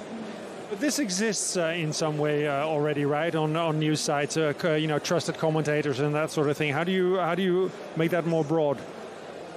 So you fundamentally, I like to say there's a missing half of the internet. So if you see any tweet, any comment, there's the likes and the reactions below. Where's the metrics on top? And so you can add this at a platform level, right? You can use tools like ours that change, I'm sorry, I'm losing my earpiece here, that change how somebody will be seen and how they gain access. Because ultimately, I think a lot of the efforts we make to make people more aware and more curious rely on things that are not possible. So media literacy, for example, we need that. But for somebody to use media literacy from an educational context, they were taught something and they apply it, it requires a moment of pause. These platforms are not designed, and the way we absorb media are not designed to let you pause. They're supposed to make you react without thinking. And so, we need to provide something that motivates them intrinsically to say, well, now my information path and my credibility is my identity, not just the amount of reaction. And if you put that in, then people will care more. They're going to care. There'll be an opportunity cost. Today, you can spend 6 hours on celebrity tabloid clickbait. Nobody cares. if that matters, you'll say, well, maybe I shouldn't spend time with that because it'll affect how I'm seen and what I have access to. But you're raising another interesting question, which we're not going to dive into, but I mean, the whole idea of identity and trust obviously really important. And do we identify on the internet, or do we remain anonymous? But Clémence, just back to you. How does Politico make sure that their news is trusted in the time of AI? Yeah, so first, because we use AI to make our news more accessible and, as I was saying, more intuitively adapted to our readers' preference. However, our news is always produced by our journalists. This is first. Our journalists are also very cautious because they are the ones who bear the responsibility. They are drafting the articles. They're under their names. So I think it adds an extra layer of cautiousness. And then I would also add that that we have a mission, which is to build and to deliver impactful and reliable information. If we lose that from one moment to another, then we lose our business model. Our media is just not the same anymore, and then you enter in a whole different phase. I'm just going to interrupt you. Do you have a mechanism for your readers to be able to raise questions about the authenticity, or? Not yet. Not yet, because we've been testing and we'll continue testing. So far, it hasn't reached the standards that we want to make it reliable and up to the level of the news that we cover on politics. Mario, obviously, engagement for you is really important. Something that Clémence, might also be wanting to look towards in the. So, how does it work? How do you make sure that your news consumer is engaged? So, typically, engagement means the reaction. And what we're doing is we have patent pending technology which knows if somebody actually paid attention to something and how intensely, but without using the camera. Did you actually read it? Did you actually watch it? It's hard to game. You can't just open the page or scroll to the bottom. And so in that way, there's really interesting mechanisms you can put around that to say, well, oh, you want to comment? But should I see this as a sort of gatekeeping?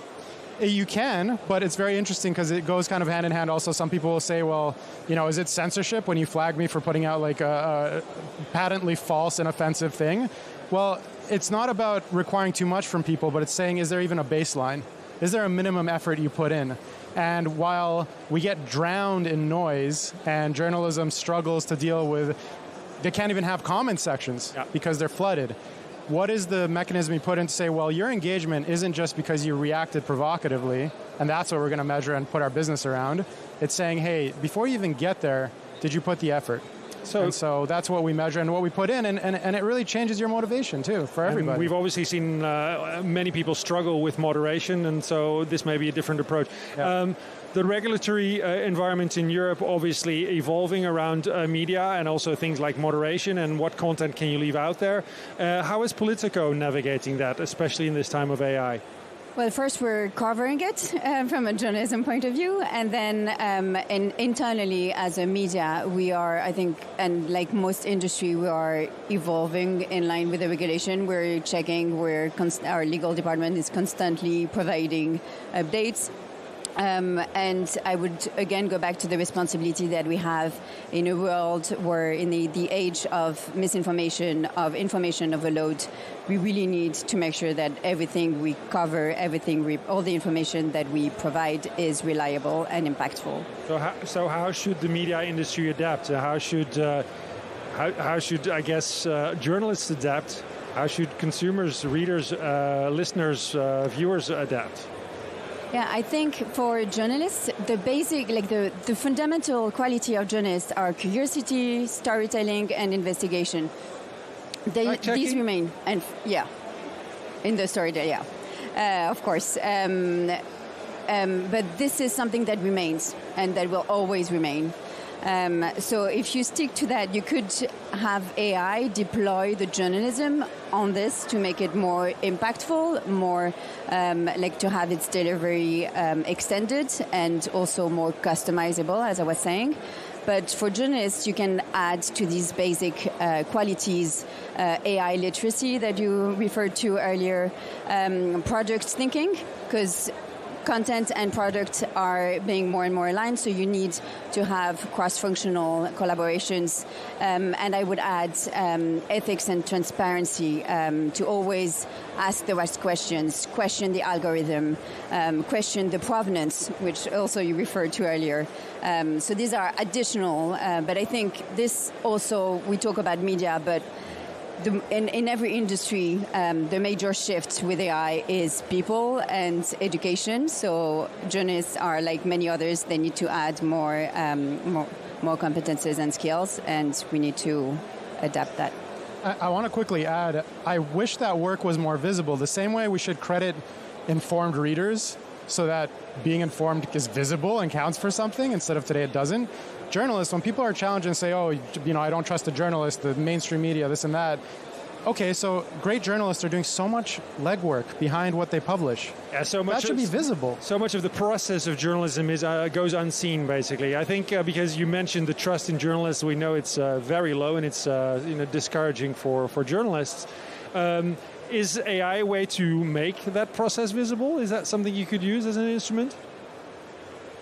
Yeah, I think AI should also, everything about AI should not be a black box. It requires to be transparent about how you use it, what are the processes, what is the data. So I think going back to the journalist work, if we can be more transparent about how expert and how good and reliable our work is to provide the news, that the better. We're going to almost wrap it up, but I have one last question for you. If you have to make one decision in the next 6 to 12 months, an AI-related decision that's going to make your business work in this new media landscape, what's it going to be? I want to make sure that people get credit for their intellectual data so that it can be pooled in a way where there's attribution, and people themselves, as well as businesses, can get credit for the tremendous value being driven by these businesses built on their data. And I would say a mission-driven innovation to make sure that every investment we do on AI is linked to the mission that we have, which is providing reliable and impactful information. Thank you. Molly. Excellent. All right. Well, thank you so much to all of you for joining us. Rudy, of course, thank you for moderating that. And Clémence Vattier from Politico, thank you for joining us on set with some insights that we certainly gained, as well as Mario Vasilescu, CEO and co-founder of Readocracy. I appreciate it. Thanks. All right. Well, the coverage continues here on Tech Newsroom. We're going to take a quick break. We'll be right back. Stay with us.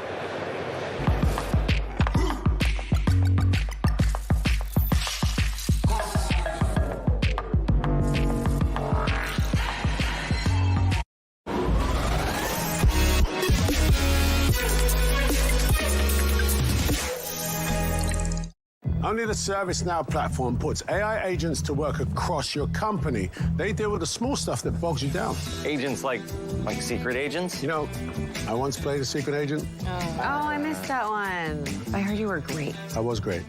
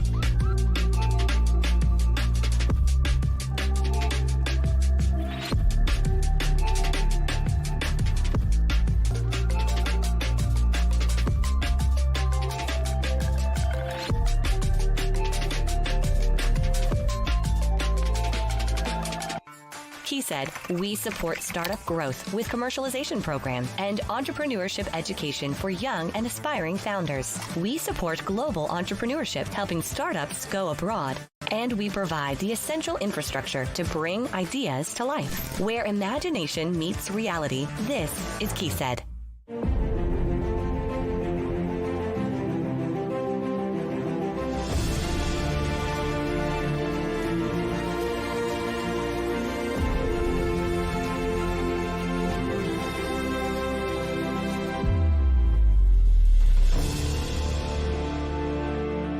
Explore the new frontiers of innovation at VivaTech. Witness the tech breakthroughs redefining what's possible. Scale faster, partner smarter, and see what's next for your business. Explore the innovations reshaping global politics. And champion sustainability, ethics, and inclusion. All at VivaTech 2025.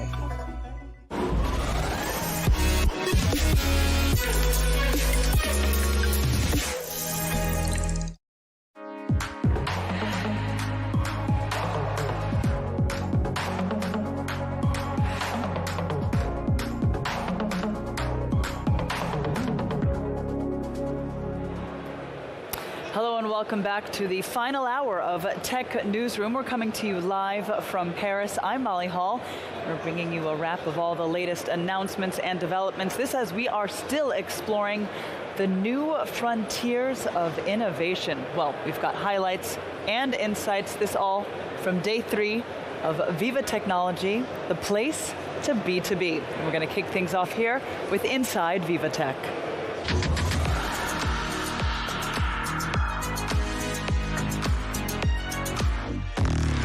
We can cross to our reporter, Allison Sargent, who's sitting by for us. Allison. Molly's travel is one of the themes of this year's VivaTech, and we're going to talk sustainable travel with Hala Ben Khaldoun of the company Intrepid Travel. Hala, tell us about Intrepid Travel and your role within it. So Intrepid Travel is the world leaders in the world sustainable leader in small group adventure, and I'm the general manager, the country manager for Morocco at Intrepid. So we do operate small group adventures for over 300,000 customers, and we do travel in more than 100 countries. And when we talk about sustainable travel, can you explain what that is? Because I think some people might think, is it ever sustainable to travel? I mean, does that really exist? So when we talk about sustainable travel, we have a mission as a company to create positive change through the joy of travel. So when we talk about sustainable travel, it is a travel that is done to create a positive impact on the communities. Now, when talking about travel and sustainability, obviously there is an element in travel that you need to fly in order to get to the destination where you want to be. So there is of course, the carbon emissions that are there and that are here and that we cannot ignore when it comes to travel. But there is a whole other aspect of travel that are bringing some meaningful and some very interesting wealth into communities that are really in need, into developing countries, that sometimes we don't necessarily think about when we talk about sustainable travel. So for me, sustainable travel can be sustainable depending on the way you travel, really. Like you need to choose the right company to travel with, and there are many certifications, many elements out there that can support in that mission. For example, in Intrepid, we are a B Corp, and B Corp means that we are really following and monitoring to the highest standards in terms of impact on the communities, impact of employment, on how we monitor our emissions, what support, and it also pushes us in order to challenge ourselves to get better. So I would say sustainable travel, of course, has an impact, and the carbon impact of travel cannot be ignored. But when done positively and when done well, it can have a meaningful impact on the communities as well. And what brings Intrepid Travel to VivaTech this year? Well, there are many things bringing us to VivaTech this year. So one of them is that we are expanding our presence in Europe and specifically in Paris, both for inbound, means visitors coming to Paris in order to visit Paris and France in general, but also outbound, like having more travelers, more Intrepid travelers coming from European countries and France in order to visit the 100 destinations where we are operating. So we are developing our presence here, and we are super happy to see what opportunities are for us in VivaTech. One of the issues that a lot of European cities like Paris and then also cities in countries all over the world are worried about is over-tourism. How do we fight against over-tourism in travel? So how do we fight? So we always say, and we love to say, we are not over tourism, we are not over tourism, so we still need tourism, but we need to do it positively so that we don't create that's over-tourism in specific cities. Like, Paris can be an example of that. So the way how we do it is that our itineraries, so if you look at our website, we see that we are always developing itineraries that goes off the beaten track, that really discover very small hidden gems, and that we actually use the way how we travel because we connect different destinations. So we might have a portion of the travel coming through the big hubs, but this is just a way for us to get to some other destination and to spread the benefit of tourism across other regions. So for example, if I talk of the example of Morocco, you will see a lot of people coming to Marrakesh, just flying straight to Marrakesh, spending a few days in Marrakesh and coming back.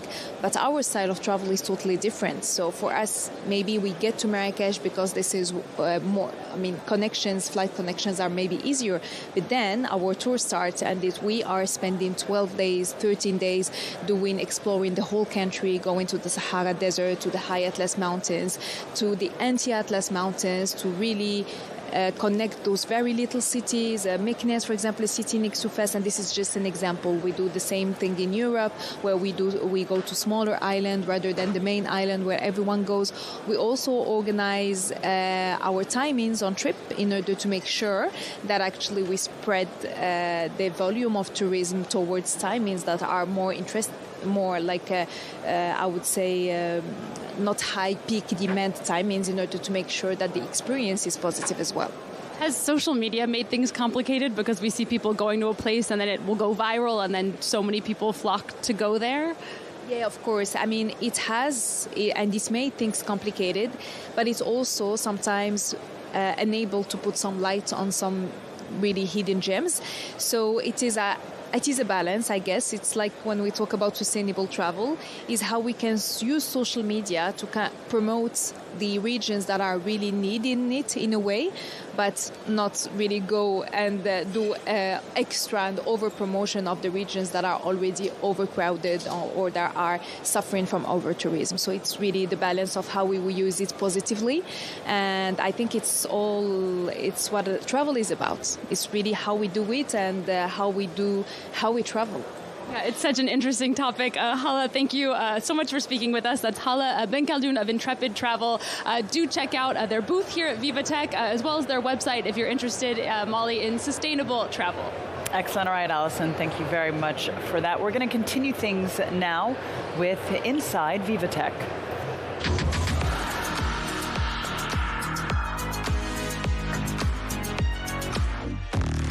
And we can cross now to our Simon Harding, who's standing by with our next guest. Hi, Molly. Absolutely. Well, I know that you're always looking for friends, and that is why I have found you a new buddy, Molly. That's why I'm here with Rodolphe Asselvander. Thank you very much for joining us, Rodolphe, who is from Blue Frog Robotics. And this, Molly, is Buddy.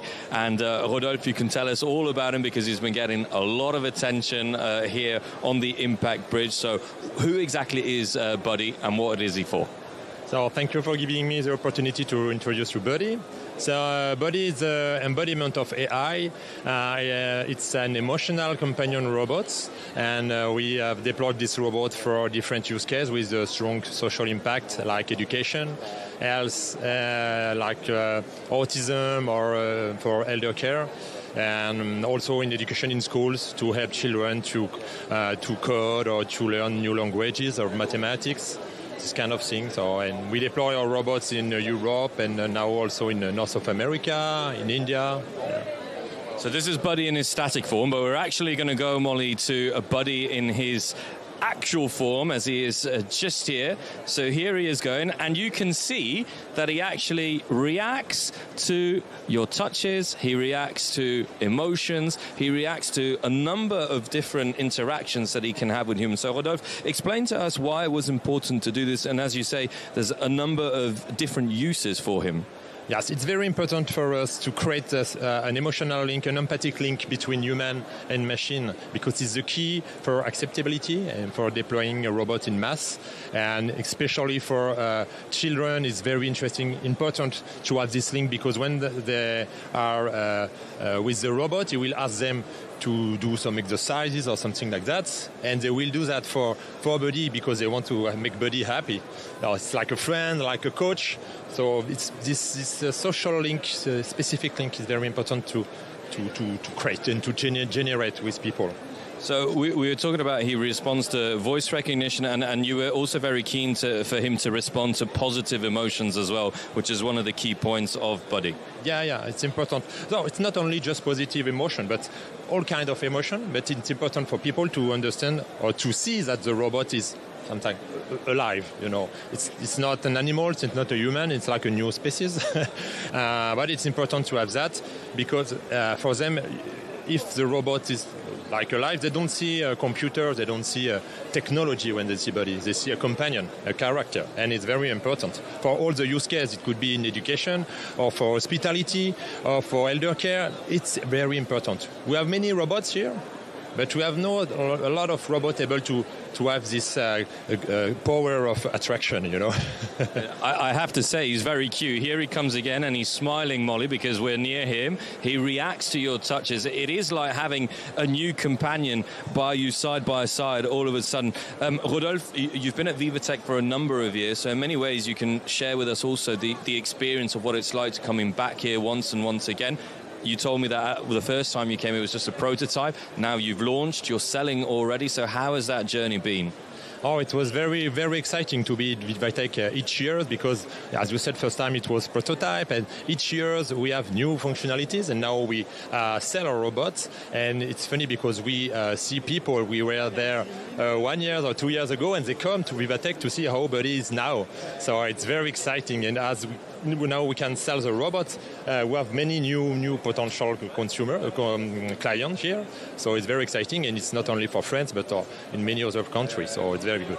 And one of those future potential clients and one of those markets that you could tap into is the elderly care home market. Going into that, as we know sometimes a lot of elderly people suffer from solitude, from different things. And this little guy could be a real solution to that. There you go. There he is again. Yeah, exactly. So the idea is to have something to fight against isolation for people, especially for elder people. And as they are alone for a very long period, having a buddy like that, it's very good for them because they are not alone. They have a real companion. They can talk to the robot, and thanks to the integration of LLM like ChatGPT or Mistral, the robot can have a real discussion with senior. So it's very good, and we can also detect some problem, and the robot can send a notification to the family or other people. And at distance, you can use our specific application to control the robot at distance and see if everything is okay. We can do dot removal for elders. So it's very good. Could you show us maybe, Rodolphe, a little bit of the functions and the menu here? I'll pivot across you. So the idea is to have a companion robot mode like that. We can talk to him, and after we can launch some specific application. A little bit like a smartphone. It's an Android-based robot, and it's open to the developer community, so they can also create their own application with our SDK. And after, in function of the field, as an example, if I am in schools, I can use, where is this application? Buddy Lab.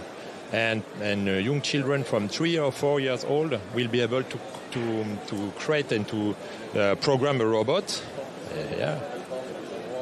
Like that, just drag and drop some brick like that. If I want the robot turn around, just drag and drop and easily change that. If I will add some interaction, if I touch the eyes, he won't be happy, will be angry. And after I can do like that, loop. And if we move around in front of the robot, he will laugh like that. So, and I just have to push the play button, so he will turn, face to the camera, good boy. Yeah. It is absolutely fascinating, Rodolphe, and really a fascinating product. Rodolphe, thank you very much for speaking to us here from Blue Frog Robotics. An absolute pleasure. And there you go, Molly. The real star of the show is not me, it's Buddy, so I'll leave you with our new Buddy out there. All right, getting a look at Buddy on the move there. Simon Harding, thank you so much for that look right there. Well, VivaTech has opened its doors to over 3,000 investors, and they're looking to connect with the most innovative and disruptive startups, whether they be unicorns or even camels. Well, our Will Hildebrand reports now from the VivaTech Investors Lounge. Well, it's the last day of VivaTech before it opens up to the public. So I thought I'd try to get a feeling of what people thought of the event so far. And for that, I'm going to go into the Investors Lounge. Come on. Right, now we're going to go meet Katja from Germany to find out what she thought about VivaTech. Hi, Katja. This is, tell us a little bit about who you are and where you're from. Hi, I'm Katja Richter. I'm Managing Director of MediaTech up in Potsdam, so Germany, and yeah. And what brought you to VivaTech? VivaTech, definitely networking. We hope to connect our startups here with other startups, corporates, and of course investors. Yeah. And how's your experience been so far? I have to say it's amazing because the quality level of network, what we found here is really, really amazing. And yeah, so I think I come back next year, definitely. All right, Katja, thank you so much. Very nice meeting you. Thank you. Yeah, so that's one perspective. Let's get another. Hello to you. Tell us a little bit about your name and where you're from. Hi, I'm Philippe. I'm from Belgium. I'm the new president of France Angels. France Angels is a business angels association that is investing last year 98 millions into 456 startups in seed. And is this your first time at VivaTech? No, I've been pitching here and talking here for the last few years. What scopes, what fields are you looking to find partners? Well, any type of startup that we can invest in, but I specifically came here this year to sign a partnership about industrial property protection. So this is what we announced yesterday with France Angels, with a key player in that round. And VivaTech's proven itself to be a very valuable asset in terms of networking? Completely. Not only we see people from France, but we see people from all over the place. I met folks that came from Dubai and anywhere from the planet. So yes, it's a really great place to be. It really is. Thank you so much, Philippe. Thank you. And that's the thing you get when you're in the Investors Lounge is you're finding out all different kinds of stories from around the world. Hi, can you tell us a little bit about who you are and where you're from? Hello, I'm Julia, CEO co-founder of Alloy. At Alloy, we help hotels to sell experiences. We're coming from Italy, and basically, yeah, that's... A startup in the travel sector, right? Yes, we are in the travel sector, and we are here because, just to know, what is the benchmark of what other people are doing, and to really deep dive into the technology to see what other people are doing, whether it's the trends of the future, but more importantly to connect with people, to get engaged, get inspired, get motivated, and also of course fundraising and commercial partnerships. Right, and that makes sense. And so much of it is happening formally, but also on the sidelines of some of the events. Did you go to any of the main speakers sessions, or what was your favorite aspect about VivaTech? Of course, we participated to all the panels that are relevant to us. For example, the one about how is AI reshaping travel from the CEO of Accor and Expedia, which are super important guests that VivaTech did really well to take here. Also the one from the CEO of NVIDIA. We participated actually to all the side events. Sometimes you have 2, 3, even 5 side events that we registered and got accepted, and you have to just go around Paris in order to attend as much as possible, because you always find different vibes into different side events, and we have this FOMO, fear of missing something out, and yes. There are worse things than having too much choice. Was it your first time at VivaTech? Yes, it's our first time at VivaTech, but we participated. But not your last time? No, for sure. We had the booth here in the Italian pavilion, and hopefully like next year we can have a like even bigger stand, like alone ourselves, but for sure like we'll be keep coming here like every year. All right, well, you got over 360 days to plan for that. Thank you very much, Julia. Thank you. Bye-bye. And that's the theme here. It's people from all over the world connecting to talk about common issues and problems and how to solve them. That's what VivaTech is about, after all. All right, well, that was Will Hildebrandt joining us earlier from the VivaTech Investors Lounge. Well, now, he's one of the most powerful voices in tech and a leading man behind the AI revolution, Jensen Huang, founder and CEO of NVIDIA. Well, he gave his GTC Paris keynote speech here on opening day of VivaTech. He introduced NVIDIA's next innovations in AI. Let's have a look.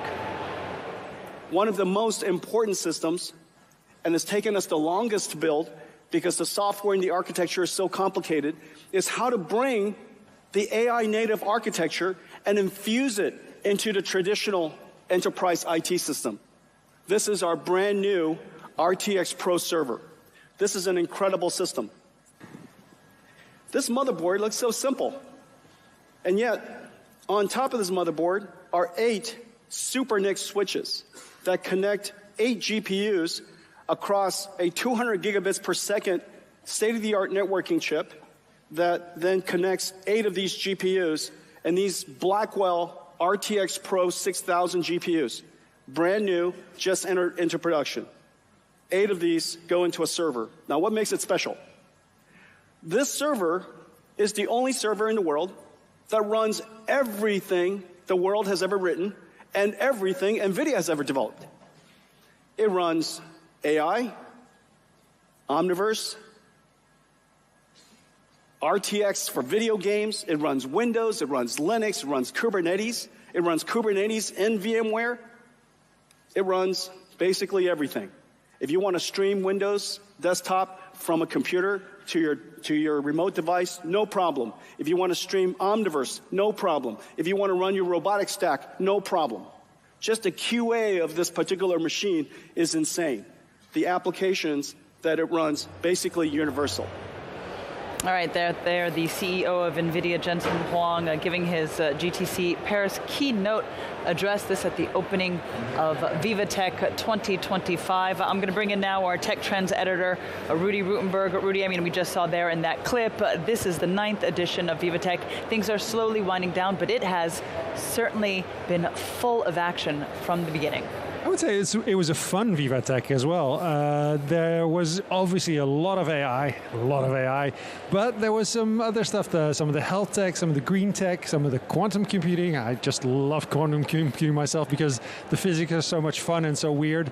But yeah, I think we're at an interesting point where AI is still like shiny, and at some point AI is going to just become like electricity. It's in your product, in your technology product, and the actual whole process of getting there is going to become less important. But we're not there yet, so we're starting to see some of the applications of AI this year, but we're still talking a lot about the technology around AI, and obviously the developments there are ongoing.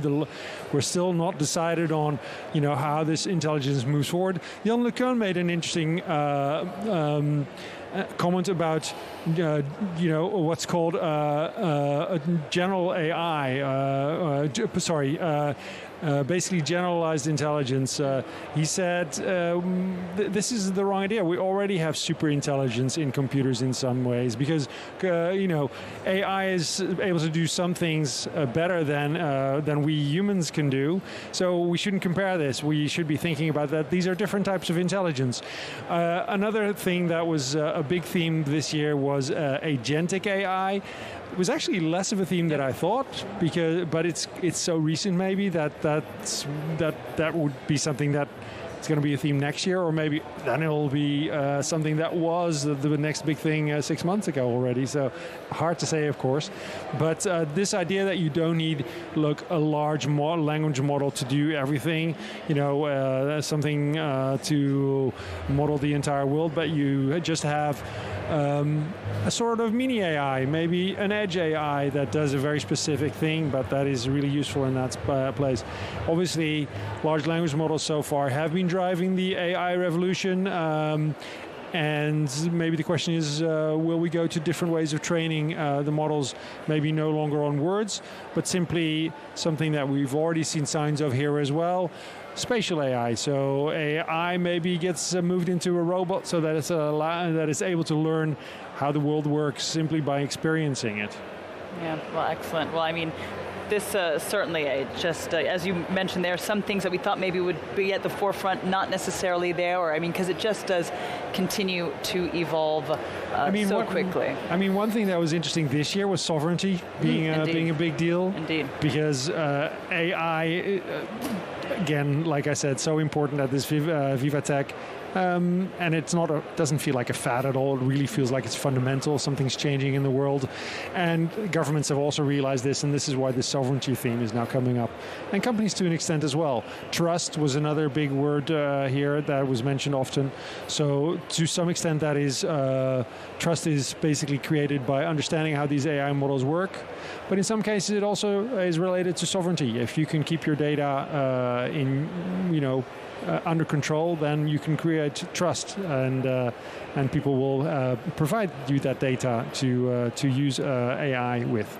Indeed, and as you mentioned, sovereignty, certainly. I mean, we heard that even from the French president, this following the announcement between NVIDIA and Mistral AI, and just the impact it has, not just for France, but of course for Europe's capacity. All right, well, indeed, this is an ongoing conversation. It continues, and we're just going to have to pick it up again next year on that one, Rudy, but I appreciate you coming in for that. Rudy Rittenberg, good to see you. Thank you, Molly. All right, well, before we go, we're going to just talk now entertainment and sport. That's where we've got former professional football player and entrepreneur Gerard Piqué, known for his success on the field with FC Barcelona. Well, he created the Kings League. This is a revolutionary football competition that combines entertainment and sport. Let's listen. De vivir el deporte rey. Una mega leyenda, ¿eh? Vamos a pasarnos el juego. I'm the king of kings.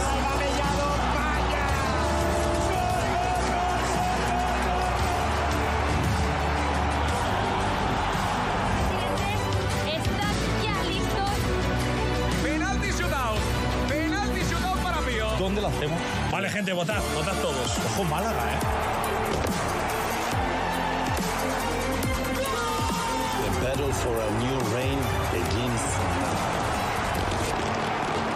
now. Every team is owned by a streamer. If we give the ownership of a team, a football team, that at the end of the day, football is the most followed sport in the world, and he really cares about his team, and he does everything he can to win. He creates his own logo, his own name, his own absolutely everything.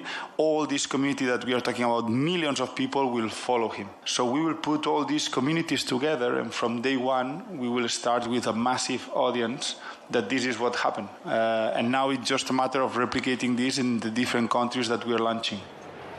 All right, and on that note, that wraps things up for us here at VivaTech 2025. A big thanks to the entire VivaTech News team, everyone who helped put together non-stop coverage from all of the action that we've seen in this, the 9th edition of Viva Technology. We had a blast, and I see some of them all standing here. I want to give them all a big thanks. Thanks to all of you for joining us, and we certainly look forward to seeing you again next year, right here at Viva Technology.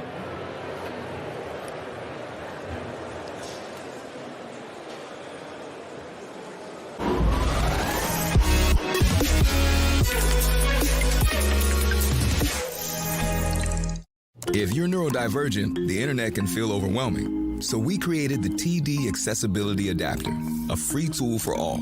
It's nice to know that TD cares about something like this because it makes me feel like they care about me. Our focus is helping you focus. TD, ready for you. The automotive industry is going through an unprecedented period of change. We have been searching for a strategic partnership with a bank which would also support us in new projects.